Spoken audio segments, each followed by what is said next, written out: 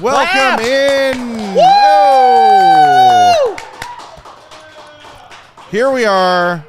CHGO Sports, our climb to 100K YouTube subscribers. I'm Jay Zawoski with Adam Hogue and Sean Anderson. We'll be rotating in and out as the day goes on, but our goal today is to hit 100,000 YouTube subscribers. And what I learned yesterday was only 1% of YouTube channels ever reach 100K. Do you know about the plaque? No. So you get a silver play button. So it's just like a kind of a slab of silver with the YouTube logo carved into it. And I hope it will be hung up like we That's take down awesome. the Jordan thing. Yeah. And put the 100K subscriber thing there. It'd be nice. I was trying to tell my 11-year-old son who's here, James, about the plaque, and he was like, "Oh yeah, I know about that. I watch a bunch of YouTube where they have that plaque. Why don't you guys have one already?" Yeah, Mr. Beast has a diamond one. Well, we got some work to do to get to Mr. Beast, but we are going to count on you, the CHGO fan, to get us to 100K today. Now, here's how it works, all right? You probably have one account you watch your YouTube from, but you probably have multiple Gmails. Maybe you have a small business. Maybe you've got a secondary account, a burner account, something for your bills, whatever. Log into all those, subscribe from all of them. Your job today is to tell a friend.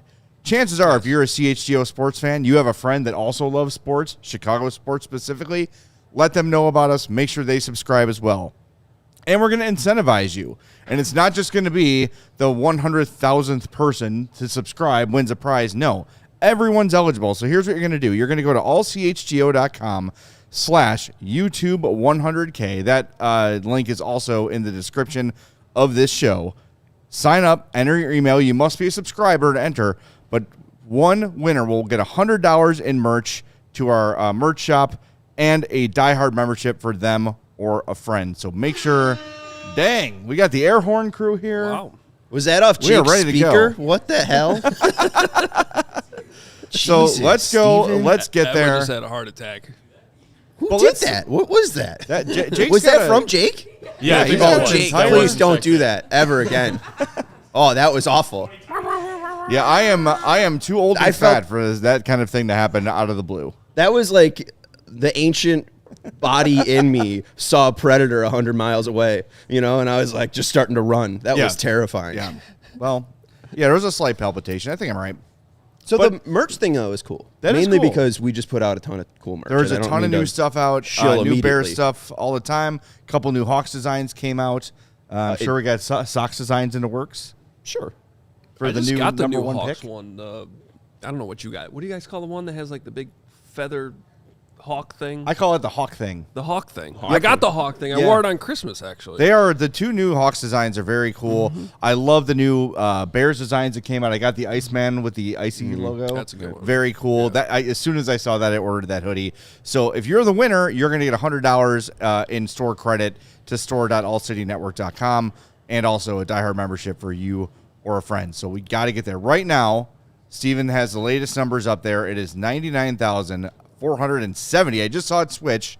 So 99,470. So we are 530 away from hitting 100K. And we can do it. That's the fun thing about today is we're either going to be here for an hour and a half because everybody tells everybody, Yeah. or we're going to be here for 7 hours because we can't find 500 people to hit subscribe. Well, and we aside from the incentive of winning the prize, we also have, if you're a Hawks fan, thank you. We appreciate you. Yes. After every Hawks win, we turn on Noodle Man. And Noodle Man is here. He's about to attack Adam Hogue. Ah! There we go. For every 50 subscriptions, Noodle Man will be activated for a limited time because Noodle Man is loud. Did you know what you were doing when you bought this thing? Yes. I mean, Okay. That thing literally Where did you- attack me. Did you see it online? I actually saw it at a store, and I wrote Jake, can we please get this for the show? And he ordered it immediately. And then I ordered the remote control outlet so I can turn it on and off as I please because he is quite loud. Careful with that thing around Braggs because he has a history here of humping inflatable mascot things. You know what? That was That's why he's in training. We get to 100K, and that'll be a segment. Where do you park every day, Steven? That dog hotel? Yeah. Yeah, I that's park- where Bragg spends, 10 a.m. to 1 before Fun coming fact onto the that show. there's a spot there that says parking for the dog hotel. They can't do that. And that's where you park. That's where every I park, day. yeah. Exactly. Yeah. Yeah. And you haven't gotten. That's not a city. You of haven't War gotten spot. towed yet. Yeah, exactly. I've been doing it for like 2 years now. Where's this info for me? I'm not telling you. Then you're going to take my spot. Well, you just told me. Well, I mean, it's So where I'm he doing parks it. every single day. So if you know his car. I do, yeah. I'm going to call the dog police on you and have you towed. No, well, let's start because three of us have been here since day one. I would imagine kind of similar stories, but Sean, let's start with you. Like, what was your process in joining CHGO? How did that whole thing go for you? So it was definitely different than you guys. I didn't have a job. I was recording a podcast out of my closet, and then I got a call from Jake Flanagan, a random unknown number. Never met Jake before, so it was kind of diving into this unknown and heading over to the West Loop to meet Brandon, Vinny, and Herb, the team at the time over in the West Loop before we found this spot. It was extremely intimidating because I didn't really know Vinny. I didn't know anyone besides Herb. And once we got into this space, it started to feel more like a home. And now that we've been able to bring all of our stuff from our actual houses and clutter this place up, it really has turned into a place that not only is a work environment, but Ernie Johnson once said, this isn't a, get to, or it isn't a have to job, it's a get to job. Like, we get to do this. And every single time I walk into this goofy ass work office with a soda machine that's never worked, but for some reason on set, it is truly a blessing. It'll work someday. It will work someday. We just need Jim to sell it. But yeah, it's a true honor.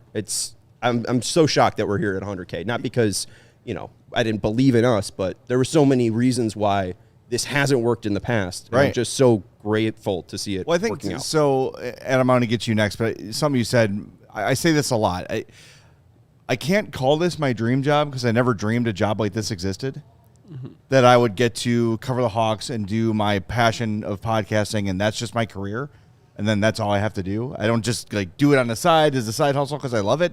I get to do what I love.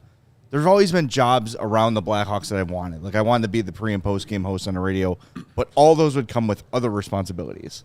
With this, I get to just do what I love, and I never dreamed that I'd be able to do that. Yeah,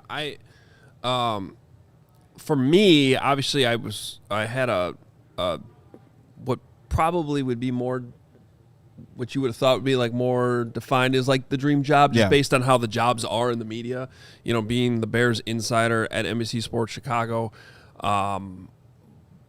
But when I got, the Brandon Spano call, as we call it, I guess, when we got that call, when I got that call, first of all, the funny thing was I was running errands because we were going on vacation to Aruba the next morning. And I was first of all, not even really thinking about leaving my current job. And I was like, I can't think about this right now. Can you give me a week? And they're like, well, we don't really have a week because, this is all happening in 2 weeks. But I was like, so I kind of actually had to put it off for a little bit because I just didn't want it to, anyone who's changed jobs before knows it can be extremely stressful. Oh, yeah. And I was like, I'm not letting this ruin my vacation. So I kind of put it off for a week. And then because, to your point about startups, we've seen those in Chicago before, and we've seen them go terribly wrong. Yeah. And I've been a part of one of those. Shout out 87-7 the game, RIP. Was that one the money laundering scheme, or was it the other one? No, that was Webbio. Okay. I actually benefited from Webbio because everybody left the score. That's true. And it gave me the opportunity to slide in there. Nice. Hey, not everybody. Yeah, no, he stayed, but Mitch Rosen was like, I need producers. I was like, why no one call me? And I was at WGN Radio as a part-time producer, actually producing the Hawks games. And so I slid right in there and actually helped Jay Zawoski produce Murph's last show. Oh, lucky you. That was my first show. Oh, wow. My first show at the Score was Murph's last. Wow. And Jay was like, don't screw up the call thing. Don't screw up the call thing. Yeah, I had long-term PTSD from Murph. Yeah. Where I had Dan McNeil tell me, you're a little too stressed out. From Dan McNeil? Yeah. Hey, buddy, have you gotten through it? Yeah, I think so. Okay. I think so. Finally, after years of years and extensive years therapy, and years and years. the shock therapy worked. Well, it's funny. You don't realize you're in that until you're out of it. Does that make sense? I didn't realize, and I don't know, we don't need to turn this into nightmares from the Score. But yeah, I didn't know what a panic attack was until it was Saturday, the day before Hit and Run. And it was my 8th or 10th show as the EP, but I just didn't have a guess, and I truly broke down. My mom's like, all right, we're going to take you through a panic attack. Yeah. Like, it was nightmarish. And thankfully, at this job, I haven't had any panic attacks. So thank you, CHGO. Does Matt Spiegel remember that you produced that show? No comment. because I think so, I yes. filled in hosting one day on his radio show, and we had Barry Rosner call in for some reason, and we started talking about our hit and run days, and Speaks was like, wait, you produced the show? And I was like, yeah, for like a year and a half. Yeah. And you were on it. Just didn't remember it. In fairness, I don't remember all the shows that I produced. I think it was recent. I did enough work that with Connor McKnight. That's right. You forgot about that? No, I know. Yeah. But Getting back on track, though, a little Yes. bit to how it applies to this, once I started talking to Spano, though, quickly realized that, especially when it comes to Hogan Jahns, that what we were trying to do here and what they were already doing in Denver at DNVR really lined up with what I already knew worked from how we had built up Hogan Jahns. Right. Because it was, kind of this mixture of, we covered the team, we have the insider knowledge, but we're kind of always, we're doing it from, we're always trying to have fun and try to remember that this is sports and it's not the end of the world, but you still want to have the fire and the passion at the same time Right. For the diehard fans. And so kind of having this blend of the fandom, but the serious sports conversation at the same time. So you're bringing, actual insight. And it's a hard line it's a fine line. And I think that we've at times actually struggled with it a little bit on our CHGO Bears show of kind of straddling that lines at times. And our show goes off the rails, usually 2 to 3 times a week. Show, come on. Yeah. Okay, Steve. Yeah. 2 or 3 times a show. The more I talk to Spano, the more I realize this actually will work if we do it right. And I got over that anxiety and fear of having been part of a startup before and seen it gone terribly wrong. Well, and obviously, year 3 has been successful for us a lot because of the sales team. So shout out to Lori, Yes, Chris, of course. Jim, Max, etc. But what also has kind of showed that this is going to work is the success of the Blackhawks. And I think that's what Chicago sports media does not do, is it's all about the Bears 24/7. Even when they are 24/7, it's consistently about the Bears. It's difficult to find consistent Blackhawks, Cubs, White Sox, Fire, Sky, Red Stars, content. It's not too hard to find Bears content, but also 9 Bears shows like we do. The intensity of this is what I think makes it next level. Well, I'm glad you said that because, on a radio station or traditional media, they've got to, quote, play the hits. And they've got to do what people want because people are in and out. They got 20 minutes in their car, and if they're not a Cub fan or not a Sox fan, they're going to turn you off because they don't want to hear it. So you've got to play what's going to grab the most people. Here, we're able to appeal to, hey, if you're a diehard Hawks fan, you're a diehard Sox fan, we have a show for you every damn day where you're going to find us only talking about what you care about. Yeah. We're on after every game. You can't find that anywhere else. And I think, our story is similar. I had just started my new job at WBBM. I'd been there maybe 6 months. I had just gotten over COVID, and Spano called me, and I'm, I've gotten a lot of these. I've got a tremendous opportunity for you, and you kind of push it off. And he was very persistent, and I finally said, okay, I'm gonna take the call. I took my lunch break and took the call, and within 5 minutes, I knew that it was different. And then I started checking out DNVR and PHNX and all the stuff that had already been gone. And you said, okay, look, this looks really like they know what they're doing. And then being here the first day when we had the dry run day, just walking in, you knew immediately that it was going to work. To what level, we weren't sure. How long it would last, we still don't know. But we're feeling better than we've ever felt about things here. And it's been really a great time. And there's been so many things that we've all been able to experience in our short time here. The Hawks win a draft lottery. We go to Connor Bedard's first game. We go to the draft where he's drafted.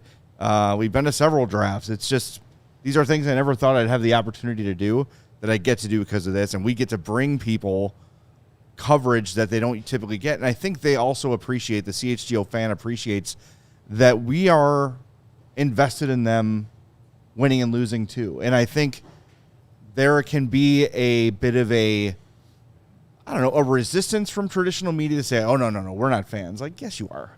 Yes, you are. You're screaming and yelling on your couch, and you don't necessarily have to hide from that anymore. we're credentialed. We go to every game. We behave. We're not celebrating goals. But I'm not going to hide the fact that I want the Hawks to win. You want the Bears to win. You want the Sox to win. It helps us business-wise. It makes us happy personally. I think fans like the transparency of, look, these guys have this access, but they also care. And they're not just paying it lip service. And I think that's why the all-city format and specifically CHGO is working so well. Well, we have covered a lot of draft stuff. I think we've specialized in that over the last 4 years. Number one pick. Now for the White Sox, and now the hope is it'll be less about draft lotteries and more about championship runs, maybe. Yeah, well, I was thinking about this last night. Is the Ryan Poles trade of the 2023 pick or the 2022 pick with Carolina to then get Caleb? Like, is that the most important moment in CHGO sports? That trade to then get the Ben Johnson to then get everything that follows with that. But to even back it up a little bit, it goes back to, and I think this will be one of the memories of one of our first like big CHGO memories that we had here was the Week 18 game. Yeah. Where the funny thing is, off the top of my head, I can't even remember who the Bears played that day. Minnesota? Because it didn't. It was Minnesota. Okay, yeah, like it didn't matter because at the same time, the Colts are playing the Texans, and Lovie Smith's coaching the Texans, and they need to lose. And so there's just so many connections here, and they pull off this miracle win on 4th and 20 with Davis Mills at quarterback. And we have Will DeWitt, who by the way, is celebrating. Yeah, Will lives in Indiana. He's still he's not only a part of this thing, but like huge part the glue behind the scenes. With all our diehard content and website stuff, he does a phenomenal job. But we had him go to that game and basically be the fan in the stands for it. And he's losing his mind over the win. And we realized, like, they just got the number one pick somehow. And, yes, to your point, it all just kind of, like, connect the dots from there because you make the trade to get DJ Moore, to get the next year's number one pick, which turns out to be Caleb Williams. And now we're here looking at they just won the NFC North, and they're going to the playoffs here as we try to get to 100,000 subscribers today. It's pretty awesome. Somehow Luther Burden's also a part of that trade. That is like the greatest trade of all time. Yeah. I just want to throw out one comment. Kevin Dick is saying the best part of CHGO, you just scrolled away from it, is that it's not 100% serious. Braggs is my favorite person because he's someone that we can all relate to as Bears fans. I don't mean to glaze Braggs, and I think all of us on our separate shows do this well, but the name that you can never escape from in Chicago sports media for some reason is Mike North. And Mike North was truly able to capture Chicago sports fans. And I think Greg is a person that could do that for Bears fans. I think that, you're a person that could do that for Hawks fans. Fingers crossed, I could do that for Sox fans. Like, I do think that this is what media always should have been. I think that there were ways to kind of show you these are the personalities that people have always been interested in, whether it's a person like Mike North, Braggs, or even, Mad Dog Russo. Like, the reason why you love Mad Dog is because he's so into it. Like, he is dying at every single snap for some godforsaken reason. Well, Sean, you say, you could hope you could do that for White Sox fans. We have a super chat here, $2 from Ryan K. Lamb, who I see in here all the time. He's also a CHGO Supporters Club member. He said, as a Cubs fan, CHGO made me care about the White Sox. And guess who does the White Sox show? That's you. Thank you. You did it. Haha. We've made $2 on this stream, all because of me. Thank you, Sean. Let's go. Am I getting kicked off yet? Thank you, Sean. Yeah, okay. Yeah. We know. Right at the point that we're getting kicked off. With that, get off the set. Yeah, also, Will DeLitt. That's what I was I thought you were going to just bring up how celebratory Will was. Will DeLitt was born that day. It was a legendary moment. It's celebrating, It's just it made it. Briggs is like screaming at the start of that live stream, and then just Will coming in live from Indianapolis made that even just more. I think that's when he different and unique. I think that's when he humped the bear for the first time. But it wouldn't be the last. It was. It was that. Yeah. No, it was not the last. As a teaser, I do have a little compilation of all of our number one pick shows, including the most recent one with Sean on the White Sox show. Well, that one was different though. That was different. I don't know. Like we weren't expecting the Texans to win. you guys were third, I think. Yeah. Third highest odds to win. Like, the White Sox lost the most games ever, and if they didn't get the first pick with the highest chances in MLB draft history, I think I would have thrown myself off the balcony. So it was a little bit different. It was more like, It's more like stomach relief. clenching. Yes. Relief to actually get it. Right. We are one subscriber away. One subscriber away from 99.5. I'm going to go on LinkedIn, and I'm going to tell everybody on Please do. LinkedIn that they should subscribe. Absolutely do that. Yeah, that's your job if you're watching this right now. And we've been saying this on Hogan Jahns for years. It's super easy. You got the link, the share button in front of you. As we get to 99.5, you know a Chicago sports fan. There it is. It's attacking me again. It's going after Hogan specifically. Yeah. So just take the link and text it to, I don't know, a group of you.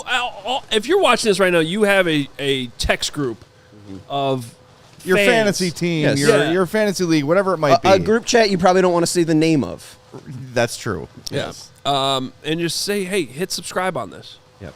Just do it. Right. easy. It's free. It costs nothing. It takes 2 seconds. You probably have enough time to make 3 burner accounts to subscribe, 4 times. Absolutely right. And also shout out to Katie Duffy, who has a super chat. Get to that 100K. Miss and love you guys. Thrilled for you. Yeah, there's obviously a ton of people that won't be on today's live stream that made this 100K journey realistic, whether they're here with us or not. Shout out to Katie, who's now at The Athletic. But it's not just who's going to be on the shows today that has made this possible. Sales team off. Yeah, you're. Thank you for turning. It's so loud. I It's know. so loud. But yeah, no, that was. There's so many people behind the scenes that have made this possible. Besides just the hosts and producers as well. 100%. And as we transition, Sean's going to jump off. Greg Braggs is going to jump in. We definitely want to thank our 2025 sponsors, many of which have been with us since we launched. Sunnyside, Toyota, Bet365, Four Seasons Heating, Air Conditioning, Plumbing, and Electric, Ray Chevrolet, and Ray CDJR in Fox Lake, Circus Sports Illinois, Shady Rays, Factor Meals, Game Time, Prize Picks, Monarch Money, RC Cola, Mando, Arena Club, Brandon Bills, Indeed, Rate, Michelob Ultra, Potawatomi Casino, Rhythm, and Senorita THC drinks. And we also want to thank our local sponsors who helped us get here. Charlie the Bacon Guy, The Store, Almost Home, Hooters, Collector's Cave, Eye on the Ball, Loyola University Chicago, Let Us Entertain You, and Windy City Smokeout. And a shout out to our upcoming brand sponsors for 2026, Xfinity, Old National Bank, Game Day Men's Health, Sand Valley, and Upside. Can't be here. There it is again, another heart attack, courtesy of Jake. Thank you to all of them. Thanks to our sales staff for making it happen. And by the way, for a place that's job is creating content, we have to thank all of our great producers and our social media team. Emma's here. She's been here since the sun came up. Steven's here getting the show ready, running the show. Chloe just back from vacation will be part of things today. Sarah's over there. Oh, yes. Where's Sarah? She's literally. Hey, Sarah. She's right there. Sarah's behind the computer screen. I couldn't see her. But just it takes a whole ton of people behind the scenes to make this thing happen. Us on camera, we do part of the work. The people behind the scenes do most of the work, and without them, we wouldn't be here. And we have cloned Sean Anderson. You're back. What happened? Oh no, Greg is still talking to Lance Briggs, who is coming up on this show. So Greg is taking time to talk to Lance before Lance. I don't know if you know this about Greg, but he has this thing where he has to do 9 shows. He has 9 shows he's on. So he is he's technically doing another show right now when he's supposed to be doing this one. I think he's just talking to Lance Briggs and Jerry Azuma at this point. Yeah, I mean he definitely is done recording the show. Yeah, I don't blame him. I mean, that man can talk Bears, I think, until he's blue in the face, and I'm surprised he hasn't turned a different color on the show. Oh, he has. Okay. Seen bright red several times. Yeah. Is that just because he's pale though? No. He's a pasty boy. No.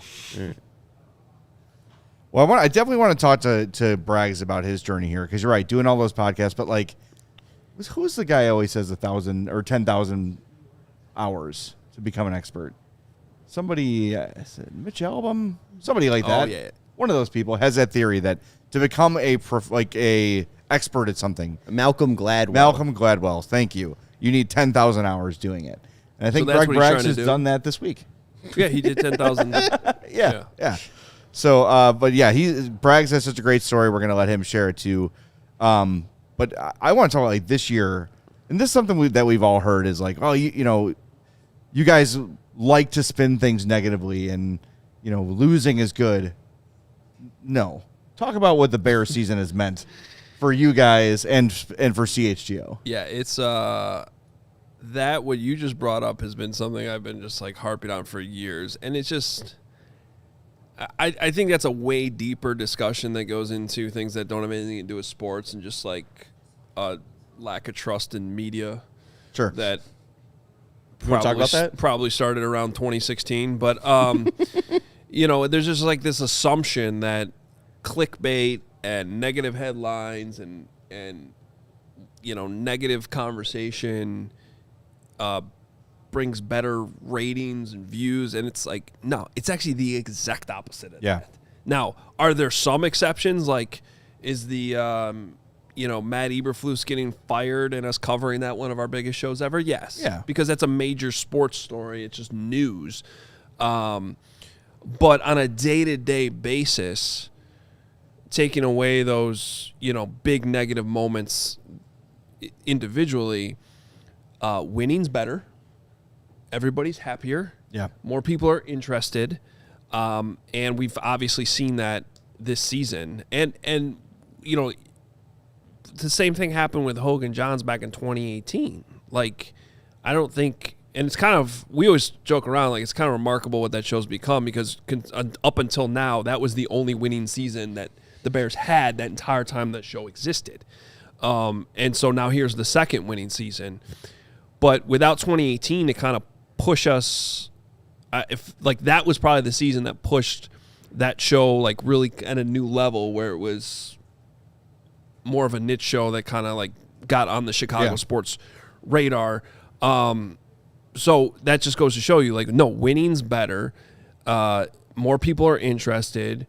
More people want to talk about it. It's easier to get guests that want to come on. Like, I'm talking about national guests too. Like, nobody wants to come on and talk about the Bears when they suck, and we're just talking about draft picks and who the next coach is going to be. So we've definitely experienced that this year. It's been a lot of fun, and hopefully that's put that to rest for a while, that idea, because we don't want to be talking about negative stuff. No one does. I mean, everybody wants to be covering a winner. This Hawk season is a great example, too, where they start off way better than expected. We're having consistently 700, 800 people watching our postgame shows, which is nothing for you guys, obviously, but hey, for our little niche group of Hawks fans, that's huge. That's awesome. And then as they start to lose, we can see in real time our live show numbers are dropped because people they're upset. They don't want to talk about it. And by the way, I'm probably guilty of that as part of your audience. That's fine. I'm like, just hit the like button, man. I usually do. I usually click it and I'll tune in and then I'm like, I don't want to hear about how this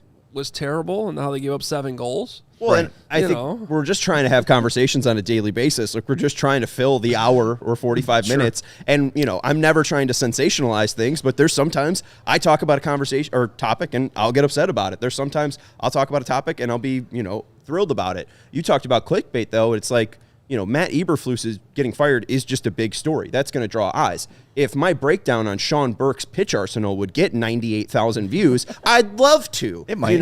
It's still out there for you to watch. But, that's just the nature of sports. And we're going to be here for every moment, whether it is breaking emergency pod worthy, whether it is, a heartwarming story, or whether it is just mundane. Like, I think that's the glory of it. I mean, Les Grobstein was there just to help people fall asleep from 12 a.m. to 5 a.m.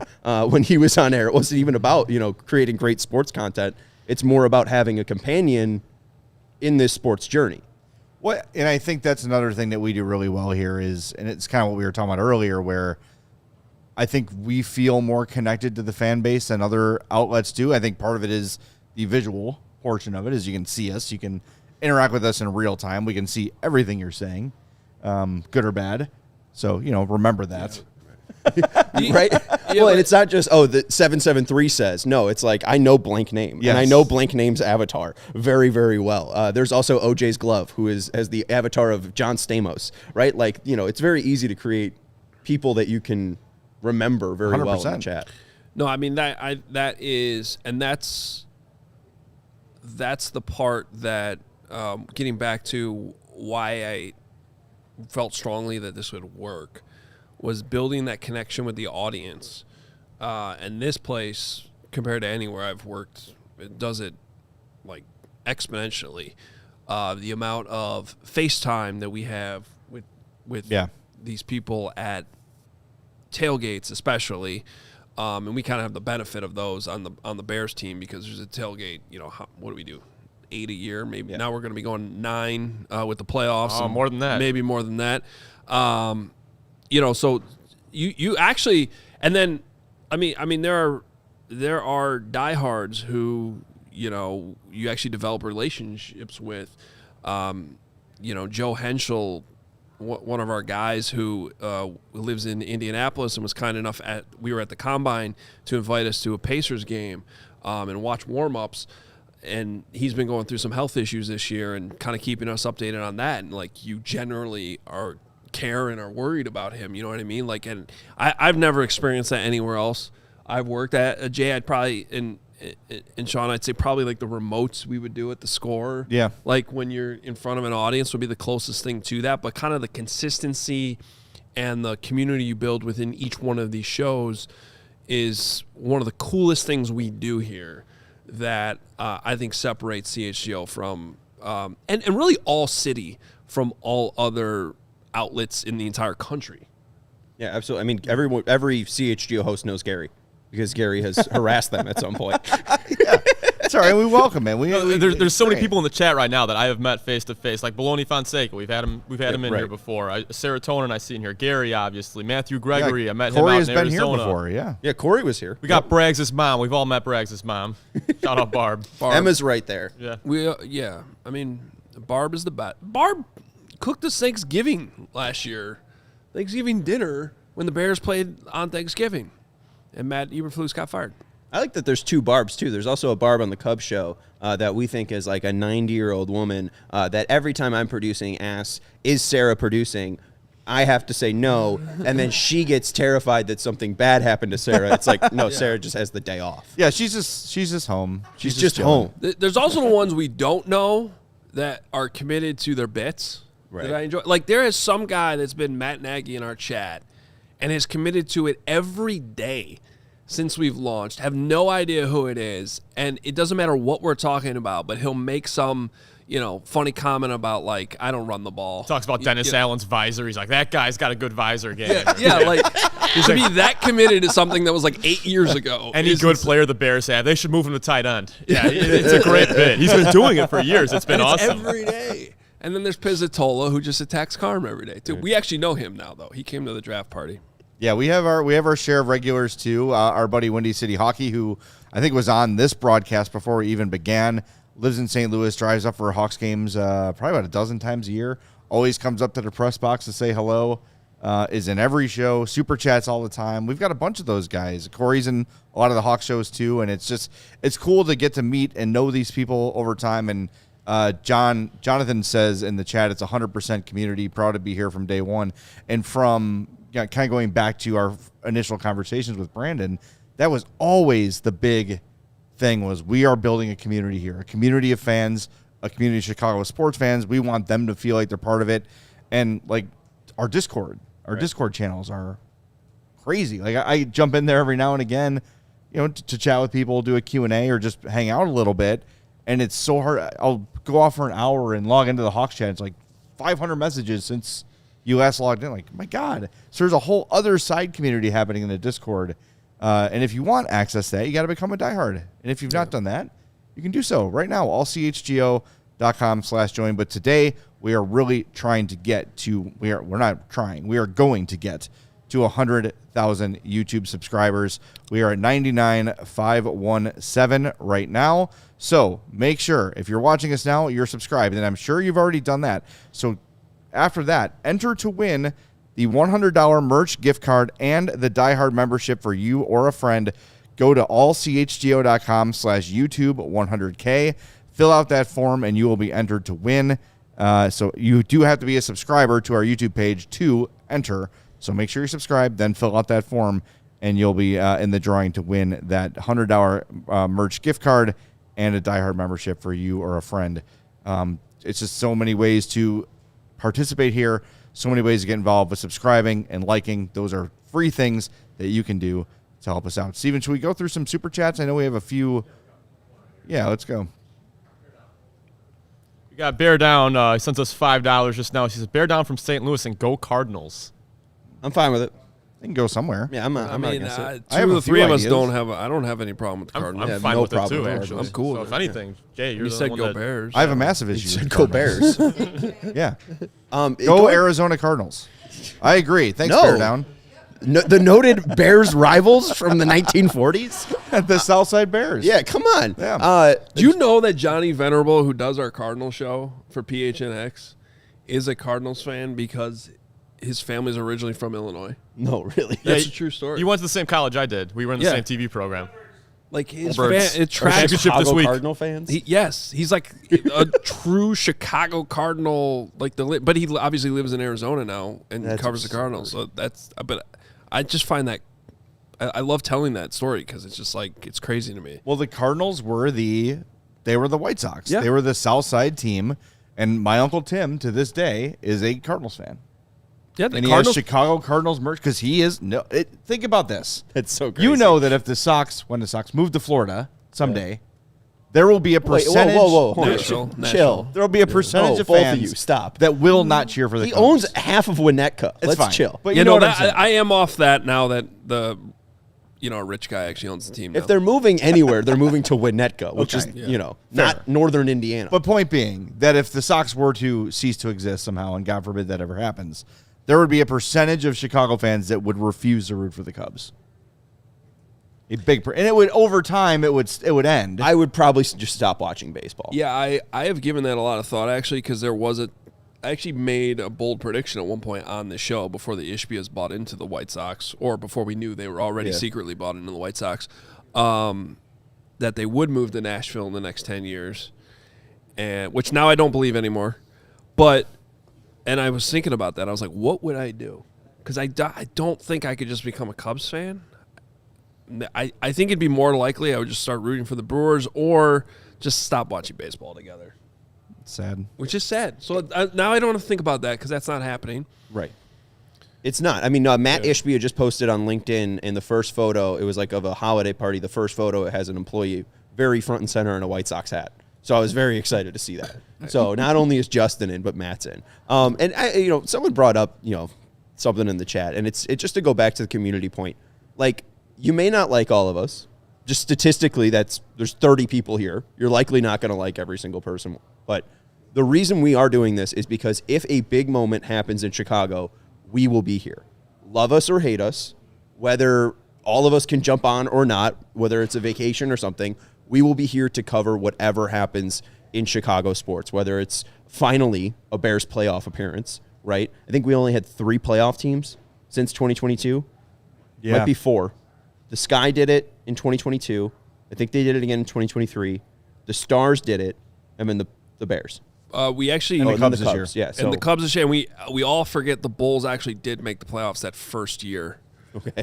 That was the one year they got past the play-in or weren't in the play-in. They actually had a playoff series against the Bucks. It just went really fast. Because Did they win it? No, they did not. No one's won anything. Yet. Think about. I thought you were going to go somewhere that just stopped abruptly. Can you imagine though? No one has won anything. I've been thinking about this with the Bears a lot this year, and like, are they a team with flaws? Yes, of course. But what NFL team doesn't have flaws this year? It feels very winnable. Yes. It doesn't, like, every year in the past you'd have like, oh, there's the Chiefs, and no one's going to get by the Chiefs, or there's teams that are up here. I don't know what team that is this year. Who is the unbeatable NFL team this year? There's not one because, like, I do power rankings every week for all City, and like this week I'm toying with putting the 49ers number 1 after just how good they look offensively right now, and that was a great game against the Bears the other night that felt like a playoff game. Their defense sucks. Like, they could lose any game because their defense is horrible. So I think it's truly wide open, and it's a good year. Because I think most years we'd probably look at this Bears team and be like, all right, it's been a great ride. It's been a lot of fun, and they're getting there. But maybe next year is more realistic because right now the defense isn't quite there.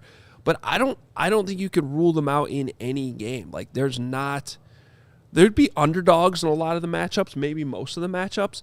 But I think we're over the point where they were like touchdown underdogs earlier in the season, or even like they play the Eagles again. They were touchdown underdog on Black Friday. Yeah. They would, if they play the Eagles at home, that's actually interesting to think about right now. Also, is the last time they lost by 2+ scores the week 2 Lions loss?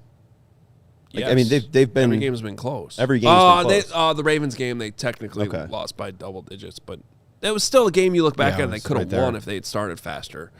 I don't know. Would they be underdogs to the Eagles right now at home in the They playoffs? did whoop Bears their at ass, home? man. The Bears killed them. That might be a pick 'em right now. I don't know. Yeah, it might be like an Eagles 1.5. Eagles are getting a little healthier. Lane Johnson should be back in the playoffs. Yeah, but they kind of scare me a little bit.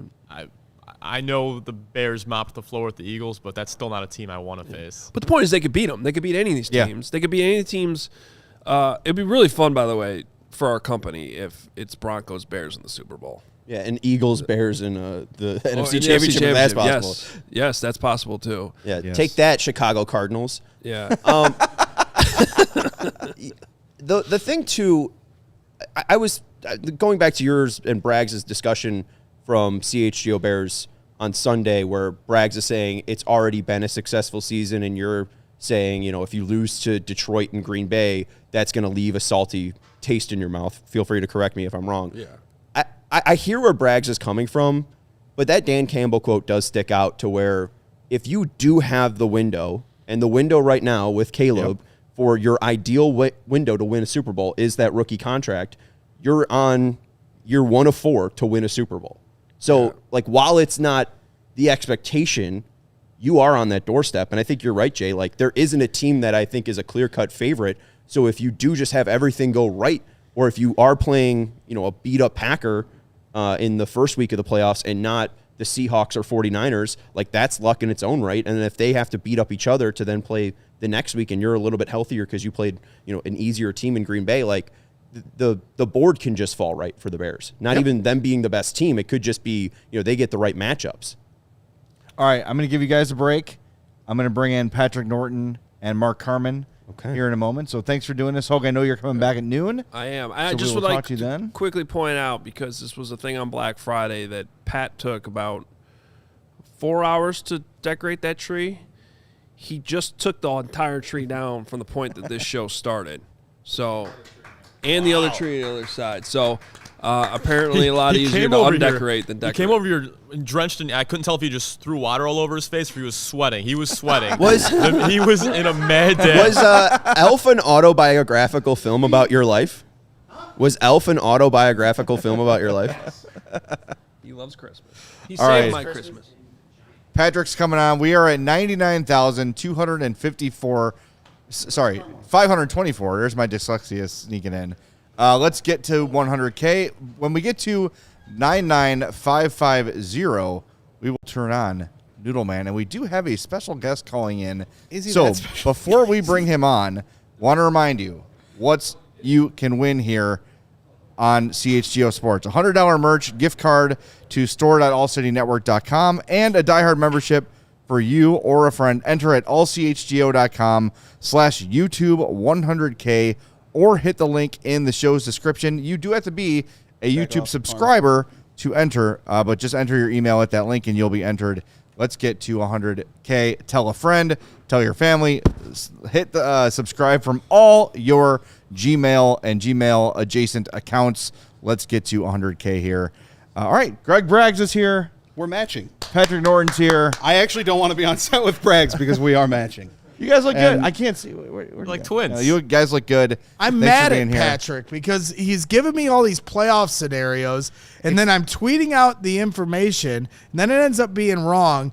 And there's one thing I don't like. It's looking like an idiot. I never look like an idiot. You and look like now an idiot 'cause you Patrick can't has read, made okay? me look like I don't know how to do math. Trust me, you did not need my help in looking like an idiot.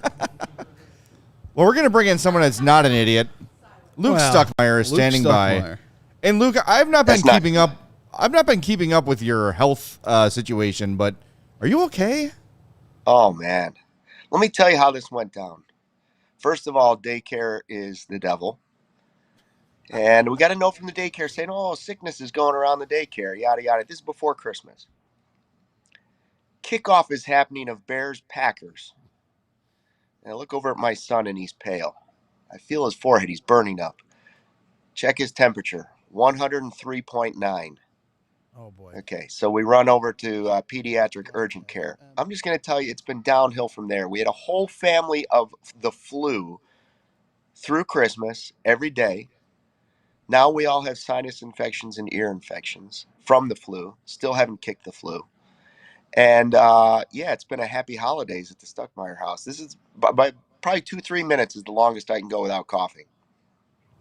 Well, that was good. I'm really sorry about that. Yeah, That sucks, man. That does suck. But word of advice next time you go through this situation, Yeah. like what I do typically is Jenny's a nurse, so I just let her handle all of that. So I will let you, like, you can just let Jenny do that for you as well. Like next time you go through this, have her do that. Well, here's the problem, Braggs. There's 2 children in this house. Actually, there's 3 with me. And all 4 of us had fevers of like 103 at the same time. Not good. You got Bears fever. And you know how hard it is to take care of 2 toddlers while you have 103 fever? If Miserable. my toddler got sick during Bears Packers, I Yeah. might never talk to my toddler again. You know what? I How could you got do home- this to me? I got home to see the 4th quarter. That's what I saw was the 4th quarter. So the rest of the game never happened. Well, hey, thank you for So changing the you can vibes. thank me. I'm the one that helped the Bears win the division. Stucky asking for credit? Come on. No way. Credit to Well, you. Big of you. Credit to him. So are we going to get to the 100,000 here? What's happening? I think if we get to 99,600, then Braggs and I have to do Braggs can do a pass rush attempt on me. Yeah. Oh, I like That sounds that. good. I like that idea. I like the idea of Braggs out on the patio, maybe doing good, better, best, and ripping his shirt off. Yeah. But no camera on that one. That's a personal request of mine. Soft focus. Audio only. So what are you going to do for us in 2026, Luke? Because, I specifically asked for Christmas for Kyle Schwarber to return to the nothing. Cubs. You didn't come through for that. So haven't been happy with you lately. Hunter and Harvey, so I saw Hunter Harvey happen while I was going from drug to drug. Hunter Harvey, that doesn't float your boat. Phil Maton, No. yeah, so far you haven't said anything that piques my interest. they haven't done interest. You haven't said anything that he's been able to understand. Terrible. In fairness, the Ricketts do need another yacht. So let's be fair. It's the holiday season. Right. Okay. They got to break even. Do. Remember, what was it? Cataclysmic losses? What was the word? Biblical. Biblical losses. Biblical Yes. losses, yeah. Well, we've only got a couple days left. In my is January 2nd, I think, is the deadline for him to sign. So that's pretty much – it's either Amai, Bregman, or this is going to be the most disappointing. And I Awesome. believe Sean was saying that the White Sox are on Amai now. Oh, really? Yeah. Yeah. A little baseball talk at yeah, 11:48 in the morning on December 30th. Hot stove, baby. Hot stove, yeah. cool music. Lukewarm stove. Bedard back? Nope. No. He was on the ice yesterday, so that's good. But he's not allowed to shoot yet. And that's kind of what he does, Yeah. primarily. You realize The good how news incredible it is that we're getting to 100,000 with the teams we've had in this town for the 4 years? Well, that's unbelievable. Isn't I mean, seriously, are there, like, other than this Bears season and the end of the Cubs season, what have we had? me? That's true. Patrick Norton. Yeah. Well, Without we've me, had- where know would you what, guys though? be? One thing and I think now that the Sox get the #1 pick, is that all these fan bases have had hope. Right. Where you get Caleb, and the Sox get the first pick, and the Hawks get Bedard. The Bulls are also a team. Like there's hope for most of the teams in town of like, okay, you can sort of see the light at the end of the tunnel. And look, we knocked the Cubs for being cheap, and rightfully so. But they made a nice run this year, had a good year. If they add a piece or two, you could consider them a World Series contender. So I think hope is a strong thing. I think after a while, people lose patience. But most of the teams that we cover have had a recent surge of, okay, all right, like the Hawks rebuild. as much as they've been struggling with Bedard and Nazar out, you can see the path, like, because all their prospects in the World Juniors are doing really well, and the Bears make this huge jump this year with all these young players making an impact. So hope is, I think, what is keeping people afloat here. And if you want to be hopeful about Connor Bedard being hurt, isn't there a story about the time that he was hurt as like a 10-year-old? Yeah, and he only shot with one hand. Only shot with one hand, and it's why his wrist shot. And is that's so what made good. his shot so great. Yes. Yeah, Yep. maybe there's a little something there. The fact Not that he really, was on the but- ice yesterday is a great sign. So We'll get an update in the new year. Well, then, and Frank Nazar, he's had a similar diet to Luke, right? Yes, been Frank eating Nazar has been liquids. only eating liquids. We should, how when somebody has a baby, you do the squares for the date the baby's born. We should do squares. Who gets healthy first, me or Bedard? Luke, I love you, but I hope it's Bedard. I don't. Luke, we'll see you in February. Yeah, exactly. Right. All right, well, They we'll have let to you go, tell- man. I know you feel awful, but it's good to see your face again, and get back here soon. Lots of Cubs news coming.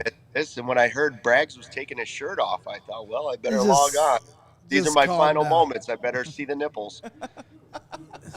You want to see my nipples before you go? No. That is a firm no from Emma. It's a real Sorry. threat because he's nipples, done it Greg. before on a show. They're too hairy. I don't want to see them. Oh, Lord. So you have seen my nipples. Yes, of course. Oh my God, the subscriber count, we're 100,000 away now. No. We have negative 4 subscribers. All right, Luke, All right. feel better, buddy. We'll see you soon. Guys. Corey in the chat, one of our longest-running diehard Jessica question. What years has there been this much collective hope for Chicago teams? That's a really good question. As a whole, Like where every team has been pretty good. what were the Sox doing in like 2018? But the Hawks were at the kind of Hawks were on the way down. Yeah, Hawks were on their way down. 2013? Well, I would say Cubs are 2000. If I terrible, yeah. if I had to go back to, and you'd have to help me on the Blackhawks front for around the 2005, 2006 season when the Bears got to the Super Bowl the year before they made the playoffs. The Cubs at that time were a good team. Yeah, they're okay. 2010. That's the um, answer right there. 2010. It's got to be 2010. Bulls you had Derrick Rose, you had the Bears going to the NFC Championship game, you had the Hawks winning the Cup. Yeah? You had the Cubs that might have been a year after Lou Piniella left, but still kind of Good. They were a team that Right. was good. And then I don't know what the Sox were doing, and Sean is not here anymore. 2010, was that the all-in year? I think it was. Might have been. I think that was. It didn't work, but they Right. weren't bad. They finished second, 88 wins, second in the AL Central. Right, they lost to the Twins in the wild card or something like that, or whatever. But, yeah, I think the answer is 2010. That's probably right. So is be. this? Well, I mean, 2010 ended with a championship. Well, I'm just saying, so- 2006 I think was too. The Bears got to the Super Bowl. The Sox had just won a World Series. The Bulls at that time, I believe, Ben Gordon was taking over the universe. Taking over the uniform. He was amazing. Ben Gordon Ben was Gordon. great. Yeah, so I think that was probably another. Yeah, that year. was Heinrich, Dang, Gordon, Duhan, They were great. and my guy, Noach. Noach. All-time favorite Bull. That's my guy. That is an obscure all-time remember- favorite Bull. Me and my friends went to the first game LeBron played at the United Center, and it was against those Bulls. And so we all went to see LeBron, see what this was all about. And Heinrich dunked on LeBron, and the Bulls won the game. It was great.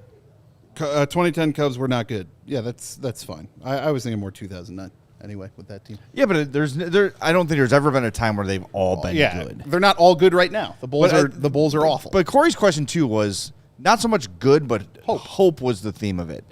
And I think right now, aside from the Bulls, and maybe correct me if I'm wrong, because that is a team I am the least connected to. You are not wrong. Like I think that there is hope around every Chicago team right now, maybe excluding the Bulls. Is that fair? Yes, Yeah. that's 100% fair. Yeah.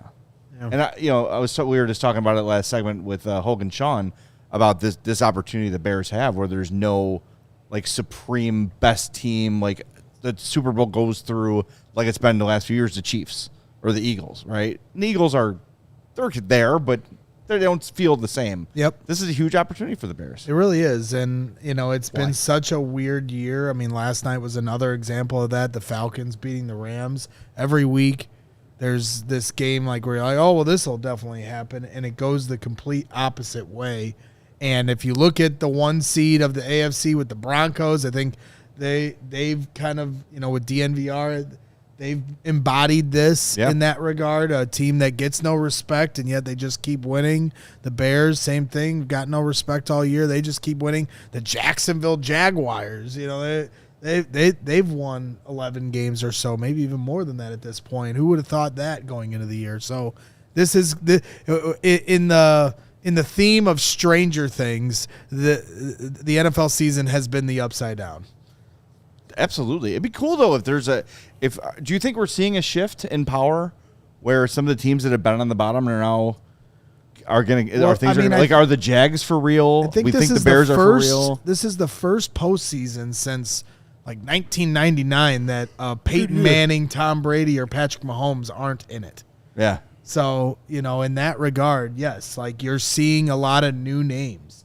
Like somebody was running through the experience of the quarterbacks that will be in the AFC playoffs, and it's non-existent. There's not many teams that have, the Steelers and Ravens still have to be decided, but outside of those two quarterbacks, the rest of the teams in the AFC, they don't have very many experienced quarterbacks in there, so this is uncharted territory. It's also cool that you're seeing, and we're seeing this in hockey as well, where young guys are stepping to the top of the league. Like you've got Drake May, Bo Nix, Caleb, like are really like this new generation of quarterback is arriving more quickly than ever. Yep. I mean, that draft class, I know Jaden Daniels got hurt, but that draft class will be something that is kind of a benchmark, right? And when you look at, that the year the Bears drafted Justin Fields, and the quarterbacks that came out, whether it was Trey Lance or, the quarterback.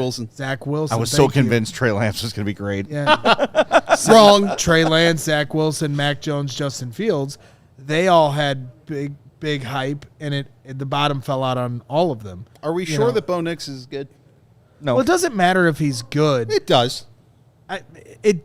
He's made in the playoffs. It will. He made the playoffs last year. They're the number 1 seed this year. He's already exceeded a lot of expectations of that Broncos team. It's not like Bo Nix was overhyped going into his career. No, like it's different than. Although he kind of was, because we're talking about a guy who was not very good at Auburn, not very good at Oregon, and then Patrick, you're triggering our DNVR friends right now in the chat.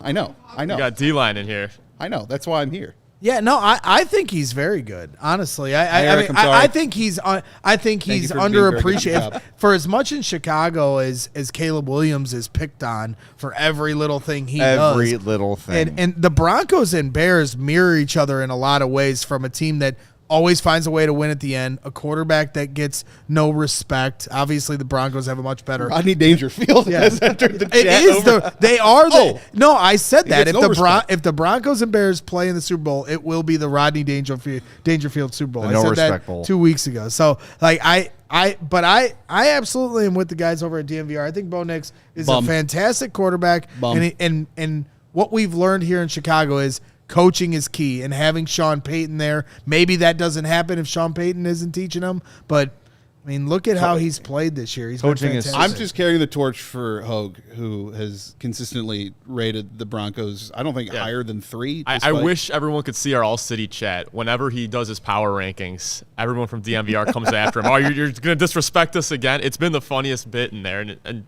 Hogue's been pretty consistent with it. I think our friends at DNVR should let them know of this slander that's occurring by retweeting, letting all their fans know to come in here and subscribe. Go subscribe to these horrible takes. Because we are trying to get to 100,000 likes. Right. And we're going to do it. Where's the number? Bo Nix is doing very well. It's in the upper. Is that accurate? It's accurate. Is that up to date? 99,543.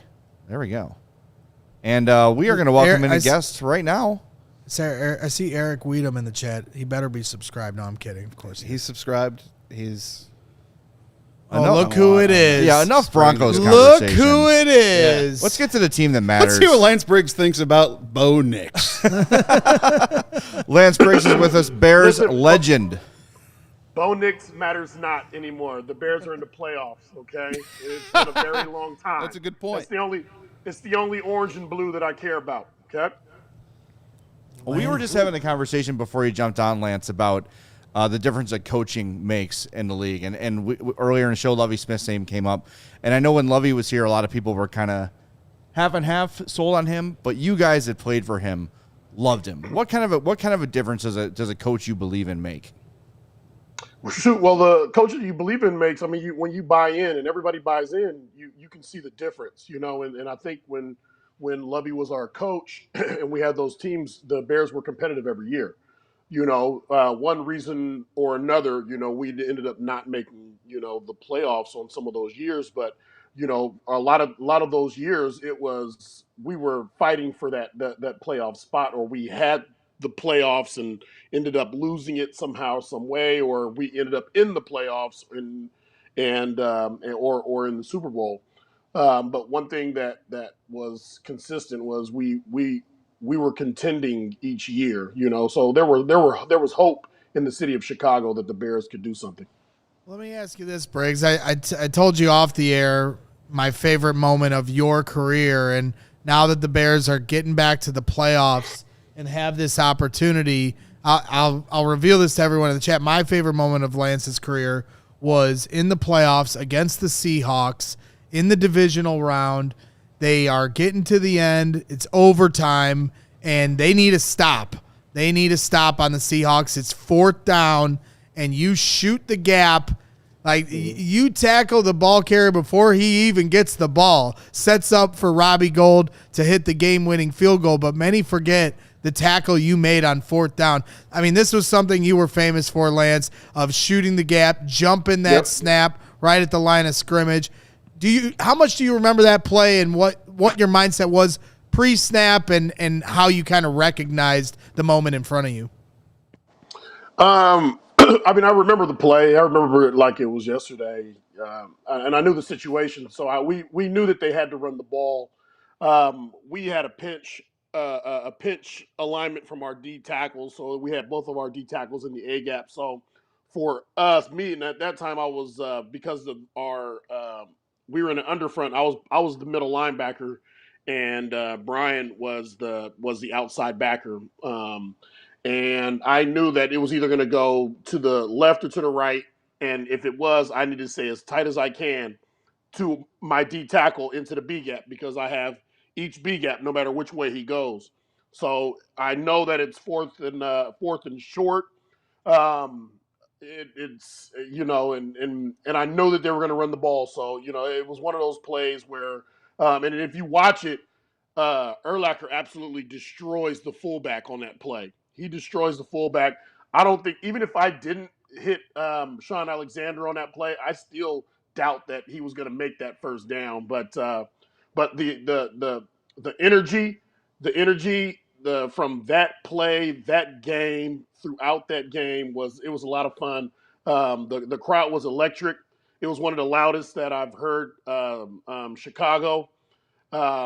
Although against the Packers, from what I'm told, that was the loudest anybody has ever heard the crowd in Chicago this couple weeks ago.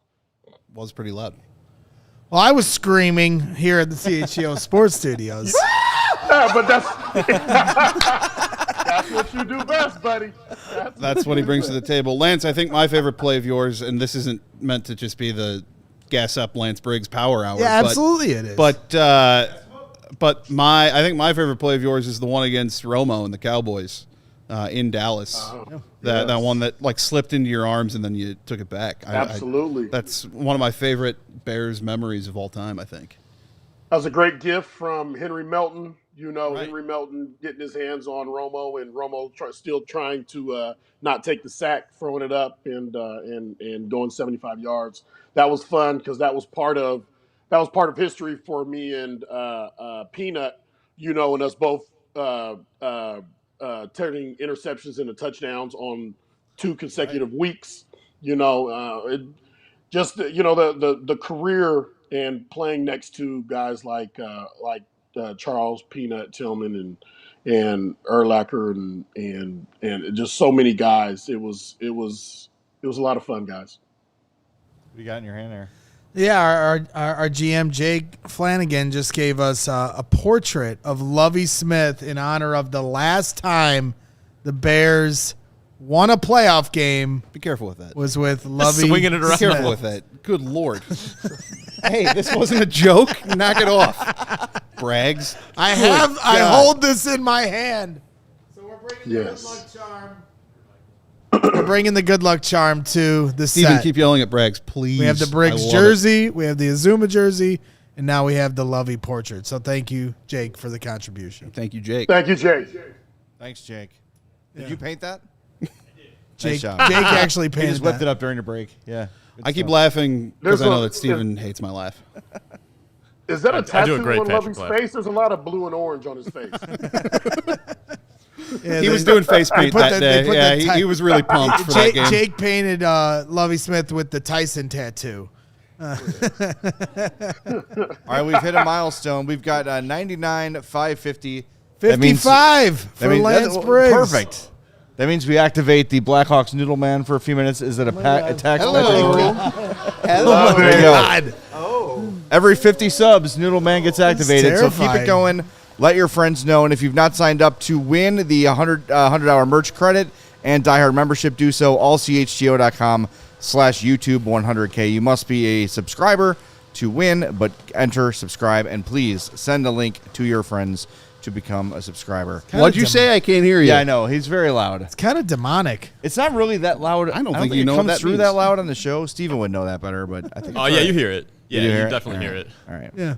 Lance, when I think Listen, about you guys, guys. Yeah, go ahead.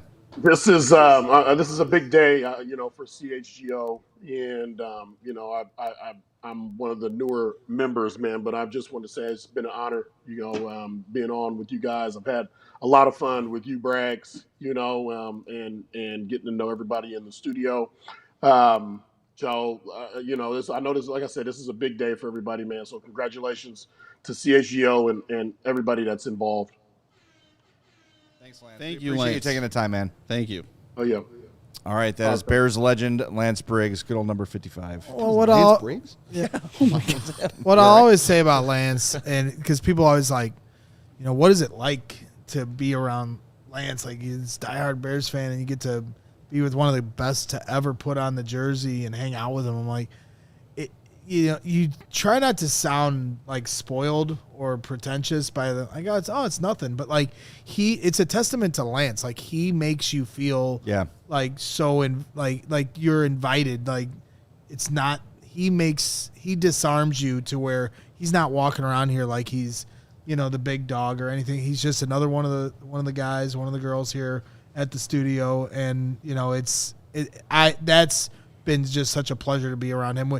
And so I find at times, like in Vegas, we were at a casino late at night hanging out and drinking, and I was Shocker. yeah, and we were having a lot of fun, but I had to like just verbally take a step back and be like, Verbally?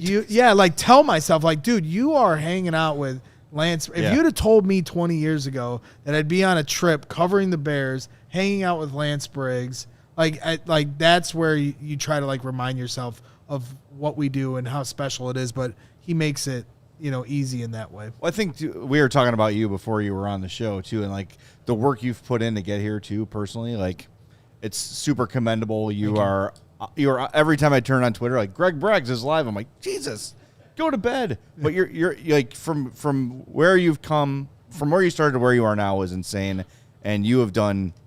Don't deflect any of that credit because you certainly deserve it. Like you've put in so much freaking work, dude. It's awesome to see, and you've earned the opportunity to sit there and drink and gamble with Lance Briggs. It's a bit much.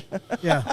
Well, I've always been a bit much. I mean, I was a bit much in school. I was a bit much as a bricklayer. It's funny that you were a so- bit much in school, considering how much you've told me that like you weren't at school. Well, right. That's true too. Addie was making Balanced it out. Addie's making me tell her all the stories of the days I got in trouble or even got arrested. Right. Well, I tried to scare her one day. We were driving more by bedtime stories We for were the rest driving of by her the life. jail one day, and I was like, "If you don't behave, that's where you go." Dad's been there. But I got a appreciate plaque up in there. Yeah. So now every time, like I said it as a joke, like years ago when she was like way younger, and now every time we drive by the Lake County Jail, she's like, "That's where Dad was." I'm like, "Oh." But I appreciate that, Jay, and when you talk about the ever changing landscape of the media, like obviously, there is the right way of going about it. And I never, when people ask me how do I get to this level, or how can I follow your path, I never try to encourage people to do it how I did it. That being said, nowadays with social media, there are doors open to where you can be a bricklayer for 20 years and still find your way into the industry, but you got to be creative. You got to want it. You got to, network. There's a lot of different things you can do to help yourself get to that level. You got to have passion. You got to be consistent. You got to work hard and all those things. Oh but my God, you don't have plane. Well, I'm just saying you don't have to go to college for those things, but I would never encourage people to not take that path. That is the path to take if you can do it. I couldn't do it. Everything that we've all done, we're Yeah. all sitting in this exact. Well, let me say this too, and I now. think something you can go from person to person here, and people that have had success. I think this is it's everywhere, but I think especially in Chicago can sniff a fraud, and if you are yourself and you are true to what you believe, look, you might have bad takes, right? But if you believe in them and they're real Today. and they're not manufactured, that's it. Just be yourself. That's it. Anyone who's ever asked me for advice on how to make it in this industry, and I don't know if I can even say I've done that yet, but whatever. Like the things that have always attracted me to a show or a host or whatever I'm consuming is that person is real. They're telling you how they actually feel. I think there's way too much sports media these days where you can tell there was a meeting before the show of, okay, you're going to take this part, I'm going to take this part, and we're going to argue about it. Right. And it's just is not real. And authenticity is something that you bring in spades. Everybody here does in spades. You wear your heart on your sleeve, and Bears fans connect with that. Because guess the 15,000 people you guys have on a postgame show are wearing the Bears on their sleeves too, and they're pissed or they're happy and they're excited and they want to have that validated with also the knowledge you bring and the insight you bring, and that's what makes it a perfect combo, and that's why the show is so great. Well, and I think that's what makes this company special, and because we can't hide from it. There's a lot of programming out there, whether it's radio or TV or otherwise, where they can hide behind the screen, whereas here, you know us. You can come to our events. You can come to our tailgates. You likely have my phone number. You are not like we are not hiding from. So when you meet us in person, like people will ask with the Bears team, like, are you guys the same way on screen as you are off? Hang out with us for 5 minutes and you will find out that we are exactly how we are on the air, for better or worse.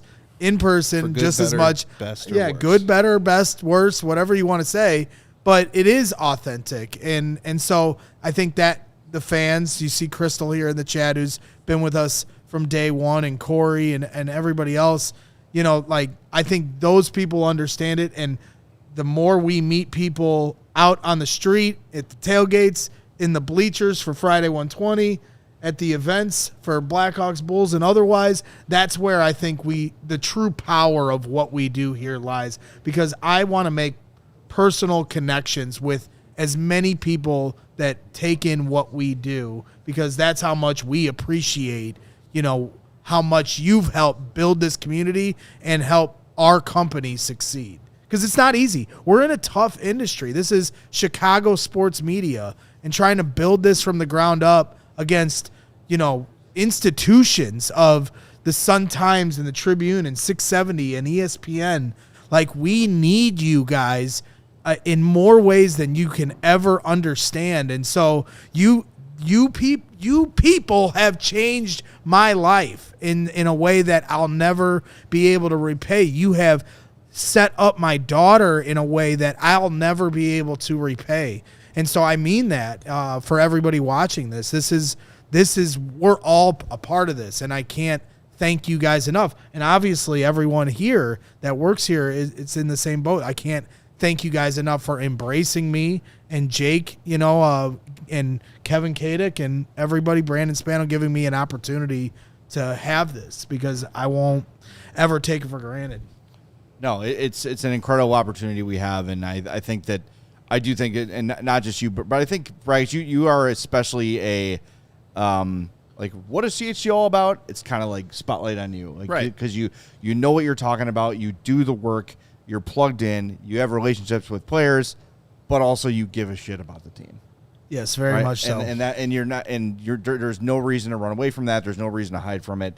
It's what people love about you. It's what people love about this whole entire place. So it's awesome. And if you love what we do us a favor and hit that like button while you're watching, and send that subscribe link. Just hit that share button right here on the YouTube video and send it off to 10 friends and ask them to subscribe to the page. We are on our race to 100K. We want to thank our sponsors from 2025, Sunnyside, Toyota, Bet365, Four Seasons Heating, Air Conditioning, Plumbing, Electric, Ray Chevy and Ray CDJR in Fox Lake, Circus Sports Illinois, Shady Rays, Factor Meals, Game Time, Prize Picks, Monarch Money, RC Cola, Mando, Arena Club, Brandon Bills, Indeed, Rate, Michelob Ultra, Potawatomi Casino, Rhythm, and Senorita THC drinks. Also, a big thanks to our local partners who helped get us here. That's Charlie the Bacon Guy, The Store, Almost Home, Hooters, Collector's Cave, Eye on the Ball, Lewis University was here.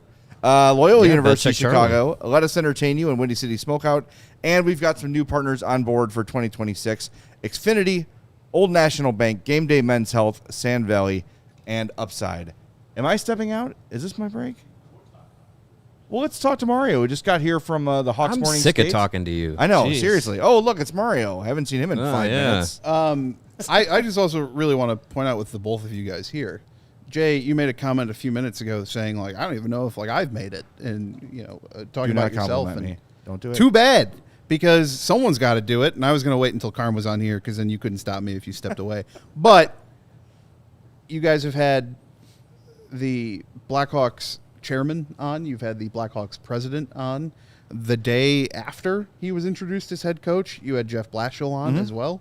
You guys have done some unbelievable things. The episodes with Alex Vlasic, the episodes with Nick Foligno, and other countless players on this team. You guys are an authority on the Blackhawks. Like, that's unbelievable to do. Thank you. Appreciate that. Thank you, Patrick. I don't take very compliments nice well, of so. You could work on a few things though. Yeah, please. By all Absolutely. means. Yeah. Love some feedback. Sure. Good. Do you have notes? In fact, I came prepared. A scroll. Yes. Yeah. No, I mean it's really cool being able to be in this job and in this field, and don't take it for granted, and to have the access that we've had and be able to talk to the people we have within the Blackhawks. Like, it's been a lot of fun, and I think what we try and do is connect the fan base to the organization, and I think we do a pretty good job, as I think everyone here at CHGO does in different ways, is make that connection and kind of bridge that gap between the capital O organizations and the fan base, and try and bridge that gap of, like, what the team is doing, what they're trying to accomplish, what the fan base is reacting to, and everything, and being able to talk to people in the front office, being able to talk to players, current and former. It's just really cool to get that insight, and to be able to just have those conversations. And I think one of the cool things that CHGO does, and that I've experienced with the Blackhawks, is like just kind of like human elementing, like these people that feel like up on a pedestal, I'd say, in the sports world, like just being able to, like, talk with Danny Wirtz about, like, music, like that's something that is, I'm sure he doesn't have those conversations often in his daily life. So to be able to do that and have that be a part of what we do is a lot of fun, and it's it's something I don't take for granted with this job, and it's a cool perk. Patrick, you look different. What up, Mario? What up, lost Jay? some weight, dude. Yeah, Wow. Yeah, no, we're. I don't sing as well. I'm not as. I don't write as well. Patrick Norton, by the way, Hi, Jay. Hi, Mario. Patrick, I got a text today just to completely change the conversation for a second. I got a text this morning from the pitcher on our softball team, the great Fish. And he's like, there's nothing better than starting my morning with a Patrick Norton email. He's like, it's literally my favorite email every morning. So for, on our move to 100K here, if people are not subscribed to the newsletter, it's like literally getting the Tribune, the Sun-Times, or whatever, back in the day, delivered to you. And he puts so much effort into it. It's really a phenomenal read. So is now out there, and the way that people are talking about, talking about their spot in the division and how they, it almost feels like listening to Packers fans on sports radio and the station that's getting ratioed constantly on Twitter. Yeah. A buddy of mine is that I went to college with is Kyle Williams, who's I sent him a message and I'm like, sorry about what's going on with your takes, but they're bad. But it's just it definitely feels like they're trying to talk themselves out of what the reality is, and their go-to is, well, the Bears are still bad. They're not.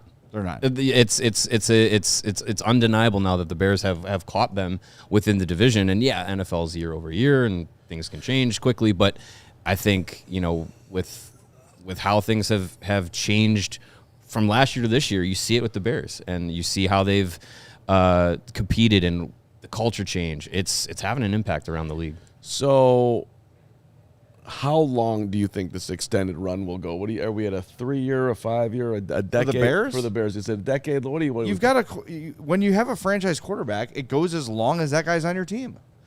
And if you believe Caleb Williams is a franchise quarterback, and I don't see, is he going to be Brett Favre or Aaron Rodgers or Pat Mahomes?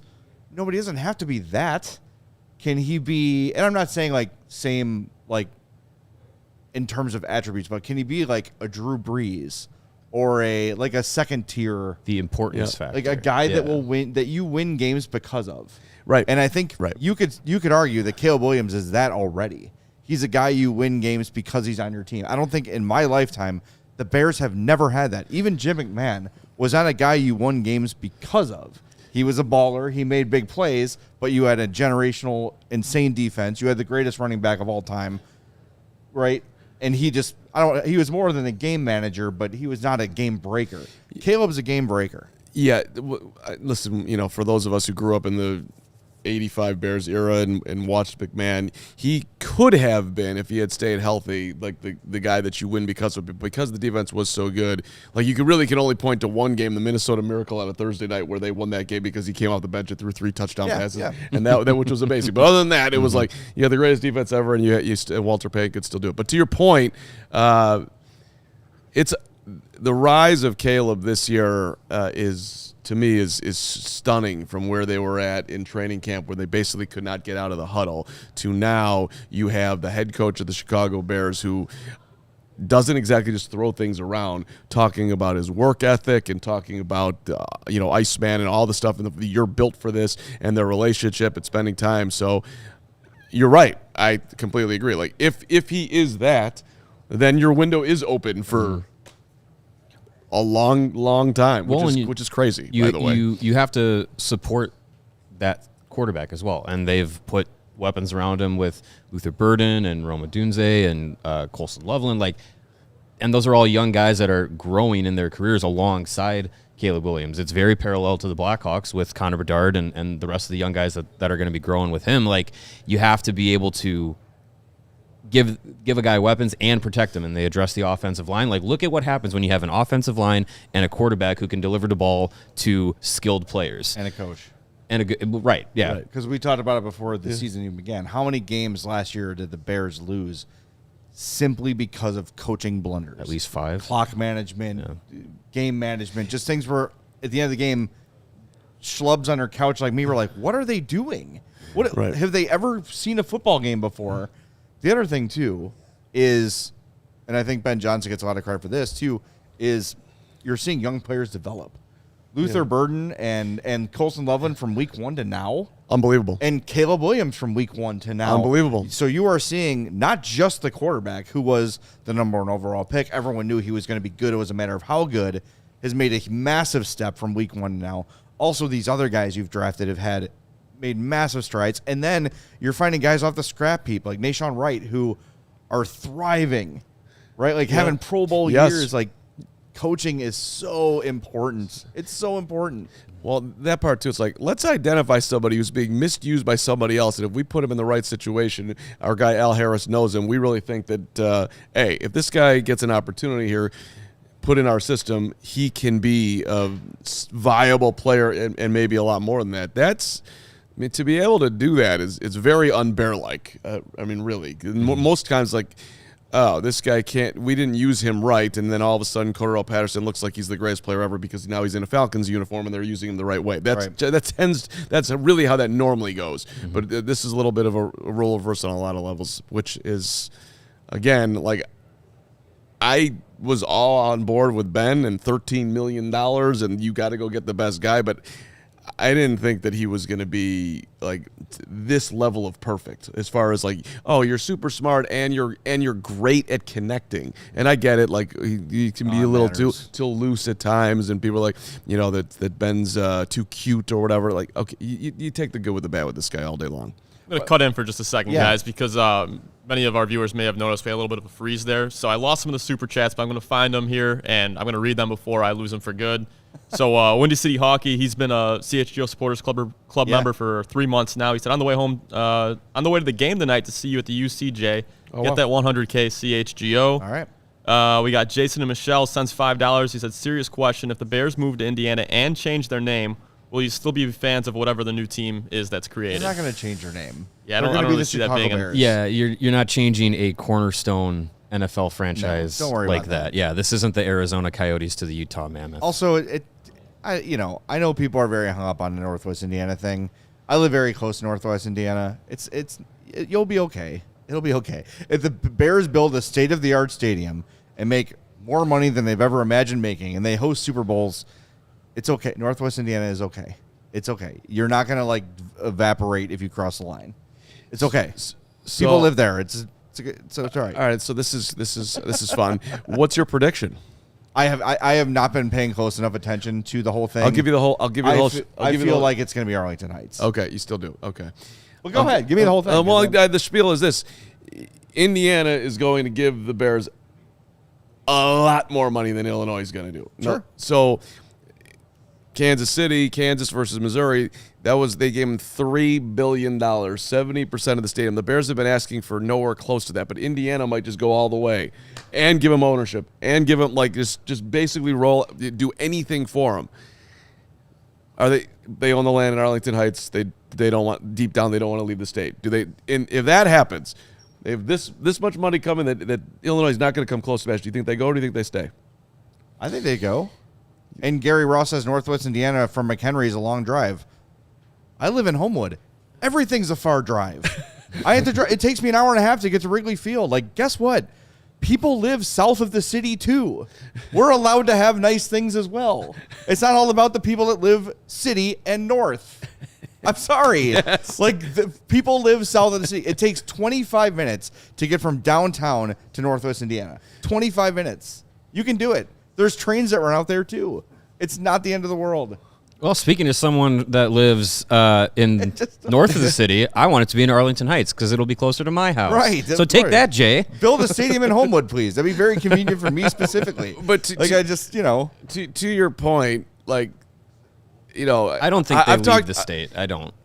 Okay. Well, I don't think they do. I mean, I talk to people who live close to Arlington Heights, and they'll say, like, if the Bears come here, I'm getting season tickets. Well, first of all, they're probably not going to be tickets available for you, so you're probably not getting season tickets. Yeah, you should probably already be on the list. But in theory, that if you could have them, okay, great, and then you wouldn't get them if they're in Northwest Indiana. Well, that's going to apply to everybody over there who would say the same exact thing.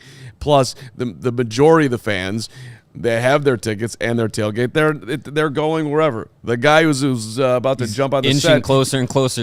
Even though to hurt me, he's stalking. Even though if it was Northwest Indiana slander, if they moved to Japan, he'd figure out a way to get there every Sunday. So that's kind of the majority of the fan base. Go to Japan. but I'm just saying, like, Northwest Indiana, we've got one of their proudest sons right here. It's not a big deal.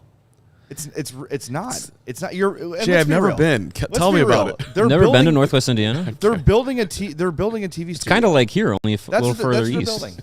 Yeah, jump on. Come on, fight. Just like that. Thank you. Sorry, we got a guest jumping on, so we're doing a line. Oh, we do? Doing it. Yeah, you're good. Oh. We're doing a quick line change because we do have a special guest. But the rank and file. Northwest Indiana is not bad, but even as somebody that lives in Northwest Indiana, I want the Bears to stay in Illinois.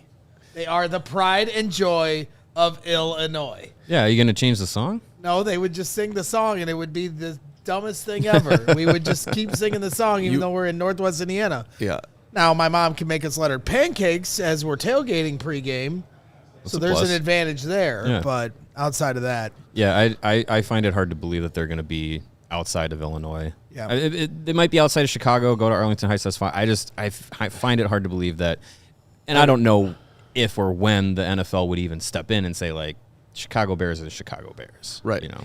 No, I hear all that, and $3 billion is a lot of coin. We'll see what this what the Hoosier State does. You want to bring in your guy? Yeah, that's why I jumped on a little line change here as we are inching towards 100,000 subscribers, currently at 99,570. What's the math on that? That would be 430 away, Gregory. Oh, you are a good one. And that checks out. One of the great ones, our king, our fearless leader of all Bears fans alive, the great Adam Rank of NFL Network fame. And, of course, he does amazing work on the Sick podcast. So while we're all finding a way to get to 100,000 subscribers here, make sure you're subscribing to the Sick podcast where he does shows daily, including one where I'm honored enough to be able to join him on Wednesdays as well. So, Adam Rank, appreciate you jumping on. No, appreciate you appreciate you having me. Sorry, I'm kind of like, I'm in the thing because like I'm in my kids are off school, so I've had to move some things around. So now I've got this like blank wall behind me. I'm fine. I'm healthy. Don't worry. I'm not being held captive anywhere. I am just sitting here enjoying the show. I'm enjoying the conversation because I love the idea that the NFL would turn down money anywhere. Like if Indiana paid enough money, like the NFL would be like, all right, we'll see you guys in Northwest Indiana. But ultimately, listen, this is my thing because for the longest time, I know a lot of you didn't live with this. And this was a part of my daily life for a long time because this was back when I worked on the NFL Network news desk, is when Stan Kroenke bought a plot of land in Inglewood, California, a place that had been designed for the Rams, Raiders, and UCLA back in 1994. He buys this plot of land, and everybody's like, I wonder where the stadium's going to go. I wonder if he would leave St. Louis. He's going to the land that he owns. So I can't imagine Chicago, the Bears, the family, the Hallis family, owning a plot of land in Arlington Heights and being like, we're not going to do anything here. Like, it's got to get done there. I feel like that is ultimately where we're going to have to eventually have a stadium. Although I'm super romantic about it now. I want to stay by the lake. I want to stay in downtown Chicago.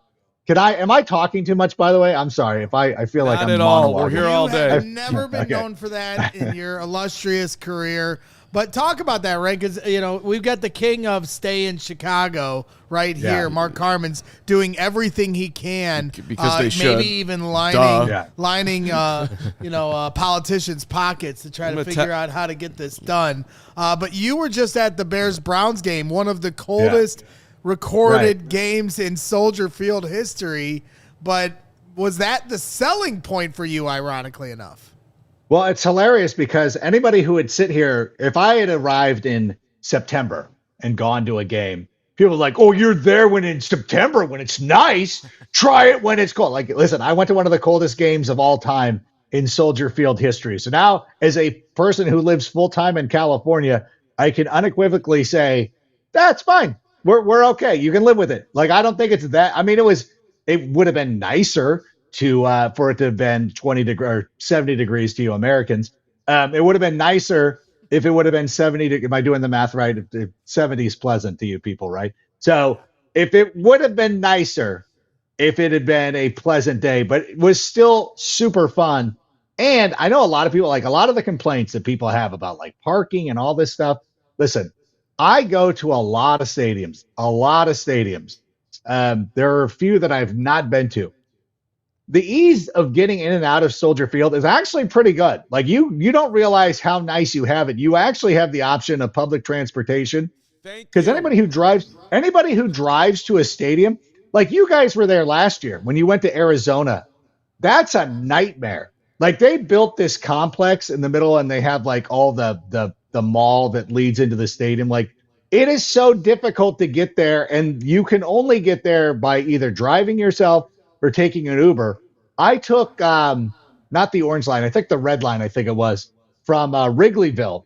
Yeah. All the way down to Cernock, got off and or Wabash, whatever it was, and I walked over to your guys. Could not have been easier. 12 minutes to walk to the stadium in the freezing cold. Crystal and I did it, and she gave me a little tip of where to catch an Uber, because like I walked away from the stadium and went to one of the nearby hotels and got my Uber from there. Like, could not have been easier. Like, love it. Yeah, you just like, so it's cool. Yeah, like you guys, you don't understand, unless the only people who could complain, like if you ever go to an Angels game, and I've rigged that to where I get out of that stadium unless like you could start the song Just Like Heaven, and I will have us on the freeway before that song finishes. But outside of that, Soldier Field, to me, had one of the easiest entry points of most stadiums I've been to. Right. And by the way, thank you, because it's like, oh, it's going to be great. And you're all going to be stuck in a parking lot trying to get onto 53. It's going to be a nightmare. And you're going to be in the parking lot for 17 hours. They'll all take the Metro. Yeah. How many Metro trains are coming to the Arlington? It's not going to be some, like, great thing, whereas you know, you gotta, if you haven't figured out how to handle Soldier Field, that's on you. There's a million ways to do it. This guy probably is home in 7 minutes. I mean, the key to going to a football game is get there 12 hours early and leave 5 hours after the game. Then there's nobody around for either part of it. So I don't ever worry about that aspect of it. Yeah. No, I left right when the game ended, and I bounced and was like, it was super easy. And and like honestly, like Soldier Field, it's a pretty good stadium. Like I was able to go back and get reacquainted and been like, yeah, this is fine. The only thing I would do is expand the perimeter. Like if you could put another fence line in and then build like 1,000 restrooms. Like the Coliseum does this in LA, where they did a thing where like they kind of you leave you're still in the area, but like you walk out and there's a huge bathroom area like that. Just put one of that, or just put a big trough somewhere. I don't know. You can figure that out. I think the stadium's actually pretty cool, and if you sit in front of Joniak, it's even better. Since you're, let's have one football conversation. What's your read on the Trayvon Diggs situation, which was just breaking, that released by the Cowboys? I don't know if you're aware. Not healthy. I was going to say there's numerous Diggs situations going on in the NFL right now. Well, there are. We're not the strangulation one. Not Which that one? Which one? Stephon Diggs. Stephon Diggs. Yeah. He's that's in trouble what it is. with the law. He was charged with strangulation. I'm allowed to say what he was charged with. No, the Diggs the Diggs that's got football in front of him. King of Bears fans. The Bears are in the playoffs. What do you think of Trayvon Diggs instead? Yeah. Well, and Steph Diggs' legal situation. Trayvon Diggs is released. We could use some help at corner. Jalen Johnson can't even run. Hey, I mean, I don't know. I don't know. I don't think he's healthy either. I don't think the Cowboys get rid of him. He's not. If he can still go out there and play a little bit. Something to explore. What's funny is I was sitting there and I went back and I watched the game again and went through, and it was really, I know there was a couple of players who were, picked on by certain people who watch the games, like, this guy's costing us. And I went back and watched it and I'm like, yeah, they're right. That guy was costing it. No, I feel like I now feel, we talked about this last night on After Dark, because like I now feel worse. Like as this goes on, like I was cool after the game, like great battle, fair play, San Francisco. And now that I'm sitting there watching, I'm like, oh boy, like And in the sense of like, I really wish we could have won that. Like, I really like if that hook and ladder play hits or anything like that, we find a way to get that game done. Like, we would not be coming down off of that. So that I think from that point of view, like that has been something that's stuck with me over the last couple of days. But we get ramped up, and I just love having a head coach like Ben Johnson, who I know is going to go out there and have this team fired up and ready to go. Like, we don't have to worry about these letdowns. Like, if there was ever going to be a letdown game, it's after you beat Green Bay at home in overtime with one of the most improbable rallies in NFL history, and then going on the road and then playing and still going out there and fighting and playing well and, at least offensively, but playing well and doing all the things. And so I look at this game and I'm so excited for it. So I'm now starting to turn to excitement. And we talked about this. I think we talked about this last night, Greg, is like, everybody's like, what should the Bears do? I'm like, what the hell do you mean? What should the Bears do? Like, you have to get the 2 seed because, again, as I described it last night, if you get the 2 seed, that pretty much that guarantees you at least 2 home games. Because the only team you would have, because like if we're the 3 seed and Philadelphia wins, we would have to go back to Philadelphia. I know we won there earlier this season. I don't want to go back. I'd rather not go to Philadelphia again. I would rather play these games at home. And, considering what's going to happen with Seattle and San Francisco, I just turned in my picks for the week. I actually like Seattle this week. And I'll tell you why, because teams that play the Bears do not play well the following week. I think that there is a hangover that happens whenever you play a team with the physicality of the Bears. So there's a real possibility that the number 1 seed falls somewhere along the way. We saw it happen last year with the Lions, although the number 1 seed has gone to 3 out of the last 4 Super Bowls in the NFC. Well, Rank, this has been, even for the most optimistic Bears fan, the dream season of dream seasons, I would say, to this point. So I guess, this standard question right now, at least that I've been pondering, like, is the season already a success? Let's say they get to the playoffs. It doesn't happen. They lose. Season's over. But they made the playoffs. They won 11 games or 12 games, whatever. Would you call this year a success if the playoffs go out, they go out in round 1, or do they need to sort of win a game for you to really feel like they stamp themselves? I think the standard has been risen. Like, there is a new expectation. If you're going out on a date and you're like, well, I hope we have some compatibility. The standard level gets risen when you get a second date. You know what I'm saying? Like, there becomes a certain level. You're like, okay, now we're getting into this. Now we're starting to get a little bit further. It's kind of like when you're playing golf too. Like, hey, like if you go out there, a lot of times, what is your goal? Like when you're out there, like, hey, if I shoot in the 80s, I would feel really great about this. Like, I want to get into the 80s. That's better than bogey golf. It feels great. But if you're looking at the scorecard and you're like, well, I have a chance to break 80 here, that is now changed your mindset to where if you don't break 80, you would be a little bit disappointed. This happened a couple of months ago when I was playing regularly. Again, just trying to get out there on the course, trying to play well. And you're like, oh God, like I'm trending that if I do this, then I could end up, challenging and breaking 80 possibly. But then I had a double bogey on like 16 or something like that, which threw me out of it. And again, I'm sitting there looking at an 82, which might is an excellent score. And you're like, this is awesome. Like 82, like great. But then you're like, I was close to breaking 80. And I think for the Bears, the same thing has happened. Like back in September, hey, 11 wins, we win the division. Like, okay, great. I'm in. Sign me up. That's great. Now that we're in the moment of it, we want it to keep going. Like we want to still be, we want to take this all the way. And again, like why, like you cannot just take anything for granted. I think about last year, the Commanders, they went all the way to the NFC Championship game and then won 4 games this year. Like these things change so quickly that you got to take advantage of every opportunity that you have. So I don't want to sit here and settle. I don't want to think about not reaching the Super Bowl. I don't want to think about any of that. I just want to think about the Detroit Lions right now, beating that team, going out and playing in the playoffs, going on an extended run, hosting 3 playoff games, and then getting out there to Santa Clara. How well do you know Jane Slater? I'm not to put you on the spot on another thing here. It works for the NFL Network. Do you know her at all? I don't know. I don't want to know where this is going. So it's not going anywhere bad. She's just tweeting out that Diggs is called and he's looking for his next team and he wants to go play for a playoff team and Al Harris knows him and you're dreaming it big right now. Let's add another piece. Let's go. Let's do it. No, Jane's the best. No, she does a great job. She's locked into that Cowboys beat. She's done a great job for us over the years. So there you go. Bears. If why not? Like, I love it.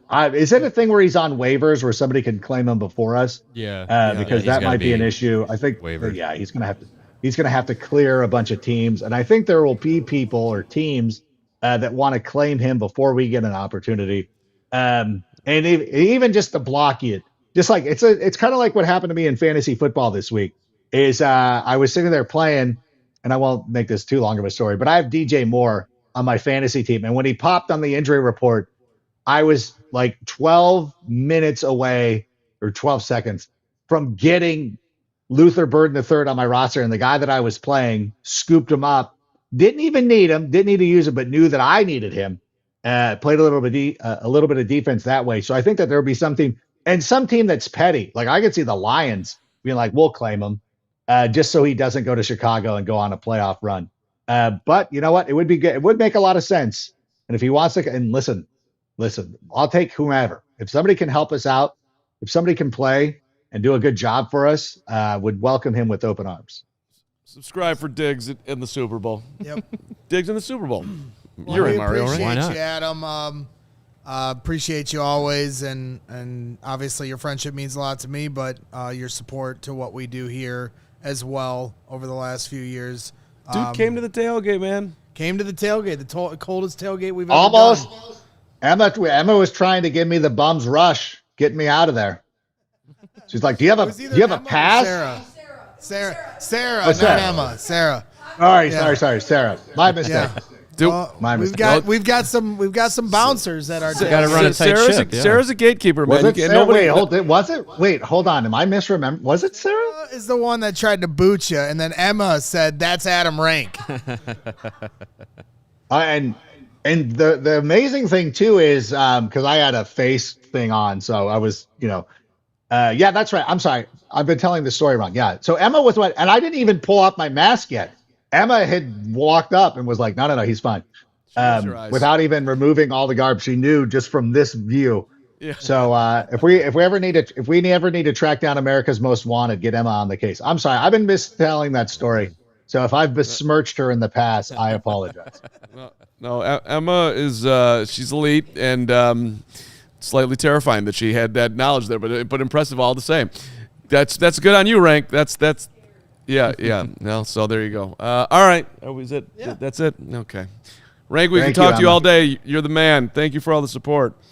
Thank you. Good luck. I'm gonna unsubscribe and then wait till we get to 99999, and then I want to be the 100K. Don't do that. I'm not. I'm joking. I'm very happy being number 17,463. So Thank that's my pleasure. Jump down early. Love you, buddy. Appreciate you. All right. Love you guys. We'll see you later. Thanks, See you, Adam. Yeah. Who's Joey coming in for here? He's just eyeing. I mean, he's wearing a bear shirt. Well, I I know think at he'd some fit in point with this me and group. you gotta start getting ready for a Bears show at 1:00. Yeah, can you guys put a 2 headline o'clock. in? Isn't it 2 o'clock? Really helpful. It's 2 2 o'clock. o'clock, whatever time. We're only at 2 today, Whatever buddy. time of day. we're doing Well, these things. before I get kicked off, I was going to ask Mario a question. Oh, yes. Yes. Well, I just want to know. This is I'm going to, in my time up here, I'm going to ask everybody your favorite moment, as we're here for all Chicago sports. Your favorite moment at any Chicago sporting event that you attended, Blackhawks or anywhere else. Jeez, that I've attended. Yes. That you've attended, that you were fortunate enough to be there. I think so. Since doing this, I think one of the coolest things that I was in the building for was Jonathan Tays' last game as a Blackhawk, and now that he's come back and played, it's a little different, but it's still like that felt like the farewell of Tays in Chicago, and it was, but it felt like that was the farewell for his career, and that was just a really cool experience to be there for that game. Nearly gets the winner in overtime. Like, if that had gone in, there wouldn't be a UC left. It would be rubble after that. But it was that was just a really cool. It's not a championship. It's not a anything like that. But being there for that was probably the coolest thing that I've been in a building for. I love that, because when you have the opportunity to show somebody appreciation for what they did, which was what that night was all about. Yeah, it's. There's only certain guys that get to that level where they'll literally, it's like it's gonna make you cry sitting there just cheering for him because you appreciated the hell out of him.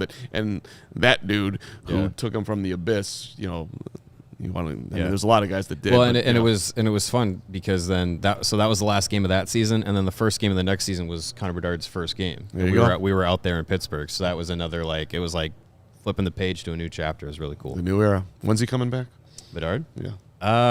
He's got a doctor's appointment in the new year, so that's coming up in a few days. So hopefully it's not too far away. Okay, all right. Should we bring in our next guy here? Let's do it.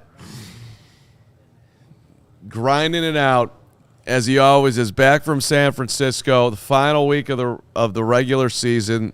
The great Adam Jahns, Hogan Jahns, CHGO Bears, all things Bears, all things football, all things life.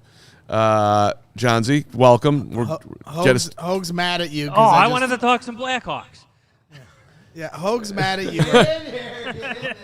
Hoag's mad at you right now, Johns, because he's finishing up your insider analysis column that you guys do every week. And I told him you were calling in, and he's like, "We need to finish this frickin' insider analysis. Tell Johns to hurry up." Good thing. I'm glad he started it for once. It's the first time for everything here, Briggs. Mario, what did you think of Johns' coverage when he covered the Blackhawks? Did you think he did a good job? That's the question. Yeah, absolutely. I mean, that was when I was really digging into the sports journalism side of things in my school and career. So one of the first people that got me into that world specifically for the Blackhawks. So one of my OGs, I would say. You're too kind. That Blackhawks era of me feels like a different lifetime ago. Mm-hmm. But just hearing you talk about your Hawks memories, it had me going down my memory lane. I was in Philadelphia when Patrick Kane scored that goal. Still don't know how it went in the net. I was in Boston when they scored, what was it, 17 seconds apart? 17 seconds, right? Yes, yeah, famous. I always have 16 seconds in my mind, but it's 17 seconds. Brian Bickle and Dave Bolin, correct? Yep. Yeah, our seats in the press box were right behind that goal, and I just couldn't believe it. Usually when you're covering playoff games in hockey, when those moments are happening, sometimes you're down below, in the press area, having to watch those games on TV, but I learned in Philadelphia, sometimes you just have to stick it out and see those things live if you can. Then you rush down to the locker room and get in because you do have plenty of time. Oh yeah, especially if the cup is in the building, you're gonna have some time to get down there before you need to talk to anybody. But honestly, Mario, one of my most vivid memories is Dustin Byfuglien in Vancouver stuffing a goal behind Roberto Luongo, and then turning to the boards and going like this. Putting his arms up, his tongue's out. He's on one skate and just taunting the crowd as the Blackhawks bullied the Vancouver Canucks in what was a great rivalry. 15 years ago? Yeah, that was 2010. Yeah. Yeah, it flies by. Absolutely long flies time by. ago, but yeah, that was. Were you covering the Blackhawks championship run in high school? I know. I'm glad I still look young and fresh. I feel old as hell, but I was in my late 20s then. Yeah, that's how I got my start. Yeah, it's definitely the era that ushered in a lot of people. So I hope we get back to that point. Jahns, I'm too intimidated by you. Gary Ross, by the way, wants to know your Trayvon Diggs thoughts, which I'm assuming he's going to be a Bear by the end of the day because why not? Let's ask every guest about Trayvon Diggs. Well, it's very important. Get Luke Stuckmeyer back. I don't give a crap if he's sick. What does he think about Trayvon Diggs? Hoag's got thoughts. I'm going to pass it to Hoag. So your partner can harass you. Yeah. All right. Thoughts on Trayvon Diggs? Good job, Carm. We had to make sure we had stadium talk today on this program. Yeah, I'm glad I avoided that. Yeah. Look at him just Oh, lurking Jahns is behind here. you. Yeah. What's up, dude? Diggs, like I understand the connections with Al Harris. Obviously, like he was an outstanding player for Al Harris, but I feel like looking at his bio, he's like years removed from being the All-Pro, Pro Bowl player that he was for the Cowboys. Like that year he made 11 interceptions. That was in 2021, so 4 years removed. But if the Bears feel like they need depth, if they need some familiar players for Al Harris, why not? Yeah. I just don't think he's going to clear waivers. But don't you have to pay him his final game check then? I'm sure some teams could afford it. I mean, Jahns, it's a new era. We got players taking private jets to games. Yeah. This is no That's longer... true.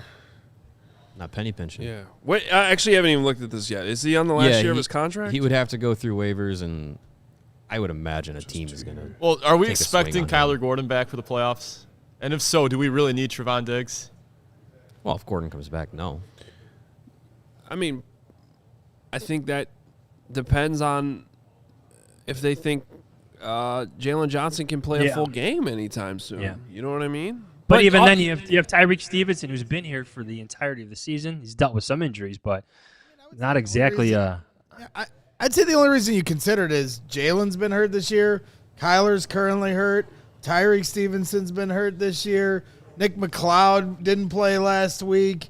It seems like every player in that secondary, especially the corners, obviously, have been hurt. I also find it hard to believe you're going to bring somebody in the last week of the season and then be able to contribute, with reasonable expectations. Well, and Diggs has had health issues as well. So it's not even like, we're bringing in a guy who's completely fresh, ready to go. And it's not Revis Island. Yeah, right. It's not him in his prime. Yeah, I don't know. I also think it's worth pointing out because I know a lot of fans are freaking out about how Deshaun Wright played the other night. Let's keep in mind, just like DJ Moore on offense, he was not 100%. He was playing sick. Sick and a hamstring, right? Wasn't that on the report? Yeah. I mean, they're all dealing with something at this point. Speaking of hockey, I feel like we're going to be giving awards to, like, the player at the end of the year that announces he was playing with, like, 5 broken bones and, his quad was, like, torn off the bone in week 3 and he's just been playing with it. Yeah. Yeah, I do miss those days of Duncan Keith and Brian Campbell, Dave Bolin explaining how many bumps and bruises, literal wear and tear on their bodies that they've been playing through for 6 weeks in the playoffs. Well, you only get that wear and tear if you're playing in games that matter.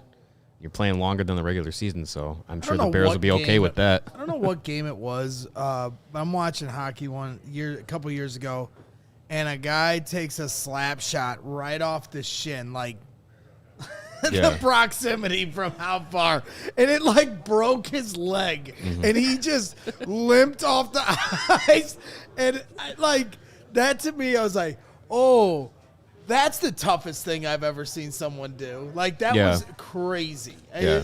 Who was the guy, Mario, it's a few insane. weeks ago that tore his ACL, managed to poke the puck away on his way to the bench, which led to a goal. Oh, man. Who was it? that? It was Kyle Palmieri, I think. Yeah, it was the coolest play ever. or Like no, he literally tore his ACL down in the corner, had to skate to the bench on his torn ACL. Got back on side. And then the puck just happened to be going by him, and he pokes it away from the guy straight to his teammate who goes and scores. Like that's got to be the most badass assist. He I've gets ever a credit. seen. He gets credit for the assist as he's walking down the tunnel, and his season's over. And he's out for the year. Yeah, Now that's that pretty being crazy. said, And how can we forget Duncan Keith taking a puck to the face, literally swallowing his teeth in the playoffs, and finishing the game. briefly leaving the ice, coming back to finish the game, and never left the game after that. So how's that work out when you swallow your teeth? Like, was he able to retrieve them later? Like, Yeah, later. How when you swallow things, they a day later, he was able. Yeah. He did legitimately. I'm asking. No. I think at that point I'm passing on those teeth. I think I'm good even if I find them at that point. I don't really want to put them back in my mouth. He was on our show in May, and literally I passed. forgot to ask. Yeah. I mean, it's a legitimate question. You swallow your wedding ring or something, I mean, that I'm willing to clean and put on my finger, maybe. Swallowing her. Yeah, who's swallowing wedding ring? Yeah, how's that happen? Well, You got a story you want to tell us? there's ways.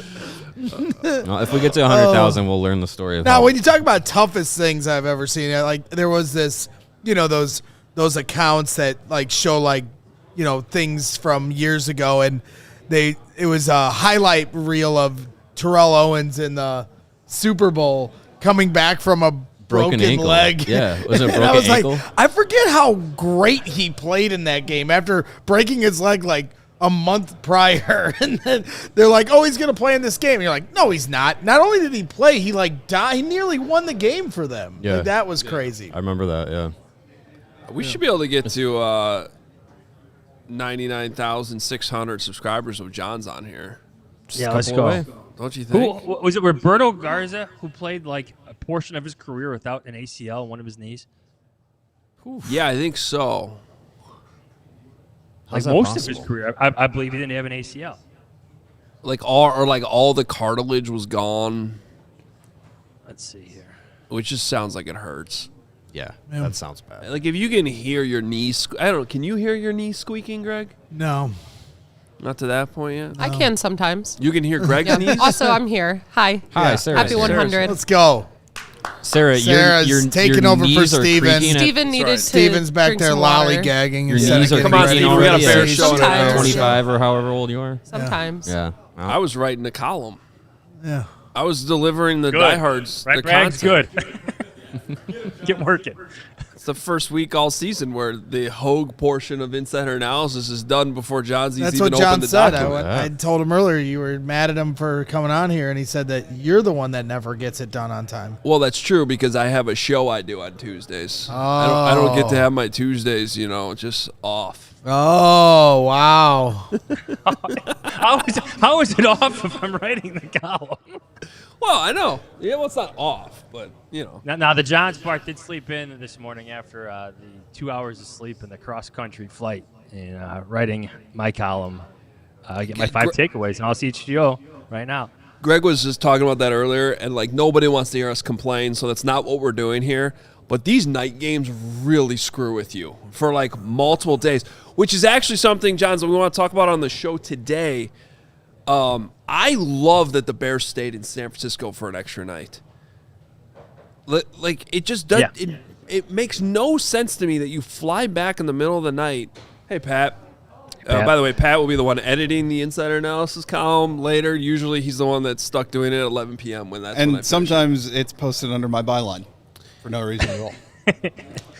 Which is fair. I think at that point, you just True. take credit for it. Right. Yeah. Insider analysis. Everyone wants to read what I have to say. I do like that Ben Johnson, meanwhile, Pat, sorry. He acknowledged that, right, Hogue?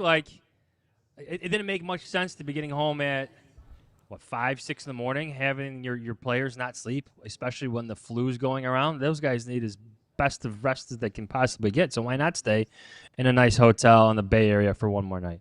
Yeah, one more. I mean, you kind of lose your Tuesday anyway, so you might as well get some sleep in a hotel in a nice bed. They're not staying at the Fairfield Inn. They got these nice hotels. Unless Fairfield wants to be a sponsor to the program. Well, and we've all stayed at Fairfield Inns, as loyal Marriott Bonvoy members, but to me that makes so much sense. Then you fly back during the day.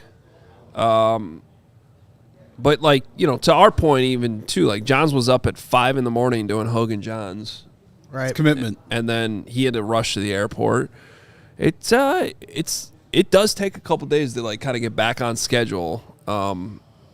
So good for the Bears for doing it. A little behind the scenes here. One of the funniest things that Jahns has ever texted me was yesterday when he says, I'm still going to be on the plane for Ben Johnson's presser. Do you mind asking this question? And then he was like, never mind. He kind of addressed it on Sunday. And then the presser starts over Zoom, and who gets the first question in but Adam Jahns, and it's the one that he was like, oh, well, he kind of addressed it on Sunday. Were you on the plane when you asked that question? No, he was home. No, I got home at like 4:05. The press conference started at 4:15. So got some coffee in, just like I told Pat. Sometimes you got to hit that coffee, just go back to work. So nobody had their hands up. I'm like, well, I got a question. Let's go through this play. Let's break it down a bit. Yeah, I would have asked him, because I'm assuming this week will be a more normal practice week. We're not going to celebrate New Year's Eve as a team. And I would have been like, do you regret letting your team celebrate Christmas last week? And this is why Greg Braggs doesn't get a link to the Zoom. Well, it is. It actually is. So here's the Bears practice schedule for this week. They're off today, no availability. Wednesday, they're going to have a closed walkthrough. So that's a New Year's Eve. New Year's Day, they're back to work. Normal routine, normal practice. So they're not off on Thursday, January 1st. And then Friday's the same. Saturday's the same. And then they have the 3:25 game against the Lions on Sunday. So there you go, Braggs. What's more important to you, that Roma Dunze can play some snaps this Sunday to try to ramp up and shake off some rust for the playoffs, or letting him get another 2 weeks essentially until that game is week and a half, whatever you want to say, more time to rest that heel? After watching what Luther Burden did, after watching what Colston Loveland continues to do, I'm going to side with give him as enough time as you possibly can to feel ready, to feel healthy, to feel as close to 100% as he possibly can right now for the playoffs. Ben Johnson wants to beat the Lions. They want to secure the number 2 seed, but that playoff game is more important. So, yeah, I would go with the latter on that. Let him rest. Let him heal. Let him get to the playoffs. All right. All right, indeed. Saw it in the chat. Well, we got 99.6. It's coming to attack me again. 99,600 subscribers. What do we call that thing, Mario? The Noodle Man? Well, we have Eric back in the chat. I've got a quick question with Hogue here and with Jahns right there. Jahns, what are your thoughts on Bo Nix? Bo Nix? Hogue and I have actually argued about this. I think he's a good quarterback. Is he great? No, but he's a young quarterback who makes big-time throws. He's elusive. He seems to fit with Sean Payton. Why not let him grow? Like I don't get the over-criticism of him sometimes. That was the wrong answer. You want to call him a bum? Yeah. All right. No, he doesn't suck. I've learned a lot about Broncos fans this year, I will say. Too much about Broncos. It's been an fans. interesting year. Don't ever say anything bad about the Broncos, Greg. Are you guys They'll familiar? hunt you down. And we're going to – this will honestly be addressed later because it's been discussed behind the scenes. Are you guys familiar with Blucifer? Huh? Blucifer? What? The giant blue horse outside of the Denver airport? No. It's a 32-foot horse that's outside of the Denver airport. Okay. With glowing red eyes. It is a terrifying thing. Why is it there? I don't think anyone knows. Sounds like the trailer to Odyssey that I saw. I know how much you like. Stop bringing up the trailer to Odyssey. I don't know why you keep doing it, and I don't like it. Yeah, and I'm out. It He's looked being great. paid by Big They had Odyssey the over here. Trojan horse that they had in the trailer. You're the Trojan horse. That's true. That airport, Pat, is like in the middle of nowhere. That's one of the worst airports, I think, that is like a major hub for airlines. It's just awful in the middle of nowhere. It takes forever to get to. There's like only one way to get there. No, thank you. Yeah, it is, and now I have not seen, though, the giant blue horse with glowing red eyes. Giant blue horse. Blucifer. You guys got to look it up. Blucifer. I like that. It's Satan's steed is another. Blucifer is what I would call the Colts mascot. Blue, your guy. Yeah.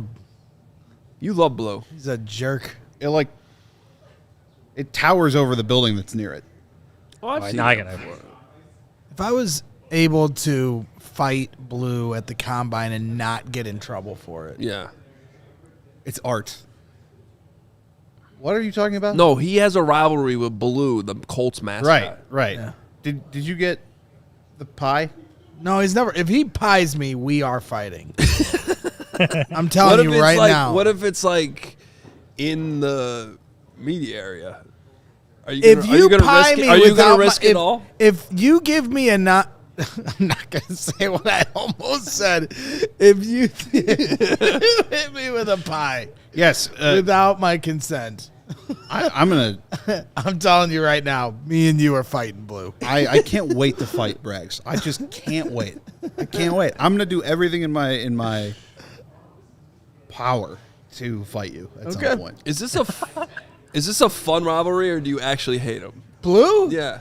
I just think he's allowed to be aggressive in a mascot costume, and he gets away with it because of it. And then on top of it, when they do the mascot versus kids thing, that's another thing where he is taking it too far with how physical he's tackling these kids. He's gonna hurt someone, and it's all fun and games because he's in a big giant blue horse costume, and he gets away with it.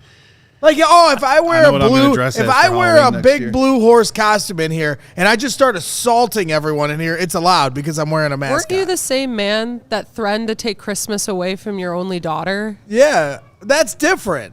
That's different. That's different. So yeah, I just think he gets away with murder. It's not a lot. Like, he literally could get away with murder if he's wearing the big blue horse costume. He can do Sounds whatever like you're he jealous wants. of the big blue horse costume. Oh, well, maybe he'll take you out then. And one day he's gonna hurt one of those kids. Favor. One day he's gonna hurt one of those kids, and then we'll see who's laughing. It'll probably be Blue.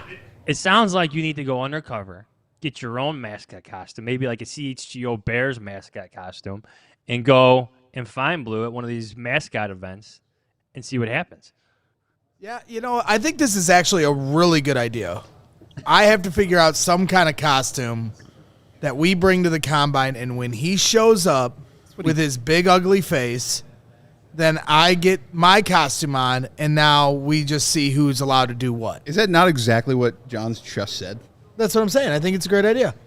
I think, yeah, it is what he said. But here's what you do. Can you dress yourself as a brick? Well, and then throw yourself at Blue. So it is funny you mentioned that. There is a guy for the Oklahoma City Thunder that sits behind one of the hoops, and he is dressed up as a brick. He has like this giant brick helmet and all. So yes, there I think we go. This is doable. Do you know him? I don't know him. I just know him as like Brick Man. You're Brick Man. Wow, it's coming for your title. Yeah. All right. These guys have to get ready for a Bears show. We do. Why is there one guy in the chat saying he can't hear Jahns, but everybody else can hear him? I think he's messing with us. His mic's all the way up. I don't know what else. No one else is saying they can't hear him. Maybe he's not subscribed. Well, his name's Dan Sharp Drumming Channel, so maybe through all the years of drumming, he's lost his hearing. Great point. Hear. Yeah. That's the first correct thing that you've said today, Braggs. Okay. Johnsy, anything you want to tease before we let you go? I got my takeaways column up on all CHGO right now. I don't have any features on any players coming up, so that's good news in Adam Hogue's world, because apparently if I write about a player, he makes a mistake in a game. But give me time. Give me time. There is one player that Pat Norton and I are talking about doing a story on. You always call me out on jinxing people. Have you been reading his stuff? wanted Dolman's had like 2 bad games in a row. We have won and it's 11 your games fault. since John showed up. Caleb Williams is about to throw for 4,000 yards. He has not been a jinx. You're a jinx. So, Johns, which I'm one going of to buy Johns? you that Brickman outfit. But, Johns, if you'd like to write about Jared Goff or, when we get to the playoffs, maybe write about the other team, I think maybe that's something you could do. I forget which one of us, and I have the memory of a goldfish, but one of us wrote about DeMarco Jackson, and then he had the penalty on the opening kickoff of the Packer game. It's a problem. It's an epidemic. And that's why he doesn't play anymore, apparently. Wait, Johns, why didn't you write a Jonathan Ford column before the Packers claimed him off of waivers? That would have been smart. He's probably being interrogated right now about everything that's good, better, and best with the Chicago Bears. Did you have the same reaction as I did the second I saw that? Absolutely. I was like, that guy's going to be at Lambeau in 48 hours. No doubt about it. classic, late waiver claim against a rival that you might see in the playoffs. I wonder if he's annoyed by it because he's like, I guess he still gets to go to the playoffs, but Who'd you've wanna been on the drive Bears up to all year, and I'm Day? sure the Bears would have re-signed him to the practice squad. Like, I don't think they were just done with him, but you got to go through waivers, and they got claimed. Yeah, give us Dennis Allen's playbook while you're here, and we'll let you on your way. Interesting. Now, if they let him go, Now we got some info. maybe they let Jonathan him go. Ford is the Trojan horse. And then the Bears You get him can back see the before Trojan the playoff horse if you game. watch Odyssey next year. Knock it off. Did you even? Never mind. I'm out. I can't do it with you now, man. All right. Well, we gotta all get to work. To answer Literally the question all of from us. earlier, the Christmas tree did not go away fully decorated. Although I did leave the lights on the non-pre-lit one, just jammed it into the box. Good idea. In the hopes of Hogue not ridiculing me for weeks because it took me 4 hours to decorate that tree. Whatever. We're over that. You saved Christmas. Hell yeah, I did. All right. Johnsy. See you, boys. Hey, Col- I felt like we've just added 10 more subscribers in the past 2 minutes you're talking. We did. I think so. You did a great job. I'm not going to lie. Now go finish that column. Actually, finish it whenever you want. I'm done with it. I will text you during your show when you're talking to Bragg some more, just to bug you. Actually, I don't care anymore because I did my part. It's Pat who cares. I'll be here forever. I'm never leaving. All right, then we're good. All right. Anyway, you can read that tomorrow. For all the diehards out there, appreciate you. Thanks, Johnsy. See you, boys. Adam Jahns.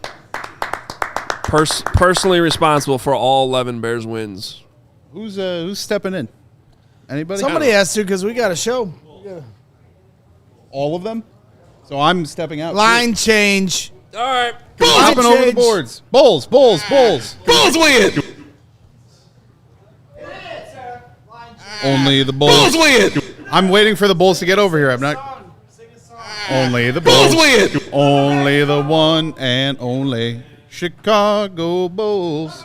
Who can set the court on fire? Keep us burning with desire. Only the Win. Who can bring another title here? Win. Who Braggs, can win? Braggs is addicted to the Thrill camera. them, make We just them lost jump up and 59 cheer. subscribers. Only the Bulls. Oh my God. Only the Bulls. Only This the is one and only Chicago Bulls.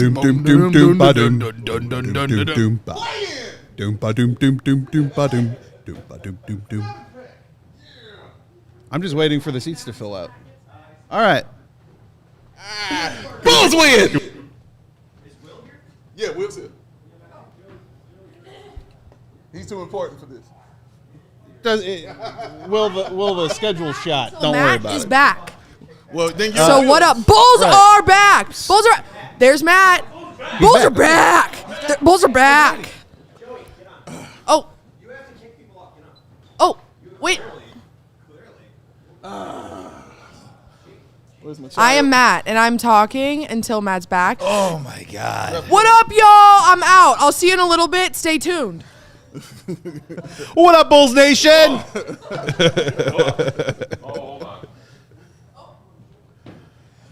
What up, Big Dave? Big Dave. Let's get this done. Bow. Let's bring this over the edge, shall we? Yeah, let's do that. Oh, what's up, y'all? Calling in the closes. Oh, wow. 1:22 in the afternoon. Yeah. Why am I awake? In-season Vampire Pack is very confused right now. What is happening? Regular Tuesday, Big Dave is confused as well. Is this the NBA on NBC? Oh, we are sitting here. Hey, Sarah Bear. Sarah Bear. How you doing? Did the Bulls win last night? They They almost They did won. not. They Yeah. almost won. They only lost by 35. There you go. Okay. They were right there. But it's because Kobe got hurt and then Josh got hurt. But at one point, they were down Wait, 40 really? plus, so there's something. Are they like actually hurt? We're still waiting on word. Oh, really? But so Oh, I Kobe didn't know left. that. Kobe left with a calf, and it was the same calf that cost him the first dozen I games was of the gonna say season. that he's had that. And then Josh pulled up with a left hammy, Yeah. no non-contact, and then he left. Well, yeah. of course it's non-contact. So, soft tissue injuries, waiting on He's word, but soft. probably not good. But That's Sarah. Possible silver lining: the Bulls might accidentally lose a bunch of games and actually finally get a high draft pick that this franchise desperately needs. That's it. There's your silver lining. There it is. Boom. Because they're not going to do it themselves. So just so you guys are aware, we can do it whenever you want. Since we do have the Bulls crew on here, we have about 2 Bulls clips that we chose. No, we have 2 Bulls clips that we chose to honor today. Oh, how so nice! Just whenever you Is guys, it us being excited about them winning an important game? one of them involves you, Matt, and then the other one. So no. Let her produce. Let her produce. And then the other one, I'm not sure what this is. It's just says labeled 100 crashing out. So I don't know. It's labeled tears. Epic crash out. Parentheses expletive. Shout out to Dr. Professor, who I see in the chat saying somebody get Peck a beef stat. Oh. Do we have beefs So that was the thing. Well, pizza's here. I was thinking if we could get 50 subs, you could eat your beef in 80 seconds like you did a couple weeks ago on the watch along, which I found to be I'm wildly hungry. entertaining. Did I have cold Italian beef pizza for breakfast today? Yes, I did. Oh, wow. You have. It's combining the best things that Chicago has to offer. What time did you have this? Like 10:30, 11. Done. Yeah, okay, that's breakfast. Yeah. All right. That counts. I mean, come on now. Sun was rising on another day. And I needed to say that before our special friend Uncle Will joins us on the telephone in a little bit. Because do you remember Big Dave? Back when we were working in that other building and for that other company. I got hugs all day And for the you, first Barbara. time that Uncle Will tasked me with ordering pizza for everybody on a game night, yes. I got Italian beef with jarred pizza. You did. And Uncle Will was like, "What is this crap?" Yeah. And I was like, it's Italian beef pizza. Yeah. It's the best things about Chicago food all in one device. Can I ask a follow-up? Please do. Is the pizza dipped? So...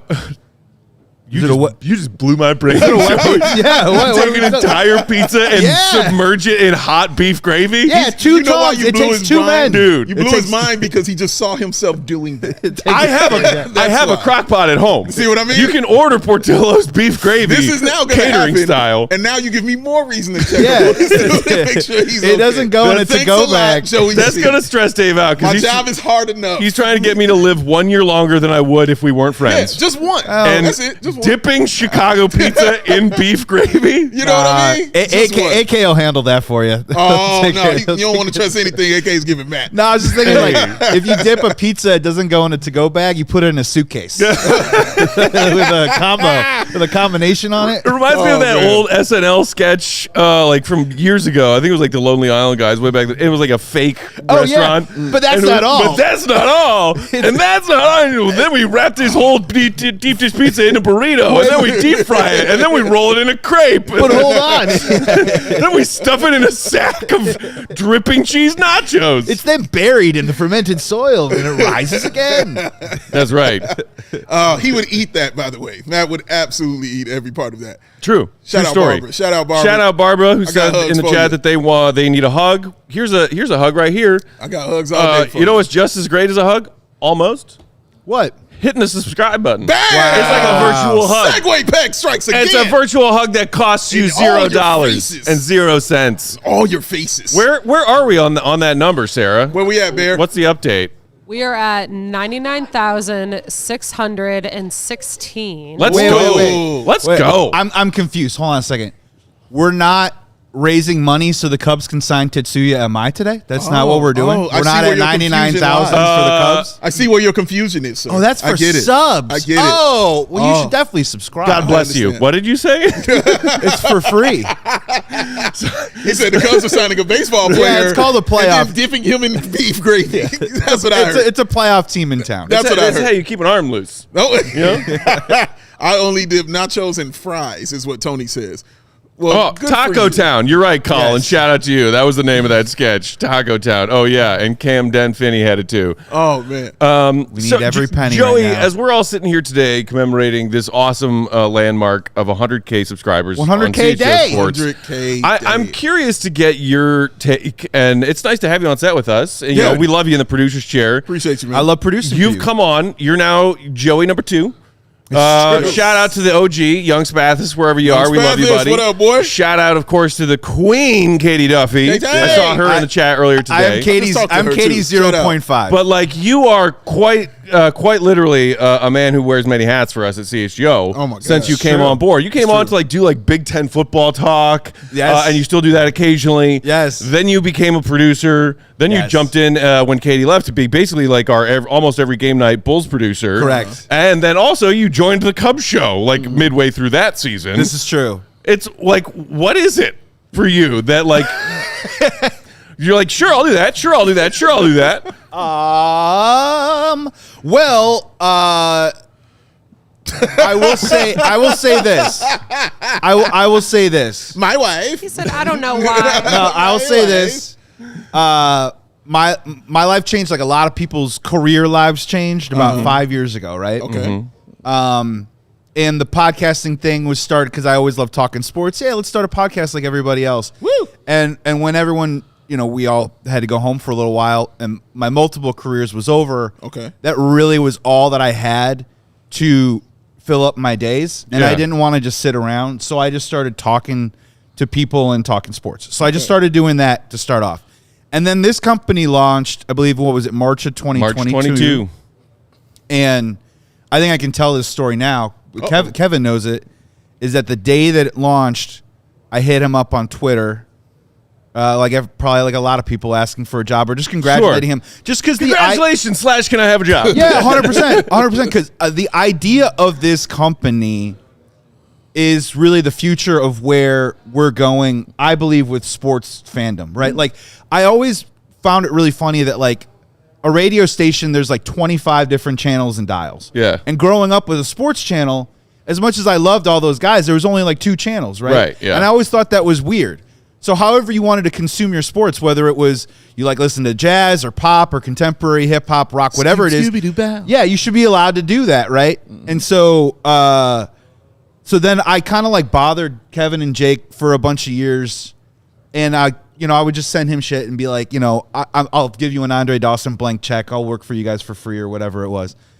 So when the opportunity even came around to talk about doing Big Ten or whatever, I just told them that I'm willing to do whatever. And just working in the entertainment industry, I've always been willing to work on both sides of the camera. Okay. Turning tricks on the corner. Does that count? Entertainment industry, turning tricks on the corner? Yeah, 100%. It's like Fringe. This is the speech of whatever it takes. Matt That's right. It's whatever it takes. Whatever it takes. Yeah. Within reason.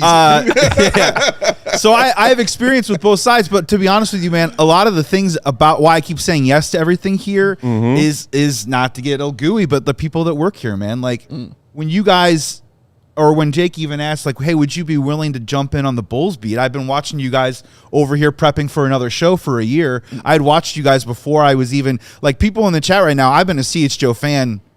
I've been in the chat. Yeah. I was in the chat for a couple of years before I started to work here. So when I got that opportunity, it was super easy, man, because you guys are great to work with. You're super smart. You're great at what you do, and you're leading what I think Bulls content should be like in the future.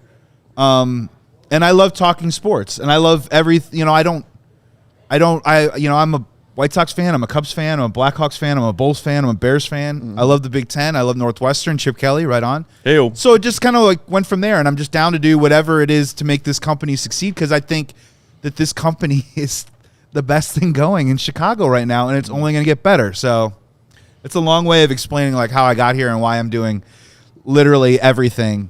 Literally everything. I'm also doing some spackling right now. Outside. Oh. So hopefully, Joey Spackle. yeah, Joey Bragg's crashed through a wall. Joey Spackles. Yeah, he did. Yeah, he did again. Joey Spackles. Doing some remodeling here. I'm doing some, So yeah, man. And I'll throw it back to you guys really quick because Jay did a great job in the first hour, especially when Hogue was on. Jake's a Wasp. And I think it is great today to be a little sentimental and to celebrate, and to kind of look back a little bit. And I'm kind of more curious about like, I'd love to hear. Obviously, I think the fans have heard the story of how you guys got this job, but I'm more curious about: are you guys reflecting today more about the first day that you started this job, the journey in between to getting to this point, or are you also thinking about like what this next chapter looks like once we hit 100K?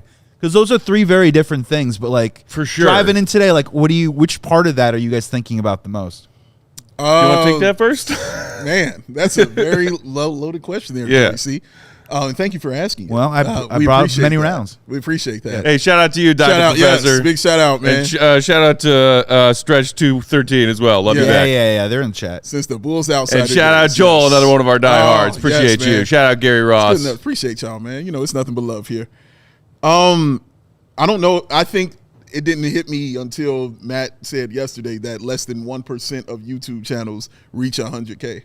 And then it kind of punched me in the brain a little bit when I heard that. I was like, what? Like, because I'm just thinking of all the YouTube channels, you know, that you look at, and everybody like, oh no, all these people have 100K. Like 100K is what pew pew pew. Like everybody's got one. You got one. You got one. Look at this precocious little know kitty what I mean? cat. Hey, you know, I watch movies all movie reactions. You get 100K. So you get 100K.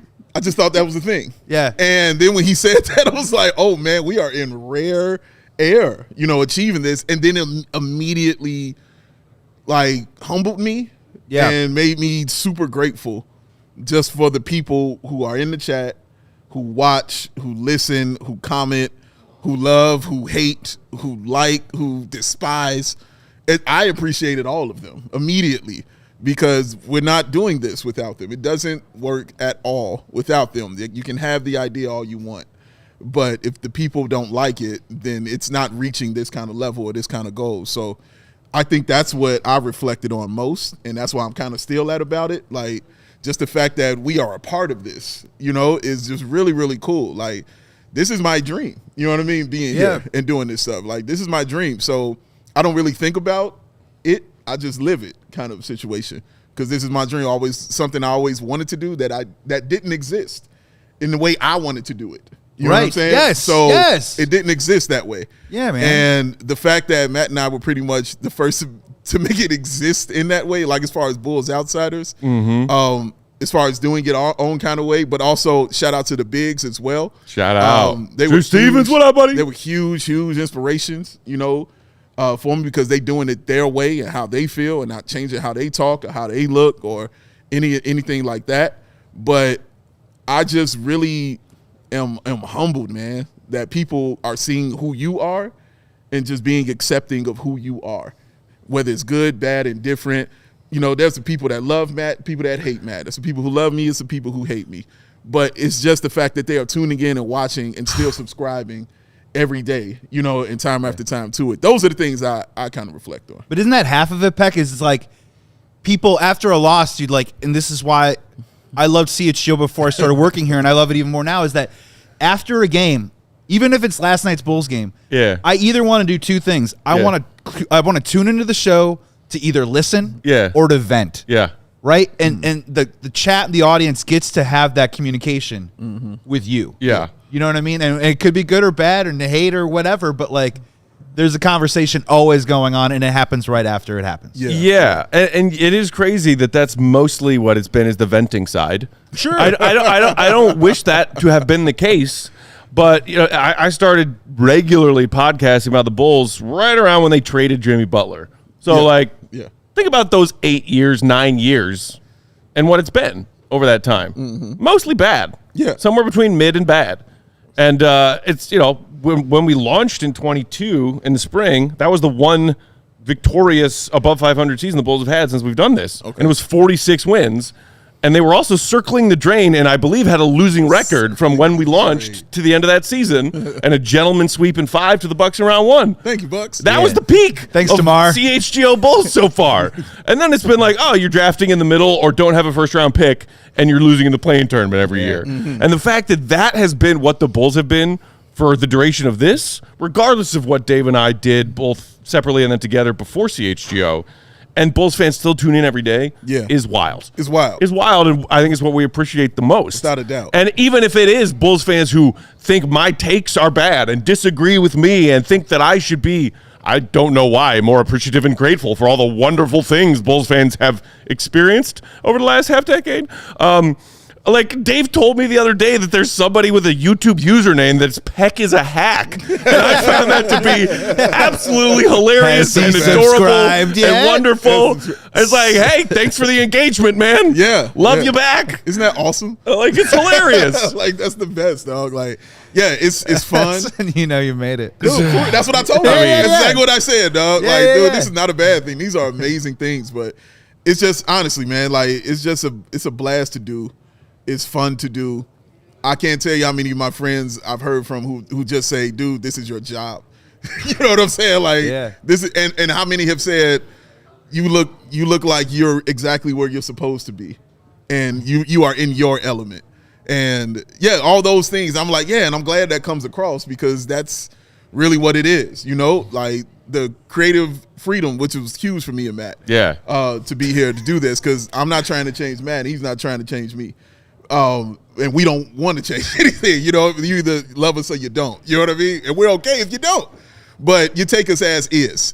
And the fact that they were like, not only do we want that, but we want more of that to you all to do what you do. That means everything, you know, honestly, at CHGO. So, you know, all the other stuff is cool. It's fun, but it's just the fact that they allow us just to be us. And we don't have to change, you know what I mean, who we are and how we talk and how we interact, you know what I mean, and do those kind of things. Like Matt's going to throw hats and he's going to yell. Like, that's going to happen. Like, I'm going to hug people, and I'm going to show love, and I'm going to laugh. Like, that's going to happen. Yeah. And some people are cool with that, some ain't, but it doesn't matter, bro. Like, it's just the fact that they are absolutely here for it. You know what I'm saying? Well, and to watch it and to comment with either oh, my God, you guys are the damn worst, or, oh, my God, thank y'all for being here. You know, either way works for me. Yeah, like, I kind of take, like, a different philosophy on that, on the disagreement stuff, or, like, the hate them, love them, hate them thing, because, like, as long, like, when you make it personal or when you get mean and nasty, that's more about you. So you mean just Twitter in general? Yeah. That's when you're making it more about like yourself and you're trying to get your rocks off doing that thing. Right, yeah, exactly. What I do appreciate about, because I work on almost all the beats except for the Bears. Flex. When we, seriously. Yeah, sure. Flex, but when you see people in the chat, like this is, when we talk about sports, like, disagreement is competitive. Yeah. People show up. The Giddy committee shows up. Woo, boy, literally. And bless you guys. And if you're not subbing right now, like, come on, man. You're in our chat. I've watched you all break this man until he sees brains. I know. I go cross-eyed. But look, like, they basically show up. Anthony Edwards. Yeah. That was a take in our chat last night. Yeah, that was fun. That was great. Shout out Oblivion. But no, they show up to competitively disagree with you guys. Yeah. Right? Yeah. And, which I love. And I think that's super fun, right? Yeah. Like, the whole point of this is sometimes people show up in the chat or show up to watch our show is to maybe disagree with us. And then we have a conversation. Yeah. And maybe we change your perspective or broaden it or shapen it. Right. You know what I mean? And things change and things evolve all the time. Sure. That is the fun of sports. We don't, like, I mean, look at it. I grew up in the 90s with Jordan. There was a lot of high-fiving going around. Yeah. Like, you know what I mean? Yeah, but we're also, as Chicago sports fans, as Chicago sports fans, we also know a thing or two about fighting about, like, this guy isn't a star. This ain't our quarterback. Our front office sucks. This, that, all that other thing. You know what I mean? That's what makes it fun. And as long as we get to do it together and come out the other side, that's what makes it special. That's what makes it fun. So I like, the disagreement is great. As long as we can at least respect each other at the end of the day. And I think the people that keep coming back to our chat respect you guys because they keep coming back to disagree with you. And see, that's, you know what I mean? Honestly, for me, I don't care about the respect. It's okay if you don't. You don't have to. It's not part of it. Well, don't be a dick. You know what I mean? But you can be, no, for real. Honestly, if you want to be, I don't care about none of that. I'm different. I really don't care about none of that.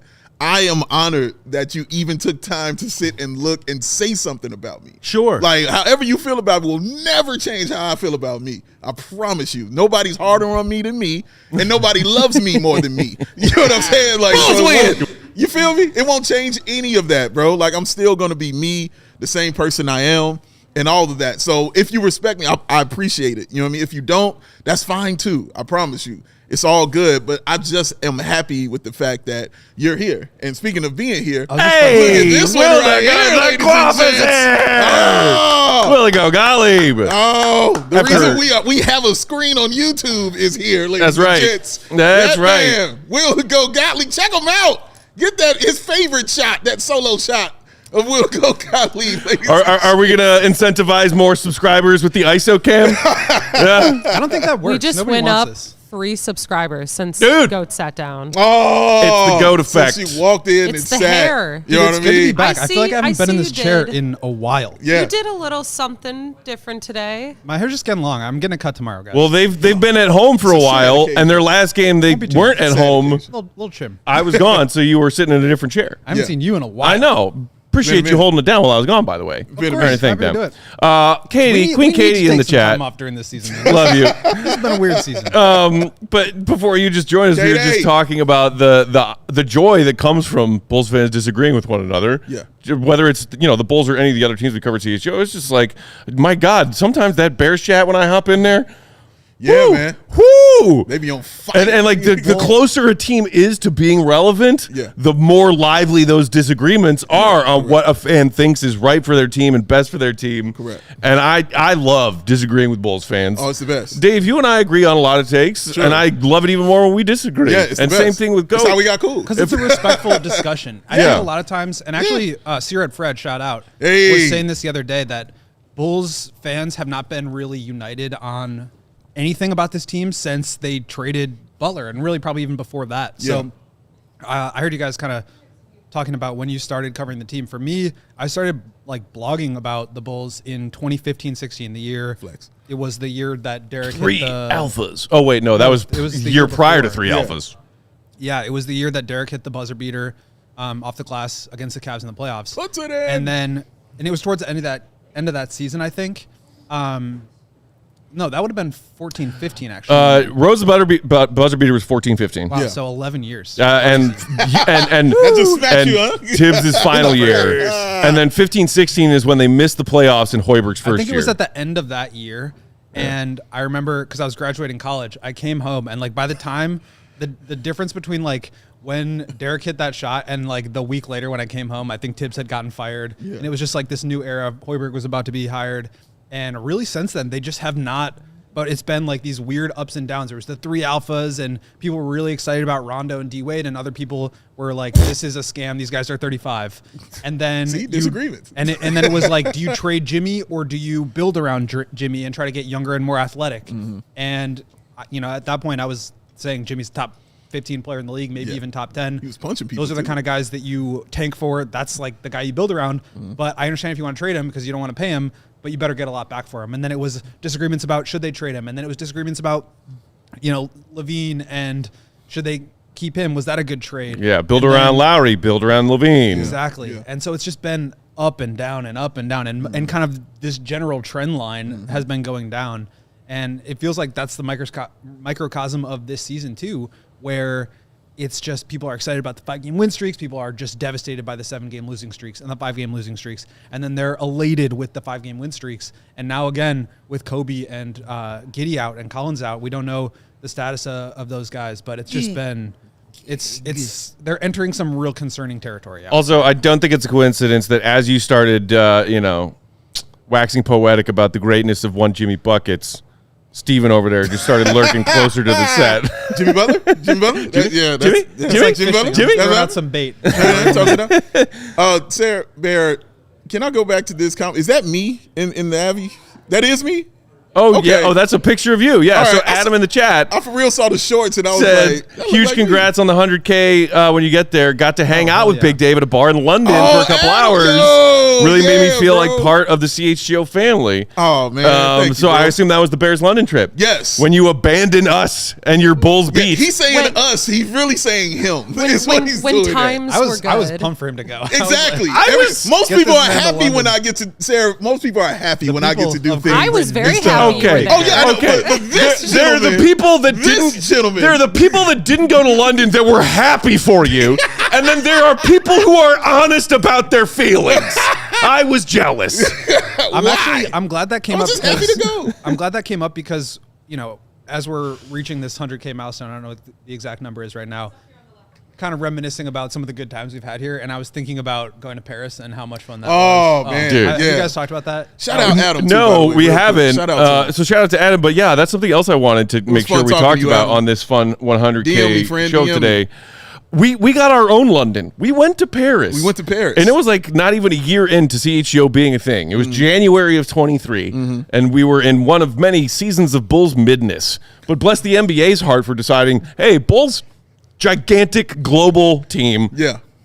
Let's send them. Yeah. It'll be big. Yeah. And it was. The streets of Paris were flooded Yeah. with people wearing Bulls we literally gear. could not. They were flooded for other reasons too. The traffic was so bad there we couldn't even. It was Fashion get Week. around. And there was a labor strike. And there was a Shout labor out to the labor people strike. who There's run the always a trains labor of strike Paris. going on. Yeah, Hope man. y'all got what you were looking for. Yeah, man. But it was crazy. Like, and the fact that there were Bulls fans flooding the streets of Paris, some of whom were excited to see us. Bro. Nuts. Like, How shout out to insane was Uwe that? and Ibrahim, who we ran out to outside Alonzo's shoe event. Yeah. Where And that Dave was- became BFS with LeVar. Shout out to our guy Easy. Shout out to Clem, Easy. who's in our chat every single night over there watching Bulls games in the middle of the night Yeah. in France. Like, that is just one taste of how global Bulls fandom truly is. Yeah. Speaking of, shout out to our pal Mark K, who was with us for the first several years of this Yes, journey. yes. And who was doing Bulls HQ with Goat back in the Sure day was. before we all got paired together here. Even like our annual trips to Vegas.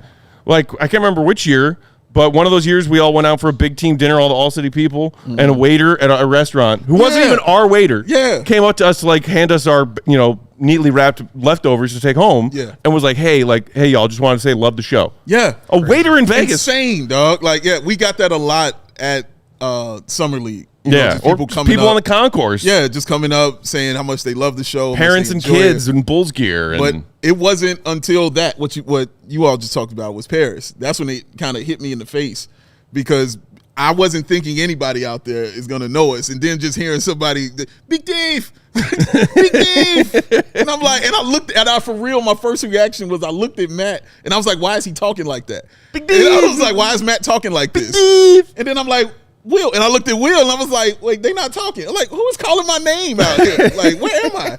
And I turned around, and it was Ibrahim, like freaking out, and I was like, hey man.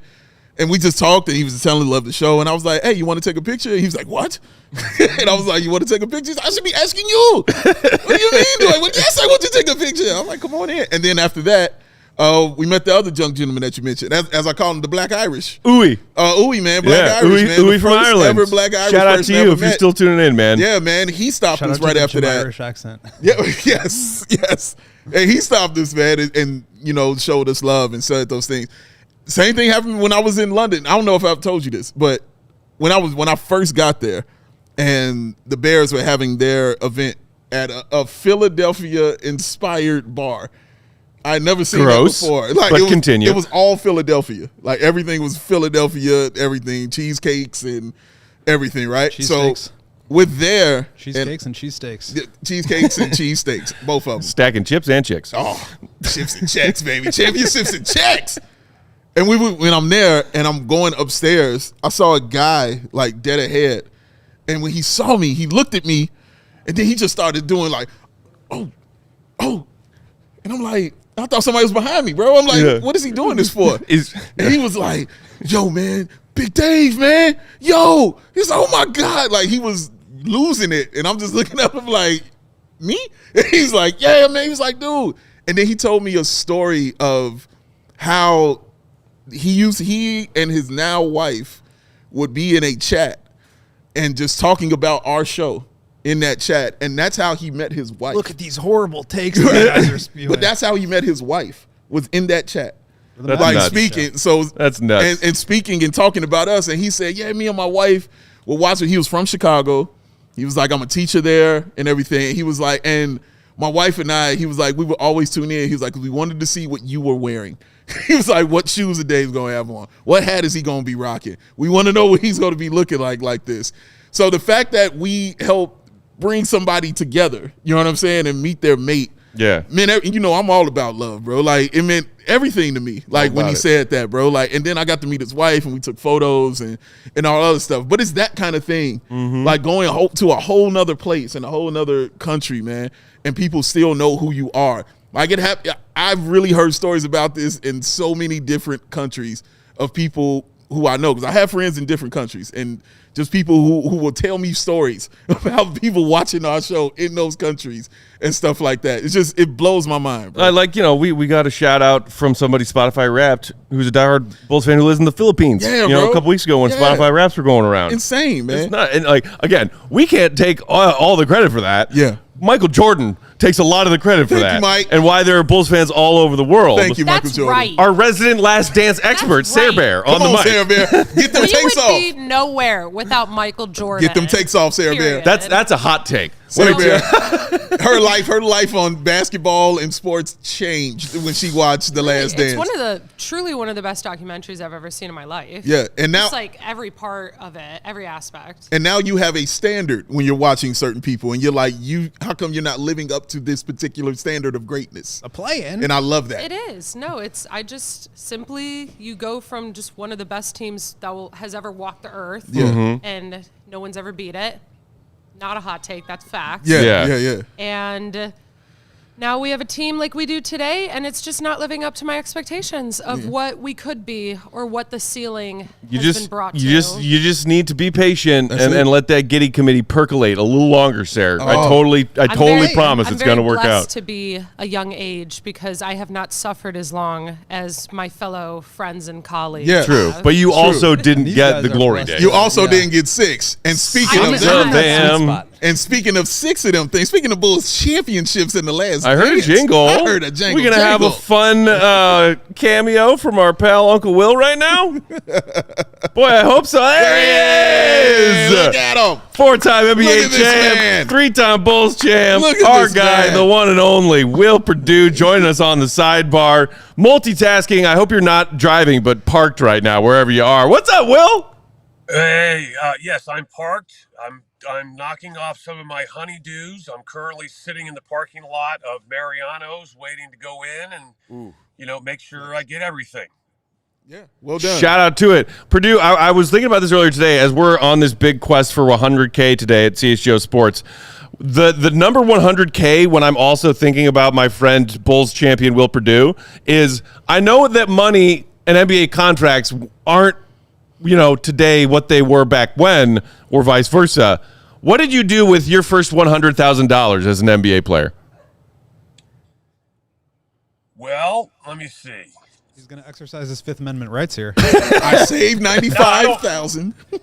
I don't mind sharing it. So I think I paid about $30,000 in taxes. Okay, flex. I think I put $15,000 in the bank, and then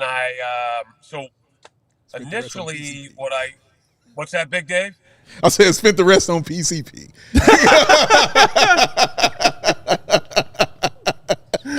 Oh my God, no.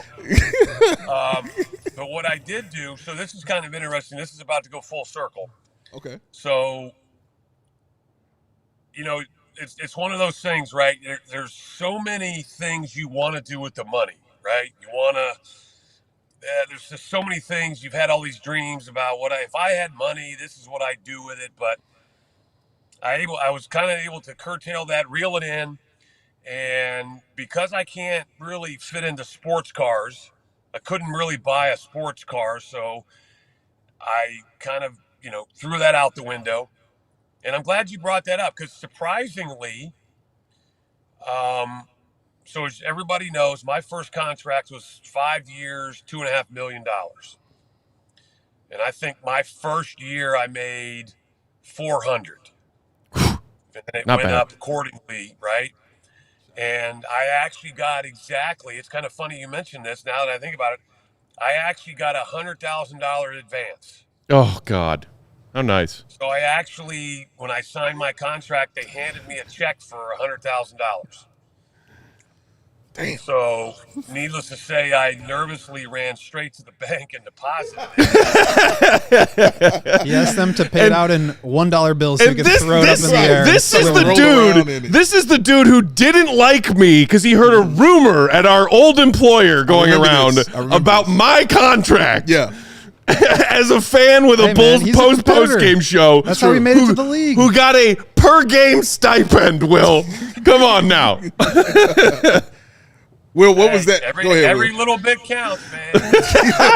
Will, now tell that story, Will, about what you thought of us, like when you first saw us at like doing the Bulls Outsiders show.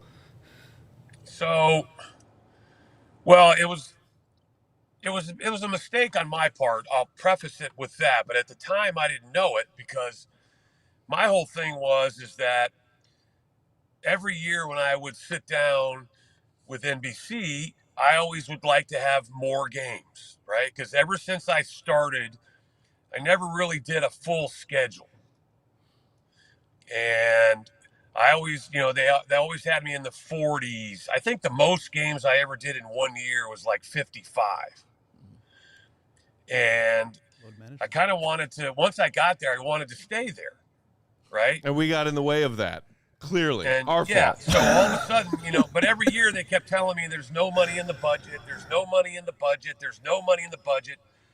And then the next thing I know, they're going to tell me they got this clown show called, what did they call you guys again? Bulls Outsiders. But the Bulls Outsiders. And I'm like, okay, I know they're really probably not paying these guys much. No. But you still got to pay the camera people and the producer and all those people behind. So don't tell me you don't have any money and then all of a sudden Sarah's nodding along. Expand programming, right? Mm-hmm. But, again, it was personal, right? That's kind of like, a knife in the wound about, we don't have any money. We can't give you more games. But You're saying that we had your money in our pockets. That's what you're saying, right? To quote your old teammate. The Michael Jordan slogan. That's correct. So, but as I've constantly told many times on this show in person, once I kind of finally accepted the fact that you guys were going to be there and it kind of, shrugged off the chip that I had when you guys first showed up, I actually realized how much I enjoyed sitting in the green room, watching the game with you guys. It kind of reminded me, the impact that this Bulls organization had on people, right? Because how many years ago was that? 2017? Outsiders started in 2018. 2018, okay. So, I'm basically 15 years, after my career's over, right? Because I think my last year was 01, so I kind of lost touch a little bit because I was down in Louisville a lot, wasn't really around Chicago, but I kind of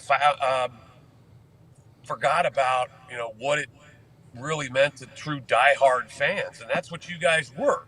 And kind of once I accepted that and put my feelings aside, and I was butthurt.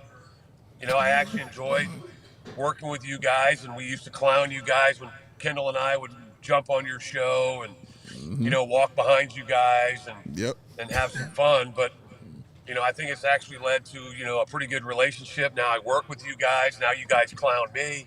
Yeah. Everything's gone full circle. Yes, this is true. But see, it's funny because with you feeling that way on Bulls Outsiders, I know how me and Matt felt because we would walk home every night and just be like, dude, we get to talk to Will Purdue. Like, this is so cool. Like, I got so many questions, and I'm bringing out cards for you to sign, and Matt's bringing out cards for you to sign, and we're asking you about the championship days and all this other stuff. Like, we just wanted to, this was a fantasy. You know what I mean? To sit here and talk to you, you know what I mean, and learn the game on top of that. Well, my fantasies are a little different, but okay. Well, yeah. I didn't say it was my only one, Will Purdue. Didn't say it was yours. I didn't say it was my only one either. You know what I'm saying? I got several. But it was one of them, though, man. Like, just to sit there and just watch you. Like, I remember watching you call shots before they even were attempting them. Like, they would have the ball, and you would be like, you would see the set and be like, oh, yeah, this is going in. And I'm like, they ain't even gotten to the set yet. And then you're like, watch, the ball's going to go here. It's going to go around here, around the bend right there, and he's going to shoot that three. And it would literally happen that exact same way. And I'm looking at you like, oh, my God. Like, that is insane. And just the stuff I've learned, like, I can't repay you for that stuff. Like, the things I've just sat and learned from you about the game of basketball. That's what I mean. I can't repay you for our friendship. I mean, the fact that I folded myself up and put myself in your car and you gave me a ride one day after the show, You and your Kia Soul. You fit in there nicely. Don't act like you were struggling. You was in there, man. But, also, Purdue, you do that yourself. Shout out to our pal Jimmy of UK Chicago Bulls. He's one of the big international Bulls fans. Mm-hmm. He came in for a big Chicago Bulls themed trip, and you gave him a ride home from a Windy City Bulls game the way the heck out in the suburbs. You sure did. Because you're a good person. Pay like over $100 for an Uber. I was like, that's kind of ridiculous, man. I'm driving back downtown. That's when I lived in the West Loop. But at the end of the day, you guys didn't intentionally try to humble me, but that experience was kind of humbling and kind of reminded me, who I was, kind of regrounded me a little bit, reminded me.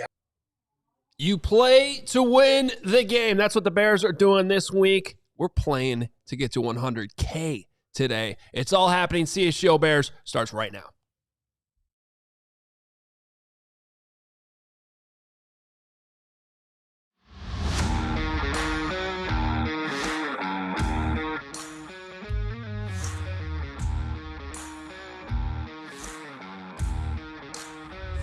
On our way to 100K, we're going to ask a lot of you today, and we're going to entertain you to the max as well. This is the CHGO Bears podcast, proudly presented by our friends at Bet365. Never ordinary at Bet365. Certainly not ordinary today at CHGO. Download the app. Use the code CHGO365 to get yourself $150 in bonus bets when you deposit $10. Place a bet for $5. Doesn't matter win and or lose. Shout out to our friends at Bet365. I'm here. You're here. Braggs is here. New studio for us today. I can touch you guys. Feels good.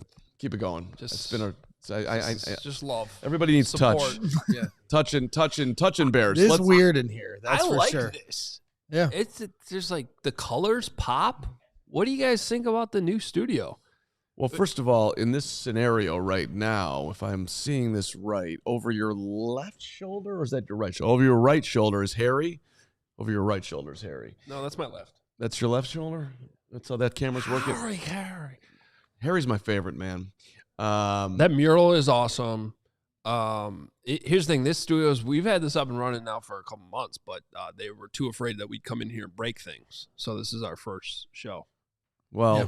So in an interesting turn of events, this show has taken over the 100K show. So we're going to be efforting some technical difficulties here to start. I was going to say, because right now it says 0 people are watching, so that doesn't make a whole lot of sense. So everyone that is watching the 100K show is now watching CHGO Bears. There was a stream cross situation. Stream cross situation. I hate when the streams cross. That's a bad luck right there. We're stream crossing. Look, we're doing listen, this is a celebration of you who has helped us grow and be a viable company and organization and part of All City here at CHGO. So it's really, all of us are thanking you to the moon for every super chat, every social media mention anywhere, anybody who's ever shaken a hand, come into a tailgate, bought a shirt, done literally anything for us. Or if you're here for the first time, you're actually the person we want to talk to. You. So hit subscribe because you're here for the first time and you're new. And we have some incentives on the show, don't we, Greg? Yeah, we do. I didn't know if we want to spoil it because it's funny so I'm assuming we're live on the original 100K chat. That's so what our producer just told us. Correct. Yes. But the Bears chat that we can see, they're all yelling at us right now. Because we haven't started. One person's like, come on, you're late. And Beefstick's like, it's been 3.5 minutes, man. You'll be okay. Well, we actually did start. So someone in that, I don't know what. So are they doing the Bear show over there now? Well, I think the number one thing is Gary needs to save us. And I know Gary knows all that happens here. And so he needs to go inform all the people in the Bears chat. The actual number one thing is that we're still doing a show that's going to get podcasted. Yes. So we should do the show. Yeah. Well, I did kind of put it up. I think Steven's probably going to have you redo the show. Oh, great. Yeah, I mean, but here's the thing. The We best haven't done part enough is today. you pretty much get to blame Steven for this. Yes. What's funny is, and he's going to hate this because there's nothing worse in this world than the I told you so's. But about 12 minutes ago, he said we were going to do this in this studio. And I said, what could go wrong? Because we've never been over here before as the CHGO Bears team. And he was like, we're fine. And I was like, sure. Well, and here we are. Well, somebody needs to tell Crystal and Beefstick and somebody. So, Braggs, get in the chat and talk to them right now. That's what you Crystal She can't hear you right now. So you need to get in the chat. You're good at this stuff. You always are on the chat in the show. Yeah. So can you tell them what's going on? So the people watching the 100K show right now, if there's somebody that can go in the other link and tell the Bears fans from that chat to come over to the 100K chat, that probably would be helpful. Outside of that, it sounds like we're going to make a new stream. Eventually, we have all these producers circling around, trying to scramble to make sure we get this right. It's a big day for CHGO Sports, so forgive us for some of the technical difficulties, but we will work through these. We might have a new link here shortly, and when we do, we're going to have a great show, and this is also a great opportunity to inform all of you that we have a very special guest coming up at 3 p.m. Central, and thank God we did not schedule him for 2 p.m. Central. That's a good job by us. I think that it's important to point out that Greg Braggs has found another way to butt in on the 100,000 stream. Yeah. Good for you. This is what, your 8th time on already? Yeah. Mm-hmm. Well, since So will someone tell us what we should do right now? Should we start our show or should we? I think we just keep hanging until it flips back there, right? What do you think, Jake? What do you say? Right, because they need to flip back to the 100K show that they're doing in Studio A. So once they get that figured out, then we will end this Bears show that is going nowhere. Braggs, can you, A, describe it for me again, and B, compare it to the playoff scenarios? What's more confusing, how these streams are crossed or the playoff scenarios for the Playoff Bears? scenarios are not confusing. They are. They're not. My brain has been I thought I had it nailed with Bricolitics like 2 weeks ago, and now that we're actually getting more simple. clarity, it's getting more confusing. If for the me. Bears win, they play the Packers. If they don't, then they will play. If the 49ers beat the Seahawks, they will play the Rams. If the Seahawks beat the 49ers, they'll play the 49ers. It's that simple. Tell them again. Seriously, tell them one more time. Okay. If the 49ers beat the Seahawks, the Bears play the Rams. Okay. If the Seahawks beat the 49ers, the Bears play the 49ers. 49ers win, Rams, 49ers lose, 49ers. Under the scenario that the Bears don't beat the Lions. Since this is complete chaos, one quick question to follow up to that. If the Seahawks are the 1 seed, and if the Bears are the 2 seed, does the NFC run through Chicago or run through Seattle? Seattle. Does it, though? All right. Oh, you're saying, well, you'd have to go to Seattle to beat them. But All right, so we're not. That's all you're looking at. Our CHGO Bears link isn't technically live right now. So what we're going to have to do is we are live on the 100K. Right. I believe I have to end this stream here for that one to pick back up over there. Okay. It's a unique situation. So just keep an eye out for CHGO Bears to go live if you're looking for that show. In the meantime, we have the 100K going on, and we could watch that. And we're still going to be pushing for that 100K. And we're going to have a little – have you told the surprise that we're going to have if we – We haven't gotten there because we were going to tell our Bears audience that. Okay. Good idea. All right. Well, I'm gonna end this one right now, and hopefully it should pick right back up over there. Yeah, that's a big hope. Pray for us. Goodbye, everybody. Ladies and gentlemen. And like, it's one thing to like view the game that way and think about the outlook that way. It's another to come on here every day, whether there's pregame, postgame, or off-day show, and have to talk about it through that lens. And I think having you guys balances me out.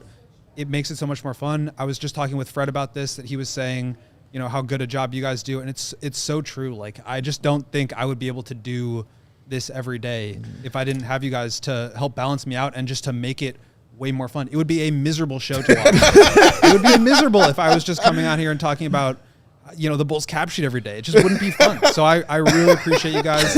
And from day one, from minute one, I knew like this is going to be a great fit. We're going to just like our strengths are going to complement each other. Yeah. We're going to help build each other up. It's just, and it's been amazing. Yeah. I just wanted Will to be, I wanted Will to be more comfortable. I was thinking the same word. And slightly making him comfortable with being uncomfortable. Yeah. You know what I mean? Like I'm still working on that part, but I know. But that's why I would always talk to him. And you know what I mean? Like, no, bro, like forget everything else. Like it's me and you right now. Like let's do this. We're going to talk this. Let's talk about your hair. Let's talk about your life. Let's talk about all this stuff like that. And I know Cole would come to me and be looking at me like, what is this dude right here? Like, why? What is going on right now, man? And I'm like, no, it's cool. Just it's trust so me, true bro. because I feel like you guys really give me a space to talk about how I view the game. Yeah. And it's a hard thing to do. Like, even if you're talking with friends, they argue with you and don't necessarily let you get through your point. And I feel like you guys really open the floor for me to be able to lay things out the way I see them. And sometimes it's right, sometimes it's wrong, sometimes it's a terrible take, but we check each other. Sure. We, I don't know. I just think it's turned out to be an incredible group and pairing the way that we talk about this thing. And I think we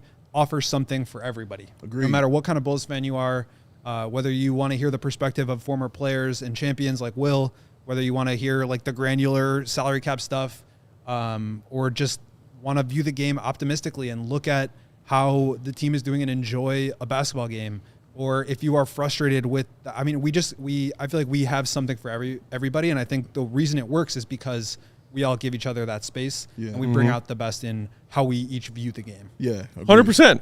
And yeah, a lot of people in the chat asking if we realized that streams got crossed and we were off the air for a hot second. Yeah, we do. Yeah, we realized. We just kept talking, y'all. Yeah, because that's what we do. Again, we are comfortable with uncomfortable, ladies and gentlemen. Wasn't that a Ben Johnsonism from this season? Yeah, get comfortable being uncomfortable. Yeah, bro. Like this is what we live at. Like, yeah, we're gonna keep doing this. I was a little bit though. Do reflect those of a Ooh, yes, this is true. What's up, Sarah? Just keep subscribing. Keep subscribing, Sarah. Well, by all means, keep subscribing. Yeah. So I'll find them. Okay, Sarah's gonna find us some super Sarah's chats. gonna find those chats. But yeah, that were in the meantime, I was a little bit worried about just like scaring the bejesus out of Goat. Because like we didn't know each other all that much. I was familiar obviously with y'all's work with Bulls HQ. I read your stuff when you covered the Bulls for The Athletic and like the Athletics inception here in Chicago. Yeah. And then like we had like a phone call or two back when you were still out in the Bay. When like we were all talking to Brandon about this and contemplating coming and joining CHGO. Yeah, I remember that. And like between our conversations and then your arrival, I was like, okay, this guy's energy level is like not lower than mine, but like you're just calm a lot. And when it comes to talking about the Bulls and covering the Bulls, I am not. And I was like, I really hope that I don't scare this guy off. Yeah. Like a loud predator unsuccessfully stalking its prey. Because I loved listening to you and Mark and hearing your Bulls thoughts on Bulls HQ. I respected and enjoyed your writing, whether it was covering the Bulls or what you were working on over at BR. And I really wanted you to come take this job, and I knew that you were on the fence about it because it was a lot harder of a decision for you. Because Big Dave and I were already here in Chicago, living here, already talking and podcasting about the Bulls here. Number one in the world. And you were doing a different job on the other side of the world. Yeah. And I was like, I was like talking to Dave, I was like, what do we need to do to get this dude to come take this job? Because neither of us could do the job that we need Goat to do. Yeah, real talk. And I knew that when Will was getting here, it was a perfect thing because Matt and everybody kind of already knew how we did our thing. You know what I mean? They knew how Matt is going to yell. Even if you didn't know, Matt is going to show you. Yeah. He's going to yell, and he's going to be, and I'm going to show you. I'm silly. I'm going to make these noises. I'm going to try to break people with laughter. And I'm going to talk this sports, and I'm going to be genuine and honest about it, but from an optimistic point of view. But I was like, if we're going to do this 365 days, and we're going to do this 5 days a week, at some point in time, it has to get real about the actual things like salary caps. We got to talk trades. We got to talk these things. And we have to talk it to a point where it's respect in what is being said. It's not just us finding it out for a second. And I'm just talking about me right now because Matt's good at this. But it's not just talking out for a second. It's actually, no, I can lay this out for you. And this is what needs to be done. And this is how it should be done. And on top of that, I'm going to write about that. You know what I mean? And in a really incredible way. So when I knew about Will, because truth be told, Will, when I was doing Ball on Bulls, shout out to that. When I was doing that, when we did our 100th show, Will Gottlieb was our guest. You know what I'm saying? On our 100th show. And just talking to him then. So I already knew then just how good this dude was. You know what I mean? Just how incredible he was as far as his knowledge of the game and just how he actually presented it. Because having Will here gets us also in other rooms. You know what I mean? So I can get us in certain rooms, Matt can get us in certain rooms, and Goat gets us in certain rooms. And it's usually with guys with high basketball level IQ. And they were like, yeah, I'll come on that show because Will Gottlieb is sitting here having this conversation with us. I already knew he could do all that. But then my other question was, who is this guy? Like let me talk to him for a second. Let's find out who Will the Go Gottlieb is. Does he know his hair is amazing? Does he understand that? You know what I mean? Does he know he has a smile that can launch 1,000 ships? I never understood. They never understood. Why? And now, and then I remember when Will would come to me and be like, man, dude, my family was like, why is that dude always talking about your hair? And I was like, because it's amazing, Will. Like, what do you mean? Have they looked at it? They created it. Look at it. It's amazing. It's great. So I just wanted him to know also just how great he was. Mm-hmm. And so that's why I was always speaking that life into him, and why I'm always doing that. I just wanted him to know that and understand that, because Gold is not comfortable with that. And I am. You know what I'm saying? And I'm like, no, bro, you're really dope at this.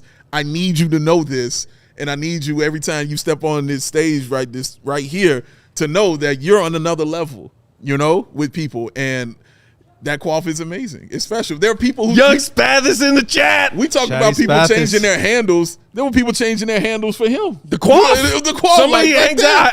I haven't seen him in a couple of game nights, but I was also off for a week. But I think that's kind of what I'm Joey talking about. Spath. It's like you guys just are so good at bringing the best out of people, and like it made it so much easier for me to come in and be comfortable with that. And I also wanted to take a second to shout out. Obviously, you guys mentioned him, Marquet and Sabine, who are kind of like the people that helped us get to where we are right now. So Kevin Anderson as well. Yep. Bulldog. Bulldog, baby. Just some of the best people, and so grateful for them.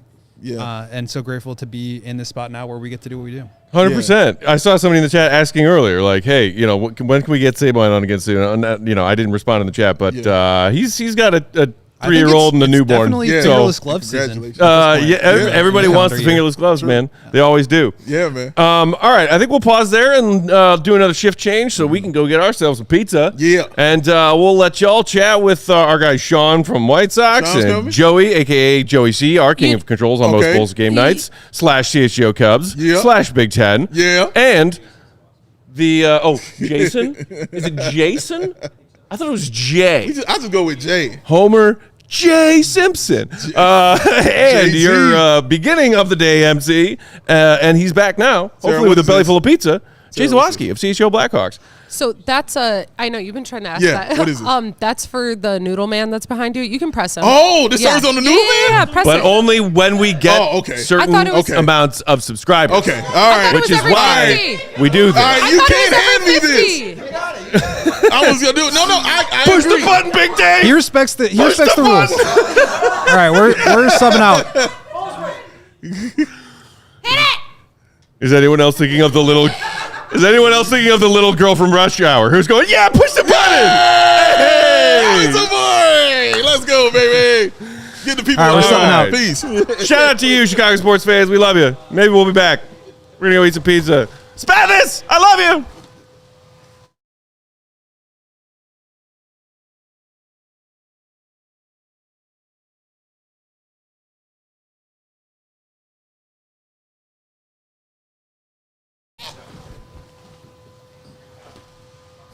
Where's the remote? I got you. All right. Honestly, I Is just want to nothing hold it because sacred, Jay? I feel a certain amount of power with this. That's good. You should. Pew pew pew pew. We're still live, right? Yeah. Subscribe to the show. Yes. My Is God. the 667 number accurate? Yes. God. If you subscribe, we'll stop I doing did that not do forever. anything. I just said numbers. Okay. Yeah, if we sit on 6-7, we are gonna just literally just do that meme for. Okay, No, I I'm do gonna want take- to, since we finally have a Cubs person back on set, I really want to play one of these fun videos. Yeah, that let's do it. just looks back from the great memories we've had. Yes. Before you do, But before we do, let's make sure we remind people why we're here. We're trying to reach 100,000 YouTube subscribers. Only 1% of YouTube channels hits 100,000. Yes. We want to get our little silver plaque. Yes, Put it silver right play over button. the MJ jersey. Mm-hmm. Every time we hit a 50 threshold, so the next one will be at 99.7. Yes. We'll activate Noodle Man. Yes. All right? We got to get to 100,000 by the end of the day. Tell your friends. If you have multiple Gmails, maybe you've got your personal, your work, whatever, subscribe from all of them. Ask 10 friends. And here, we'll do it this way. For every subscription, this is science.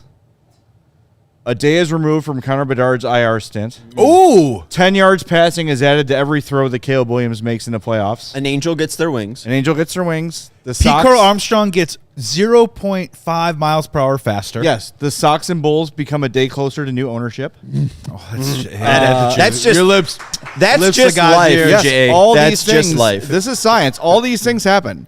So hit that subscribe Yeah, button. we get to 700, we'll release the nudes. Yes. Until then, no nudes. Unfortunately, they are of me and Patrick, but they are nudes nonetheless. All right, Sarah. Have you subscribed to the newsletter yet? Do you want to set this up? Yes. So obviously, Have we played any of these? No. That's why I'm like, Let's I've do been it. You put the work in. Man. So obviously, everyone knows that Joey's part of CHGO Cubs. Yes, Go Cubs! he And is. then during in season, I had a pretty big part as well in production with Cubs specifically. And then also we have Sean, who covers the CHGO White Sox, aka also another baseball podcast we do. So.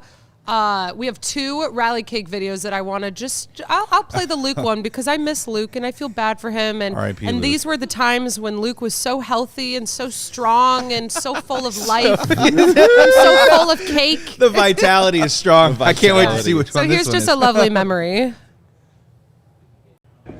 Have you guys seen Luke? I think he's outside. Yeah, I don't know. Let me check.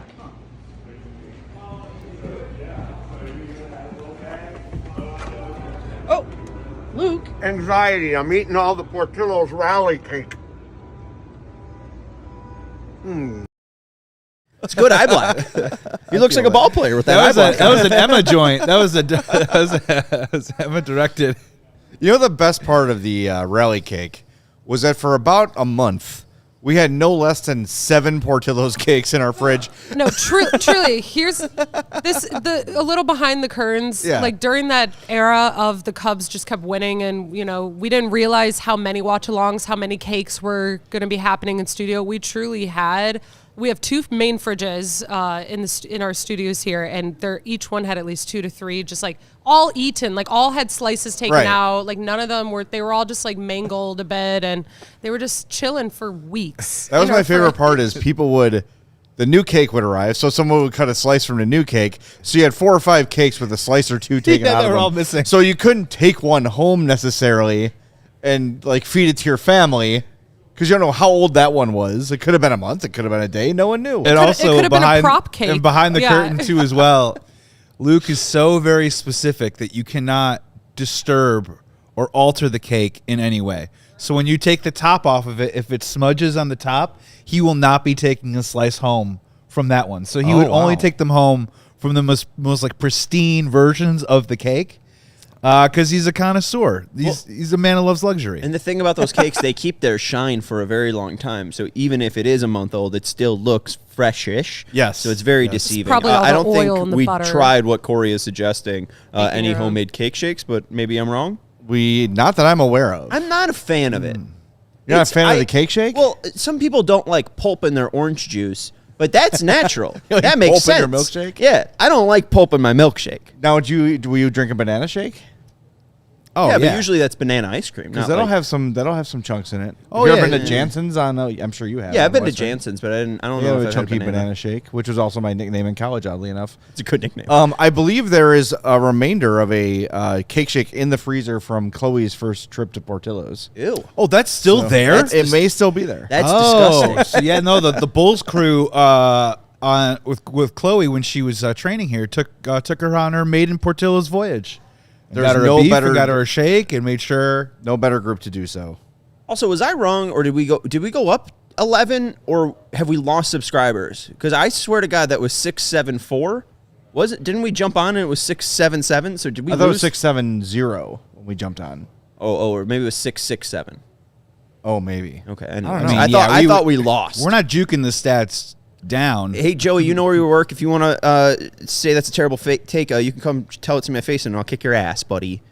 Wow. Yeah, There you go. That's the first threat of the show. for that little Call an Uber, twerp buddy. to be, chatting like this. I haven't seen him in a bit. Are you a no pulp in general guy? No, I like pulp. Okay, But that's what I'm saying no-pulp is guy. like when I was a young It's a lad. texture and thing. We'll get back to the old sports-a-roo soon. We promise.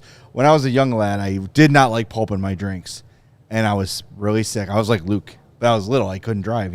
Yeah. So I said to my mom, "Can you get me some orange juice?" with no pulp. And she's like, you got it. Came home, literally said, lots of pulp. It was as if someone just put an orange in the thing, and that was it.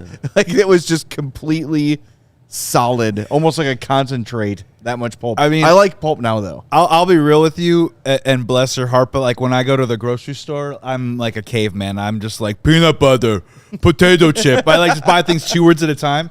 But my wife is definitely like unsalted, unsweetened, the blue almonds that are made by this company that have a 0% whatever, that have to be gluten-free, that have a hint of vanilla on them. And like that's like the shopping list is like multiple sentences. When I'm literally just like, oh, chips, and I just buy that.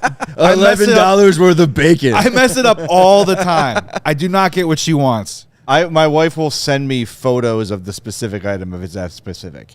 If it is not this thing, if it is not this thing, don't get it. Just walk around and I could picture match. Yeah.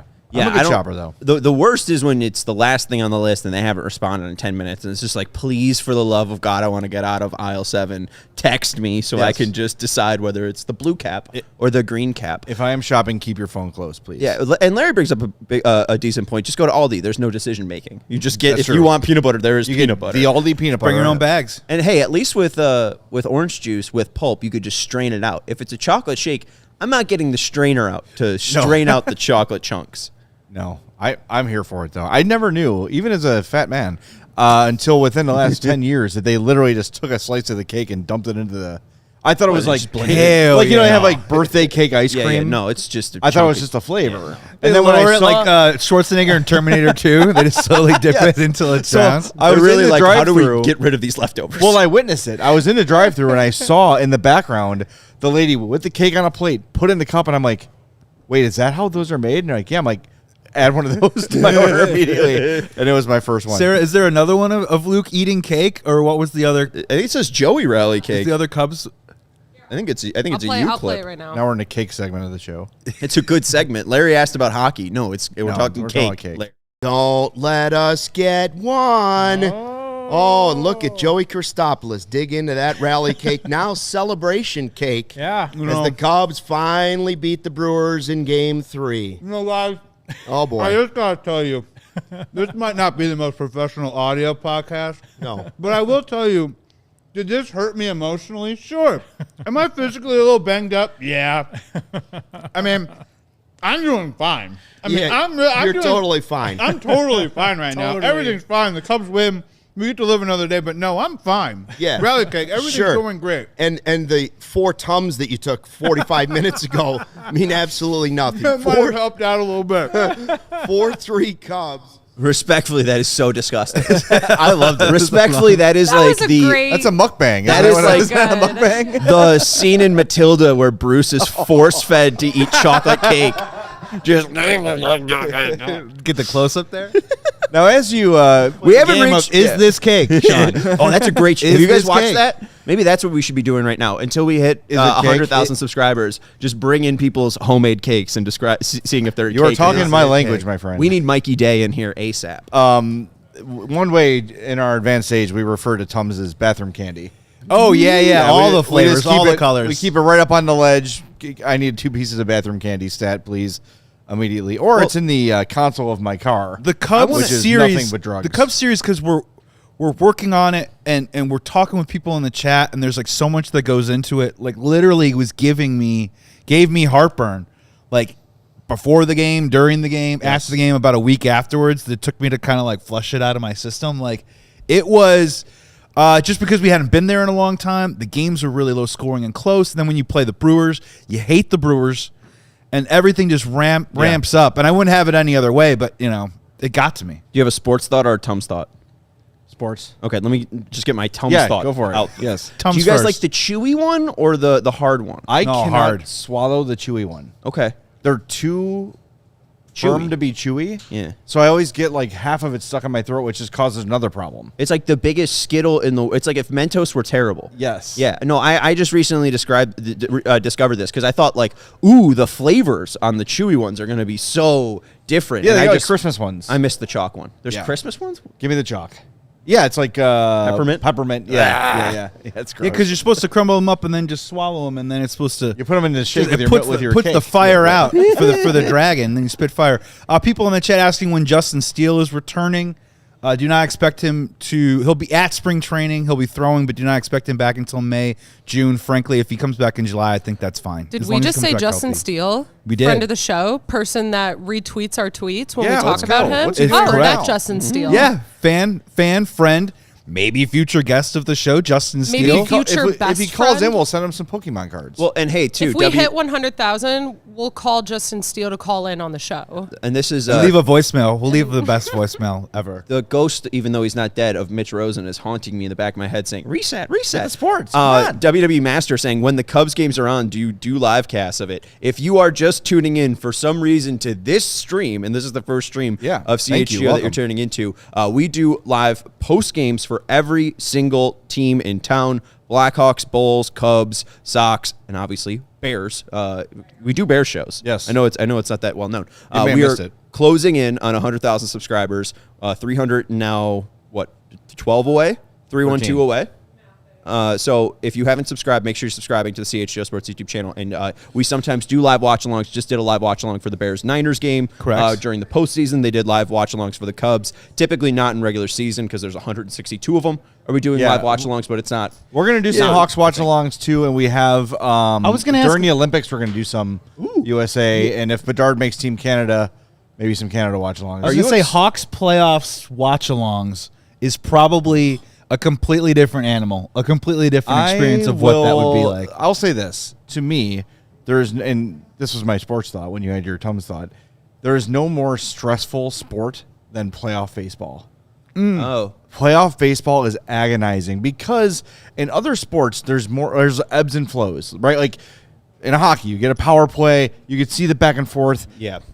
Every pitch There's a pause before is the a action. possibility of something. Every moment is a possibility of something happening. You can have nothing going on, and the next pitch is a 450-foot home run that flips the game on its head. Every instance of a playoff baseball game is stressful. I'm immediately getting heartburn just thinking For about real. It's like it's a 2-1 count, and we're on the edge of our seat, and then the guy steps off the mound, and you go, "Oh my god, please throw the ball!" Just do it already." But also, please don't. Or hard at bat where they foul a bunch of pitches off. Yeah, I mean, because there's pause in the action that resets the anticipation, builds it back up, delivers on it, and then you have to do it over. And it's over just again. repeating 250 times a game. That's funny because honestly, when you brought up like heart attack moments, I thought obviously the Bears-Niners game that we just watched because football hasn't been that electric in years in Chicago, and it just took me back to the cardiac Hawks of 2013, 2015. Yeah. But I guess you're right. I do hear your point of like the drawn outness of baseball, but I don't know if that means it's like the best postseason watch. I didn't say it I was still the think best. it's hockey. You said, but for the in terms of if it's a game, Oh yeah, definitely in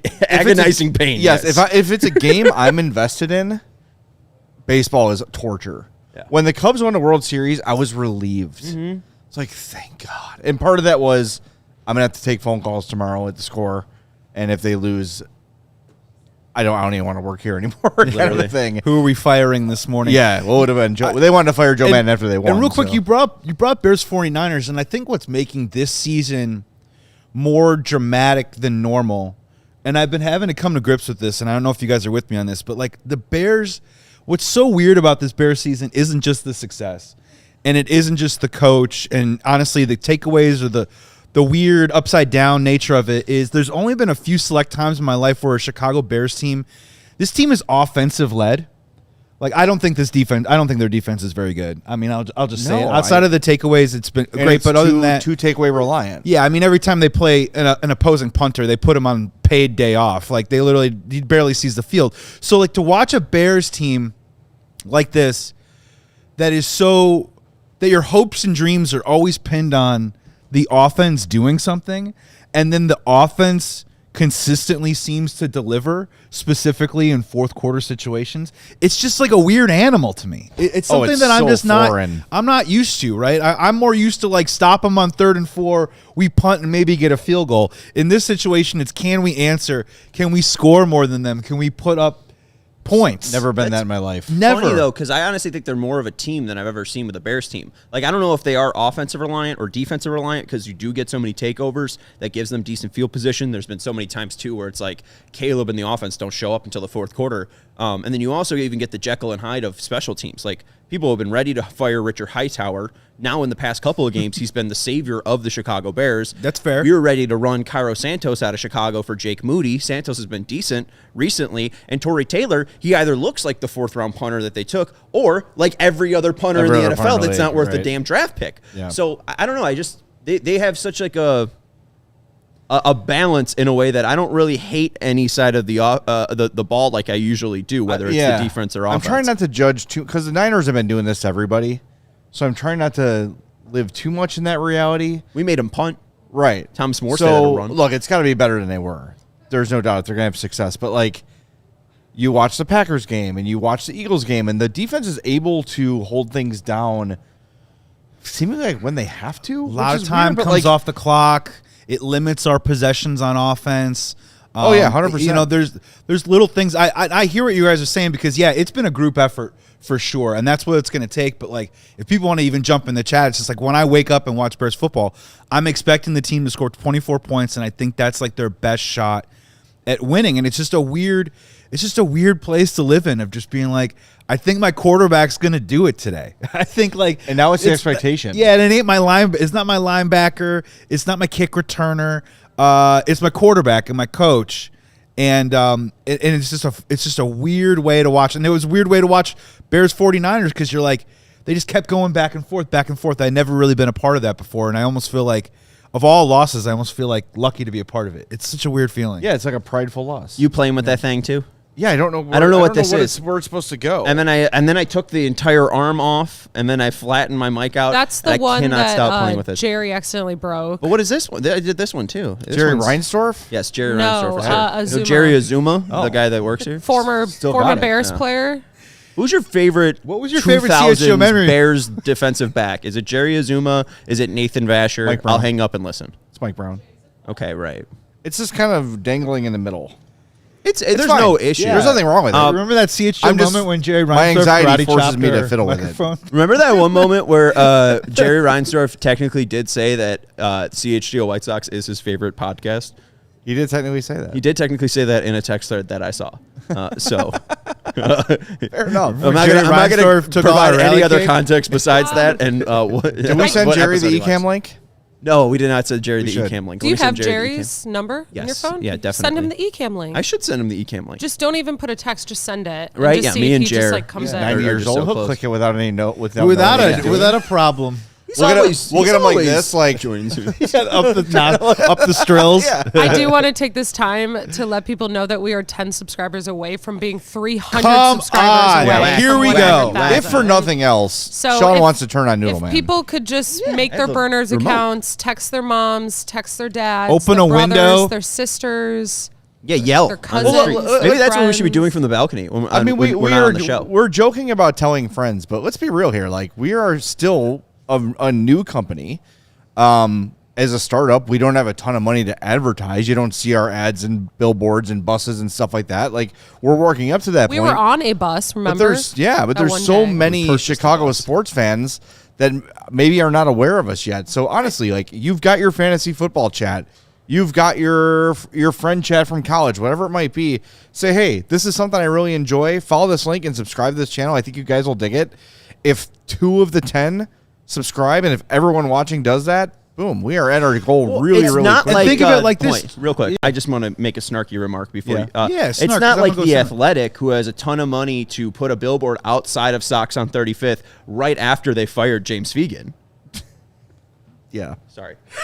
That was it. I've always found that to be the funniest thing that I've ever seen in my life. My thing with the telling the friend thing, just really quick, and you nailed it, is that we all have these special threads where we joke around with all of our buddies. And in many ways, I have friends that live multiple states away or people that we don't get a chance to see very often because we have jobs, families, and lives. If you just tell one of those friends right now to subscribe, it's your friend's choice whether they want to continue to consume our content. But wouldn't it be more fun when you hop into the chat if one of your buddies is also in the chat with you while you're watching Blackhawks, White Sox, Cubs, whatever it is? Yeah. Like, just bring one of them into the fold, and then you can have fun and conversations and have that conversation and friendship in the chat with other people. You meet other people too as well. Just seems like a win-win. And Wavy Hawks Noodle Man is saying, I'm a peacock. You have to let me fly, Terry. I'm 9 subs away from being let go, released. You're beautiful. Unfurled. All right. And we have a guest joining us. We do have a guest. Let's bring him in right now. One of my co-hosts for CHGO Cubs. Go Cubs. Yes. It's Justin Roman himself. What's up, Justin? How you guys doing out there? We're good. We were talking about the cake. What's your favorite cake memory? Well, if we're going flavor, it's the new salted caramel spice cake that was just delicious. I mean, the rally cake during the playoffs, I may have had probably 20 slices of it. It was just so good, and I can still taste it right now. It was unbelievable. So just the whole vibe, the whole playoff run for the Cubbies, and then Portillo's being so great, delivering us just cakes on cakes on cakes. I probably gained about 10 pounds during that playoff run, but it was definitely worth it. Yeah, we're trying to have a debate. I think Luke is finally going through rally cake withdrawals, which maybe has probably put him under the weather. And there's a rebalancing right now, if you will. We got Vince Perez here in the chat saying, Justin, just in time. Yes. Hey, man, this is a big day for CHGO. We're getting close right now to 99,700 subs right now. So if you want to, man, I mean, everyone's getting the opportunity in the platform. If you just want to talk about what it's been like, your experience since coming on and being with the Cubs team over the last 6 months. And then, tell people to subscribe because we need it. Yeah. I mean, my story is crazy. Like, I mean, obviously, I've been a fan of a lot of you guys for a long time. I know Jay way back in the day, and obviously I worked with Luke back in the day on his old network, and I knew a lot of you guys, and then things happen in life, and all of a sudden, like 2 months before the season's over, I had a good conversation with the GM, the big boss man, Jake Flanagan, and he asked if I would come, kind of do the Cubs thing. I'm a diehard Cub fan, been a fan my entire life, season ticket holder since 2004. I am what you would call a psycho Cubs fan, I like to be an optimistic guy by nature, so I'm always the kind of guy that was like, next year's the year. And I still believe that, by the way. Next year is going to be the year the Cubs win the World Series again. But in all reality, it was really, really cool, man. It was a job and a gig that I never thought would really kind of come to fruition. My history is music and radio and TV. I was on B96 for 12 years and US 99 for 3 years. But again, that was my job, but my passion had always been the Cubs and always been baseball. I mean, I still play men's baseball. I mean, it's in my blood, right? So when this opportunity with CHGO Cubs came around, I was like, yeah, let's do this, and I was so lucky to meet up with guys like Joey and Luke. And us three, I felt like had a really good vibe. I think that each of us kind of do our own thing really, really well. But collectively, I think we're better than we are individually. I think, Luke sometimes takes on the Captain Negative persona. And then my optimism is like through the roof. And I feel like Joey's right in the middle. I feel like you're kind of like me, but then you could be kind of like Luke. So I think it's a really good pair. And CHGO has been absolutely wonderful to work with and to work for. Everyone there has been really, really cool. I've worked for a lot of different companies, and it's not every day that at a company everybody is cool. There's always like somebody like, he's a jerk, or but like in this company, I have yet to meet the jerk, right? I don't think he exists. So it's been a lot of fun. And I mean, I'm very lucky to have fallen into this situation. And I hope, the people that are watching and subscribers and everything and the viewers like what I bring to the table. I hope so, because next year I want to do it more and bigger and better than ever. And I'm fully expecting a team with the Chicago Cubs to be even better than they were last year. So why not have me, Luke, and Joey be better as well than we were last year, right? I guess he hasn't met Jim yet. Oh, he's not here. Okay. Justin, I mean, you're an Emmy Award winner, used to host Drive Time Radio. What has this media change been? Like, what does this platform bring that hasn't been to the table that, TV radio can't bring? That's a great question, man. It's weird because this is still kind of like the Wild Wild West, right? Where, 100,000 subscribers, that's a big deal. I mean, that's a really, really big deal. And I'm honored to be part of it.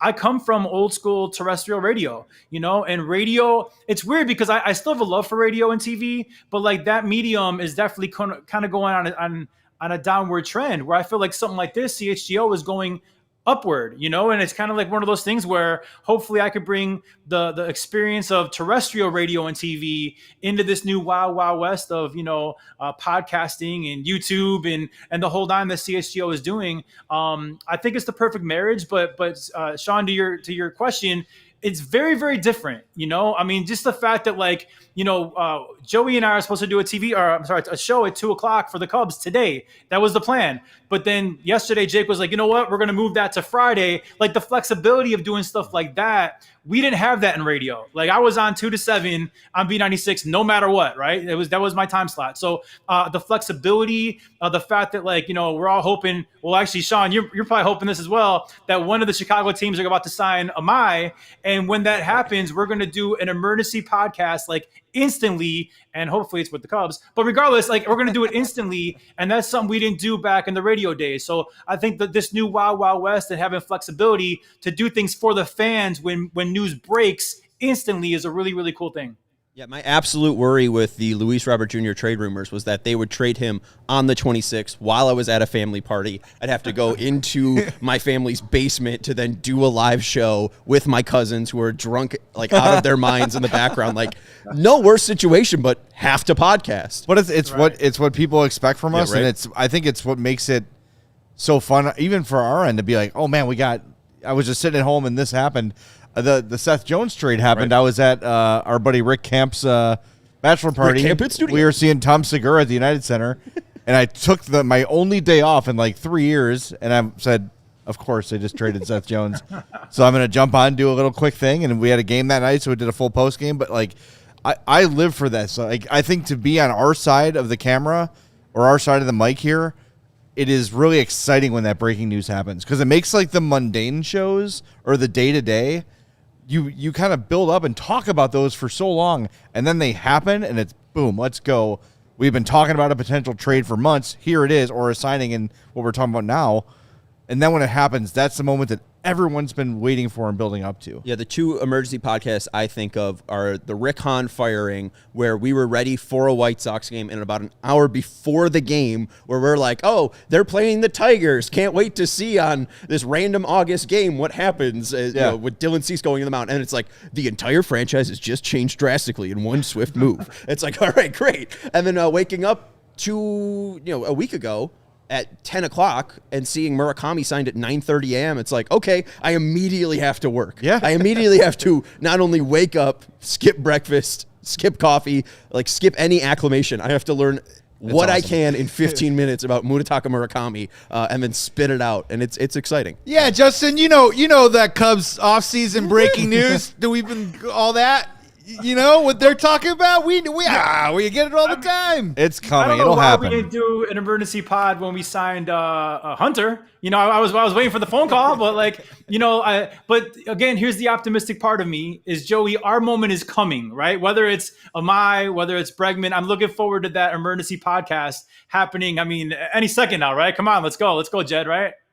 Well, what do you think, man? Is it going to be this year or next year? And I'm saying that tongue in cheek because we only have a couple of days left in 2025. But I feel like I saw something online where Shota Imanaga, the decision was made 3 days before the deadline.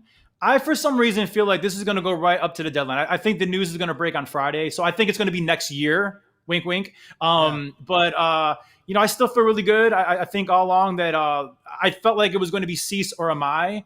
And right now I still feel like it's Amai. I know the White Sox have kind of come out of nowhere with this rumor about them being maybe heavily the favorites or what. I don't buy it. We'll see. I mean, Sean, I hope for your sake that happens for you. I still think that Amai is someone that Jed wants. And I think it's a perfect landing spot for him. I really do. So until I'm proven wrong, I'm choosing to believe that next year, wink, wink, on Friday, we're going to have some good news in the North Side.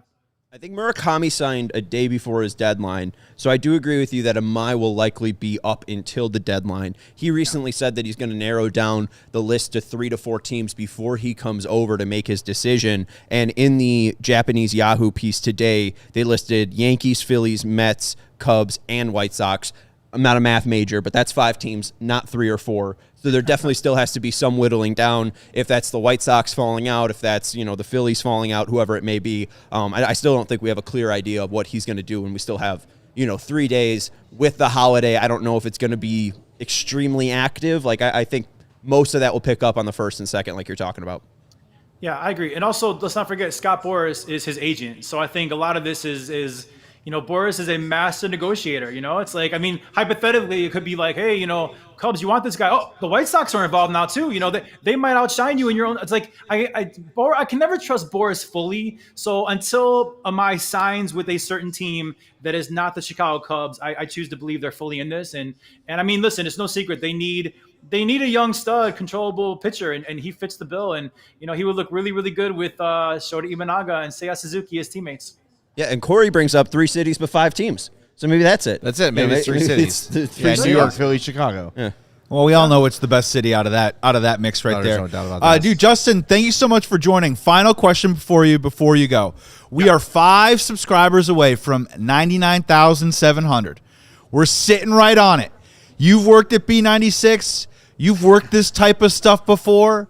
Yeah. What are the tricks of the trade? Or what can you say to the audience right now to get us at least to that 7 number right now? What are the old B96 tricks to try and get people to rally, to go to an event, to call in for tickets, to subscribe to CHGO? Caller 6 to the Backstreet Boys. I'm going to give you 2 little paths here. The tricks are bribery, right? If you had tickets can't do Backstreet Boys tickets. Yeah, you had Tate McRae or Taylor Swift tickets. That would really help out. But besides that, here's the thing about it that I want to pitch to people that are watching right now is that, a lot of times people do like drives and they do like fundraisers. And listen, times are tough. People can't afford to give to every charity organization or whatever.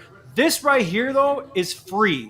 I always tell people you could support small businesses by liking their page. You could support a young artist, an aspiring singer, by liking or sharing their content online. It's free to do. Well, it's no different here with CHGO. A lot of really, really good people work really, really, really hard to give you the sports coverage that you deserve here in Chicago, and it's free. It's a free thing. You click subscribe, and you've really helped out all the people that work really hard behind the scenes at CHGO and the ones in front of the camera too. Like, you really help them out by doing something that's free to do. And I take it a step further and say it's going to benefit the viewer and the listener as well, because now you're going to get notifications. Boom. Like, when Amai finally signs, is it the Cubs? Is it the White Sox? You're going to get the notification instantly. So you also get something out of it. Let's talk about the Bears for a second. The Bears, we think they're Super Bowl bound, right? Well, when something happens with the Bears or whatever, boom, you get that notification instantly. So it's one of those things where this is totally free to do, and you could really help out a lot of really good people and passionate sports people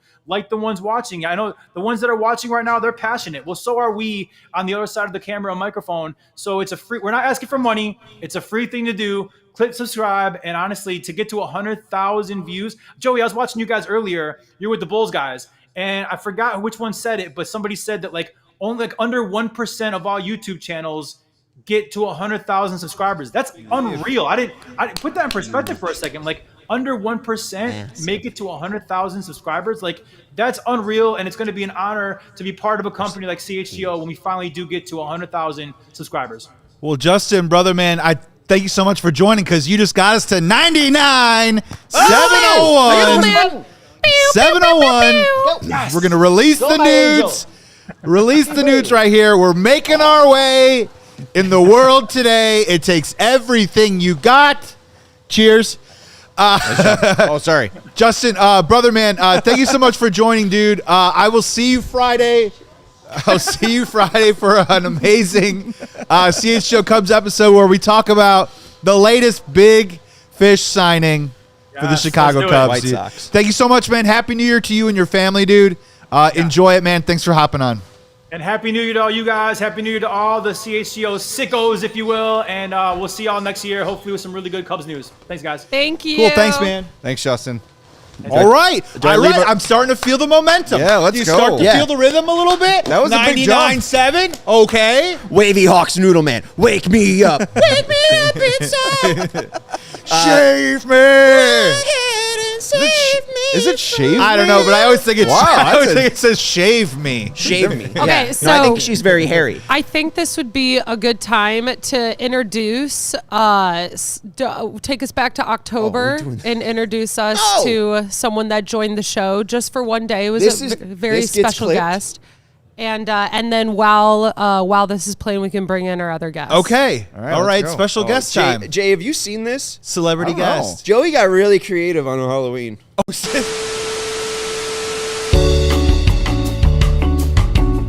Do not adjust your television sets, for it is I, Thanos, here to bring you a very important message. I am inevitable. And 2, I am here to toss out some tasty, sweet Chicago sports takes. What's up, Stucky? How are you, buddy? This is not what I expected today, Thanos. I had no idea you were a Cubs fan. Listen, Stucklehead. Due to a time-traveling snafu, I've been marooned here on your putrid planet, waiting for my armies to come and rescue me so I can take over the world. Yeah. But until then, huge Cubs fan. 120 Club, shout out. Oh, yeah, you like left field over right field? Oh, right field. Right field sucks, am I right? Should the Cubs bring Schwarber back? With my 5 Infinity Stones, I can make anyone disappear, Luke. Oh. First one, William Contreras. Boom, gone. See you later. that. Total suspect. I like how you think. Number 2, Iron Man. Don't really like him very much. No. I'm going to trade for Adley Rutschman. I'm going to sign Kyle Schwarber. I'm going to sign Kyle Tucker.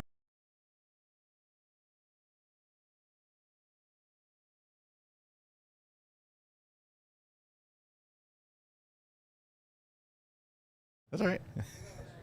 That is Coming back. brilliant, That's my bad. I brilliant just screwed that performance. But you guys got the So gist. that's, the important thing is we only book the best guests How do we land I just Thanos? wanted to show my favorite guest. on this planet or another planet here at CHGO Sports. That's a big get. Speaking of another big get, Jared Willis coming in, doing amazing work with us on both sides. Jared! Baseball. What's up, Jared? Hey, guys. I'm just trying to figure out how I follow up after that. That's man, you put the bar real high for me. Grand opening, grand closing. Thanks for joining, Jared. Yeah, Thanos is a tough act to follow. Good luck to you. Thoughts and prayers.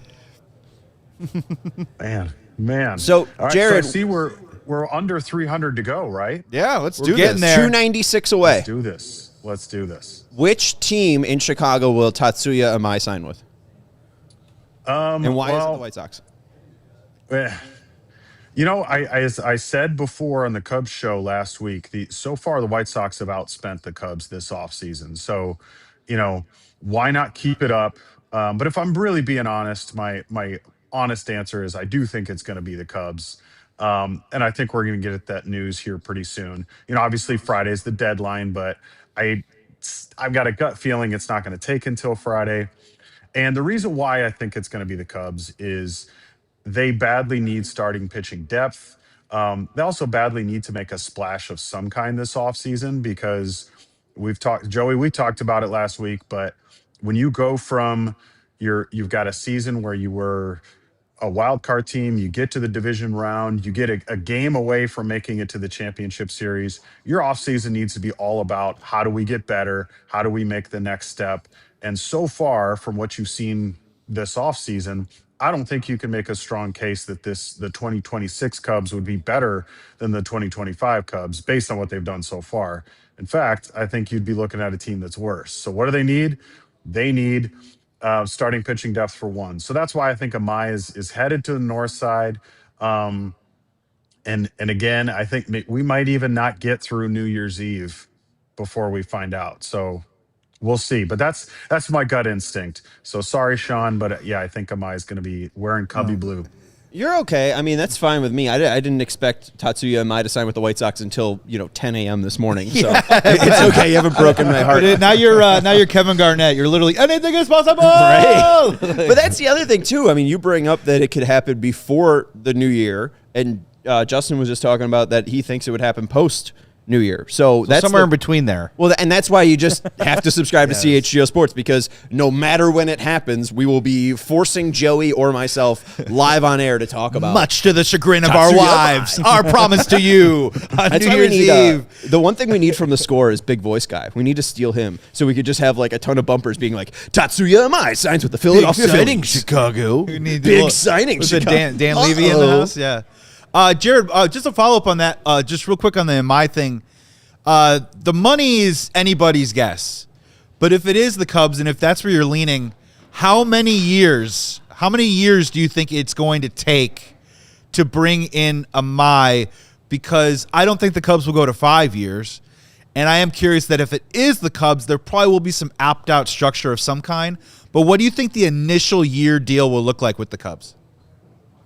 Yeah, I think you would see at maximum a 4 to 5 year in total. But I do think, Joey, you're right. The difference for the Cubs is going to be where they're willing to get a little more creative, perhaps, than some other teams as far as giving Amai more control when it comes to things like opt-outs and opt-outs that come early in the contract, so that he has the option to go out there and pitch next year and show the rest of the league that he's legit, that he can pitch in the major leagues in the United States, and then opt out, whether it's after the first year or after 2 years, which is what I kind of lean toward.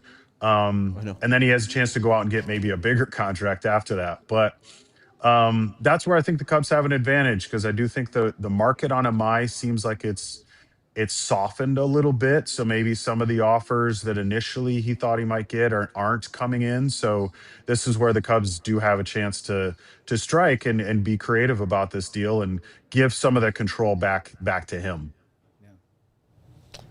It's time, man. It just I know I'm not as plugged in as you guys to the Cubs. I'm just a fan these days, but like it just enrages me every offseason that they are not in there with the big boys. And it should, though. And we saw there was a graph posted towards the end of the season, and Sean, I think you remember specifically what it was. It was money spent towards like the percentage. Oh, yeah, the Cubs spent like 26th highest payroll and had the third highest grossing year. So they brought in the third amount of the most money with the 26th lowest payroll or something. And in terms of percentage, I think they were spending either comparably or less than the White Sox. Yes. In percentage terms. And that cannot happen. I think the Ricketts have bought a lot of time because they won a World Series, and there's a lot of people that said, one before I die and I'll be happy, and that's fine. I understand that. But now you get one and you've been close.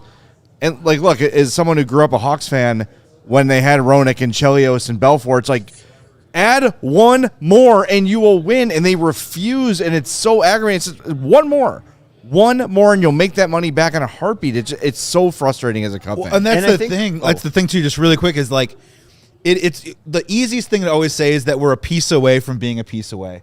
And you're just like, what is it? If it isn't this offseason for the Cubs, what exactly specifically would it take for them to ever even put themselves in the mode to go for it? They just won 92 games. They won a round in the playoffs. They went to 5 games with the Milwaukee Brewers with, honestly, a pitching staff that was on one leg that hobbled its way through. You're on the doorstep there to be dangerous, dynamic, and to go for it. I don't know how it doesn't fit any other description than what they have right now. Well, and Jared, feel free to jump in after me, but like I think that's where you see real frustration with fans is when you do have an offseason like this and you have casual baseball fans, not like it's saying you're sure. But like, you're mostly focused on the Hawks. Like when a casual fan is like, man, they don't spend, like that's when you know you have a problem. Like if you are like the diehards like Godfather, pissing him off, that's different. You're going to piss off Godfather with every single move that the Ricketts do. Yeah, sure. But when the casuals start to understand like this is just the consistent MO of this team, that's when you're going to build up real resentment. And the thing with Tom specifically is his age. Tom Ricketts is not an old man. No. This is not a 90-year-old man clutching his pearls. This is a man that immediately hit on an investment to a generational level with his family and has been sitting on a pile of money when he has basically bought one of the 77 neighborhoods and makes money outside of the team alone with that neighborhood. It is insulting, and it should be insulting to Cubs fans. And that's the last thing you should be doing as an owner, is insulting casual fans who just want to go to 2 games a year and give you a stupid amount of money for 2 games. Like, it's just, it's sickening. And I think that part of it in particular is what is worth kind of dwelling on for a second, because if you think about what the Wrigley Field experience has become since the Ricketts family bought the team, in some ways it's a better experience. I think you could argue that in a lot of ways. I'm a big fan of Gallagher Way. Some of what they've done in the neighborhood I like. I don't like all of it, but some of it I like. But they've also made some pretty dramatic changes inside the ballpark too. And like the Catalina Club is something that I didn't like when they first put it in. I'm still not a particularly big fan of it because I think it took away a space from the average fan and kind of closed that off to them and has taken that away from them. But I think, Sean, like what you were just saying, what the casual fan is now experiencing with the Cubs is either they've been priced out of going to Wrigley Field at all, or if they do go, it's I can do one game a year or a couple of games a year maybe, and it's this much more expensive experience now. And what I think fans are willing to put up with that if what they're seeing on the field matches what's happening as far as like the ballpark experience. But I think we've seen a lot over the last several years of the prices are going up in terms of tickets, concessions, all that kind of stuff, but without a matching investment in what's on the field. So that's the part where, as a casual fan, I can definitely see why that would be incredibly frustrating. I have some numbers. I have the Brooksgate thing. How much revenue each MLB team generated last year and how much of that is going towards their payroll this year. There are 10 teams from Baltimore at 10 to Milwaukee at 24 that spend somewhere between 49% and 40% of their payroll on their revenue on their payroll, their 2024 revenue going back into their payroll. There are the Guardians, the Cubs, the Pirates, the Rays, the White Sox, and Marlins that spend sub 40%. The Marlins are at 27%, Sox are at 31%, Cubs are at 36.4%, 26 in Major League Baseball. They're third in revenue, 14th in payroll plus tax. And so and when Gary says it's not that they're spending at the Dodgers, they're not even spending at the Brewers level. No. Well, here's the thing, and they can't hide around this year, and we hammered on CHGO Cubs all the time, is that if you look at what's going on, like they don't want to pay the luxury tax, right? And everyone, even the casual fans, like, what's the luxury tax? And they have to learn that it's this weird little soft cap that you have to pay a tax on if you go over it. Well, first of all, it isn't as punitive as you think it is. If you go 10 or 15 million over, it's only like $1 million, which they make at the door, at the gate, in a game in May. That's 3 innings. You're right. And the other part about it is the Cubs actually pulled it off where, Jared, they got smart about it. And their books right now are so clean in 2026 that I think they only have $70 million committed to players right now in 26 and only $49 million committed in 27. So you can't tell me after 92 wins and winning a playoff round that you can't go over this tax this year, pay the whatever it is, the $1 million to even $6 million. If you go up to 260 or 270 million, you will fly right underneath it again and not have that problem because your general manager like structured it that way. Yeah. So that's the part that they can't hide behind of. Yes, they do spend money, but this is the one off season to spend more money than normal because next year it all flies off the books. I also that's the thing too is I also don't put a lot of blame on Jed Hoyer here because he's working with a budget. And he did the thing that put him in position to do. He's trying to make it make them as competitive as he can with the financial restrictions that he's been given. And I think he's done a good job. But again, it feels like we're saying they are a player or two away from being up there in the conversation with the Dodgers and the biggest teams in baseball. Correct. And it's like, just do it. Correct. You're going to make the money back in a heartbeat. And as you said, as a casual fan, I can live with the Catalina Club. I can live with going to 1 or 2 games a year if I see my team spending on a level they're supposed to be. It's hard to swallow both pills at once. Just real quick, Gary's asking, what am I talking about? Their top 8 in spending from Brooksgate, and this is from March. They had him listed at 14, spending $213 million, 14th in baseball, not 8. And then baseballcube.com has them at 11, spending $192.7 million. So, I mean, they're not 8th on the 2 that I've seen. The sheet that you were referencing was percentage of spending to revenue. Yes. That's payroll over revenue. Payroll versus revenue, yes. The whole we spend and we put it back into the team. Right. Mantra that they've trotted out a couple of times, right, Jared? I'm sorry, when Joey brings up you're one move away from being one move away, that's why you can't let Kyle Tucker walk out of the door. Like, Kyle Tucker changed your lineup when he was healthy. I understand he had health issues, whatever. That's why he hasn't been signed yet. But it's not to the level of like a Luis Robert Jr., where he's played 100 games once in his career. Like, he's consistently over 115. And yeah, he may struggle to get to 162. But as long as he's healthy for October, that's all that mattered. And that seemed to be the big issue with Kyle Tucker, specifically in this year, being a contract year. He didn't want to miss time. He wanted to play through an injury. The Cubs should have shut him down, but they didn't allow him the opportunity to shut down because he knew that he wasn't playing for them. Right. He was playing for the 29 other teams, obviously not the White Sox, but the 6 other teams, excluding the Pirates, White Sox, Rays, and Cubs, that had the possibility of signing him. Absolutely, because I think in Tucker's case specifically, under different circumstances, he wouldn't have played as much this past year as what we saw, but he was very much out there on the field because he's trying to earn a contract in the upcoming offseason. And again, under different circumstances, if he's already signed to some kind of a deal that's long term, he's probably not playing as much in the second half as he did. And then you hope is a little more healthy come October so that he could be more productive in the playoffs and come through in a couple of those spots, particularly in the division series where he didn't.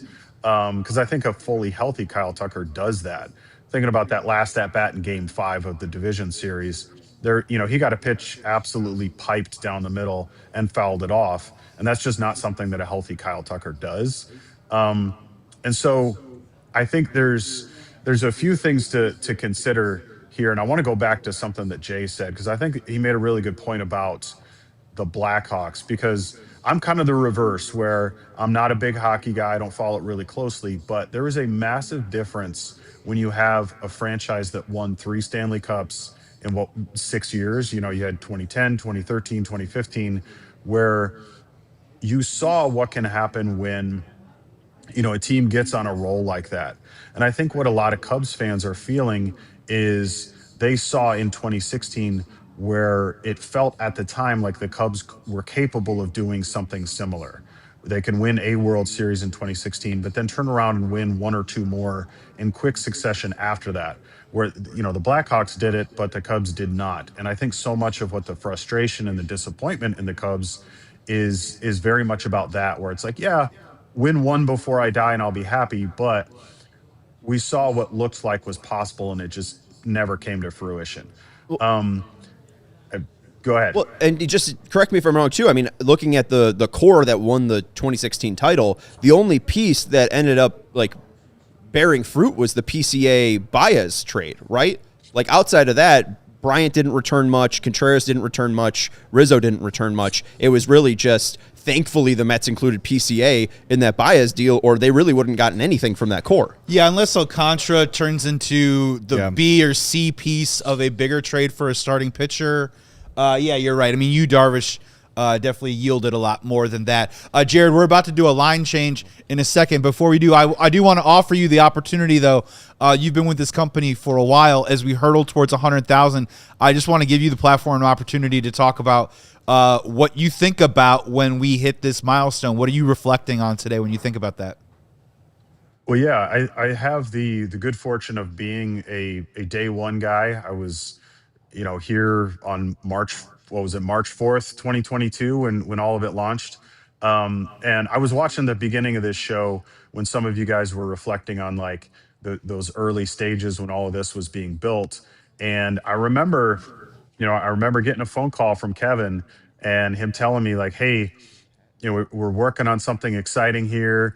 And at the time, I had spent the 2021 season kind of filling in at the Sun-Times, doing weekends for the Cubs and White Sox, and was really not sure like what's going to be next in this for me.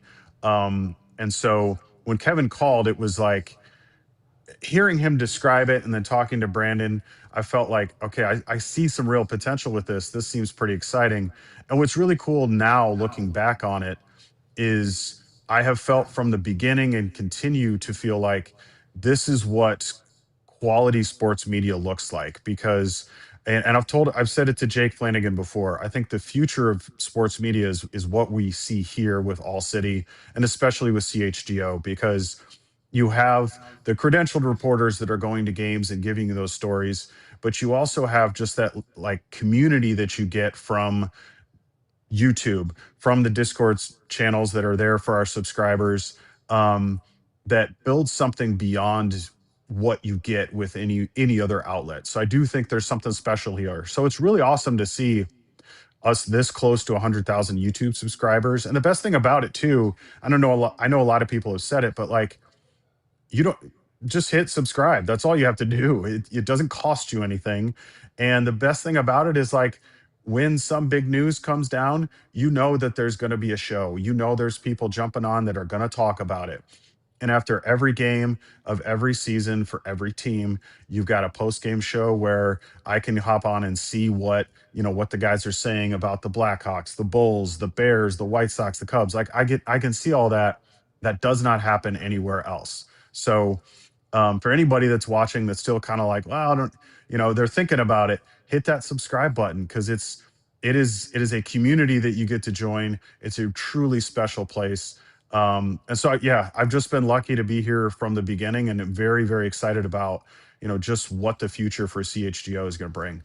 I think we got an emergency homework assignment from Mr. Willis coming in the email tonight. Kids, subscribe to CHGO Sports. That's right. Tell the parents too as well while we're at it. And mom, dad, everybody. Faculty. Yeah, exactly. Exactly. Jared, man, Happy New Year, dude. Thank you so much. It's a pleasure and an honor to work with you, man. It was great to see you in studio last week and hope to see more, man. Thanks for coming in. Thanks, guys. All right, Jared. Appreciate it, man. All right, we're gonna switch lines. Oh, we got a video. Oh. Fire it up. Number one, let's go. Here we go. Come on, here we go.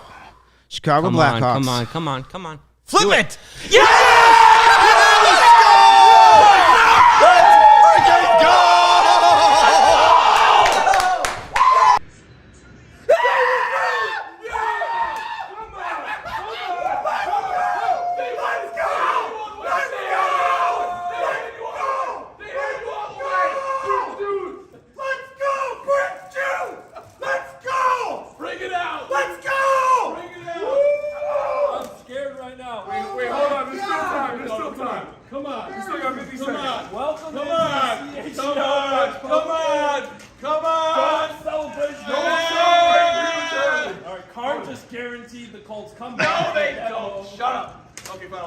You're not going to get my Mario reaction where I'm screaming. It's just going to be truly we'll a see sigh about of relief. that. It is Brett Phillips versus Harold Baines. Who wins? Harold the Baines. Goofy, lovable. Look at it. Harold already Hall knows of the Famer answer. or Harold Baines. He's got that smile. He's looking on. Greg Amsinger is milking this. The number 2 envelope. And we were hoped to be joined by Kyle Williams of the Sun-Times at 5 p.m. It's the race! Let's go! So many number 1 picks to celebrate. So many. Amazing. Why are we so blessed? Light it up. Hey, we got new people here. We have Chloe Thiel. We've got Elma. Elma. Who's Elma? Who? I wanted to make sure. Wrong. I was pointing at you. Thank you. So I Thank you. jarred my microphone. Oh. Ergo, jarred my throat. Okay. Ergo, mispronounced your name. And everybody knows Patrick already. Oh, what an introduction. So- we're Gen Zing it up. We are Gen Zing it up in here. Because the DNVR people are still here. Chloe and Emma, can we get your thoughts on Bo Nix? Emma Clark, you should be scared. can't, This is definitely terrifying. By the way, I swore to Chloe can that see I would Sarah's no face. longer refer to the Denver Broncos as the fraudulent Broncos after they beat the Packers. So I'm officially not referring to I didn't them know that this as beef the was fraudulent alive Broncos. and well. I didn't know that there was beef. Why did you guys hire somebody from Colorado? Wait, beef between who? I'm just kidding. Sorry, I'm going to try to keep the snorting to a minimum. Where is the Wow, beef? Emma Clark in the comments saying this is terrifying already. It's because I made fun of her earlier because I said she was a fan of the Arizona Coyotes because she's from Arizona. T. And they're no longer a Yes, team. me and my So- children. Thank you, Mario. We're your children? That's what he said, me and my kids. That's nice. It feels that way. I do feel quite old when I'm around all 3 of you. Jay, what'd you get But for it me makes for you Christmas? feel young. Yes, that's Say their it. Make me feel. Are we doing it? We're identifying our age? I'm double Chloe. I'm 24. I'm 24 in 16 days. You're 23. Yes. How did It's I my know? Jordan year, y'all. My bad. My bad. My bad. 26. Are you sure? Yep. Yeah, you It took me a sounded minute. like you weren't sure. Took me a minute. 99. Sarah will be Sarah's 26 in a 29. month. 99. All right, well. Why are you all saying like I'm gonna be this age? Right. Because my Say birthday is soon. I'm gonna be 25. You know, no one cares when you turn Soon. 24, and You know like what? You're right. That's fine You're right. because what is It's there your, to it's your Cody Bellinger year. Sure. wig? 24? Someone said it's my Kobe year, and I'm like, I am literally that. I am the not the person for that. Yeah, Hashtag she's Clippers. she's the I'm Clippers we don't need to fan. get into that. I'm an though. idiot and just now figured out how to put my mic in. Guys, I've Hey, been Sarah, sitting in a it's only chair been for 5 hours. What do we say? March 4th, 2022? No, it's because I forgot this had two. I forgot this had two ports, so you can actually. 2 chords, wow. Yeah, you can act. This one's like a double. So Emma, technically, you and I are sharing mics right now. Oh, That's great to know. That's scary. adorable. Jay, Scary how are you? for everyone. You know what? I'm actually excited about this because I think that people dig the behind the scenes stuff. And the three of you, for the most part, are very active behind the scenes. For those that don't know, you should know by now. Four. Well, Sarah's you're not on included. camera. Put a camera on, Sarah. There's no thingy or no yeah, camera. all right. on Well, this so one. Sarah's part of this too, of course. Patrick, if you don't know, writes our daily newsletter, which is awesome. We were talking about it earlier in the show, and it is very great in that I get to read it every morning. I know I didn't miss anything. All the info I need is there. I've never even seen that before. allchgo.com/newsletter to subscribe. Did people just unsubscribe? Very good. Emma runs all of our social media. I don't want to say you're a one-man show because you do have help. Yes. But most social media Barely. goes through Emma. Yes. Right. And she only has help because she's taught the people who help to do their jobs well. Right. Except for Braggs. Braggs is a terrible job. He's not here. We have to do an Oklahoma drill later. It's good. And then we've got Chloe, who just joined us last month from Denver. She was with Guerrilla Sports, Yay! a.k.a. DNVR if you ordered it on Wish. Yes. Let's start with Chloe. What came into your decision to move to Chicago and join CHGO? Well, I always just wanted to move out of Colorado to start. So I just wanted to move to a different city. Everybody can say that Denver is a city, but it's not a city. Like, you guys have been to Denver. Yeah. Nope.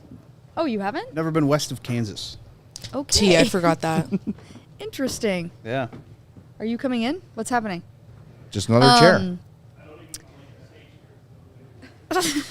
Jake says like the stage and crew. then as soon as I reached out to Jay put me in contact with Jake, and I got to meet a bunch of fun people. I got to meet Emma over the phone, and I just absolutely loved everybody that I met here.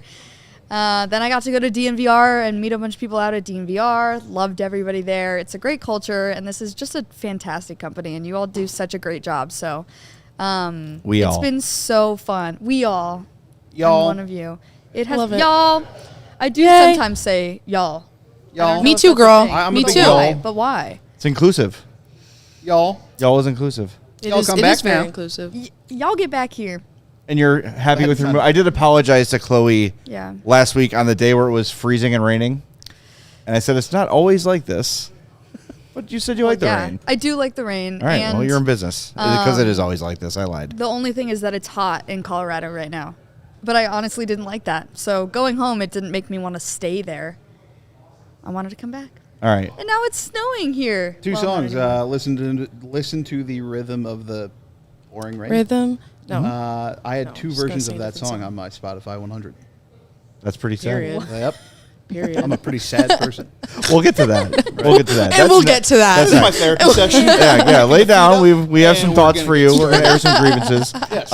Emma, also from LA. She is the Clippers fan. There is one. There she is. There's one singular, and I'm right here And in Chicago. describe your journey to Chicago and CHGO.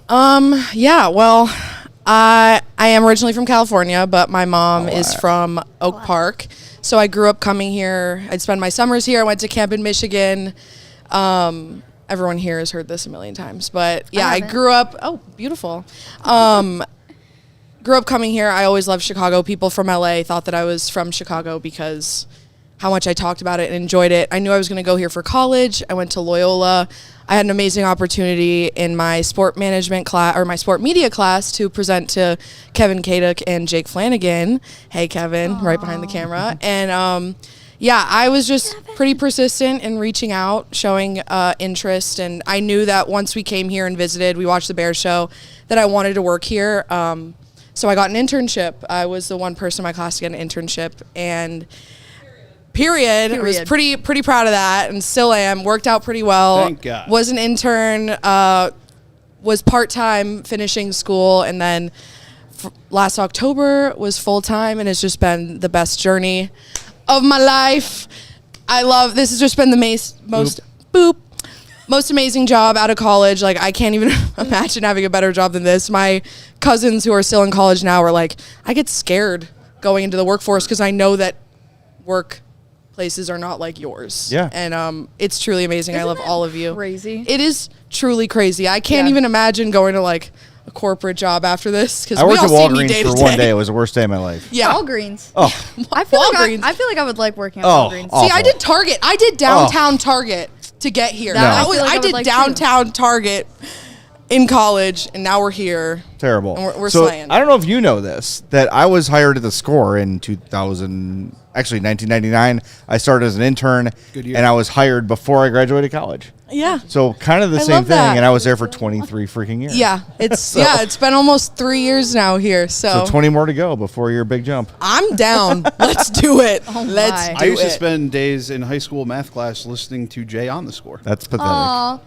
I didn't. I really didn't know was. who you were at Yeah, all you weren't before born this, yet. so. That's why I'm the one who always compliments you, because I'm actually a stalker of yours. That's why I'm. And you know how uncomfortable I am with all compliments. Right. So thank you for keep doing it. Your story also, Patrick, There's is nothing. not as interesting as theirs, but a lot of people don't know that you wrote for Jay Cutler's website. I did write for Jay which Cutler's fascinates website. me. Please tell me the story of you writing for Jay Cutler's what website. didn't I write for Jay Cutler's website? So we did a lot of Brittany Griner coming home coverage. We did a lot of Tennessee Titans coverage for some reason. So Jay Cutler had a site called Outsider. It already is gone. I think the site and brand still exists. There was a group of 4 of us, and Jay had his podcast, Cutler. Uncut. And so I would do the podcast write-ups for that. I would do a lot of aggregation work, which was not very fun. And then I also did press releases for the professional bull riding, whatever, the PBR. Okay. Yeah, and that Not was the- all not the under the good same. PBR though. No, unfortunately, not the good PBR. Yeah. The bull riders, and that was all under the same umbrella. And then left there because Jay disappeared, which Cutler. people. No, I keep being like, wait, Right. Jay. No, this Jay disappeared, and I was the first suspect. I made Jay disappear. Sorry. Anyway, Jay Cutler disappeared from planet Earth for a little while. His podcast ended. My job ended. And then I went to Bannockburn because we did CHGO did an event at the Midtown Athletic Club, hung around there, and got talking with Kevin, and we went out for a drink a couple weeks later, and then I started writing a newsletter like 2 weeks after that. So here's the message, as I am, as Dad Stalkers. Corner begins. Thank you, Kevin. These 3 young, successful media professionals all have something in common, is that they went out of their way to do this job. Emma did a talk in front of Kevin. Chloe reached out to me. I don't know. I didn't know Chloe. Chloe DM'd me on Twitter and said, "Is there anything open?" I said, "Actually, I think there might be." Yep. Patrick went to a stalked CHGO him. event. People ask what it takes to get in the industry. It is a lot of luck, but it's also having some persistence, being around without being annoying, without being pushy. Kylan Mills, who his calls and Bulls games, calls all sorts of stuff for ESPN all over the place, was one of my students when I taught at Lewis. She told the story of getting in the car with her dad and driving around the Quad Cities, radio station to radio station, knocking on the door and saying, "Do you have a job opening?" And one of the stations said, "Yeah, we do. Do you want to interview right now?" And she said, "Yes, I do." And her dad sat in the car for 3 hours while she got interviewed and hired, simply for having the guts to pursue a job. as someone who has hired before, the thing that drove me the craziest, or even as later in the score, I had a higher position because I was an executive producer. I'd get an email from my son is a student at this school, and he'd really like an internship. Great, have him email me. I don't want a parent emailing me. So the message is here. If there's something you want to do, be it in media or elsewhere, you've got to put yourself out there. You've got to make yourself stand out. Now with these resume aggregating websites and everything, you've got to make yourself stand out. So it wasn't just those things. Obviously, you all have incredible talent in what you do. This company is blessed to have the three of you. But to get your great work in front of us took a little bit of nerve on your ends to make it happen. And the reason you're here is because of that nerve. So that's the message I want to put out to other people. Something that should be added to that is also the fact that I don't know about you guys, but you're also not going to hear back from a lot of people. Yeah. From 99% of the people that you reach out to, you're not going to hear back from.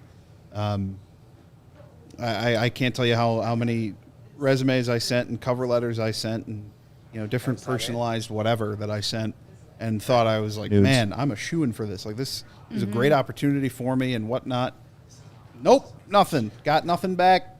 Felt lower than low at that point, and now look at me, a little bit above low. Yay! You're higher than low. I'm higher than low. Congratulations. Higher. That's good. That's awesome. Sarah's putting a picture of who we got there. What's that? What is it? That is when we were in Vegas. The reaction to. Hey. Okay, gorgeous. Sarah. It was the reaction to the blocked field goal. Of the office.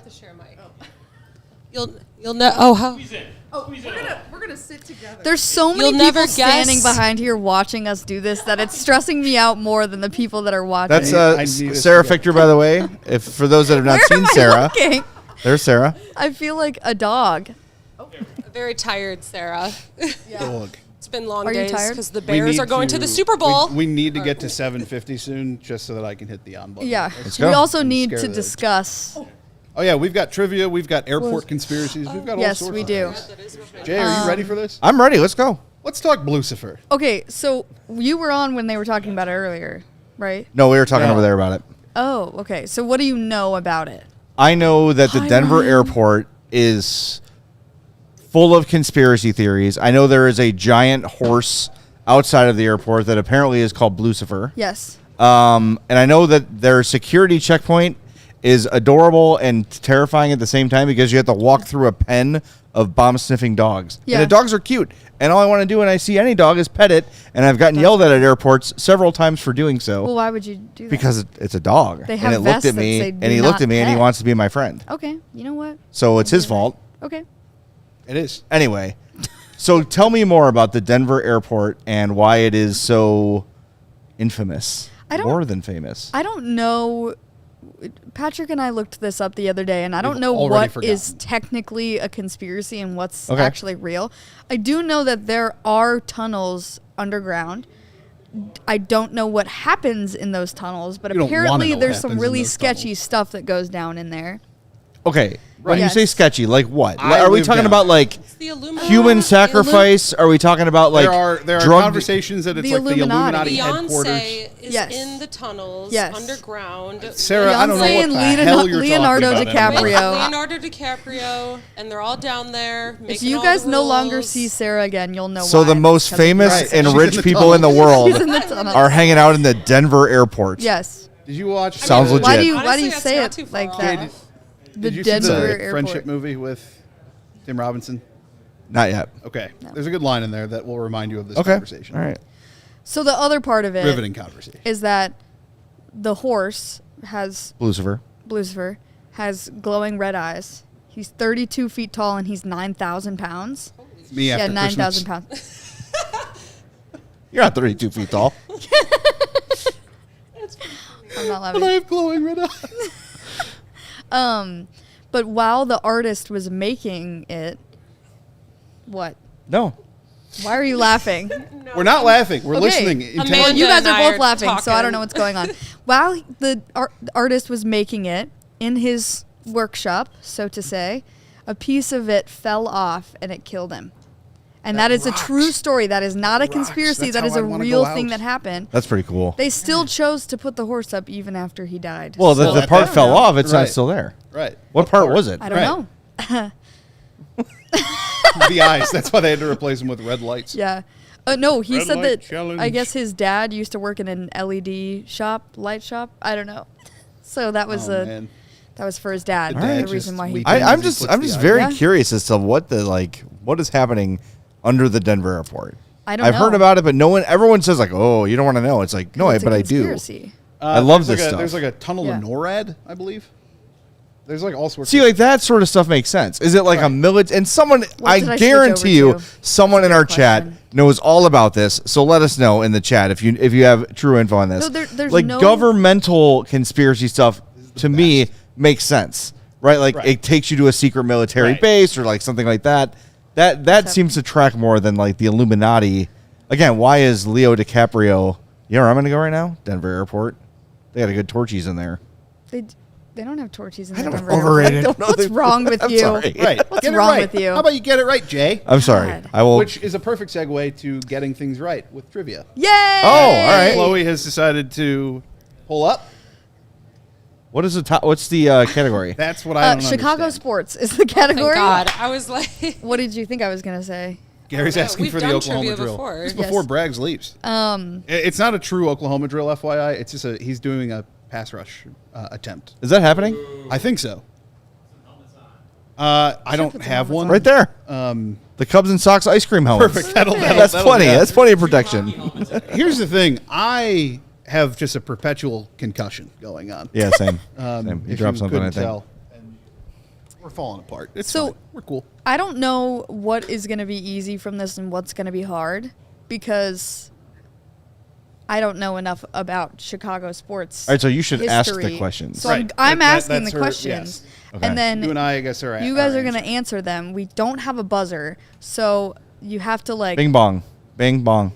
Okay. I think I know a couple of these. Well, you're behind me, so Great. you can't say them out loud. Thank you very much. Let's start with the hard one.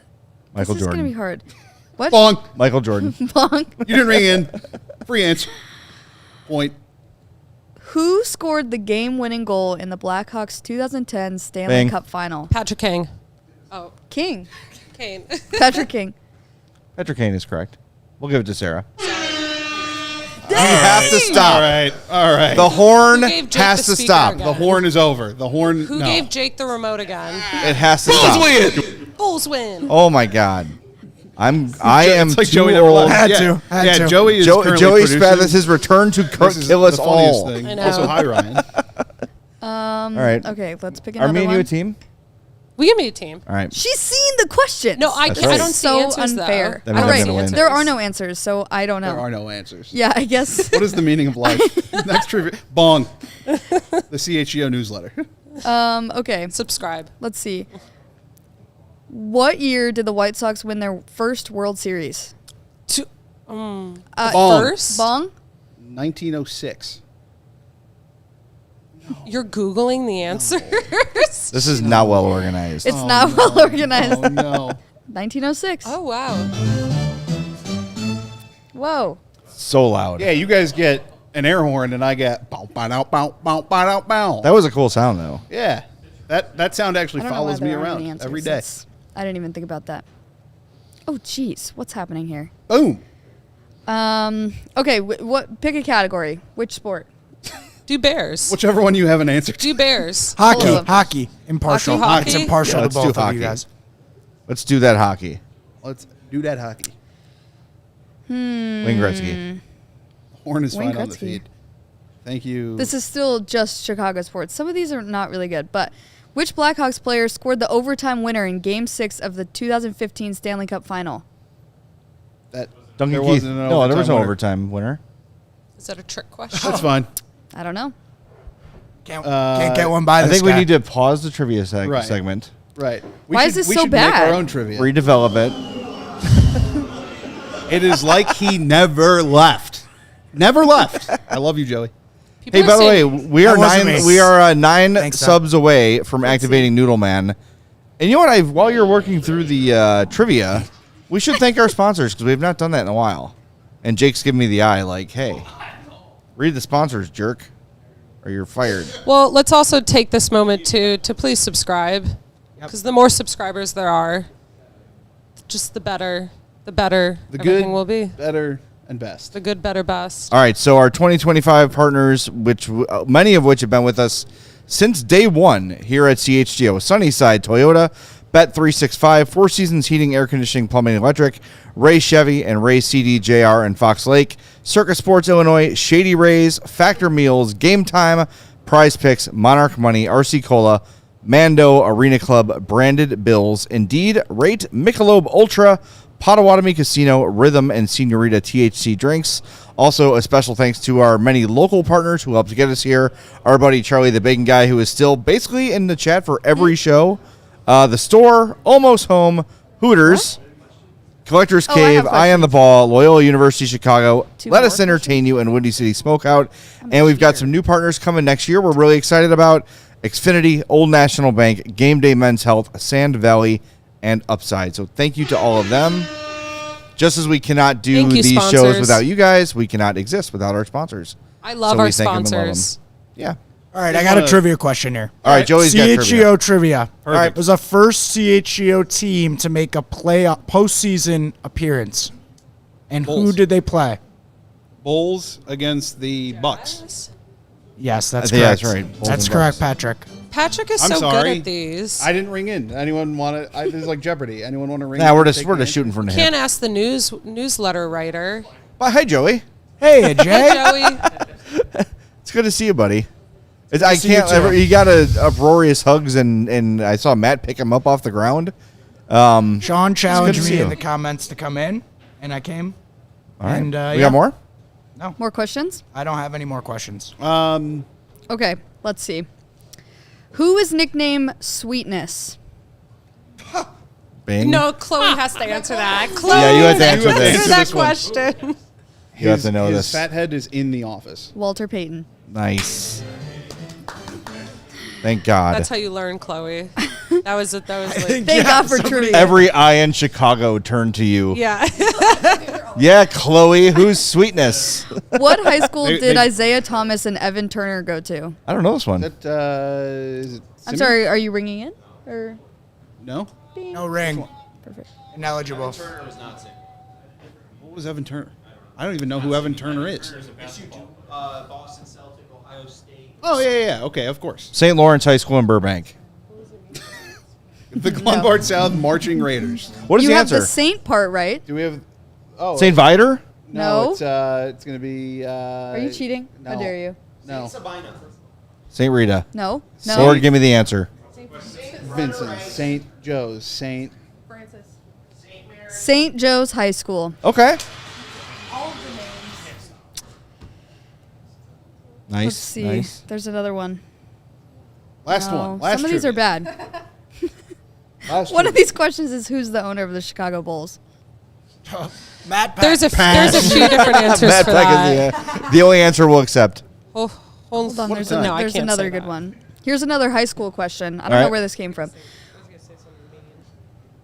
What high school did Derrick Rose and Jabari Parker go Bing. to? That's Simeon. Yes. Yes. Great. I am known for my extensive hoops knowledge. Do we have any more conspiracy Okay, theories? here's one last one. All I right. don't know if anybody would know this or I not. think we've said last one for like the last 4. Who was the last number 1 selection by the Bulls before Derrick Rose? It's got to be Jay Williams, right? That's a good question. Oh, that's right. Good point. Good point. Number 1 before Number Derrick 1? Rose. That's a great question. Who's the last number 1 Bulls pick? That one I don't know. I made it up. No, I Elton didn't. Brand. Elton Brand. Elton Brand. Yes. Was he number I don't know who 1? that It's is. Jake. No, not Jake. I think my Elton Brand He is was in charge number of some 1. NBA franchise. I'm going to go out. Right? I know. More basketball knowledge dropped by me. Bad pick. Famous Clipper. Right. Number 1 We should overall. just talk about the Clippers now that Emma is here. Yeah. What are the let's- conspiracy theories of the Clippers? Sarah, now that you're here, what are your thoughts on Bo Nix? That's a great question. What are your I've thoughts asked on about Bo Nix? Nix every single. Everyone has to have an opinion on Bo Everyone Nix. has to have an I opinion don't on really Bo have. Nix. Well, I don't really have an opinion about him. Okay, that's even worse. Mid. Mid. I mean, yeah. I mean, wow. You said you it too. No, I was reacting what you were saying. I believe. I'm not I really believe. a fan. Believe. Who doesn't believe? Is that what that shirt's about? Believe? Yes. What else did you think it was about? That's how Ozzie Guillen says believe. Believer. It is. Believe it. He says it all the time. Believe it. Yeah, So when yeah, I saw that yeah. shirt, I'm like, is that a White Sox shirt? It needs to be branded better. But I know it's Ted Lasso colors. Right. Patrick, we should talk about KU basketball What is since happening? you Let's and I not are talk both about here. KU. Wow. Let's talk about KU. Wicked trivia. Wicked. We need trivia? let's talk about Wicked. I can talk about Wicked. Yeah. It's 3:44. We've only I've been on the only air for seen- 4 hours Yeah, and we've 44 only- I minutes, think and it's we're on Wicked Wicked hour. trivia. We have Who's a few that? other segments that Amanda needs to come in for. Okay, we can't do Wicked trivia if we don't know who Nessa Rose I don't is. know who that is. I don't know who that is either. Cynthia Erivo. That's Oh, bong. Cynthia Erivo. Boom. I was so smart of that. Wow, you know She's in more the first than I one, too. do. That's crazy. Am I the only Broadway I've only person seen here? the first one. No, I'm a Nessa Rose is in the I went to Broadway. Christmas I know, but Carol I when was didn't. in I forgot Denver, that was her so. sister. Yeah, that's her. I don't have good Wow. memory. If copyright laws weren't a thing, Well, I'd, she's I'd like the give you a worst little Les character Mis in the right now. series. Can you So I not like- sing because of copyright laws? I'm pretty sure. Why? Jake, do you know the answer to that question? I don't know. Can he sing live No, I on can't. air? No, Right. I can answer But that. it- Not even I'm saying, without like- music. It's just. By the his way, I voice? said no. Do you But- have an wait, hold on. original Though. song? So under Original song. YouTube rules, We have never you switched cannot sing a conversations song. So Do you fast. write music, Patrick? No. Oh. This is why I shouldn't be given a microphone because I just What's an start original? talking. I don't have an original song. Come on. You can be like on. Haley Steinfeld in Pitch Perfect yeah, you with do. flashlight. You know a bunch of original need- songs. Come on, how about Swift Manunga? I gotta. That was Sorry, that's my that bad. was Carm. Just talking about Yeah, you could sing one of Carm's songs. I'm not singing. I'm not singing Sweet Emotion or Swift Manungai. No. Big Chungus. I feel like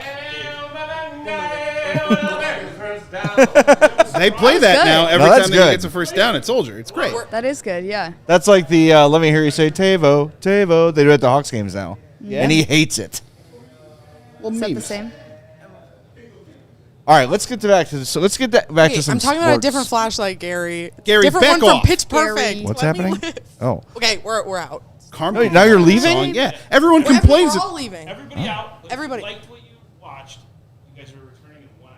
We will be We back have to in be back in 1 1 hour. Wow. If everybody had fun with that, just imagine what we can do. In Everyone, Am I leaving everyone in too? the comments, if you enjoyed the Girlies of CHGO segment plus Jay, If you Thank want to you. hear the And girls talk Patrick- about oh, yeah, and where we Patrick. think the Blackhawks players live just let in us know. Chicago based on their I'm out. personalities, Okay, I'm stay leaving. tuned. Swift Manunga. all right. Do we have another What's greatest hits to happening? play? Based on personality. Am I supposed to play something? Play something. Please wear the bag the whole show. This, I'm going to wear this bag the entire show.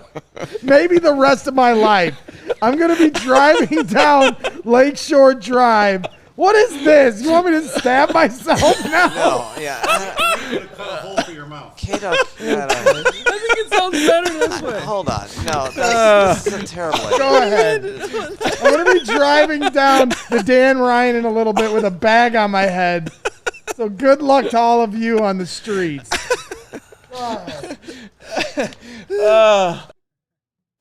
Listen to me. Oh, okay. 150 points.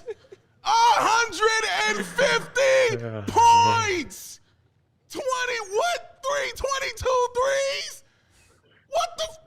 150 points. Yeah, goddamn hat. Give me a hat. What Give the this man a fuck? hat. The worst defense I've seen all year. The worst defense I have seen all year.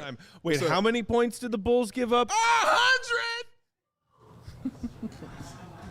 150 points! One of my favorite moments in CHGO Bulls My history. goodness. Look at that first gen hat throw graphic. Did you see that, Joey? Can we play it again? You see that? Yeah, it makes me sick. I missed the bomb. I was telling you earlier. All right, Jake. we got it from here. Hey, we're back. We got the magic. There it is. And the reunion is here, ladies and gentlemen, that every three of you asked for. Every three of you. Every three of you. All three of you. Who are the three? Who are the three? Yawn, gag, and snore. If all said. Exactly. You know 'em. Trust me. Young, gag, and snore? Yawn. Okay, all right. Yawn, gag, and snore. I just texted Marquet to see if he could call in. Yeah. He's on his way to fly somewhere, so he can't. Oh, look at Marquet But he flying says hello. places. He says to say hello. Say, leave me alone. I can call Man. C-Ray Fred. He'll absolutely call me. Yeah. I do say hello to I just Marquet. wanted to bring Marquet back into the fold. C-Ray Fred. I want to bring back Marquet on the regular, but Yeah. he is unfortunately too wise to still give this much Yes, he time to chose the dysfunctional Bulls. Family insanity. Yeah. Over. Joey quit the Bulls too. Yeah. Just walked away. Joey walked away. How was your life Joey improved walk away. since Wise quitting the choice, Bulls? my Joey walk away. Joey walk away, baby. Yo, Spathis, man. Yo, Spathis. Why didn't you put yourself on camera yet, man? That was your thing. Was that my thing? Yeah. To be on you always camera? put yourself on. Come on. Young put yourself Spath has on. always loved the Is that cam. how that works? There's not even a camera on this There's not even a camera on There's there? no camera on this computer. Oh, man, that's a drag. They don't want him to be great. They don't want him to be great. There's They don't no want Young camera. Spathis to be great. There's no camera on this computer. Hey, Jake, there's no camera on there? Look how beautiful Hey, Jake. he is. Okay. I you don't say there will like be. to play the face card.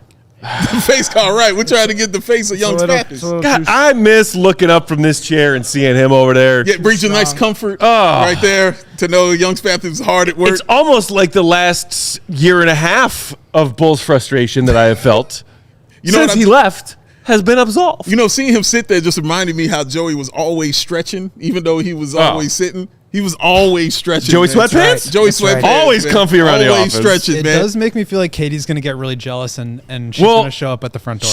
Katie, I saw her in the chat She's earlier. welcome to come and she too. pops back in the chat. She also does not work that far away Right. from our offices here in West Loop. Nobody's doing, stopping Katie? nobody. Come on through.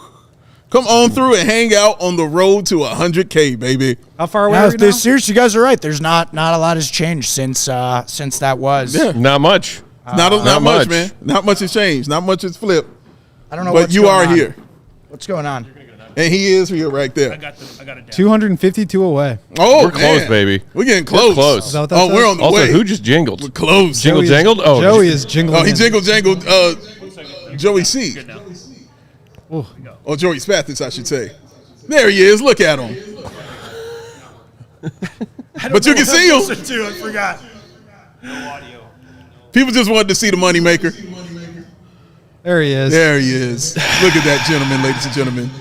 Look at him. Soak it in. Can't stop smiling. So happy. That's for you.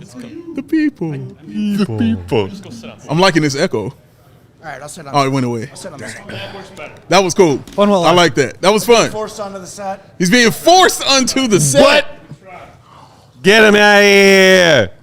Oh. Get him out of here. Get a chair. Grab a chair. Are you going to gritty across the back of Wait, what was that for? Just The for Joey fun. Gritty in the background. Oh, man. When he won Goona tonight, he did it. Yeah? I remember he did it there. Was that it? Yeah. Share. Yeah, give me a stick mic. Give me the stick mic. Give Y'all know Spathis a stick Give him a mic. stick mic. Slide him a chair there, Chris. Give me one of those chairs right there. Yes. There you go. Oh, sit on Ghost Lap Santa style? There Buddy. you go. Christmas time is here. There you go, Joey. There you go, right there. Oh. Oh, no, the echo's no more. Like, he turned it off. Echo's no more. And the last time Joey was sitting in that exact spot, Oh my God, I was crying. several of us were weeping like children because it was his last day. By several, he missed means the him. By smell. several, I just mean me and Him Joey and were Joey. weeping Yes. like children. I was crying tears out of my eyes. I was actually just looking at the note that you guys gave me on my last day. And there's like it's stained. It's tear stained. It's like wrinkled and Like translucent. a spurned lover whose fiance runs away on the wedding day. It's just tears on the letter they left behind. Gary's saying my mic is off. Poor production quality. Poor production. And go. Poor production quality from the people at CHGO. Per usual. This is your fault, though, right? Correct. Yeah. This is your fault. You man. can walk back through those doors for real. Massive. anytime you want, Joe. Massive loss. There are so many. I mean, like one thing I would love is a time lapse of the trinkets back here over time. There's just so much has changed in terms of what has been displayed. So, excuse me as I just take a moment and soak everything in. Joey, Mark K in the chat here asking where's George Spath? Where are George and Lisa? George is actually up in Wisconsin, enjoying getting ready to bring in the new year with Lisa as well. They say hello to everybody in CHGO Nation. They actually told me a special message, which was to subscribe to the channel. Yeah. So that CHGO could reach 100,000. Yes. Are they subscribed? They are subscribed. They didn't unsubscribe when you left? Joey, No, do you obviously feel an not. element of pride with this because you're such a big part of it? For CHGO hitting Yeah. 100,000? Of course I feel an element of pride, and I Good. feel an Glad to hear element that. of happiness for everybody involved here. And it is maybe hard for someone to believe, but I am constantly taking in the content. I am keeping an eye. I'm overseeing here, what is going on, and keeping a watchful eye over all my people here. No, not moving the pieces around. More like watching over, and in case anybody needs Fairy anything, godfather. I'm here. Right, a raven. And more of that elk. Okay. But no, in reality, no, I'm very happy. I'm proud. It is very cool to see, and I sort of have been, like in the back of my head, keeping tabs on where the subscriber count is. So let's get it to 100,000. How many nicknames have you been given at your new place of work? None. None? No, that's actually not true. I have one primary nickname, and it is stuck a lot, and that is Joey Emails. Joey Emails. So it I remember him actually, telling me I this, told you yeah. this. It was early on. It followed in the same naming convention as you guys would like to do. First name, and then nickname. So Don't Joey forget about 21 Emails. Joey. But yes, I'm about to say nothing was off the table with us, man. It was 21 Correct. Joey. I think some of the Young nicknames, Spath, Chatty Spath. some of the Chatty nicknames Spath. I had here probably Control wouldn't fly in the office. Joey. I will say there's another Joey in our office. There, Joey C. Yeah, he likes to ask, is there anything else I could call you? I'm like, how much time do you have? I may or may not have a trophy on my desk with a long list of nickname options. Yeah, is that trophy on your desk at work or at home? It's at home because I am wouldn't be anxious caught to dead bring it with that into in public. work because it does say Joey Crack on it. Yeah, that was So That could mean anything. it could, it does. It doesn't mean what it sounds doesn't like. mean what it sounds like. It doesn't. You know who actually I think was what gave me that nickname, or was here when what happened was Jason Goff. I remember that day very well over the summer. Over the summer. Hope he's doing well. He is. He is. Yeah, he's doing great. So let's talk Bulls. Okay, Joe. Okay, hit him. Give us your hot Bulls Bulls take. Joe saying goodbye. You said you hoped the Bulls never win an effing game ever again. Did I say that? You absolutely said Was that. that No, I think you said I hope they lose every bleeping game next season. Was that verbatim? Yeah. Yeah. Well, it looked You're like smart and you knew that without it was in the their tears. best interest. Yeah, without the tears. well, it looked in like your eyes. outside of the first 5 or 6 games, I haven't been that far off in my hopes and dreams. The Bulls. Like I said, it's like not that much has changed. I'm here. You guys we're having a couple beers. I'm sitting here in the back.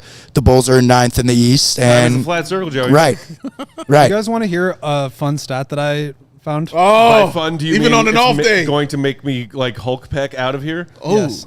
Okay, so I reached out to my friends at Sports Reference Flex and had them do a query for me because I couldn't figure out how to do it on StatHead. You heard him, Steven. Fancy words. I wanted to know if there has ever been a team with multiple 5-game winning streaks and 5-game losing streaks in the same season. Ooh, that's a good one. And it turns out that there has been 94 such instances Wow. throughout NBA history. That's way more than I thought. Nerd stat. But the Bulls could be on their way to another 5-game losing streak. How many times did the Bulls do it? Do they appear? The Bulls are. This is the first time the Bulls have appeared on the list. Oh, but these go. Actually, no, that's wrong. They had a instance in 1984. Yeah, it makes sense. And this year, they're the most recent team. And then there's been a couple Those teams in are the the same. 2020s here, but Yeah. I just like Same players. I feel like that's so surprising to me because usually teams are not good enough to win 5 games and also bad enough to lose 5. And it just speaks to how mediocre really this team consistent is. Jekyll and Hyde behavior Yeah. from a team to do that several times in one season. Yeah, the mediocrity is strong. And sometimes they've even done 3-3. It's pretty crazy. Well, hey, I mean, don't sell the Bulls short, Goat. They have 2 winning streaks of 5 or more games. Yeah. Only 1 losing streak of 5 or more. That's right. That's right. The Only 1 losing streak of 5 games yet. Yeah. The most Joey that a Optimist. team has had. In 2006, the Cavs had 4 5-game winning streaks and 2 5-game losing streaks. Everybody else is pretty much 2 or 3. And then there's been a couple with like the 1984 Bulls had 2 5-game winning streaks and 6 5-game losing streaks. Wow. And that's the most. There was a 5-game losing streak. But in recent vintage, it's really only 2 and 2 or 3 and 3. So the Bulls are. It's hard to see from over here. Hit the subscribe Vince button for Perez. deep stats. Wait, who said that? Just need to get Dr. Professor. Just need to get younger and more athletic and more role players, more point guards. Joey, I don't know if you knew this. That was but a thing, right? I remember that being a thing. contender in the NBA with just 9 to 10 good players. Right. Not every team ever, single team ever that has won a championship has had a star player. That's not the case. No, man. Most of them actually win. Don't Google that. From role playing. That's right. That's right. All role plays, baby. AK said, and I took the road less traveled. That's right, baby. Yeah. Greatness lives. Matt, He you really made is a a great point visionary. on last night's show about the Pacers and just look what's happened to them without Halliburton. Yeah. Like, you kind of do. You can have all the depth you want. You kind of still need a star. Need a star, man. And taking away Turner, who was arguably their third best And also the turnovers on this team. It's just like. It's a lot. Both Kobe and Giddey have both been over 3.5 per game. That's a lot. Like Halliburton was 10.5 assists, 1.5 turnovers last year. That's pretty good. Our guy Lars in the Crazy. chat asking what would be more. Yeah, that's right. Lars is here. That's right. Joey's BFF. What would be more Bulls than us drafting Cam Boozer 3rd or 4th and him leading us to the 7th seed? Him leading us to the 9th seed. That's right. Would be more Bulls. That's right, baby. Or the Bulls not drafting Cam Boozer and instead drafting 11th. A toolsy wing. A toolsy wing. A toolsy wing. 18. I mean, Caleb Wilson is just such Last a time I was here, Will was trying out for the Bulls G League team. That's Did true. that ever net out into anything? Never heard back. They never heard. He never heard an I'm cut. Yeah, I'm still waiting for that call. Never got it. Never heard it. They're still considering it, by the way. They're Never taking their understood. time. I mean, come They never on. understood. What? They're waiting for me to Goat reach. is the Ryan Archidiakono of Mac McClungs. All right, he's got to get another shot. at What it was the somewhere. clip? I just remember cutting a clip of Matt one winter, and it was just him. It was Bulls had shot like 1 of 26 from 3. Does anyone remember what the number was? And he was just like he was throwing up on the set. 1 of 26. I mean, it's been a rough few years for That us. does sound familiar. That was the one year where they couldn't shoot They threes. couldn't shoot a 3 to save their lives. Oh my god. But then last year, They after you could dipped shoot out, threes. they totally flipped the script and became a high volume 3-point shooting Yeah, team. shot every Not three. super efficient, but like respectably. Where did they go in the standings? Nowhere. Nowhere. Same spot. Yeah. Same spot, baby. 39 heard and this. 43 to 39 and 43. This is They true. lost to the Heat 3 straight times in the play. They should rename it to like the Matt Pack play-in game or the Big Dave I play. think it should Like, be the Jerry Reinsdorf play-in. The Jerry No. Boy playing game, baby. That is who it should be named after. The 9th seed is He's the one happy about that. Jerry Boy. No, if it's named after me, it's the thing that burns the play-in tournament to the ground. Jesus.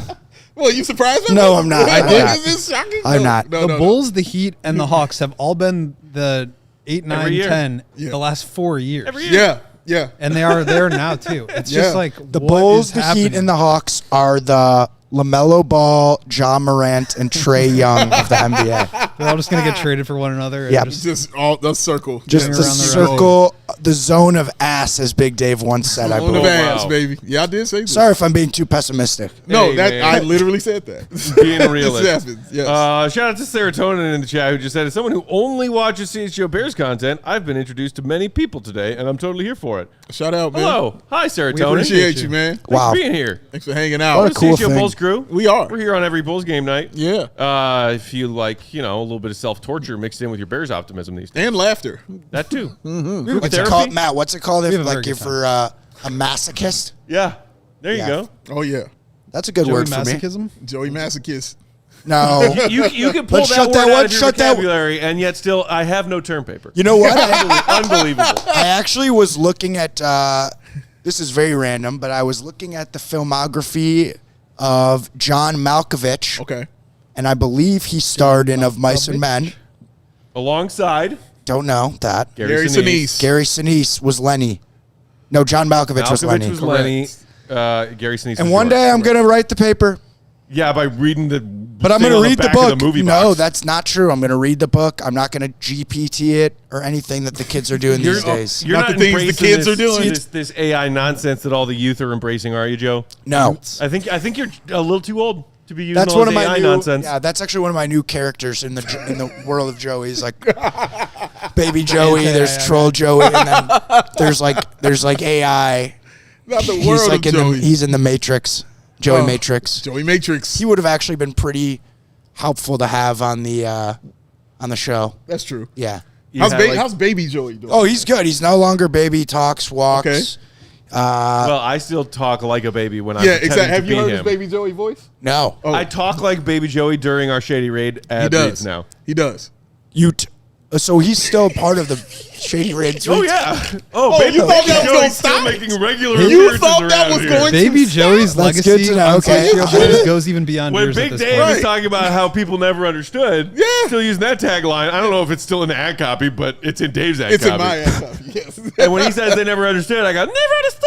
That's it. I was like, sorry, I don't know. I was like, what? You don't know if Baby Joey is in the ad copy? Probably isn't. Oh, no. We made sure. I had to guess. We didn't clear with Amanda. We probably should have. Yeah. But Baby Joey's good. Amanda's fine. He was running around in a Caleb Williams jersey. And I was thinking, Joey Caleb Fastlegs. Williams jersey's got like a cool Pete Crow Armstrong t-shirt jersey that he's got. He's got Needs our new Modest Buzelis shirt. He's got no Bulls anything. He's that new Modest Buzelis joint, like Will just said, man. Modest Buzelis joint would be a good one. Yeah, man. It's a That's nice about. shirt. That's the only thing that I could think of. Modest Buzelis shirt. But I'm glad that you're doing your work as an uncle to make sure that the sports fandom is that's important. He's got two other uncles, so I hope they're not watching because I'm definitely. There it is. Oh, you were with us. You were with us when we interviewed Modest, right? That's nice. Yeah. Are you kidding? It was just us in the room. Yes, it was us in the room. I was giving Modest some credit because I thought he had a solid take about a specific pizza place. Yeah. Not about New York pizza in general, but he had a good take about a pizza place. What was it? I can't remember. Ruby Rosa. Yeah. Oh, yeah. That was the place. That was Joey Craps. That happened out in Vegas, right? That did happen in Vegas. That was an unsuccessful trip. That gets brought up a lot. I do love that moment. What? Massive when losses. you came back from the crab table and you were just like, yeah. There were Oh my massive God. losses incurred on that trip. I mean, that was a great trip. I think I set the record for most times in one weekend eating at Saginaw's Telly. The Shout out place. Saginaw's. Oh, I'll give you the tuna milk, baby. Ate there quite a bit. Yes, sir. $35 a sandwich. That was our spot. I don't know if our Denver overlords are watching, but I was not a huge. Remember the computer went out in the 115 degree heat when we were trying to do the show outdoors. Yeah, I do remember That one was tough, but we battled. We prevailed. Trying to think of some other good ones. What do you remember from the Paris trip?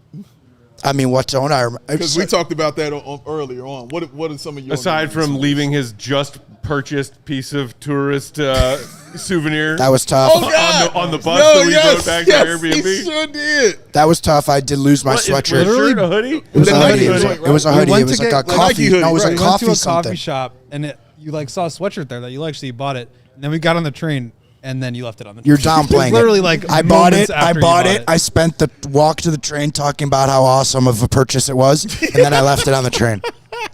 And somebody said, but that's a memory that'll last forever. What do I remember about Paris? I remember sharing a room with Goat Gottlieb. That was epic.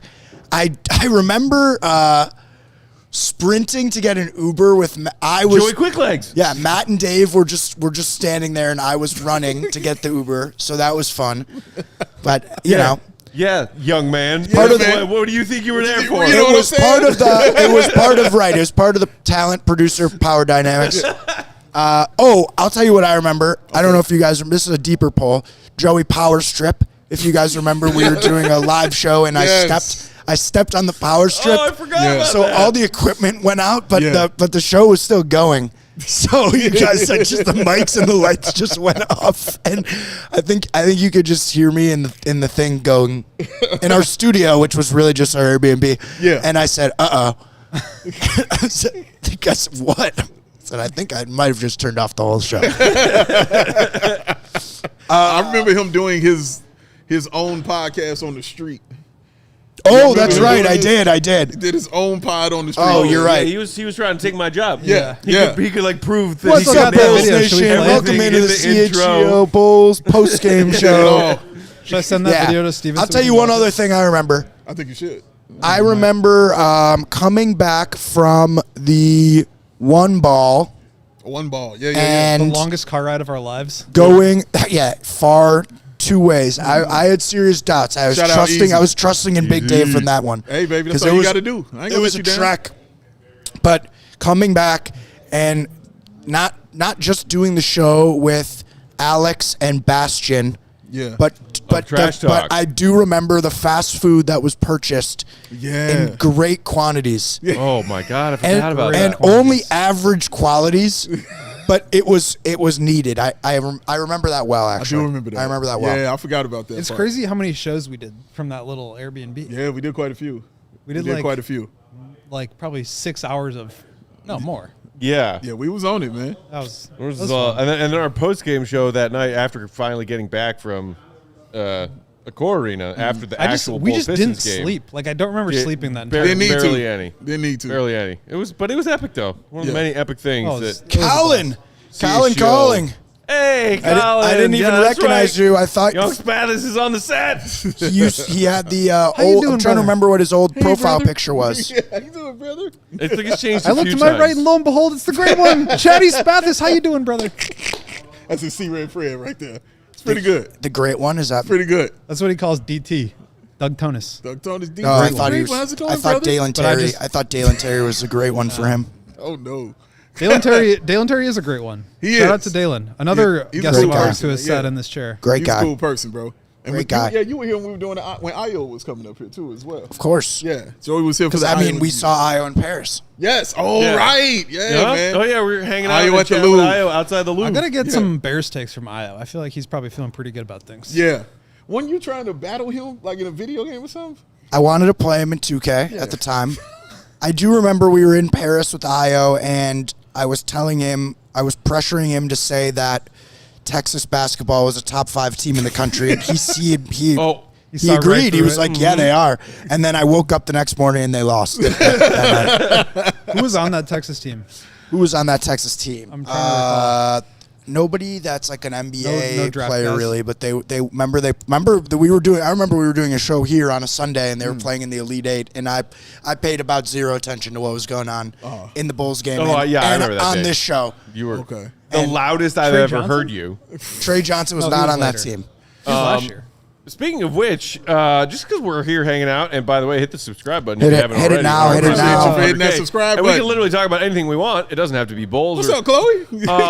Where are you with your, Longhorn obsession? Okay. Peyton Jr. or not Peyton, but Manning Jr.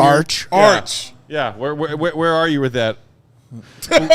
So Drinking the Longhorn Kool-Aid? Yeah, tell them about our long. what is this our like an homework, attempt baby. is this an attempt at a victory lap or something? Not at all. I'm just genuinely curious what you're thinking about the team right now. What am I thinking about the team? Welcome to CHGO Longhorns. Tough year for the Horns. It was a tough year for It was a us. tough year. By the way, shout out to all DLLS. No, they do their own Longhorn coverage, but tough year for the Horns, which happens in this day and age. I do think that they are going to be back with a vengeance next season. Yeah. Watch what they're doing in the transfer portal in a couple days. Agreed. They got Michigan tomorrow in the Cheez-It Bowl, so that should be a good one. Some of these bowl names. The are just so riveting good. Cheez-It I Bowl. didn't know Snoop Dogg had his own bowl. I don't know. There's That was Michigan impressive. program in disarray. I'm still a believer. Yeah. I'm a believer in Texas football. Big Ten football better than Texas football. Don't know about that, Gary. Maybe 2 or 3 teams in the Big Ten this year. That's correct, but. There's No, also some listen. I absolute love. trash teams in the Big I Ten. do a lot of work with the Big Ten, so I'm a fan of theirs, and I'm rooting for the Big Ten and their success. Just not as much as Texas. What do you think about, I don't know if this is happening in football, but some of the Flowers or something, James Najee goes back from, he was already drafted and now he's going back to Baylor. It's ridiculous. It's ridiculous. Is that happening in football? No, it's not happening in football can't because really. there's different rules around the eligibility of Correct. like you have to be out of school for 3 years before you're eligible. But I don't know. We're heading towards some weird stuff in the amateur sports domain here. So I don't know what the solution is, but Massive opportunities for people. Massive. That's another reason you can be On the glad to horizon. know that you're always in our hearts, Joey. My usage of the word massive when doing our show, talking to people around the office, talking to whoever in my everyday life, has just exploded exponentially since you left. It's out of control. It's a great word. It's a great word. Great word to Massive- use. massive We're just trying to usage. put a little extra Massive emphasis on usage. something. Massive usage. Yes, absolutely. Yeah. Yep. Shout out to my I'm a horns, massive. Can you use it in a sentence? Arturas Karnisovas has made some massive mistakes He's a massive. trying to do his job.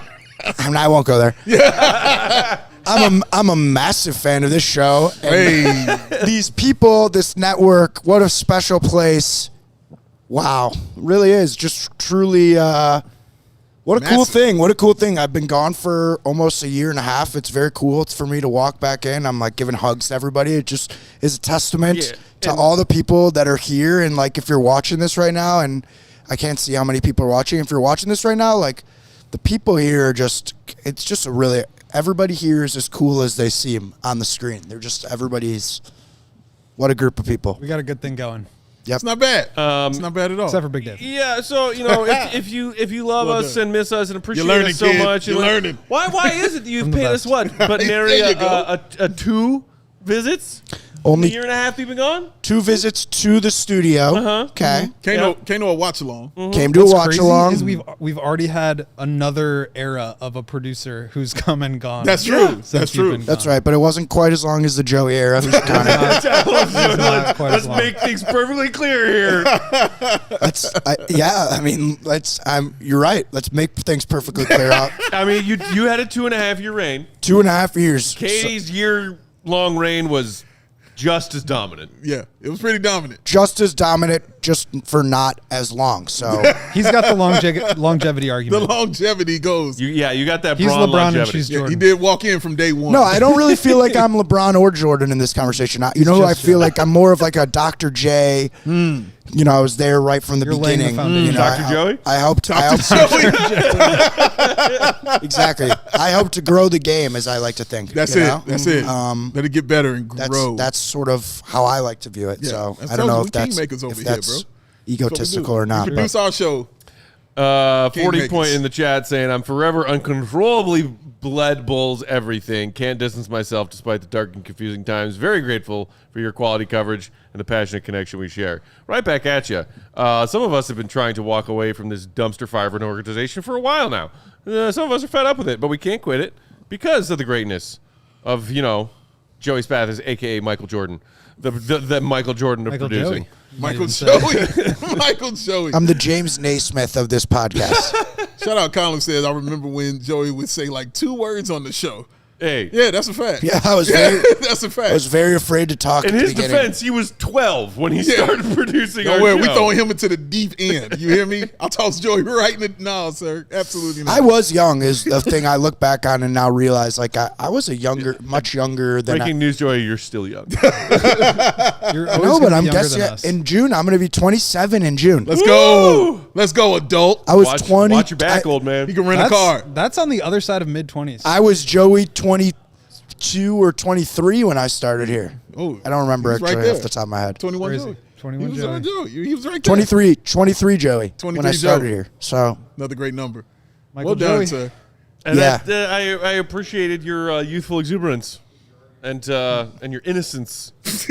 Your massive commitment to our purpose. Don't ever get jaded and cynical and dried up and hateful.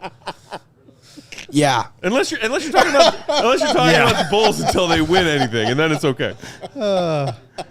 Yes, sir, man. Yeah. Peck and I hung out over the summer, Uh-huh. and we each just had like 6 beers, and we were just just spewing Talking about evil, life. just spewing evil stuff. Just Real nasty work. What's going on here, man? I don't recall it going that way. That's how not Joey saw evil, it. but just like it was just good. It was just Oh, it's it was cathartic. the best. By evil, I mean just fantastic. It was Yeah, just much getting, needed. Getting it out. Yeah, that's right. Okay. It's a fine line It was between evil special. and I fantastic. went to the roof. Hanging on the roof. You went to the And roof. for the record, these two were invited as well. And they didn't Had better come. things to do. Yeah, he's not Can't jealous remember ever. what it He's was, but it must have been In something. their defense, it was an impromptu, like, random hangout. Everything I just hit up bothers Joey one day after I had been doing something else and I got home. I was like, man, I haven't seen or talked as bad as in too long. He was like, what are you doing? He's like, nothing. I was like, come over to my roof and drink some beers. He's like, okay. All right, let me just go down the line. I've got one question for each of you here. Okay. Matt, tell me about what's going on with Brother Dave and nieces at Peck Manor. Well, so Yes, sir. I just saw a can of Shorts Brewing in my garage. Hey, That's pretty old, but Still it made hanging in there. me Still think of hanging, you. baby. It made me think of you. So I'm curious. Yeah. Fam is good. I thanked everybody on our shows last night, but we'll thank them again now. They held down the fort while I took a few end of year PTO days around the holidays so I could go down to Texas and spend the holidays with my fam and most importantly my nieces. So the whole crew was together. They were good. Brother Dave, of course, day one and longtime supporter of a lot of what we do here at CHGO because he is himself a maniacal Chicago sports fan like me. Shows up at a lot of tailgates. He asks about you.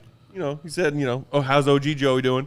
Love that guy. Yeah, things are good, man. Things are good. We miss you, and the life outside of this place, I think, is like it was nice, and I think it's nice whenever we all take our turns to take little breaks away from the Bulls.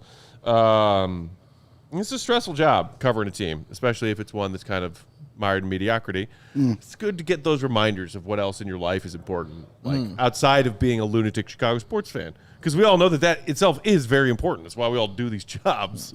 It's not everything, That's why I always want to hear from you about how Baby Joey's doing, and now Always how wanna hear what Baby Joey Joey's Part 2 doing. is doing. I will make it a commitment here on December 30th, Tuesday, 4:20 p.m. Shout out Sunnyside Lounge. I will make my visits will be more regular because this is just what a tremendous time. In the meantime, my question for Big Dave is: over the past year, 2025, if we had to catch up in, this was a lot of our conversation. If you had one show / movie recommendation or album for me this year, what would that be? One show, movie, or album, Or combination of the two or the three. I don't know. Well, De La Soul's album was exquisite. Fish is a big De La Soul fan. Yeah, yes. Clip's album was great. Okay. Fantastic. Movie, I don't know about movie. I mean, if you ain't seen Sinners, then All right. There were some good Phenomenal movies this movie. year. That, I just is that watched the new Michael B. Jordan movie? Yes, there it is. correct, There it correct. is, Peck. Look at Knowledgeable. That. Look at that. You're right. Yo, I just saw Begonia. Jesse very Plemons. weird, very good. Another Friday Night Lights legend, along with Michael B. That's Jordan. nice. And then Marty Jesse Supreme. Plemons was that? Didn't like it quite as much. Yeah, But he's freaky. Well done. Thanks for answering my question. yeah, though. just Good looking throwing those out there. Good luck. Good looking out. Just though. trying It's to chip fine. in, That's you know? okay, Get Goat, out. because Helping- I have helping I ain't out answer team. your question. You answered mine. I'm going to circle back with Yeah, you Dave did. on that All for the a time. more nuanced answer because You put him on the spot. Dave's recommendations are the gospel. I appreciate that, sir. And it's Goat, for you, Still the gospel, baby. Goat, for you, Look at this I'll joint stick- isocam gloriousness. Good stuff, Chloe. Yeah, leave it Good right stuff. there. Look, Shout out to Chloe believes it I too. know, this is why I didn't She want believes to, it too. usually I didn't want to come on camera, distract all the That's viewers. right. You should be sitting front and center. what What are you trying to say? saying on here. Take all that in. Goat, what do you think the best but also realistic Fallout? See, actually, that's what I had in mind when I was asking. I've watched one episode, Colin, Fallout was awesome. but I liked it a lot. No, Fallout is awesome. But I've only seen one episode. I recommend All right, that for you. Will, Yes. Awesome show. what is the best but also the most realistic scenario for the Bulls? Like a I love player. that he's going straight for the Bulls with me. I love it. Sure. No. Sorry. Sweet spot, man. I don't want to talk about any current members of the Bulls or anything about their organization. How about draft prospects that you like that you think could potentially fit well on a team that plays in this region basketball. All right. Well, Not necessarily like Boozer or DeBonce, like, somebody. Deep cuts. Deeper cut, correct. Deep cuts. I haven't really started doing my draft stuff yet, so I don't have a great answer for you. Fair. But they just need talent. They just need like a guy who could.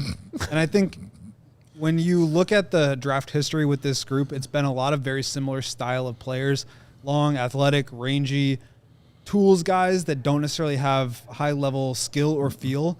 And I wonder if at some point they're going to start to go a different direction with the archetype that they're interested in. Mm-hmm. So, like, for example, a Caleb Wilson at UNC is the kind of player I think they would want. Super athletic, can't really shoot, but like he's going to be probably the 4th overall pick. Like, he's very good. But at a certain point, are they going to start to look more towards maybe somebody who's like a little bit more developed, who has more defined skills and that can fit in with what they're trying to do? Mm-hmm. But they're kind of just in this weird spot where they're building around Giddey now, and you have to build a very certain way with a very specific type of skill set around him in order for it to work. And those guys are just rare, and that's why they went out and got Okoro. They needed a defender.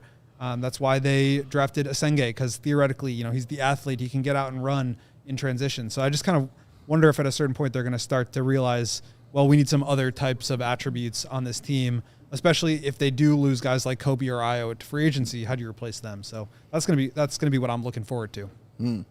Carm Sweet Bippy. That's a funny name. That's a funny name. Shout out to a guy who could play basketball would be good. 01, who just became our newest member of the MVP level of Hey, CHGO Sports shout YouTube out, membership. Congratulations. What you can also do.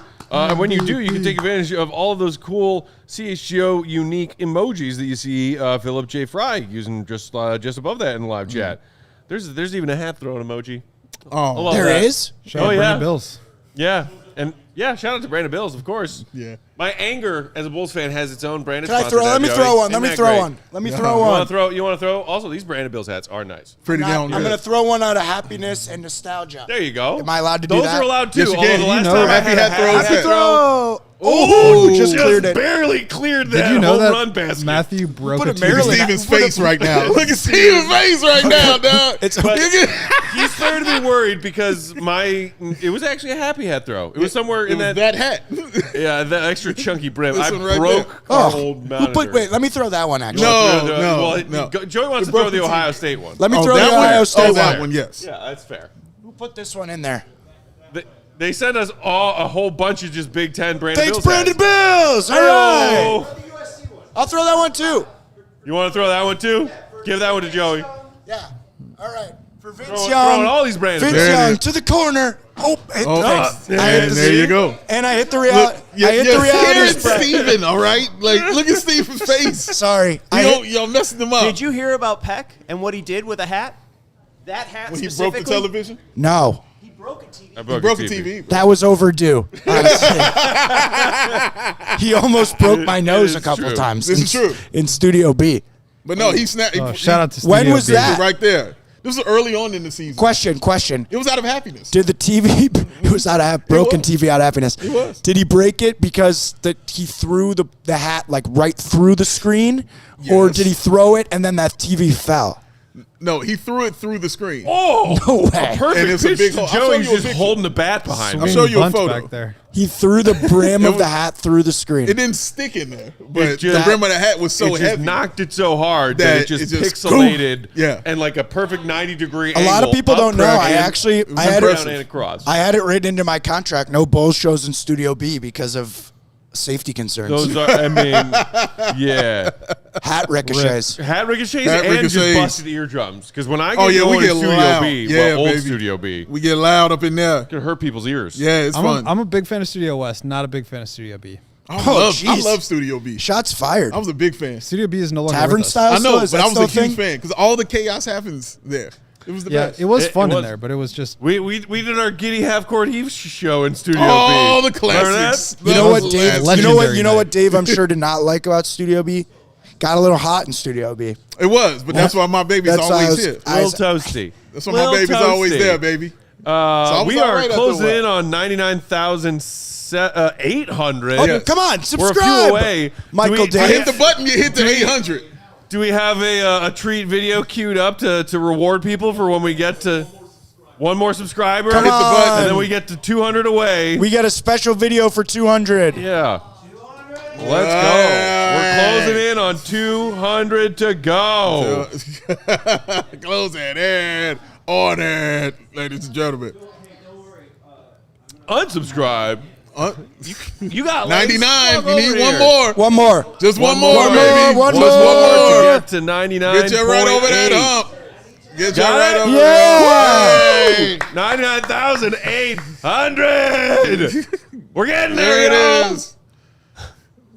Here's a treat. It's me eating beef. Wow. So the key is the first three, the first honks on it. This just doesn't seem like you're enjoying it. No. Eating it so fast. I'm enjoying it. It's all blur.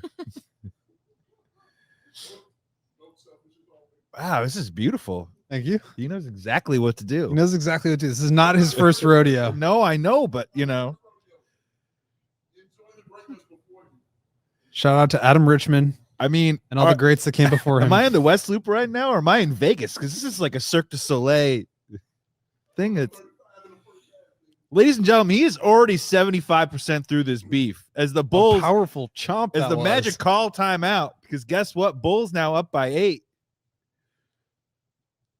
I think I don't like that the commercial order says for do the Bulls- obesity medications work while he's housing a beef. I don't. That's not appropriate. Little ironic. The Bulls continue to run while Matt is doing this. Oh my God! Come on, He's gonna have to chat. keep 1 minute. housing the beef. This is a thing of beauty. Look at him go. Yeah, yeah. Knocking yeah. back some Michelob Ultra to keep everything. You know, they say 2.6 lubricated. carbs with the Ultra. Hot damn, man! Puts it in from way downtown. Wow! Bang! Unbelievable! Unbelievable! 1 minute and 23 Wow. seconds. What? That's an 83, folks.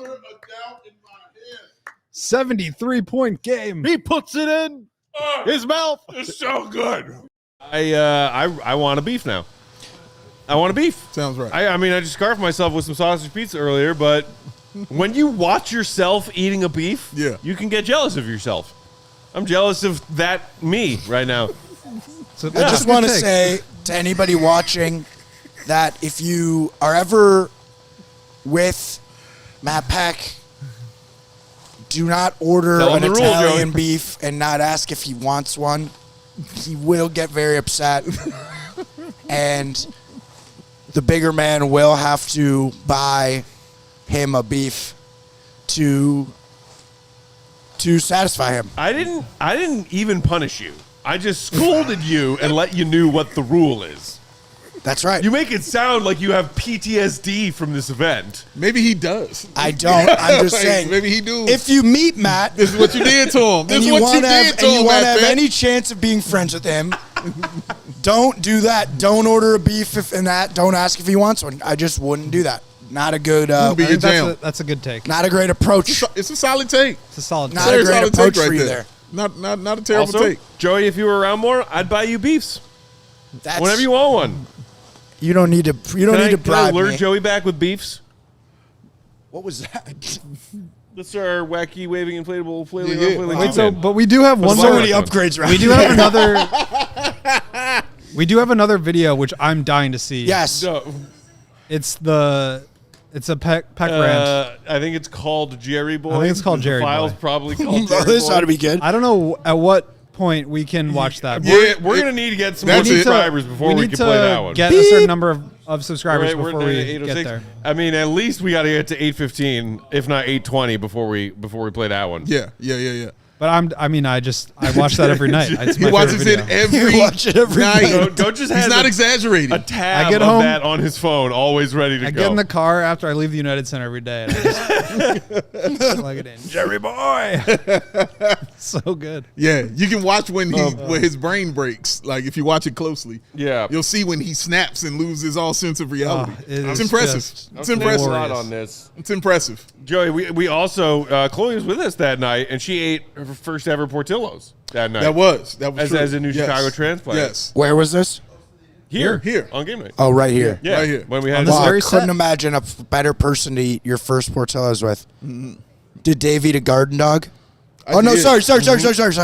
Did Dave eat a fish sandwich and a fries and a shake? No shake. Okay, fish sandwich and maybe 2 large fries. Come on, Joey. Correct. That's right. Come on. And Do I know this guy or do I know this guy? You know this guy. Come and on. the hot dog that's not made of hot dog. Come I on. said garden dog. Yeah. Hot Exactly. dogs aren't made of hot dogs, so yeah. Hot dogs are 100% made of hot Wow. dogs. Of By what? the way, Oh shoot! That is impressive. I'm impressed with Chloe still myself. has some of her cake shake left in the freezer. I love how Jason Watsky Let's is the one go. that saw it. It was like, Let's what? go. How dare you? Think I'll pass. If you had to pass. doubt Oh man. If you had to doubt the legitimacy of how serious these guys are about their Portillo's and how afraid I was when I didn't order it from Matt, I literally still have Big Dave's order memorized. I have his order said a large memorized. fries? No. A fish sandwich 2 large and fries. 2 large right. fries. That's Because if it. you only get 1 large fry, it will hit, but it won't hit the same. Come on, But- man. so See, Chloe, you've you're- been listening. Your You've been first listening. order was what? A beef and cheese? Beef and cheese croissant? Yeah. Oh. Yeah. And she made some wisecrack about, so this is Arby's in Chicago? Don't think I forgot that, Chloe. Don't think I forgot. That's right up here. That's right up here until we eat Portillo's again together. How dare you? Man, Matt, boy. Oh, that's what. Okay, that's what it was. They don't have food out there. It's true. She's true. This is true. No, burritos, Colin, though. I'm not chugging The a burritos cake are on shake. point. You can't even chug a cake shake. Those You are gotta chew it. unchuggable. Yeah, it's unchuggable. You got to chew it. Pat looks like he's like, I'll do it. Unchuggable. Is that a challenge? Yeah, is that Yeah, a I'm about challenge? to say, he looked Challenge like, accepted. All right. We are at 8:14. All right, if we get to 8:20. 8:15. 8:15? Well, now we're at 8:15. How Let's long- get to 8:20, and then if we don't play the Jerry video soon, Go's going to lose it. So let's get to 8:20, and then we'll play it. Let's get to Okay. 820. But Let's get to let's 820. keep it moving, guys. Let's get I'm 820, trying to see yeah. this video. Then we'll do it. I'm good. Say what? I'm a little afraid. Mario, have you done it before? How bad is it? That's why they're in the office. Not that bad? Okay, he's saying not bad. You're It's both fun. saying bad. It's fun. Come on, You you do never smelling salts? you never woken up really early before? And just did smelling salts? Yeah, I've done Roll that out of before. bed and just Like, pop a couple. Yeah, back in college. No, I'm good. Back no, in college. I'm good. But I mean, Maybe once we I'll get do to it for the 100. subscribers, but we'll How do do you it for think- the subscribers. How do you think Mario gets ready to play softball? That's right. How do you think he gets ready for his at-bats? do you actually pop those out on the softball field? No. Yeah, not before every game, before every at-bat. In between every pitch. Do you miss the softball, Joey? Yeah. I actually played in one game this year. Oh, snap. I didn't know that. So you're part of the 3P. Did you get a ring? I are haven't. champions. Carm, there was a miscommunication on my ring size, so I got to talk to Carm while I'm here. That's a shame. I am wearing my jersey. Though. You can get those adjusted. Are you now? I am wearing my softball jersey. Okay. All right. Look at that. Was that one of the new ones that has the Yeah, my name on the back, Spathis on the back. name on the back? They're actually, I think they're going to put it up in the rafters of the Cup League. That's what I heard. Maybe we just put it in our rafters. Exactly. There Oh, it is. thank you, Mario. Look, there it is There's right the there. trophy. Yeah. That's it. Glorious. We Yeah, got they 3 were of them contacting things. me. 3 They of them were- things. 2022 WGN, Oh, look at it. 2023, 24, 25. They haven't even put 24 and 25 on here yet. Because we keep going. Yeah. That's why. We haven't had to get it engraved. I think they're Right. just, yeah. It's the just been CHGO here. trophy. That's it. That's why it looks like that. No. That's how Really it rolls, is baby. like, Take the North and not let it go. correct. Not let it go, baby. It really Not giving is, it back. It really Not is giving it remarkable. back. It goes, it's like Ben Johnson, and then right below him is Carm That sounds right. That sounds when right. it comes The to first running. championship was good. All right, The second Are you Nineteen. talking was better. about tiers of Chicago coaches right That's now? right. Yeah, the best. Ben Johnson, Carm for CHGO softball. Ben 3 titles in a Johnson. row. It's a Ben Johnson, Carm, Phil Jackson. Oh, you're talking all time. Yep. So Phil Ben Jackson. has already eclipsed Phil Jackson. Phil Jackson is just under Carm. What's Quenville? Quenville is just below Phil. Okay. Carm above each of them. Okay. Because what you don't know about Carm is he's such a leader of men and It's women. true. It really is It's true. a lot of ego on that softball field. And knows how to he pull just all the levers. manages it. And by the way, talk about a turnaround for a team. I mean, Yeah. Carm is. Yeah. I mean, there was some tournament, but as I recall, the 1 year I played, which was we made the playoffs and we won a playoff game. All-star. Ben Johnson. All-star. I'll go realistically. I'll go Ben Johnson. 820. Phil Jackson up here. Quenville. Ditka. Carm. And then we go all the way down. If you put Ditka above Buddy Ryan, you are showing your age. I'm showing my age. We go all the way down. We go down into the basement, and that is where we have the bald-headed menace. Oh. Neuralize him. It's right there, Joey. Right there on the Where shelf. is it? Right, you're looking right at it. There it is. Go and grab that. Well, speaking of... Come on. You know, I wasn't going to come by and we weren't going to neuralize somebody. Yeah, no, neuralize him up real good. Come on. There you go. I got you, baby. Do it I got real you. good. That's why we keep it All around. right, cool. All right, what were we talking There about? you are. All right, we good. What were we talking about? We 820. We 820, so baby. speaking of neuralizing Bulls fans and deleting their memories, this is me getting my brain broken in the spring of early 2025. Watch when his brain snaps. Just watch when it happens, guys. Take it away, Chloe. The Bulls are now the 9th seed. After how many decades in the 10th seed this season? 2 decades? 3 decades? The Bulls spent 3 consecutive decades in that 10th seed. Lodged there very firmly and aggressively. Right where AK wants to be. They are finally, tonight, after decades, it seems, no longer the 10th seed. They are the 9th. And you know what that means, sweet Jerry boy? A home playing tournament game. Yay! Yay! Who's ready for it? So happy. Let's all go. It'll be great. Bring the kids.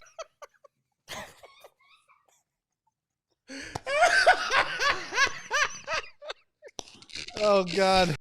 It doesn't stop being so good. It just doesn't stop being so good. It doesn't amuse me to watch myself do that and have a full-on mental breakdown. What amuses me is watching y'all's reaction to it. He turns into I'm the Joker. literally over here about to be sent to a nunnery, and you guys are like, yeah. Because it wasn't our first time seeing you get to this level, Matt Peck. That's why we can sit and laugh at it. That's just what happened on that day. Like, this is just how it goes. But yes, man, just watching the moment when your brain just said crack, and then all of it just come out of you, just the sadness that this Bulls team has done to this young man right here. Like, and he articulates it so well for Bulls Nation out there. For people who don't even watch basketball, can understand why this man's brain is broken and the insanity that happens. We just understand how it works here with this young man, Matthew. Can we watch it again? Please. One more time. Please. The Bulls are now the 9th seed. After how many decades in the 10th seed this season? 2 decades? 3 decades? The Bulls spent 3 consecutive decades in that 10th seed. Lodged there very firmly and aggressively.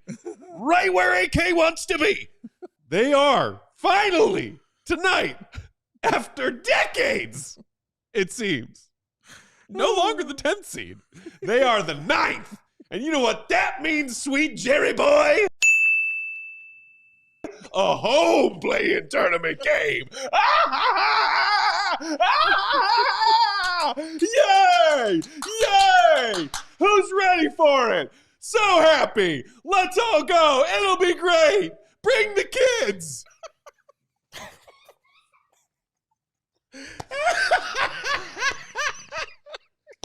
Oh, God. Hey, you guys know where the Bulls are in the Eastern Conference standings right now? The goddamn 9th seed! Hey!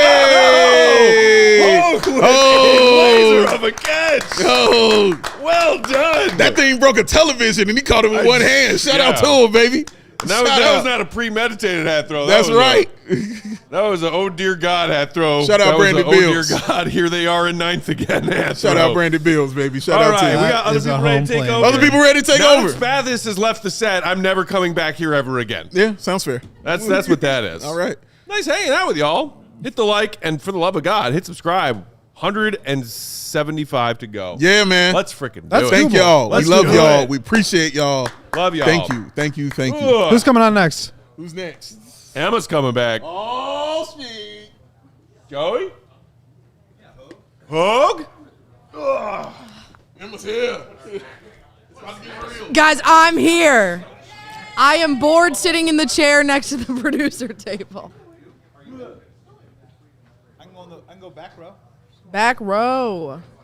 The lady got the seat, so the lady has a seat. What up, y'all? Oh, Joey. Hey. Oh. Hey. Gabagool. Is Steven coming? All right, what are we at? Where are we at? Catch me up on the show. What have we missed? What's going on, guys? Where are we? All right. Who? Who? don't Yeah, know where literally, you where are, are we? or- What time is it? Ooh, Amanda. can you 67 pass me away my from cup? 167. Why'd you? All right. Here we go, ladies and gentlemen. For those of you maybe just getting off of work, we've been here since the We've been- crack of dawn. Hell yeah. It's almost like a CHGO Braggs. tailgate, but indoors. Get the There is a Greg Braggs lurking. near Braggs, there's a mic somewhere There's an around extra- here, one There's way or an the extra other. microphone. Oh no, he's Braggs, just doing. Braggs just wants to be creepy. I don't think you can. Braggs wants to be Braggs. He And for wants those to be creepy. also, He wants yeah, to leer in. those Can also you- Braggs, catching up, more- Noodle Man makes an appearance. Further over. Where is he? He's definitely be? there's a delirium lurking hours. going on. Anyways, do you ever get the feeling like you're being watched? Oh, I'm just. I always That's feel how we like Greg often Braggs here is at watching me. CHGO. Oh, I'm he's never so far aware. away. Patrick, give us the Oklahoma drill. It's up to Braggs, and it's not a traditional Oklahoma drill. It's just a pass rush attempt. You had a very fun article that came out this morning. Thank you. Tease it. And I think it's something also that people in the chat can get involved in. Yeah, we wrapped up 2025, which ends in a couple of days, or tomorrow night, with the top 10 stories. Braggs, can you knock it off, please? The top 10 I'm loving stories of 2025 in Chicago sports. Uh-huh. Do we want to discuss any of it? No, Do please we go wanna- on. No, go on. No. Nothing's happening. Keep so going. Right. Everything is. A lot of Yeah. good stuff in there. A lot of Bears. A lot of Bears. What else happened here? Uh-huh. Right. It took a few days. I don't even know where to go with this. I'm going to tackle this plant. So you do know I'm going to tear this plant's ACLs. So you know a Bragg's vision is based on movement, right? Yeah. Sorry about And this so morning. it doesn't happen right in front of you. Sometimes it comes from the side, like this. Right. And what he does is he'll claw at you with a 5-inch with a brick hand, and he'll slice at you. Joey, get your hand off my shoulder. All you do, that's not Oh my me. God. There's always someone waiting in the bushes. I'm just here. used to this stuff, so I'm sitting here Bragg right sneaking now. up on me and doing this right now was number 11 on the top 10 list of things that happened in 2025. I mean, I think at this point he's just looking for subscribers. We're only missing about 200 subscribers. Oh yeah, get him with the friend. Hit him with Oh, he said his knee is hurting. Duh. Durr. Oh, now. Have to fight fire with fire. Go, my friend. Attack him, my pretty pet. That's it.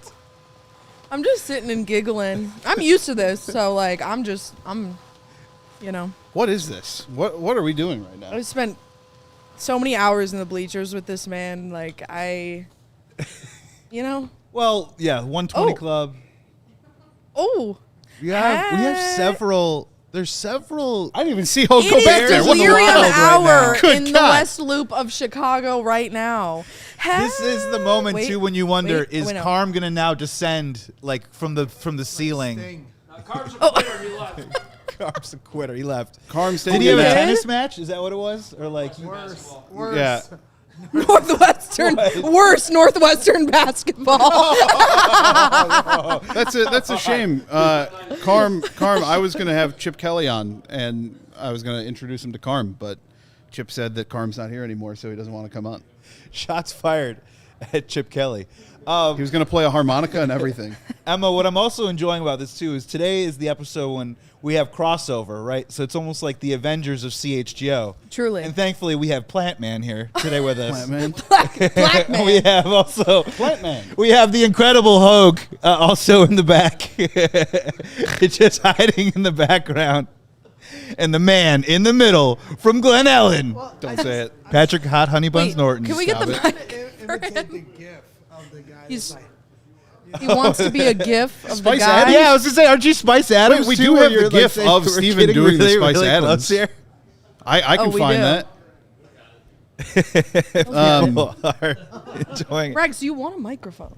If there's ever a No, time he's right now to okay. call I'm a just gonna friend narrate what he's and tell saying. them to tune in, because the CHGO Bears right now is gone Well, this sideways and off the rails. Who was This the- is and it's the basically perfect time to CHGO sub for Bears. free. Who was the Whoa! I'll be on in 10 minutes. We have a special guest joining. Who was the robot? I don't even know who the special. Wait, text me who the special guest T. is. Who was Thanks. the? I want to know. Subscribe. He said it here first. If we get Adam one said more if we get 20 more subscribers, I will he'll whack tackle brag Greg with right now. whack brags with just that. wanna So tackle why subscribe, stop there, ladies and please. gentlemen? I 30 just subscribers, it'll be wanna- 2 whacks. I just want to. Sarah- Body part of your choice. Sarah, Jump we will in the talk. chat. We will talk Clippers basketball before we talk KU basketball. Okay, girl. Before okay, we girl. talk. I just want to tackle Braggs. Emma, I do want to ask you, if you're in front of a microphone, transition from LA sports to Chicago sports. Biggest differences, Oh my gosh. biggest There's strength. actual here. Okay, there's actual culture here. Like, Thank you. There's actual culture for sports here. Like, I am only I was about to say Chicago Clippers, LA Clippers fan, because I grew up. You know, we didn't have a football team until 2017, 26, True. I don't know. Came back. And yeah, came back. Growing up, I never had a team, so I was a Bears fan, Cubs fan. Went to Dodger games, but you know, when I come to Wrigley in the summer, you feel the culture. You don't feel the culture at Dodger games. Like, yeah, they have Dodger dogs, and like it's a cool stadium, but No, there's. like, I mean, what the else? 7th inning stretch Yeah. is a total And it- snooze fest. And it is a joke where people show up late and go home early to all sporting events, but it's very real. It is very real. And my dad, they had Clippers tickets. They kicked out someone because they would consistently do that. And they're like, that's not what we're doing here. Or like they'd show up too late.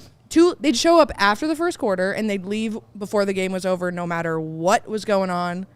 So it's like, that's the culture there. And like, I don't stand with that. I do not stand with that. I stand with the diehard, whatever Bragg's got going on. That's what I like. Braggs Cheers. is show up early and stay late. That's what he Exactly, and that's what I was it is. raised with. Thank God for my dad. Carm being- is show up late, leave early. Is that what we? He's a middle eight. Is he the middle eight middle guy? eight. I'm Middle kidding, eight Carm. guy. Love you. Please don't get mad at me. But yeah, super different. Love Chicago culture much more. Yeah, LA traffic is unreal. I was talking to Jay a little bit about that earlier, how long it would take me to get to high school every morning, middle school and high school. You know, Hancock Park to Brentwood takes about 2 hours. Well, that's the other thing too, because I as we converse a lot, I also lived there for a while. Yeah. Cool part about Chicago, obviously, is you got public trans, you've got a rickshaw, you've got Uber, you've got your feet. If you go to Wrigley, you've got a bike. There's like so many different ways that we can move throughout the city. Yeah. To check out our sports, to be there for our Exactly. sports. Or And you're honestly, on the train LA, with people, like fans. yeah, and fellow LA, fans. no joke, is just cars. It's no cars joke, and parking. cars. Like my dad would always say, let's take the train to Staples or Crypto, whatever. But we never did, because it's just like you have to drive to a train station to Yeah. then park in the parking garage at the train station to then go to Staples, and it's just like, nah. Or rollerblade. I'm sorry, I didn't Oh. mean to take you off the list. Or You like do whatever rollerblading. happens in the beginning of La La Land.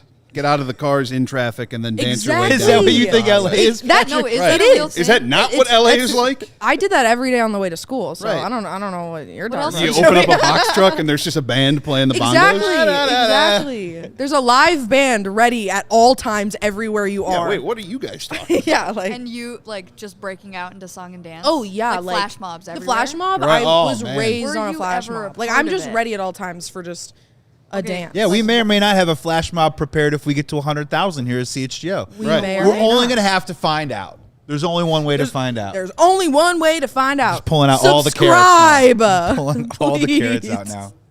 We are here until you don't. See, I'm losing it, guys. I'm losing Well, no, we're here. I also do not actively talk Subscribe? on shows. Oh, I thought you were about Talk to say on that you're shows. not actively subscribed. What do you This mean? is why I'm behind the You camera. let us know when teams are back. Exactly. Bulls are back. I am only here Bears when are back. teams are back. And we're so back. Yeah, which so- team? Which Chicago sports team is back right now? Frickin' Bears, man. Thank you. The frickin' Bears. The frickin' Bears. It's so exciting. Wah! Woohoo! The coffee is starting to run through my veins, though. I can. You guys can probably see it actively hitting me. So Eric is saying get the drinks flowing. Off Get drunk and camera, play games? Yes. There is a chance that there are a couple shots of chance. Malort that could be ingested by the These person are sitting in the middle leftover right now. From Let's what do I it. person did in with the my middle. family. What are we Person doing in the here? middle.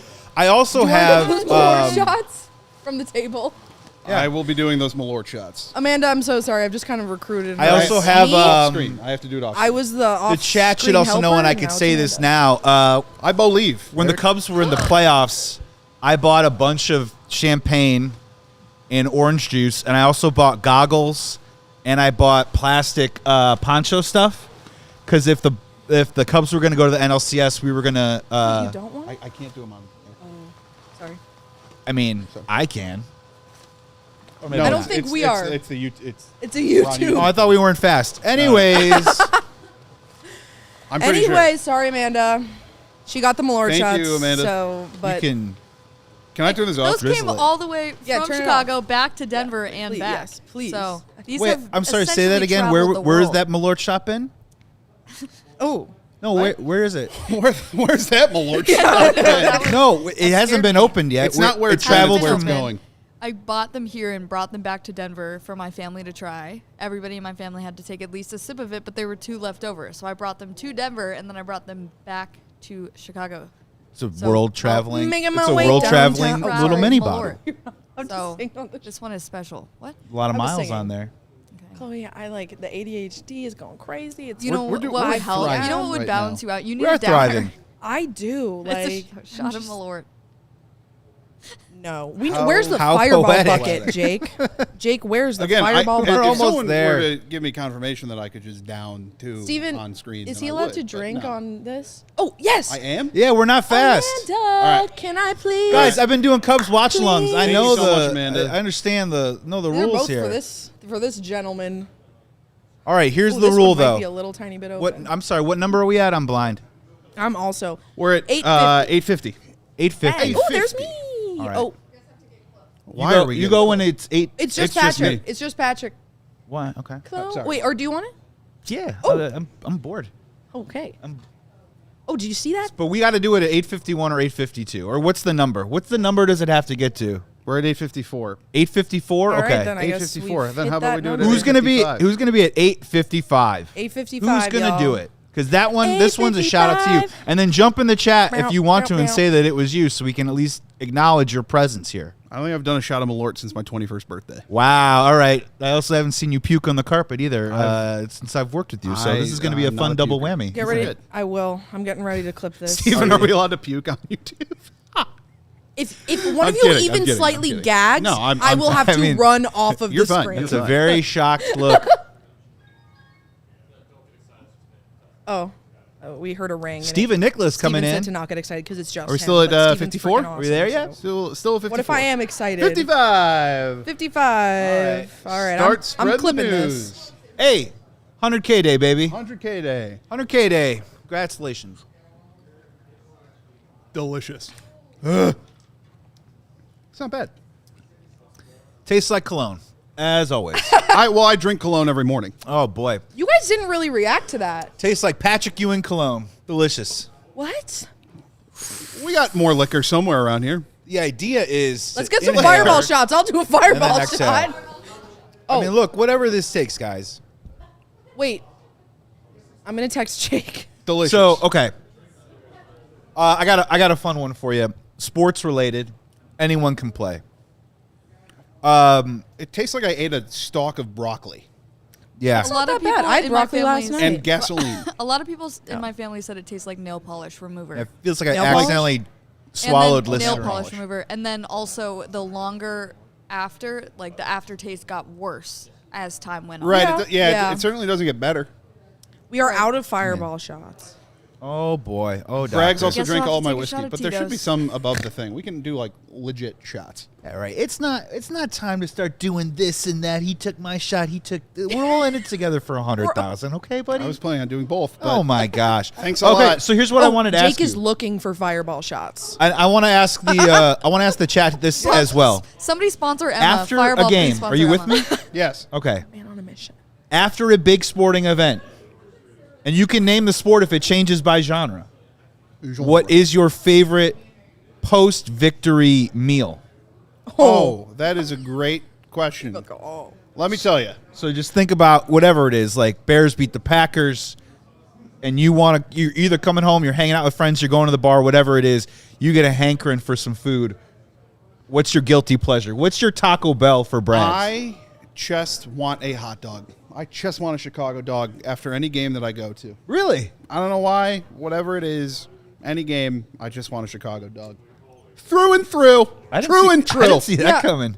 So for me, I'm thinking about everything that I do eat after game days. And Yeah. it's like, I'll eat like a little bit during the games, whatever. After I get home, it takes me about an hour to like calm down and be Sure. able to eat something. It's usually like Baby Bell and like Starburst.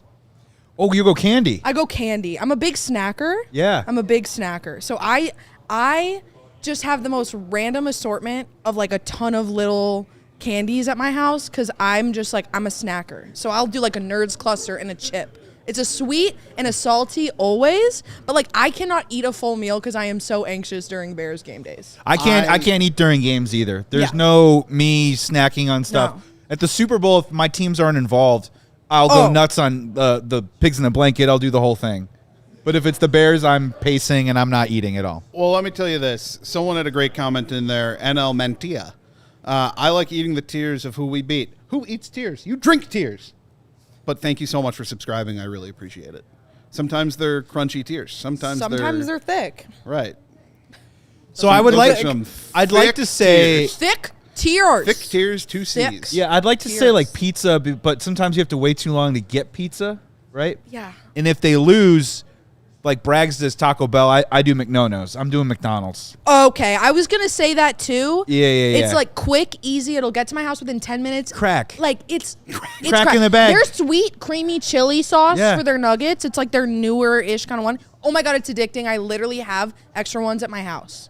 Yeah, I'm for, not like, here to fries. sit and enjoy my meal. I'm here to inhale it in 5 minutes. I'm here to inhale and get the nutrients that I didn't get from not eating the whole day. I love McDonald's new slogan, now with nutrients. Nutrients? We promise, we think, as far as we know. And maybe chicken There's too some as well. protein in there. Huh? There's some protein in there. Sure. In tears? Oh, yes. There probably is protein in tears. When the Avalanche win, what's the go-to? Yeah. What's the go-to meal? Honestly, whoa. Ice. Oh. What do we got? What? Frankincense? Yeah. Can we just at least have an idea of what we have? I'm scared. Are there peanuts in this? Oh no, this is gonna be yum. This is yum. Oh, I it's know gonna what be it good. is. Okay. I know Okay. what it is. All right. Cheers. Cheers to 6 hours. Whoa. What number are we at? 100K day. Oh, yeah, we need Wait, to she's put updating. 63. Hold on, we got to put a number on the board before we gotta start. put a number. We All right. willy-nilly around We gotta here. get to 65. McDonald's now kind Oh. of. Yeah. Period. That is true. I kind of want food, and I want it now. I agree, Colin. And What shout do I out know to you, about dude. I see Mike you in the and chat all the time. I appreciate all your comments, man. We gotta have a number go up, right? Oh, Mega Mix is gas. I haven't had Mambas, but Mega Mix is so fire. It's What are you talking underrated. about? Snacks. Okay. This guy knows his snacks, and I appreciate it. Are we there? Have you heard of DP dough? Have you heard DP dough? DP dough. Are you making me say a curse word that I don't know, yeah, or is dough. okay? What is DP that, dough? It's like calzones. And Oh so my God. It's really. I just popular. typed in Ben Wyatt, is that DIPIDO. Dippy No, dough. but you literally mean D. DP. A calzone can send me Calzone. flying. I love calzones. There's so many good ones. You can build your own. I usually get like a buffalo ranch Yum. calzone. It's open until 4 a.m. Future sponsor. Gas. I Are don't they know if only in have one Colorado? here. I don't know if it's only in Colorado, but it DP Might be a dough. Colorado. Oh, Gary Ross with the Dippin' Dots. It's also fun. Dippin' Dots They is have a scoopable, DP fun. dough. Dippin' Dots is a very minor league They baseball do. snack to me. It's not bad. In a good It's way. low-key Like near you. Schaumburg Is it? Flyers game, Dippin' Dots all the Emma's time. Emma's gonna dox me. Right I know. I was now. like, Are it's we actually still at not. It's 64? in Old Town. It's not. What? Still at 64? Yeah, I 66. Hey, 66. Start spreading the news. What a great year. L'chaim. Oh. What was that? It's rum chata peppermint. rum chata. Oh, delightful. I knew it from the smell. I knew it from the Happy smell. holidays. That was Happy? delicious. It was freaking I delicious, just and I ate a will be having Frango. another. I will be Next having one. another. Oh, perfect. Ballpark food. Do you have a specific place? Like, obviously, you could just say Wrigley Dog if you want to. Sure. Connie's Pizza from the UC.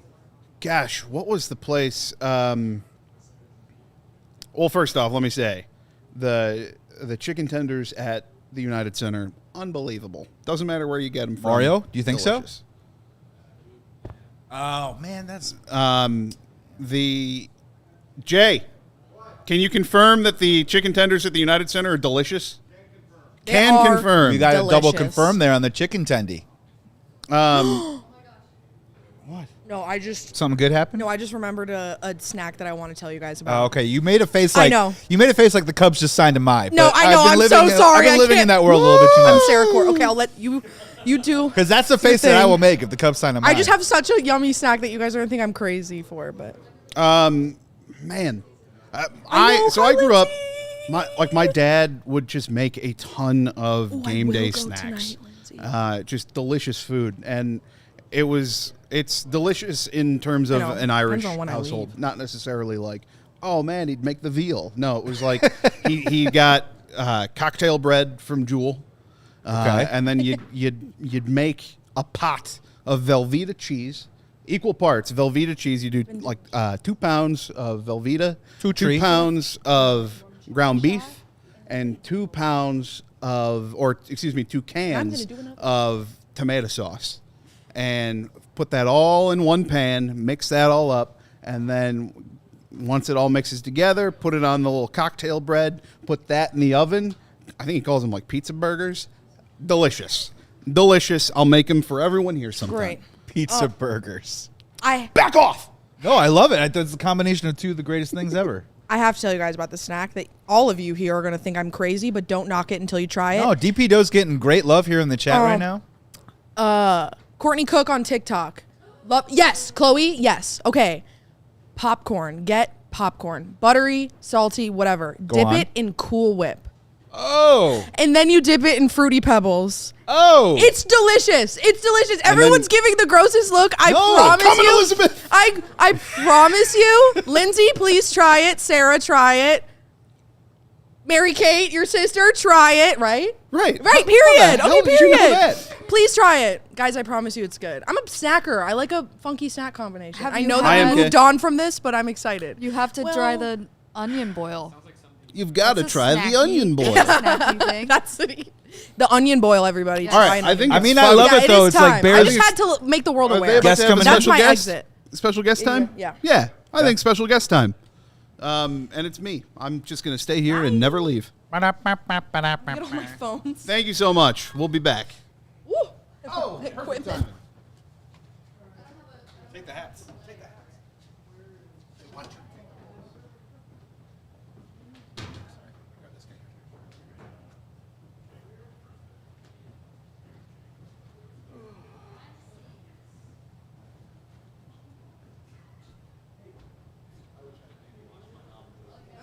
We live? All right. We got a special guest standing by when we make our line change here. Want to remind everybody what we are doing here today at CHGO Sports. We're trying to reach 100,000 YouTube subscribers. So become one of them right now. Hit that subscribe button. And if you go to the link in our description, you can enter to win a $100 merch gift card and a free Die Hard membership for you or a friend. So take advantage of that immediately so you can get on it and win. We want you to win. We want you to be part of our community here. The best and easiest way to do that is to subscribe. And again, I'm going to give you that link because I accidentally closed my link. It is allchgo.com/YouTube100K. allchgo.com/YouTube100K. That will take you to a document. Enter your email and your name, and you will be entered to win. You do have to be a YouTube subscriber to win, but jump on it. All right, we are back in formation. Greg Braggs, Big Dave is here. We are welcoming in right now to the show wrestling legend royalty D'Lo Brown. Let's go. What's going on, fellas? How y'all doing? Man, I am telling you, I am transported back to college when Monday Night Raw was the biggest thing in the world. It was. Boys, girls, everything in between got together to watch Raw. And D'Lo, you were a huge part of it, man. Thanks for being with us. I appreciate it. I appreciate being on, and I appreciate the Attitude Era. But let's get to the meat of the matter and not bury the lead. Let's talk about our beloved Bears. Hell yes. Bears. Yeah, Bears. Forget wrestling. It is Bears. No. We got wrestling questions too, but yes, Bears. Yes, Bears. We will start with It's all good. Well, it's all good. This is the fight that me and D'Lo always have, and I've had the pleasure of becoming friends with him over the last 5-8 years, whatever it is now.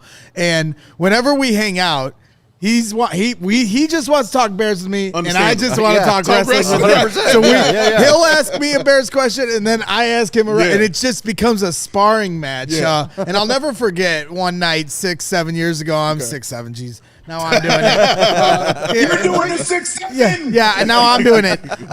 One night I'm laying in bed. It's like, because he lives in Vegas, so it's like 2 a.m, and he texts me something about the Bears after a game. It's 2 a.m. James like, who is texting you? I was like, D'Lo Brown. He had told me that when I was in 4th grade. But you're 100% right, D'Lo. 2025 has been a pretty special year for us, man. What a difference a year makes. Our beloved Chicago Bears. And it all started in your hometown with the blocked field goal against the Raiders here earlier this year. Dude, I was at that game, and it took me a week to get my voice back. I was sitting there with some friends in the section, and I'm like, oh, geez. And I'm looking at the clock going, man, if they score this field goal, we have enough time to score. And at that point, we don't know what the offense is. We're kind of like, I don't know. And when the worst sound and the greatest sound in sports is a blocked field goal, the thud, thud. And when that happened, man, I lost it. I damn near fainted. Well, if you felt that way about that game, how did you feel about this Bears-Packers game and that ending in that one? Bruh. That is the greatest Packers game I've ever seen in my life. I'm like every other Bear fan, for 58 minutes, I'm sitting there cussing my team out. I'm questioning everything. And then all of a sudden, I'm like, we can do this. Okay. All right. Kick the field goal. Onside kick. And I'm jumping up going, we got a chance. So you say there's a chance. Yeah. And just to watch Caleb just dissect and then just go over the top, I was like, bruh, this is the greatest Bear. I've been a Bear fan since I was 9 years old, and this is the greatest season I've ever experienced, and that includes 85. Wow. Wait, wait. I want to know why. Like, we're talking about a Super Bowl year, and you're talking about this season right now. Why? Because this feels like the beginning chapter of a long book. It's not just a one-off. Like, you see the foundations of what's being built. You see the pieces on offense being put together. Now, we got to work on the defense. That's our redheaded stepchild. We got to talk about them later on. But you see the foundations of the offense being put together for sustained success. This feels like chapter 1, and this is why it's a launching point for me. That's interesting, because I was going to ask you, like, the first time in our lifetimes where the Bears have an offense that can come back at any time. But that 85 team, they were so good and so dominant, it was just a matter of how much they were going to win a Super Bowl by. There's something to be said about what you're saying, D'Lo, where you're seeing the foundations of something great, and it's the anticipation of what could be. Whereas Super Bowl 20 was foregone. We all knew they're going to beat the hell out of the Patriots. Right. It's a matter of time. Now this ramp-up is the exciting time. Well, the thing about Super Bowl 20 is we saw them destroy the Patriots, and then we saw them systematically destroy the team in subsequent years. So it took away the love for that season, because, Wilber Marshall's gone and guys leave, and it's like we're never getting back there. Where here, the sky is the freaking limit with this team. And once again, I was at the San Fran game. So when they go down and score, and I looked at my friend, I was like, they left too much time on the clock. We're going down the field. At no point in my Bears fandom have I ever said we're going down the field. Right. It was all, we can do this. Maybe we can do this.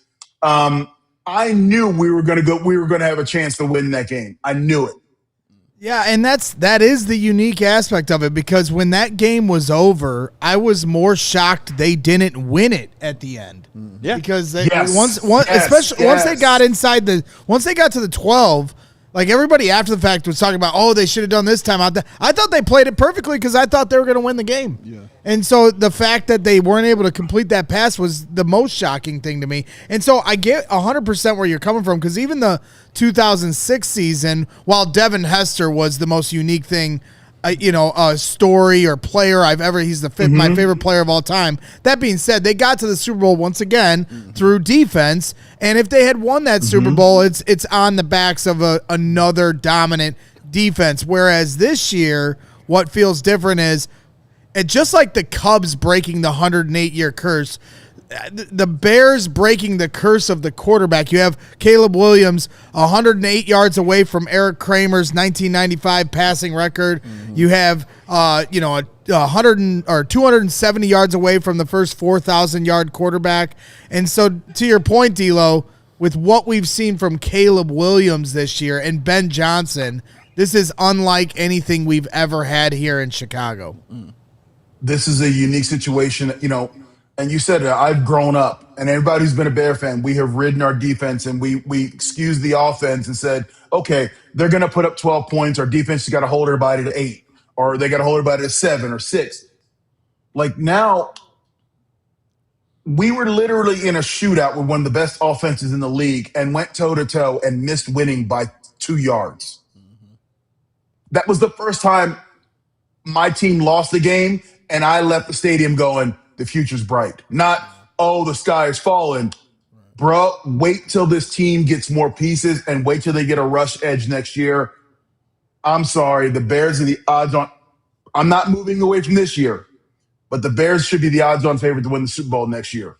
Well, and I said this to some friends, and this is why over the last month and a half I have been not that fun to be around. I've been very nervous, because once it got to a point where they beat the Eagles and was like, all right, my expectations have now changed from I just want a productive development season to they have to make the playoffs or I'm going to be crushed, which I didn't think I was going to be saying before the season started. But once they entered that reality, to me, it was like, I told a few friends a few weeks ago, I was like, if they make the playoffs, I guarantee they're going to win a Super Bowl in the next 3 years, because I think this is such an important step for them and a learning experience. I'm not taking it off the table that they can sneak their way into the Super Bowl, because I think the NFC is wide open. But regardless of the outcome, what they're getting in terms of experience for this whole season, all these comeback wins, even the loss in San Francisco, and what's to come here in the playoffs is going to set the groundwork for this team to win a Super Bowl in the next 3 years. I believe that with all my heart, the same way I did when the 2015 Cubs had really laid that same foundation. So that to me is exciting. And, I know for some people that, may have never heard the story, D'Lo. I won't make you tell it for the 500th time. But for you guys that may not know this, 501. 501. Well, maybe I'll start the story, D'Lo, and you can finish it. But what I love about D'Lo and why he's such a diehard Bears fan, he grew up in Philly. Okay. But when you guys watched on Raw, Monday Night Raw, and he got introduced from Chicago, D'Lo Brown, that's because of his love affair for the Chicago Bears. Not because he's actually from Chicago, because of the Chicago Bears. Well, amazing. Yes. Wow. Now that I didn't Absolutely. know. Absolutely. I wasn't lucky enough to be born in that city, but I choose to represent that city because of my love for the beloved. So I identify with being a Chicagoan. Isn't that crazy? And we accept you. Yes, we do, with open arms. But that's that shows you how powerful this franchise is to Bears fans. Like, This guy, he goes to a Eagles-Bears game and sees Walter Payton. Right. And now, you get to the pinnacle of your career, in the WWF at the time, WWE now. Don't get me in trouble. I know you're not supposed to say that anymore, but, okay. Yeah, but regardless, you get to the pinnacle of your career, and you're still representing Chicago because of your love for. I just find that to be one of the most fascinating kind of underlinings of your story. Well, I mean, you touched on it. I mean, I fell in love with the Bears because I saw Walter Payton run for no other reason. I saw this dude wearing 35 run around the field and gain 3 yards, but ran for 100. And I was like, that dude. And then my last name is Connor, and the Bears have a C on their helmet. So I'm like, at 9 years old, you find the things that you jump onto a team about. And, this is back in the day before there was the internet. All I had was newspapers and maybe, the fastest 3 minutes on Monday night, I could kind of see some Bears highlights. And I've been enamored by this team forever. And like all of you guys, I've rode with them, and we've had an abusive relationship with them. And they've always promised us it was going to be better and let us down. But this year, our girlfriend got a new makeover, and she looks pretty good. Not bad at all. Looking all right. Yeah. Not bad at all. Not bad at all, sir. Well, was there ever a time when you were wrestling that you wanted to wear some ring gear that represented your love for the Chicago Bears? And did you try to pitch that? I tried to pitch a couple times. I pitched to Vince Russo. I wanted my nickname to be the Bear from Chicago, but he wouldn't let me do it. And then I wanted to wear orange and blue gear, but I was told that was pandering at the time because you weren't allowed to wear. Because I was gonna have special gear made for Chicago, right? And they were like, no, you can't wear orange, blue, and white gear. So yeah, I pitched it a few times, but it's okay. Yeah. Everyone knows my love for this team and that city, so it's all good. That's awesome. Just thinking back to the Caleb talk, like how many times in our lives has a commentator said, you left this quarterback too much time in reference to a Bears quarterback? Man, without laughter. Without laughter. Yeah, right. Oh, there was a minute 15 on the clock. You left him too much time. Right. Never. Oh, the only time that was ever mentioned if you were playing Madden. That's about it. That's a glitch. In real life, no, never, ever, ever. In fact, they would talk about how many ways our quarterbacks would fumble the minute and a half left and throw a pick and lose by 2 scores. Yeah. So this is a different time. And man, what a great time to be alive. I keep saying that over and over again. Yeah. And talk about, like, even in San Fran, when San Fran scored, I literally pulled my phone out and texted 3 other Bear fans and I said, bring on the Iceman. Because I was ready for it. I love it, man. How do you feel about this season, though? Like, how far do you feel this team can go? Like, realistically, in your opinion? Look, take off my fandom hat and put my football hat on. Our defense is going to be a problem against good offenses in the playoffs, and you're only going to play good teams other than Carolina. You're only going to play good teams in the playoffs. So if we get an offense like Seattle that can score, again, San Fran that can score, there's our issue. We have no pressure on the quarterback. So we'll get as far as our defense takes us. But at this point, I thought we were going to have 7 wins. So this season is cake. This season is building. I want it to go as far as we can. If we end up here's the thing is, I can see the Bears being one and done, and I can see them going on and win the Super Bowl. In the same breath, I can see both those things. Well, let me help you out with this. I was going to save this for the show on Friday, but since we're talking shop here, I'll give you this little, I think this is an encouraging stat for Bears fans to kind of hang their hat on, because I understand everyone's kind of spooked now after what they saw with the defense in San Francisco. San Francisco's offense is on fire the last 5 games. Mm-hmm. That being said, the Bears are 5-4 on the road, but they're 6-1 at home. And I got to give Jake B30 a fun follow on Bears Twitter. Shout out for providing these stats. But defensively, on the road, they're giving up 30.4 points per game, which is obviously the worst. Yep. But at home, they're giving up 17.4 points per game. So, the Soldier Field crowd, Bears fans, as we've been talking about, that energy, that electricity, there is a difference in this team from road to home, and they've shown that throughout the year. So for anybody talking about, what they prefer in this final game or who they prefer to play, you want them to win so they can guarantee themselves as many home games as possible. Because Brock Purdy, sure, he's a great quarterback, and I'm sure you got to watch out for him if he does end up coming to Soldier Field. That being said, it's a lot harder to drop 42 points in the Windy City than it is, in San Francisco when it's beautiful out. Absolutely right. So, don't get. I was in that stadium. It was not beautiful in San Fran. It was cold and windy. It was cold. It was cold and windy there. It was 39 degrees at the end of that game. 30 D'Lo, shorts on. Maybe Vegas has changed your way of thinking, but 39 degrees, D'Lo, is we are going to be in a tank top on the beach if it's 39 degrees. All right, you're right. Okay, I'll give you. I keep forgetting Chicago. It's Chicago. I forgot. Damn, dog. Oh man. Well, obviously, D'Lo, it's exciting stuff. This is one of the best times, to be a Bears fan in quite some time. And it's just been a lot of fun.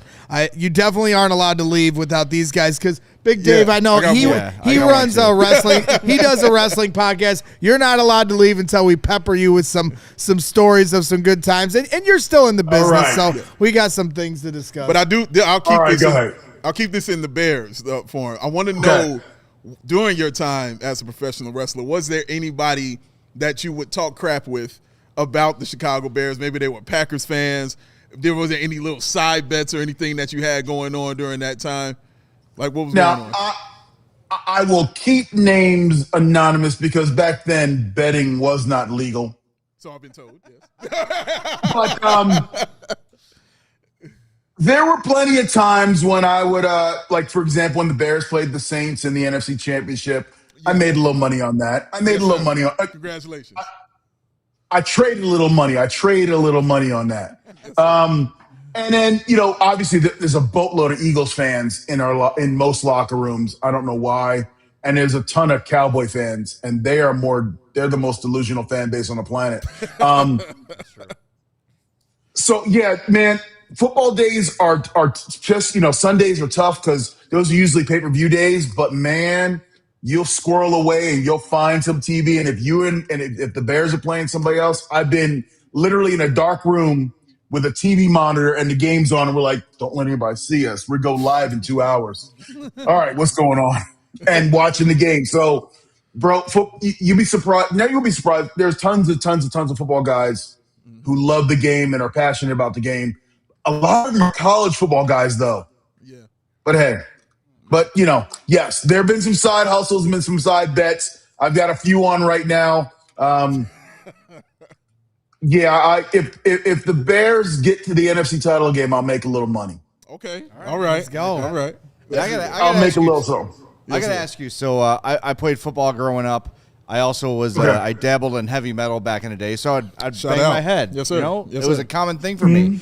You famous for your head shake back in the day. Yes. Now, yes. Can you still do that without getting dizzy? Because I cannot bang my head at all without getting dizzy. So do you still have the dexterity in the neck to do it?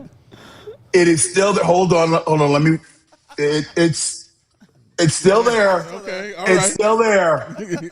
It's still there. And I get asked, bro, I'll be in the supermarket and all I'll hear is, D'Lo, shake your head.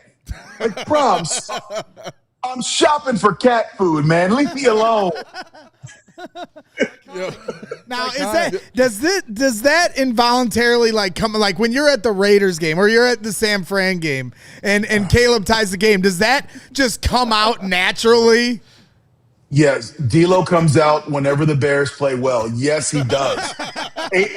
AC Connor does not watch Bears games. D'Lo Brown watches Bears games, and I talk smack like D'Lo Brown. Yes, sir. They tie the game in the fourth quarter. D'Lo's like, "You better recognize." Right. On the top rope. Bro, I talk so much crap, I thought the 49 fans were going to drag me out of that stadium. So, yes. Yeah. Have they calmed down? I always remember them being a crazy ass fan base. They're pretty rowdy, yeah. You know, here's the cool thing about it, and leaving the stadium, you leave the stadium, to where it's situated, you can walk back to your hotel. And the craziest thing was, because of the way the game played out, the 49ers fans were so respectful that the only thing you heard when leaving was Green Bay sucks and Seattle sucks. That was it. No one talked crap about the Bears. No Bear fans talked crap about the 49ers. The biggest thing was, we'll see you again in 3 weeks. Yeah. That was about the biggest thing. Knowing that we're, probably go back to SoFi again. Like, other than that, it was Green Bay and Seattle sucks. They knew they were in a fight. You know what I mean? In a real legit one against this Bears team, bro.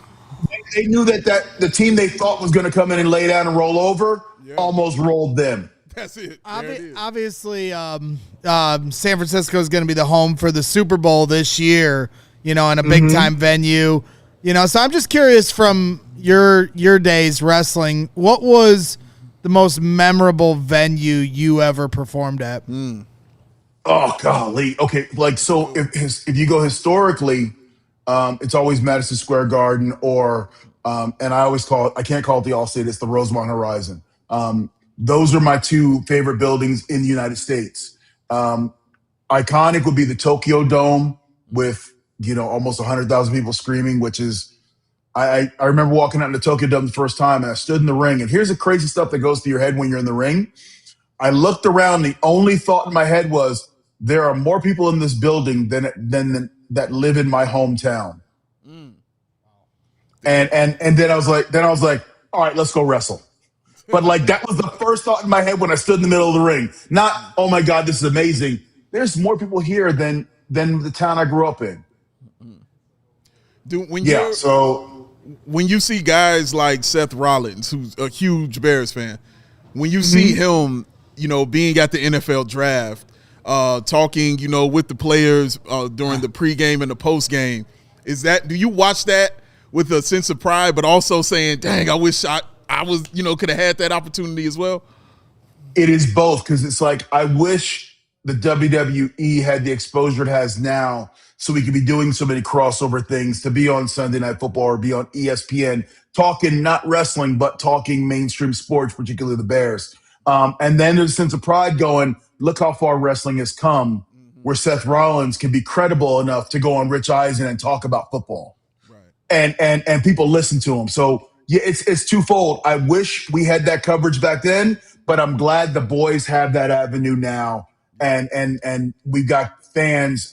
Thank God he's not an Eagle fan. So I'm glad he's a Bears fan. He's talking about the beloved. Yeah, no doubt. And you got the opportunity too here, because you get to come on CHGO, hang with Briggs, and do it as damn well. right. So, yes, anytime right. you want. And this demonic-looking thing behind us signifies that we are 100 subscribers away from 100,000. So just like D-Lo had 100,000 fans at the Tokyo Dome, we're trying to hit up 100,000 subscribers here today. So D-Lo, I hit you up on short notice here a little bit ago, and just a testament to the guy you are and the friend you've become, and it's been an honor. Obviously, I tell you that every time, and I know you get sick of hearing it from me, but it is an honor to be your friend, and I really appreciate you and your support to my journey and what we've been doing here at CHGO. And you are always welcome to come on and chop it up and talk Bears shop any day of the week. Yes, sir. I appreciate you guys. And Greg, I've watched your journey. I've seen your hustle and your hard work. And all I say is keep up the grind. I love the fact that CHGO is growing and growing larger and larger. And you guys keep up the hard work and just keep repping our team, our city, and getting the word out about our fan base. And man, it's a great season, great time to be alive. And you guys, I'm jealous of you because you guys have the luckiest job in the world, because you get to talk about this all the time. Well, I'll share this with you before you go, but on the Packers game, I normally won't sit. We'll have a lot of people here, all the people that production, social, Hogue, Carm, Briggs, Azuma, Wooten, and we're all sitting here, and I don't like watching the game with people because I get pissed off, and everybody's got a different way they watch the game, and I'll go hide on the back balcony because I got to stress out a certain way. Yeah. And so that Packers game, I'm like, it's a special night. I'm going to try to watch it with the team. And then DeMarco Jackson jumps on the pile to start the game, and they get a penalty and move the team to midfield. And Briggs is laughing at me because he's always laughing at me because of how fired up I get. And Lance Briggs, one of the greatest ever put on the uniform, is like, Braggs, they're not going to lose the game off one penalty. Chill out. And I'm like, shut up, Briggs. And I stormed off and went and watched it on the other side. So, it's like living the dream, but, now I'm telling Lance Briggs to shut up and leave me alone. I'm not trying to watch the game with you, you legend. You don't know what you're talking about, man. You future Hall of Famer. What do you know, Briggs? God, man. That's when you look at him and go, Briggs, who you ever beat? Shut up. And then run. Yeah. And then run. Yeah. Right. Exactly. Yeah, no doubt. Run. The new needs. Oh yeah, Yes. Woot attacked me the other day because when I picked the Packers. We have to do our picks every week, and the week the Bears played at Green Bay, I picked the Packers. Maybe I was trying to reverse jinx it, maybe not. We'll never know. But when Corey Wooten found out that I made that pick, he came in here and assaulted me. So that's what I'm up against, and that's a big man. He's not small. Hey, I was about to say Corey Wooten ain't no small kid, man. That's a full ass grown man. Yes, it is. Dude, I mean, You got up and Brett Favre didn't. that's what I said. I handled it Right. I handled it better than Brett Favre. Yeah, Brett is still laying on the turf in Minnesota. Oh yeah. You damn Till right. this day. So hey, before you go, when's the next time you're coming to Chicago? If all things being equal, I'm going to attend the playoff game if the Bears host. So whatever it is, I'm coming to Chicago for it. Don't care how cold it is because I can't tell you the last time I was able to have a Sunday where I could go to a Chicago playoff game. So I'll be in Chicago in 2 weeks. Okay. Yeah, I mean, the well, NFC you definitely can Championship, hang with us. We got the tailgates at the corner of Wabash and Cermak. I'll let you frog splash Carm any day of the week. That will be encouraged. And what else are you up to? What kind of work are you getting into right now? It's easy. Just follow me on Twitter at DLoBrown75 or on Instagram, DLoBrownLFC. And bro, I'm all over the country. I do signings. I do seminars. I just go do TED Talks with young wrestlers, just so I can kind of give back some of the knowledge that was given to me. So I have the greatest time in the world going out and hopefully, teaching those young kids to avoid some of the pitfalls that my generation stumbled through and speed up their learning curve to get to the big time. Well, you paved the way for, wrestling for what it is today, and it's obviously just a complete mega storm for fans that adore it, and you guys were a big part of laying that groundwork for the entertainers of today to take it to that level, so it's great to hear that you're still putting in that work and helping the youth kind of get to that next level. So once again, thank you, D-Lo, for all your time here tonight and jumping on with us, and we appreciate you helping us get that final push to 100K. Yeah. I appreciate it. Get to 100K, and I'll give you one last hot take before I leave. Not to put a pin in this season, but next year, Max Crosby is a Bear. Okay. Go. Okay. We'll take it. I'll take it. All right. So, and one more thing. So you say one more thing. So you say you're coming in a couple weeks. The Bears can play the Packers, the Niners, or the Rams. Who do you want the Bears to play? I look at it like this. I'll give you this analogy. Jordan had to get past the Pistons. We got to get past the Packers. So bring on the cheeseheads. Let's go. Let's go. All right, D-Lo. Appreciate you as always, my friend. All right. Thank you, guys. Bear down. Thanks, bear down. Bear down. Bear down. All day. That is D-Lo Brown. That's awesome. That's awesome, bro. Sorry. Yeah. It's I've D-Lo met Brown. a lot of celebrities. We all have in our sports career. Wrestlers and musicians. That's what does it for you. Well, Yeah, man. that's what I was talking about with Will over there earlier. We were talking, obviously we don't take anything we do for granted here At all. Like Briggs and Azuma and Woot Yeah. and Will Purdue and, Yeah. and these guys are walking around here, and it is surreal. Yeah. But I will say this to your point about musicians. And like for me, when I started to get to know D'Lo, like he says, hey, my name's AC Connor. I will never. You are D'Lo Brown. He will forever be D'Lo, and he doesn't take offense to that. Like he understands it. But like his job. We are friends. But like I look at I like Lance Briggs or Will Purdue. I heard them interviewed as Lance Briggs and Will Purdue. Like I heard them talk as themselves. Whereas D'Lo, I knew him as a character, as like not as a like who he actually is. Yeah. So like there will always be that kind of weird intertwinement where I'm like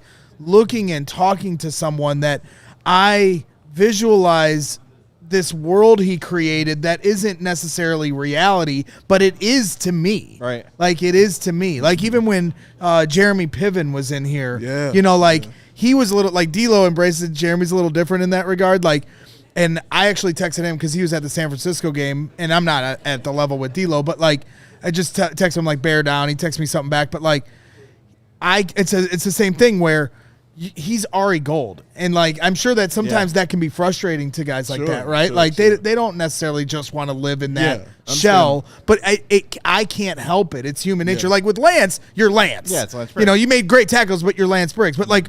But Jeremy, no, you're Ari Gold. Like AC, no, you're D'Lo. Like it means something so much on such a higher level. Well, it's funny too in wrestling. That's such a thing. Like the Undertaker famously would never break character. Yeah, ever. Airport signings. He was the Undertaker wherever he was until he retired, and he was Mark Calloway. Right. And he's like just this dude now, and it's like. Yeah. Where's the Undertaker guy? And he's just a normal guy. Yeah. But like to for these wrestlers to have to maintain, and D'Lo is not like supernatural or anything like that. He was a badass dude from Chicago, right? Like that was the bit. Yeah. But like the lengths these guys go to maintain that is crazy. So I think the fact that we all still say that's D'Lo, that means that as a wrestler, he did the job of creating that universe, creating that character.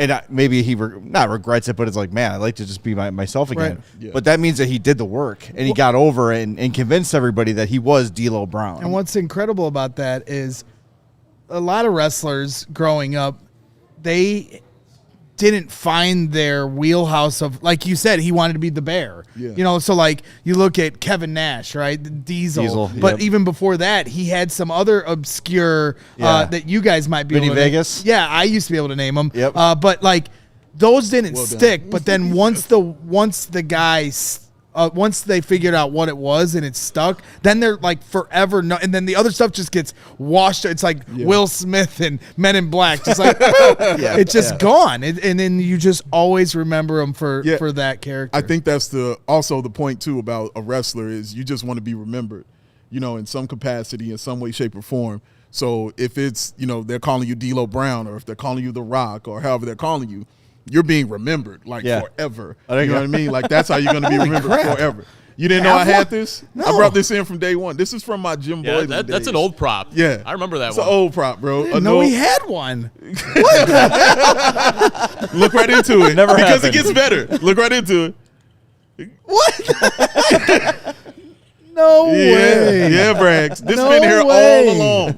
Now all I know is the Bears having a good quarterback. Yeah, there you go. I'm going to cut in and read the super chat we have waiting here while we do a line change. Our next guest is about to call in. All right, let's swap out and take a break. We got Kimberly Shy fan sending in $10 here.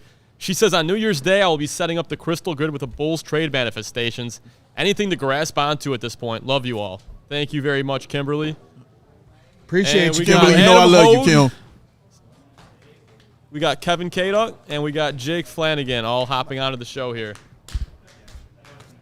It's like a reverse. That was a rough applause, guys. Let's go. I like it, yeah. Woo! He still won't leave. Briggs, You're going to have to drag Briggs him are off, also Jake. 88 away. I haven't been on the set in forever. That's right. Thank you. Forever. Welcome back. 15. Thanks. Feels good. How's it feel? Trivia fact. I was the first person to say words on CHGO. Oh. I kicked off that first show. I mean, I don't know what that'll get you, but fun fact is I was actually not on the air the first day. You came in a little later. And then some guy. I joined the first day, but was not actually allowed to be on the show yet. I had to wait the weekend until Monday. Contractual, right? Well, yeah, deals. I think we were literally figuring everything out as like the first show was going live, if I remember right. I was parked in a car down the street, waiting. And then there was the picture. There was the picture of Brandon Spano hugging me that I don't know if we ever put up on the thing earlier. But it was in I did Slack. send it to Steven. Yeah, my kids are distracting the producers, so it's not his fault. My kids are in the chat right now. What I miss? I'm There's sorry. a photo of Brandon with Hogue on Hogue's first day. I'll get that. Perfect. I got you. Actually, James and Livy, come here real quick. Yeah. Come here. So we've now reached the part of the stream where we're gonna guilt trip everybody into getting 100,000 subscribers. So this is James and Livy. He's gonna. And as you can see, they're ready to go to the Blackhawks game. And Livy wants to go over there early to see the Christmas tree that's still there. Yeah. And so if you don't get us to 100,000 soon, their night's gonna be ruined. Yeah, don't ruin this. So kids. don't do it for the kids. Yeah. Right, James? Yeah. Let the Blackhawks ruin their night, not right, CHGO right. audience. Well, it's not their. Although Nick Foligno's back tonight, our guy, That's right, yeah. CHGO friend now. Yeah, friend of the show, friend of the network. A fun fact: I'm just realizing we're on a live show. We're talking to all these people. It's not something I'm as comfortable with as you all because you've done it a lot. But I just wanted to make sure that we talk to them and let them know how much we appreciate them, whether it's the people watching right now, the people watching earlier today, the ones that have watched for the last 3.5, almost 4 years now as we come up on our 4-year anniversary coming up in March. Yeah. But to get to 100,000 subscribers is a massive achievement, and just honestly the result of hours upon hours and days upon days of work by all these people every month. So we were looking at pictures from March 4th, 2022 earlier today. Let's not talk about that. Both Jake and I look a lot younger. Yeah. I was definitely I didn't have gray hair before this job. Yeah. I mean, I had some, and now I've turned into Carm. So when the old married couple starts to look alike, or when you start to look like your pet. It's funny because people are accusing Carm of copying my haircut and trying to look like me, and in reality, I'm just turning grayer like him. Is what's actually happening. Yeah. So, but Jake, I mean, you hit upon it exactly right. It's hour after hour of the staff showing up and making great content for Chicago sports fans, and then it's those Chicago sports fans showing up day after day and showing their faith in us. And showing that we're producing what they want, and to me that's been the most rewarding part of this. And I think fans nowadays needed and wanted something a little different. I think all of us wanted and needed something different, a place to be at, and not only us here, but the people that are with us now that have been with us all day. And a big part of the reason why we had a place to call our own in CHGO and continue to build this in our own way was Brandon Spano and many more people in Denver that started this thing with DNVR and All City Network and went to Phoenix with PHNX What's up, Spano? and came to CHGO. What's going on, Thanks guys? for joining us. 75 to go. Can you hear us? Yeah, I have it up on my TV in the office here. I'm in our corporate office, actually our headquarters, I should say. And I've been watching you guys. Looks like we're at 99,925. So getting close. It's pretty amazing. Allie just came in, and I'm trying to get my head positioned here.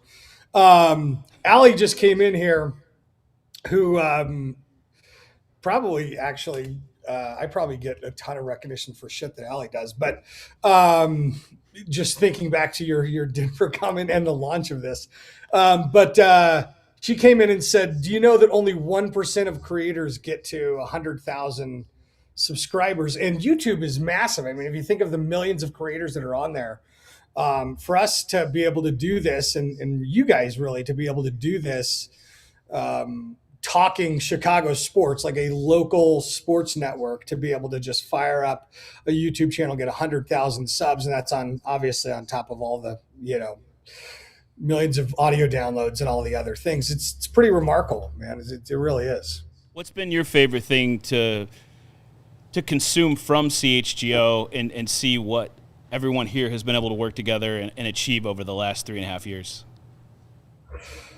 Well, I mean, I've seen a lot of amazing stuff. Right now, I mean, Hogue will tell you, I'm in the Bears chat every post game. Love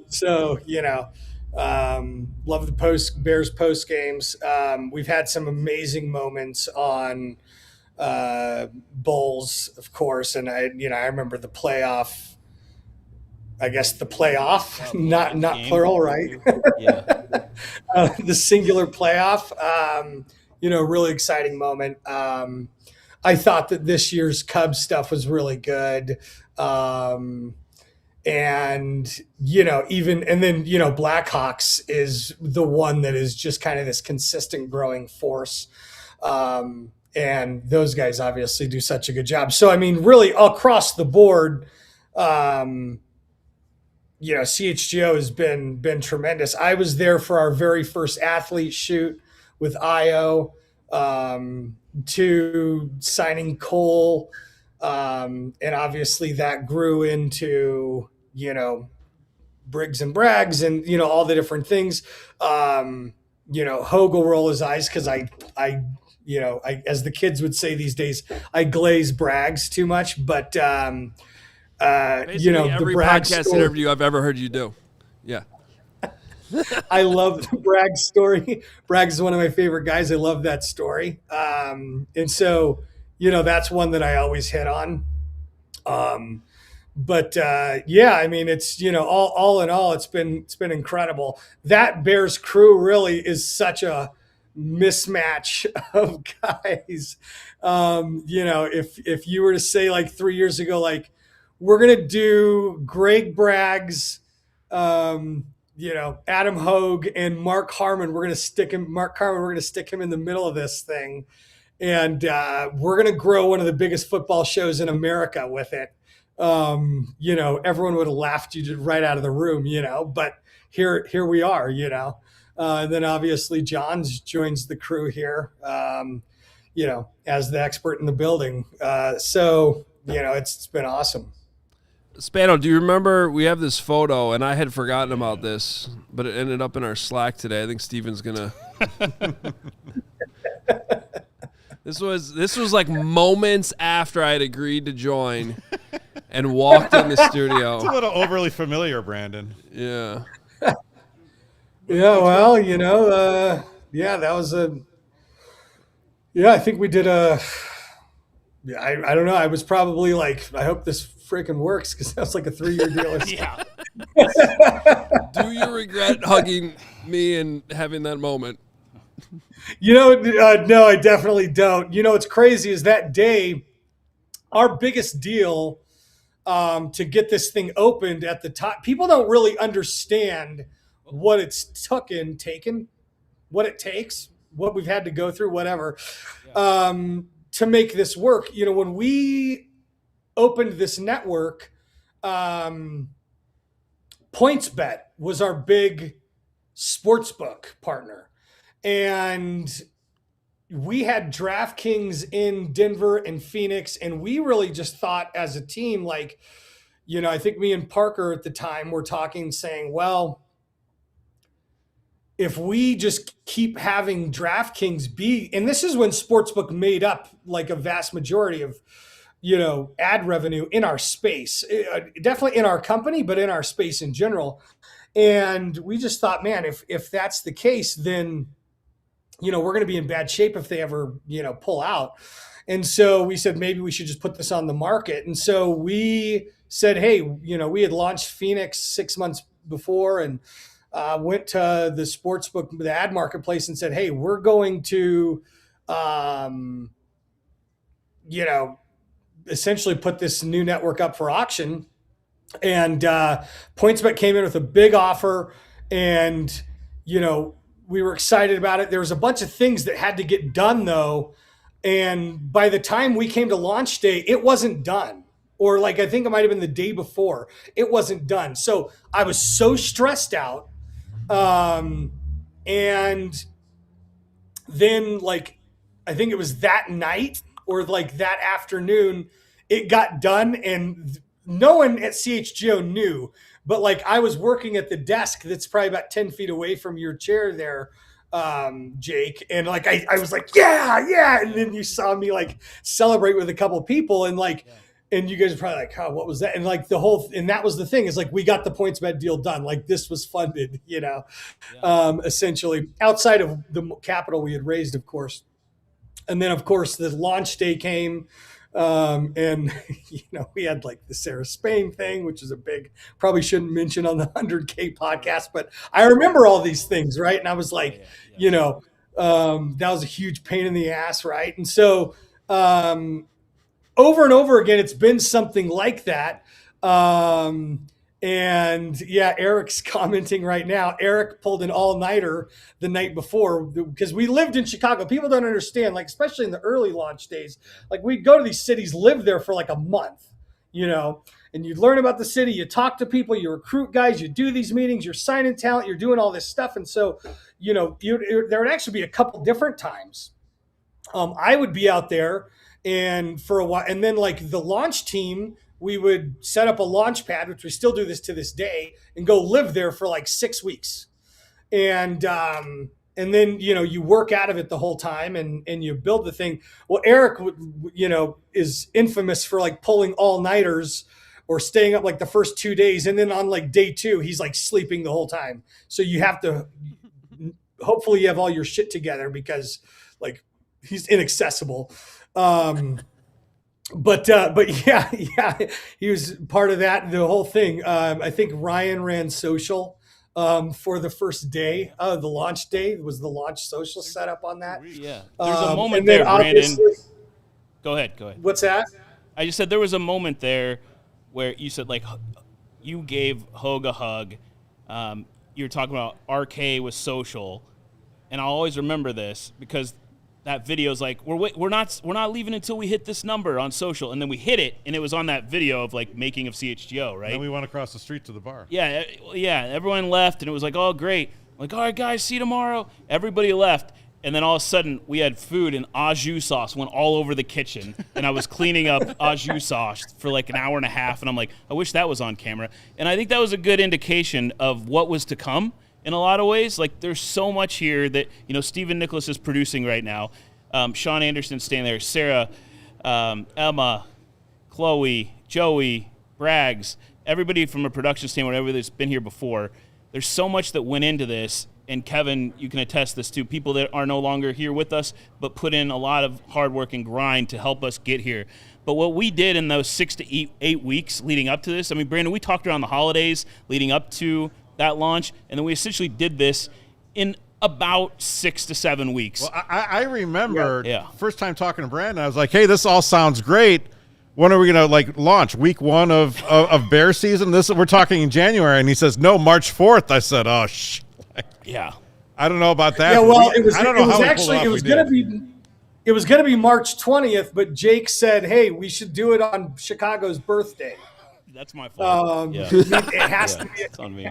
Has to be on Chicago's birthday. So then it got moved up 2 weeks. If you had asked me what Chicago's birthday was, I would be like, I have no idea. Right. Yeah. But yeah, no, that was absolutely right. Yeah, and I'm talking about like the perspective from the corporate team. But no, you're absolutely right. I mean, the weeks up to that, obviously meeting with all of the beats and Jake and Kevin, kind of full time really for 2 months prior to launch, getting launch ready. And then by the time it goes, you kind of go. And what people don't get to is like, I mean, once that thing's set up, we fly away, then that thing runs and everyone is, and listen, at this point, here's the thing too. Now people look at All City as a bigger company and there's a corporate infrastructure and all this stuff. But like at the time, like, we launched Phoenix in the September before with no corporate, like me. It's just me and like Parker Sperry and Lindsay was still in sales. And we essentially said, well, we need to build this thing just like Denver because it needs to run itself. So then when we launched Chicago in March, we're like, same thing. It needs to run itself. And so like, there's no onboarding. There's no like this corporate training, like, hey, make sure people are set up so that they can know. There's like, listen, we're going to like show you how to do it. And then we're going to like fly away. And then this thing needs to work. And as you guys know, the first year, we're not on fast, right? No. You're good, Okay. Spano. So the whole first year is just going to be a clusterfuck, right? And we're going to have to, there's no tools. So, and that's like truthfully like kind of what it was. And so we did a great, we're going to have employee issues, right? We're going to have I won't mention that. Yep.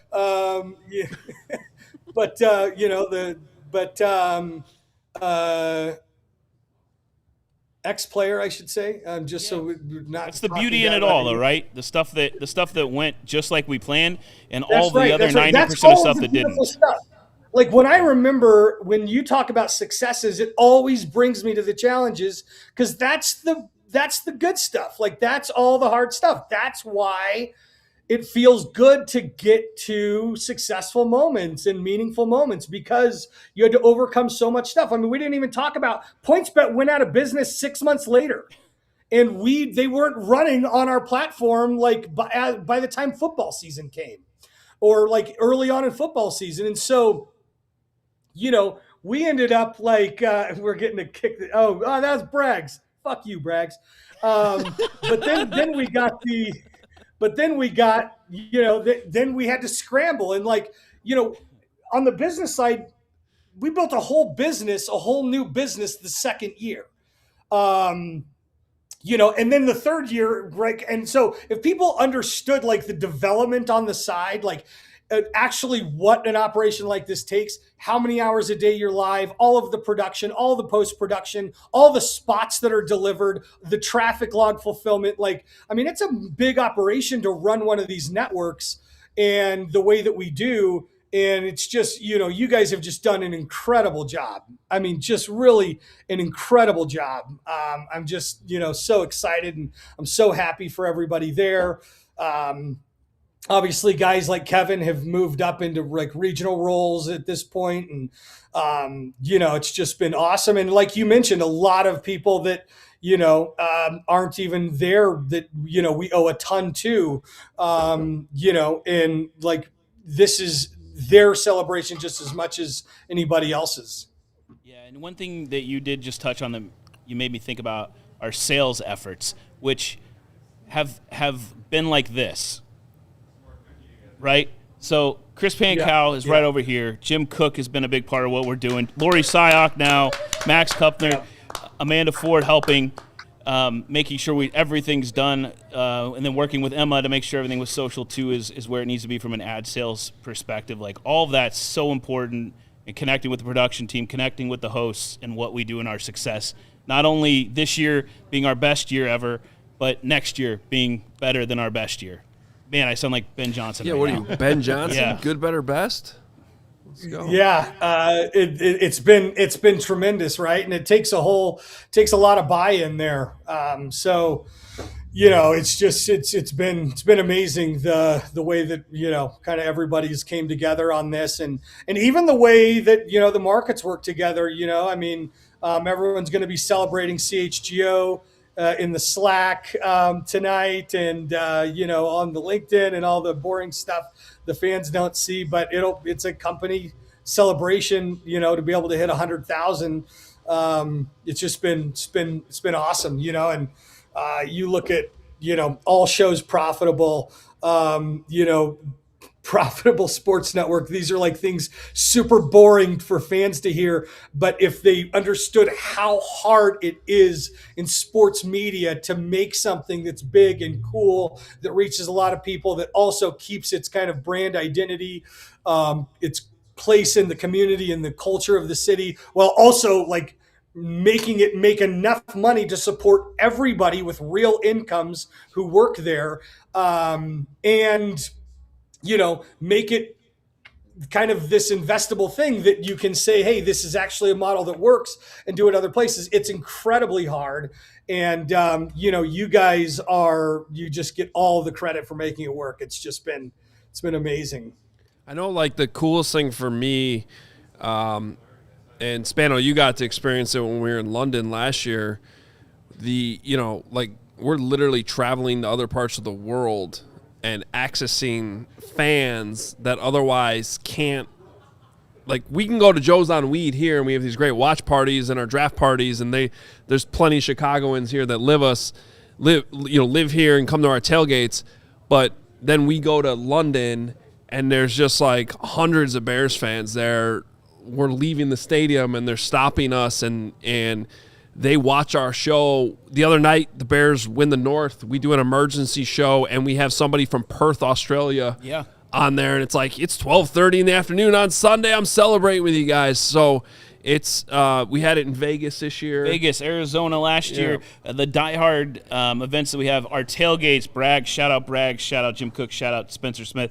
I mean, it is unreal when we get people there from England last week, from Scotland, from Australia, to your point, anywhere around the country. And I know that CHGO matters so much to people here locally and close to us, but it is a different level sometimes of excitement from these displaced fans in these other states and in this other parts of the world that we get to connect with. And that is one of the best parts about this job and what CHGO and All City has been able to do for sports fans. Well, and I've told this story before, but this is, Spano, when you first called me about this, essentially 4 years ago almost. The thing Before you made me talk to your agent? What was that? Before you made Before or after you made me talk to your agent, Adam? Oh, you like talking to Barry. Get out of here. Barry's a good guy. I like Barry. Barry's good. I actually told that story earlier today when we started this stream because you called me and I'm like, I'm going to Aruba tomorrow with my family and I don't want to be stressed out. So here's Barry's phone number. We'll talk in a week, which obviously didn't really gel well with Chicago's birthday coming up. But that's on me. But now I lost my train of thought. So when we started Hogan Jahns, I want to say like 2 or 3 years into that, we put out like this Google survey. And up until we did this Google survey, we were like begging people, hey, if you don't mind, if you listen to the show, will you please take this? And one of the questions on there was, where are you listening from? And I'll be honest, like at that point, I just figured everybody was in Chicago, suburbs, just like Bears fans. And we get the results of this Google survey. And there's so many people from the United Kingdom and Australia and Germany and all. I'm like, I had and all over the U.S. obviously too. And up until that point, I had no idea that we were reaching these people outside of Chicago. So when Spano first called me about this and understanding that the reach of this YouTube channel will go way beyond, what the other media outlets typically do, I'm like, this will work. We will connect with fans from all over. That's what's the cool thing about how this is set up. And obviously we've been able to feel that this entire time. Definitely. And something you hit on. Go ahead. What the funniest thing to see Greg Braggs find out that he has fans in London was pretty crazy. He went hard that week, but it really was cool for everybody there. And you guys you even underplayed it because you guys were like the Beatles in London to Bears fans. And when Adam says there was hundreds of fans there, he's just talking about the ones that flew for the CHGO package. Like there's thousands of Bears fans in the city going to that game. And, everywhere you went, like Bears fans knew these guys. They packed a bar to do a live show in London, like packed. Like I went upstairs to watch the show. I couldn't watch because it was standing room only. You couldn't even the servers couldn't even serve them doing a live Bears podcast in London. It was crazy. Yeah, man, it's really just been it's really been amazing. But hey, I want to say one thing before you guys kick me off of here. As Hogue knows very well, I'm a football guy first. I got into this business as a football guy, became a business guy, years ago. I'm just 20 years in media now, so I've had a lot of time in it. But I just want Bears fans to know that DeAndre Swift was not open on that last play. Wow. He was covered because you saw the man-to-man safety coming over the top. Yep. Yeah, there's safety had what we call first man out, which means that he didn't. Generally, there's a number system from the wide receivers that goes from left to right, and then either the Mike linebacker or the safety, depending on what the coverage is, has first man out. They brought a blitz, and so the safety had first man out. That was DeAndre Swift. Caleb recognized that, and if he would have thrown that pass, which is what they would have wanted, he would have got tackled probably at the 4. So that was actually a good read by Caleb. There's my Bears take for the show. I love that you go there when I was getting ready to kind of turn this to like a somewhat of an appreciative moment that's not related to sports, but it's okay. No, but he's a football guy. But Hoag's wife, Chris, is here. His son and daughter are here. Kevin's wife, Mary Beth, is home. Their 2 daughters. My wife, Becca, at home with my 2 daughters. And Brandon, your wife, Lindsay, who's been a huge part of our success, and your family. And everyone, significant other, everyone's family, friends, their time that work here. Like, there's so many different times throughout this process that we've had to make sacrifices and miss things and not be able to do things, or we gotta wait till next year to do that. All I want to say is thank you to all of them for supporting us and allowing us to do this, because being able to be in this space and talk about Chicago sports and produce content for Chicago sports fans is everything I've always wanted my entire life. And to be able to be a part of this with you all and the opportunity to do that means so much. So thank you. There's the waterworks. No. Julia called it. Hey, I'll tell you this. This is totally true, and the fans should know. And we talk about this even to this day. There's this thing as an employee where you sign up to a job, and there's like a work-life balance, and there's like, hey, what are my benefits, and what's expected of me, and it's not acceptable to be, called at 9:00 at night when you're at home. And the thing is like when you create a sports network from scratch, you're trying to make a thing. It's not a real business. It's a venture funded business that you need to show people that can become real. You're saying, hey, listen, if you invest in this, we can make something that fans will love. It will make money. This can actually be a real thing. And in order to do that, this isn't like it's not a Fortune 500 corporate structure where you clock in and clock out. It's like everybody has to go in all the way and has to, essentially take it on their backs to make it happen and make it a real thing. If 3 people that work there have a bad week and aren't performing well, then the whole network had a bad week and they're not performing well.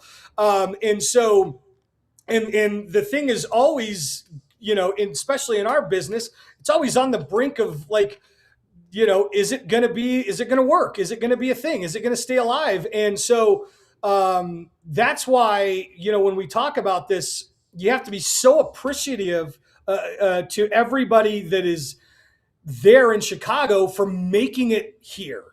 And this is why I was saying, like, well, you talk about profitability and like boring part for the fans, but like it's so incredibly difficult to get here, and it took so many sacrifices and so much work to do it. It's just incredible. And to Jake's point, I would tell Jake, he can confirm this here. I would say, like, he would say, hey, he would be up doing something like until 11 o'clock. And then that morning he'd be picking something up and and I would say, like, hey, like, is your wife, how's the wife? Is your wife cool? Does your wife hate me? And he would say, hey, she knows I'm all in on this. She knows I'm all in on this. So absolutely.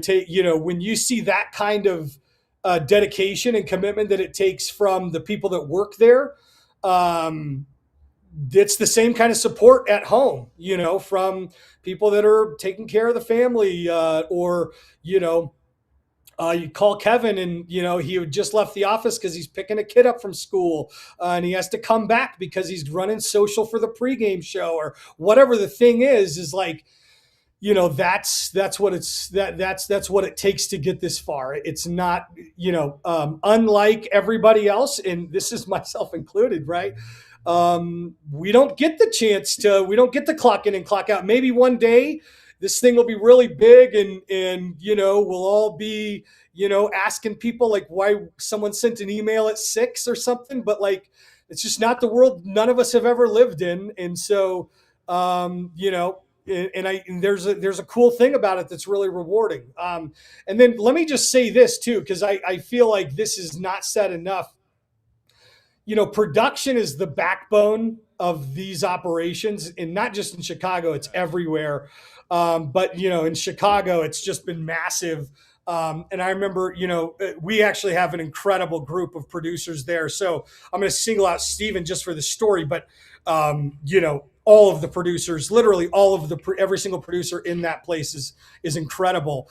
But when we were in London, Steven came over to Hogue and said, "Hey, you need to be ready and upstairs in 10 minutes. I'm going to grab Cole Kmet." And then I happen to be in the hallway. He goes in, he grows Cole Kmet.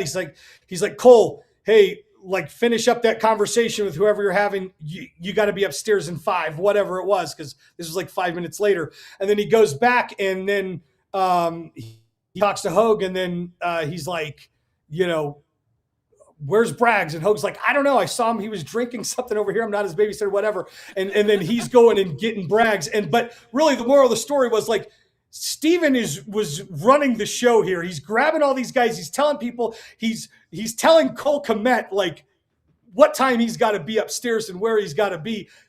He gets them all there. He shoots it and creates a ton of content. That whole London week was massive. And then, fast forward to Super Bowl week. Same thing. I'm watching Steven run the show. He's producing all this stuff. He's cutting all this stuff up. And then we go out and I'm like, "Where's Steven?" And they're like, "He's back at the hotel working. He's working on content." And then later on, it was like an hour later, Steven met us. But these producers, you guys, when you see these clips and you see all the shorts and you see all of the graphic stuff that anyone who's watched CHGO for the last 3 years, they've watched this gradually improve and increase. It's all the producers. Brandon, we're getting close to 100,000 here, so 15 away. I think we want to do the countdown. Okay. All right. Do you want to be here for the countdown? I thought we were going to get there before he finished his answer. I know. But I want to get everyone on the set. I want to get everyone on the set while we do this. So I don't want to miss that. Do you want to stay with us? Yes, he should be here for this. All right. Hang out there. Yeah. Everyone here on set. I'm going to go get the champagne. We are 15 away. By the way, if you're watching, we're doing a giveaway. You can enter at the link in the description. We're giving away some merch. We're giving away a Die Hard membership. 13 away. We appreciate everyone who's been here. We've been on for, like 7 hours? There's been some people in the chat that have been here the entire time. This is super exciting. We're 14 away. Steven is updating it as 10. we go. Now we're 10 away? 10 away. Let's go. What are we, go and get the bubble. Everybody get on. Kevin, did you get the champagne. Did you get Salerno's over there, Kevin? What are you guys eating? Yeah, we did Nancy's. Salerno's. 8 away. Oh, no, I'm stupid. Yeah, we did Salerno's. We did both. There was a whole spread on one side, and then we went to the other kitchen, and there was more. What's the number at? We are 8 away, 6. ladies and gentlemen. 6, Kevin. 5. Kevin. Can we go live? Just bring the bottle. 5. Can we go to the live Hustle, counter? come on. Hi, Brandon. No. Come on. Come on. Nope, just get on. Don't stop. Don't stop. I'm 4 away. Nothing wrong with Get in your chair. schmoozing. We're trying to hit a milestone here. Schmoozing. Special moment here. We're 4 away, folks. 100K could be you. Now, I want to remind We you. hit it!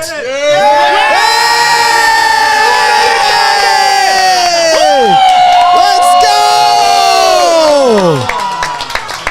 Hey! Let's go! Steven! Let's go! Steven! Let's go! Pop it! Let's go! People are asking for the Carmonica, and Carm's not here. Because he's at Northwestern basketball. I probably shouldn't spray it. There's a lot of electronics around here. Cheers. Thank you. Thank you, everyone. Let's keep it going now. Yes.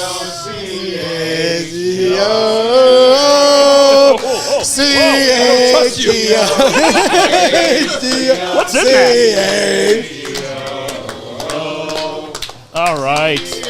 Someone sit down and talk to me.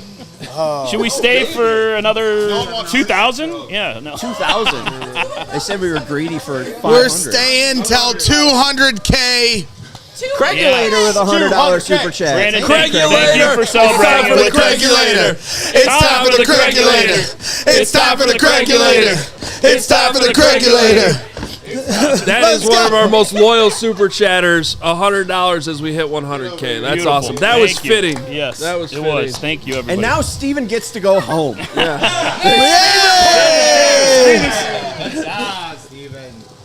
Appreciate all of you tuning in. Means a lot to every single one of us and our families. You guys have changed our lives in a way that honestly cannot be repaid fully back to you, but we do these shows every day to try to live up to that, because without you, this doesn't happen. So thank you to every single person that's tuned into this.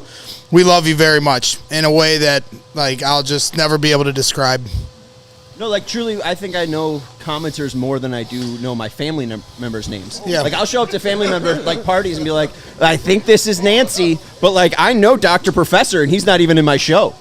You know? Like, he's not even a Sox fan. Yep. Yay! Now get back to work, everyone. Blackhawks tonight? Who the hell? Who do they play? Let me just say, Brandon. Oh yeah, you're going. Let me just say, Brandon, that you hiring me is easily the dumbest thing you could have ever done. I agree. You've made a terrible mistake, but I will never let you know that until you find out 5 years from now. Well, just so everyone knows, I can't take too much credit because Jake called me one night and said, "Hey, this is going to sound crazy, but there's this fan, and he's doing tailgates, and he's building a Twitter following, and he's a bricklayer, and we want to try to get him involved somehow." I'm like doing what? And he's like, "Well, I think Kevin found you, and yeah. so, I mean, Kevin really believes in this guy." And I'm like, okay, so it's Kevin and Jake, and then I'm like, are you gonna just put him on? And Bear Show was our biggest show, in the company. And I'm like, you're just gonna put him on the Bear Show? And he's like, sounds crazy. They're like, well, they're like, well, we're trying to figure it out. We just wanted to, before we move forward, just get a pass for the, make sure this is cool. And this is how small we were too at the time. Like I'm taking calls on like adding a talent to a show, right? Very different world that we live in now. And I did love that era. But anyway, I said, okay, well, we'll figure it out. But like, let's do something that's like a low risk thing. So Jake, the next morning, because this is how Jake gets when he gets like locked in on something, he's like unbearable. Right. So he calls, he's like, hey, we're going to try him on the After Dark show that we just launched this concept After Dark, which Jake was big on, Kevin was big on. So let's try him on After Dark. So I was like, all right, let me know how it goes. Well, the very next morning after Dark, Jake's like, they love him. Everybody loves him. He's great. Like, let's what's the next thing? And so they had a CHGO had a producer budget, but not a talent budget. And I said, well, there's no talent, but like the talent budget's maxed out. So it was probably a couple of weeks later. I'm not sure how, what the time frame was. Braggs was kind of just contributing. And at the time he's starting to really, his Twitter following starting to pick up. So Jake calls me and, however much longer this was, and says, hey, that producer budget we have, we're going to use it on Greg Braggs. And I'm like, also the dumbest thing you guys have ever done. He's like, I'm like, to do what? He's like, he can produce. I'm like, he can produce what? Like, and he's like, he'll learn. We'll teach him. He'll learn. He'll just work nonstop if you hire him. And so I'm like, all right, fine. So then he came on as a producer, and then that got him more involved in the show. And then eventually the show got to the point to where we're like, okay, we're gonna have a problem. Like we have to sign this guy. You're gonna have to sign this guy. And so then we signed him, put him on a deal, and the rest was history. Well, no, I appreciate it. And obviously there's a lot of tuck pointing that needs to be done around here. So you could have just hired me for that and I would have done the rest for free. So, but regardless of the glazing, which I certainly appreciate, but regardless, that was like the most classic CHGO moment ever. Yeah. We got to 100,000 and Greg turns it onto a story. I did it. I said it was done. That was honestly perfect. I did it. But I will say, I don't even know how he I will say this. It is a testament to this company. What you guys allowed me to try to find my way is a testament. Like, this is the new era of media. And yes, the traditional ways of getting here are still important. I will never undersell that. But for you guys to allow me to grow in a way, even this guy right here, he deserves all the credit for the patience. You deserve all the credit for the trust. Brandon, you just got convinced and bamboozled. That's on you. But Steven has been an incredible teacher to me, and honestly, honestly, that is a testament to what this company is that anybody, if you apply yourself in a certain way and you have the passion and desire for something, this is what can happen, and so I appreciate Ollie, get the bear over here so I can hump it.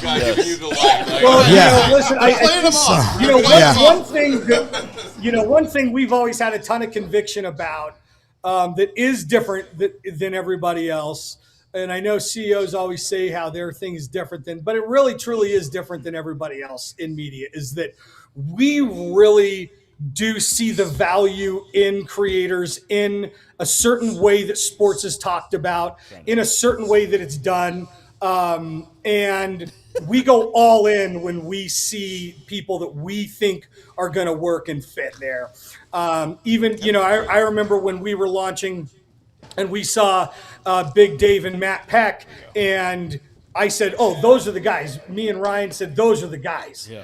And I think at the time, just to be fully transparent, because we've talked about all the difficulties. Part of the beautiful, part of this, right, is you go to do some research. Okay, well, they're already on a show. They're doing a show somewhere else. Okay, so what's that? Have they done any other stuff? Yeah. This NBC thing, talked to a couple NBC people. They're like, yeah, it didn't really work out. We were like, we don't think those fucking guys know what they're talking about. We don't, nothing against that. I'm not trying to throw shade, right? But this is just traditional media thinking versus digital media thinking. So we're like, okay, I end up, I don't know how I end up getting connected with Matt, but he's like, hey, what's the intention here? And, almost like you're talking to a parent. And I'm like, well, hey, the intention here is that we want to bring on you and Dave together. He's like, okay, good. Cause we're a package deal. We don't do, the negotiation on this is the same. So we knew this, everything was going to be the same on this thing. And so, you had to move forward with that. And so the phone call was you have to talk to Matt, then you call Dave, then you call Matt, then you call Dave, and you have to do this back and forth until we finally get everything on the same page, and then you can move forward. I remember even with Brandon, go ahead. Before we move on from Matt and Dave, because obviously a huge part of what we do at CHGO, along with Will Gottlieb, the GOAT, or CHGO Bulls. Can you talk about you and Big Dave's relationship? Because it's continued, and I think there was a year or two into it. I didn't realize you guys just talk randomly about music, and you guys continue. Dave, talk about just the special nature of that. That's not normal to have that type of relationship with your CEO. I think on that level. I mean, honestly, I didn't know if that was normal or not. That's just kind of how I am. Relationship with everybody. Yeah, honestly, that's just kind of how I talk. and pick at Brandon because I like making fun of Brandon. Like right now, it looked like he in a wind tunnel, but yeah, like no, this is fun. This is a dream, and like he said, he DM'd me on Twitter. I didn't know who he was. I'm from the city, so you can't just DM me on Twitter and tell me stuff. And I'm just like, bro, I don't know you. Like who are you? That's why I was like, I don't know this dude. But something told me he asked me for my phone number. And it took me, honestly, a few hours for me to be cool with giving him my phone number because I didn't know him. And I was like, all right, someone told me to give him the number. He said, I'll call you the weekend. And he called me and we talked, told me what he wanted. And I was like, well, I'm not leaving without Matt. I was like, if you get me, you get Matt. Like, that's just kind of how it go. Wilson! Yeah. And then he talked to Matt, and Matt told him the same thing. Like, yeah, this is what it is. It's me and it's him.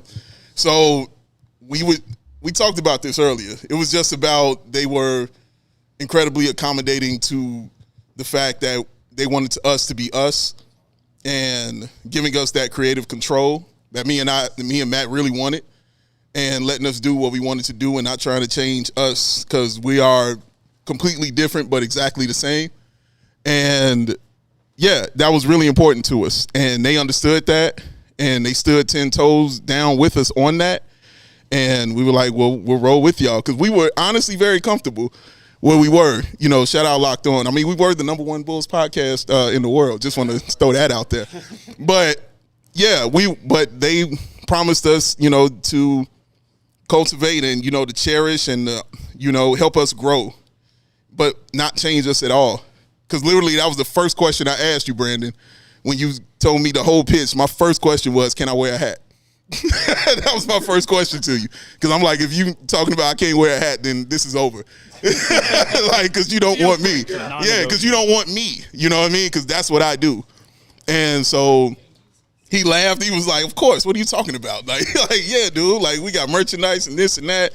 And then we got into music. You know what I mean? And with the music thing, like, we talk it all the time, as far as that's concerned. And then he brings Will to Go Gottlieb on. The adult in the room.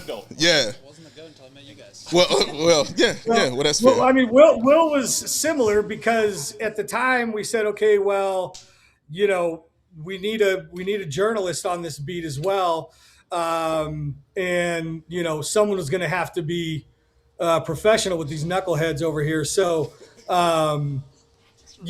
we actually talked to them. We were looking at a bunch of guys, and I think we always want to get sign off from the hosts and say, hey, and Will was a guy they liked. I went and talked to Will, and Will's like, hey, he was at a startup and, out in California. And it was the same thing we talked about was like, okay, once we were set on Will, this is the guy, then we went all in, moved Will out to Chicago, made him the guy. And obviously he's done an incredible job as well. But, I think that everyone has a story like that on here. And then just to finish off with the music thing, I'm a major hip hop head, and so is Dave, and we talk every day, multiple times. You still haven't responded to my Insta DM today. Yeah, I've been a little bit busy. But yeah, we talk all the time. And I will say, I mean, even, Jay Zawoski was Hogue, you were talking about how it came down to a day one launch. Zawoski was a guy I was trying to get over, from a month before launch or for whatever the inception was. And he was at Odyssey at the time. And, he was like, that was a big deal for him. He had been there for, 15 years. Jay can correct me, however long it was. And, we kept working it. And then, he actually didn't commit. We got him to come on. It was like a couple days a week. And we had got his feed, and I was like, you have to come on. You have to be on launch day, or your fans are going to be pissed. And so he said he came on during launch. And then like 2 days later, what happened is he went on family vacation. Jake can come and retell the story if I'm missing some of this, but he went on family vacation like the day after launch. And when he came back from vacation, like walked into his old job after he had saw the atmosphere at CHGO, he's like, there's no way. So he just called me. He's like, hey, let's make it work. This is what it takes. And, and we got the deal done.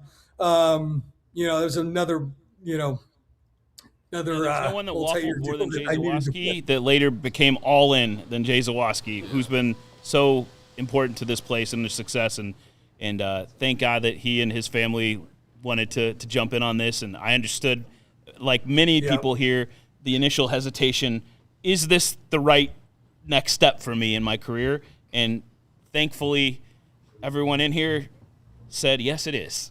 So thank you for that. And unless anyone else wants to say anything to Brandon, thank you for we said, hey, maybe 5-10 minutes, and you've been here for at least an hour and helped us get across the threshold. Yeah. But in many ways, symbolic of why we've succeeded. The support of everyone in this room, but also the support of you and everyone in Denver at All City. So thank you so much. How many months ago would we have hit 100K without Greg Braggs? I think we covered that part already. I hope you're ready for the Bears to kick the Broncos' ass in the Super Bowl. Let's go! Yes. Tell everyone there that. If the Bears and the Broncos go to the Super Bowl, it's impossible for me to lose anything. So I'll be extremely excited about that. Hey, let me just say before I go, every single person there has a story. I interviewed Chris Pankow when there was no revenue department here. And he beat out like 3 other guys to get that job. I've went and had drinks with the producers. I know, and plus Emma, who's kind of an extension of the production staff. I know everybody's story there. And there's talent here, I didn't say the story or talk about it or whatever, but every single person at this place is special. The people that aren't there that worked here that helped launch this, they're equally as special. In sports, sometimes things doesn't work out, but this has truly been the blood, sweat, and tears, probably literally of every single person who's touched this thing. And I'm incredibly grateful for all of you, and great job, everybody. And, I can't wait for us to get to 200,000. Absolutely. Brandon Spano. Thank you. You, Spano. Have a great night. See you guys. See ya. Later. All right. Is that that was it? great. Hogue, you're going to the Blackhawks game because we love Chicago sports. Yeah. I mean, but that speaks to the family atmosphere of this too. My whole family's here, and I think they understand what this moment meant for all of us. So, plus we still have time. Puck drops in an hour, so we're good. I'm this is really cool though, and it's kind of cool how this all played out today.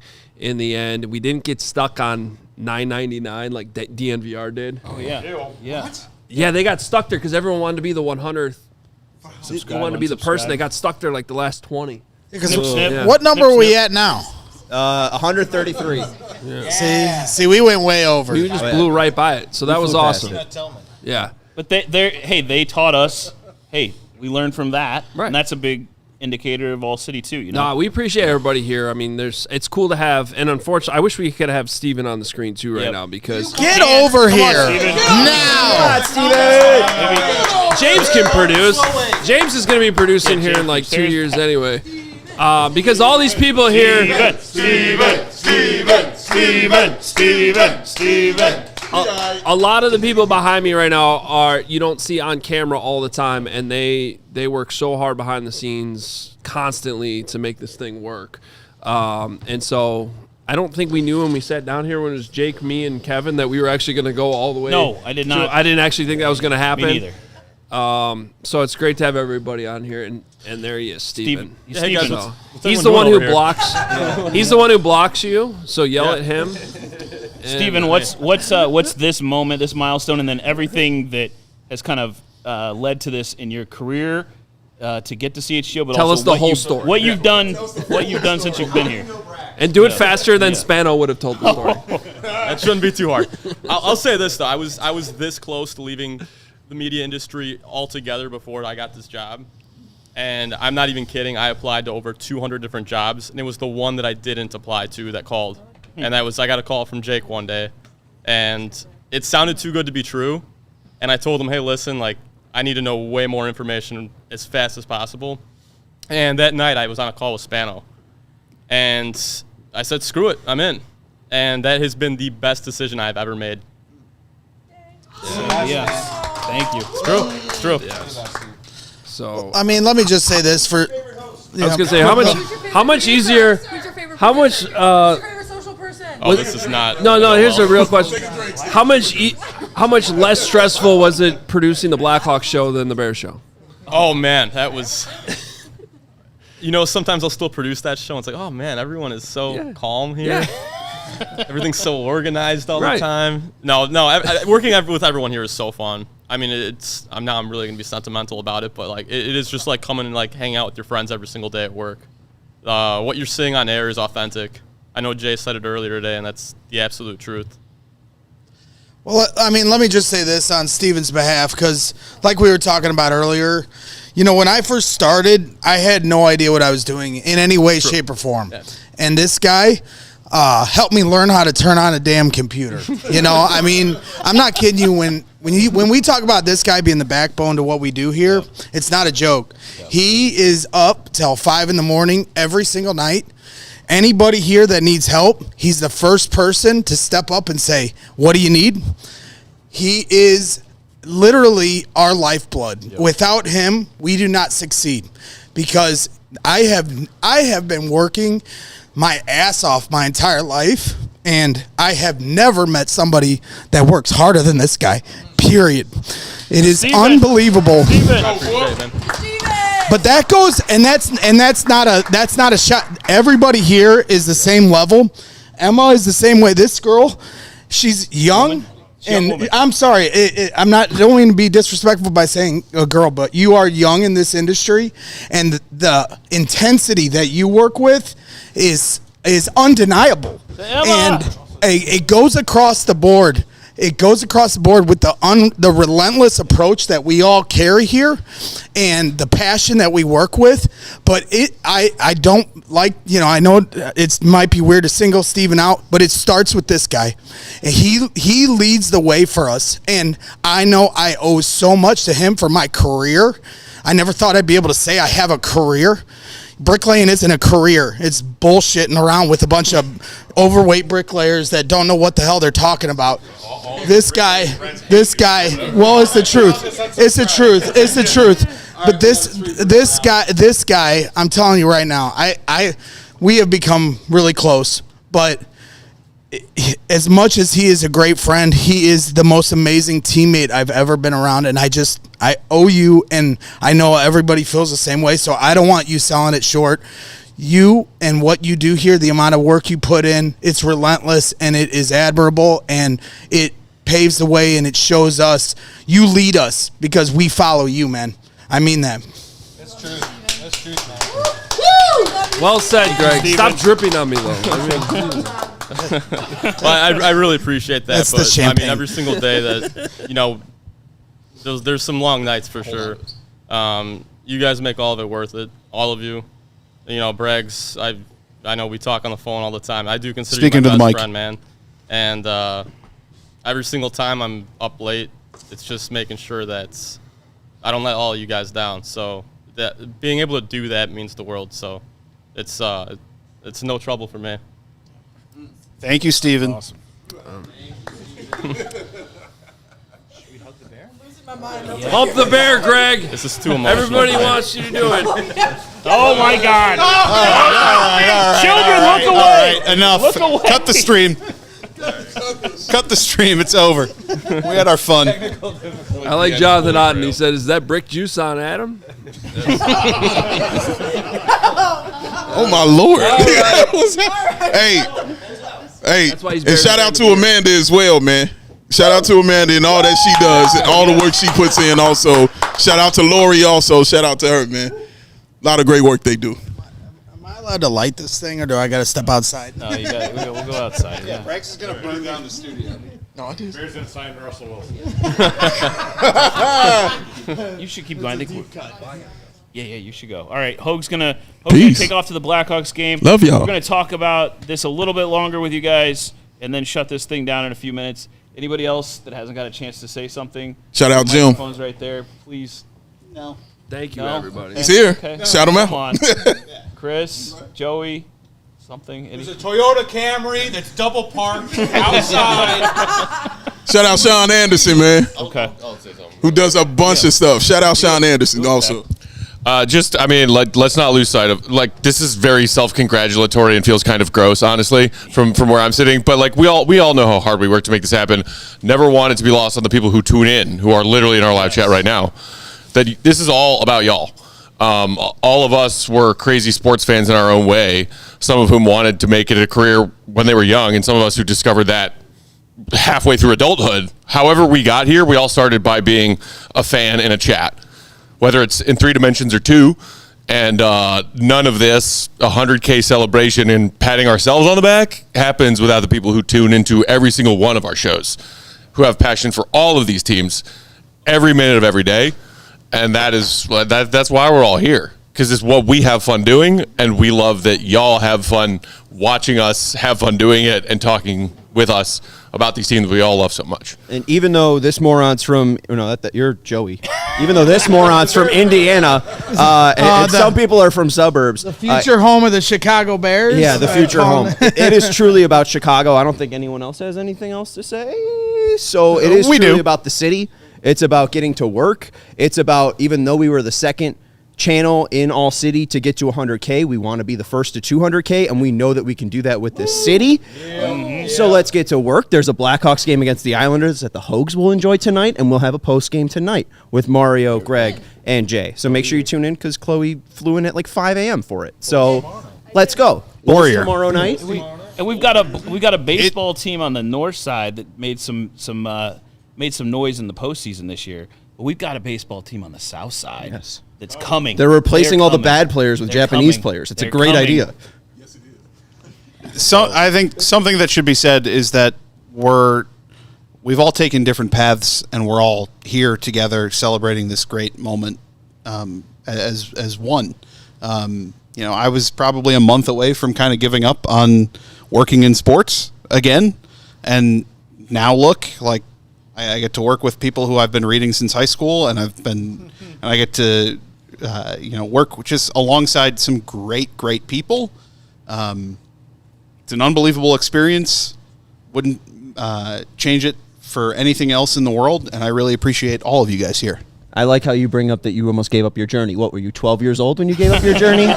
Jesus, you're the youngest one here. Hey, I think, can you scroll up just a little bit, Sarah? I think someone asked a really important question. It's Bears Sean, on Parade. Who said, "We all city like the mayor"? Do we know who says that at the end of the show? Who says that? Big Dave. Who says that? Do you guys know anybody about who says that at the end of the show? Luke Stuckmeyer. It is definitely. It's pretty good. He's sick. Can you fill in? Yeah. We all city like the mayor. Hey, Peace. I want everyone to keep, going forward with this. I do want to mention one thing. I'm sorry if I keep bringing up things that aren't fun and lively, but this is fun and lively. I was home for the holidays, and I went down in the basement and was looking through some old stuff, and I look up and I see some of my dad's old hard hats. And my dad worked 30 years in the factory. His dad worked 40 years in the factory at Staley's in Decatur, where the Bears started, right? They parked their cars where the Bears played football. That's how it happened. And I always knew when I got to go see that in the factory when I was in high school. I'm like, I don't want to work in there. I don't want to do that. I want to do something I love. And they sacrificed so that I could do something that I love. And I know many of us have had people that have sacrificed in their lives to help, lay the groundwork so we could do things that we love. And I was looking up and I saw the hard hats and I thought it was my dad's, and I looked and it was mine. And I forgot that I worked a summer in college in the factory. And I'm like, I remember that summer, and I'm like, this is why I got to get my back together and make sure to get everything online and go down that path. And I never would have believed that this would be the end of that journey through sports media, whatever weird journey it's been, in and out of it. But thank you to everyone here for your path to here in this moment, because it hasn't been a straight line for any of us, but I'm sure as hell glad that we're all here together right now. So thank you. Thank you. Let's go, Jake. Let's go, Coach. Yeah, I mean, honestly, turn it back on you. Like that's, like I said, like it's one of those things where, you know, I see Golden Boy in the chat saying bricklayer here, dressing my wins for Braggs Tag. You know, it's all love, and I truly miss being on the wall and laying bricks. But the one thing I never had as a bricklayer was, I've had two things I've always wanted in life. I've always wanted everyone to like me, which is not possible, and most people hate me, and I get that. And the other thing I always wanted is to be appreciated. You know, like I take pride in how hard I think I work. Maybe I need to work a little harder. But you have been the best boss of my life, and it was really hard for 20 years laying a brick and having you'd walk off the job site and not be appreciated. And you truly appreciate the people that you are, you know, overlooking and the boss of, and that's unique for me. I've never had that, and so I'm grateful to you for everything, the heart you put into it. This isn't just a job and payroll and scheduling. Like, I know how much you care about us, and that I don't know how much that resonates with everybody, but I know how much it resonates with me because I had bosses that I got in fistfights with. I had bosses that I was fired 7 times. I had bosses. I mean, that's what the reality of the construction job was. And to have a boss like you that pours your true heart into us is something that I don't take for granted. Thank you for that. And I want to say this because I talked about my dad and grandpa there, but you know, my grandma and my mom, who is no longer here, are a big reason for that. And I know all of us have lost people important to us in our lives throughout the last few years, and maybe even when we were younger, that meant something to us, and people in our lives that are meaningful and that inspire us. So thanks to them too. Maybe we should do the ships thing. Yeah, man. Because I don't have any booze. Who won the fight, Braggs? Something up. Yeah. Good question. Who won the fight? The fist Martin was fights. singing sea shanties. Hey, Bragg, who won the fist fights? Shit. Here you go. Yes, sir. That's my guy, Sean, Jimmy. you want to hit Sean? All right. Okay. Well, there are good ships. There are wood ships. There are ships that sail the sea. But the best ships are friendships. May they always be. Here's to all of you. We love you very much. Happy New Year. 100K. Thank you. Happy New Year. Love y'all. Islanders at 10 p.m. We all silly like the mayor.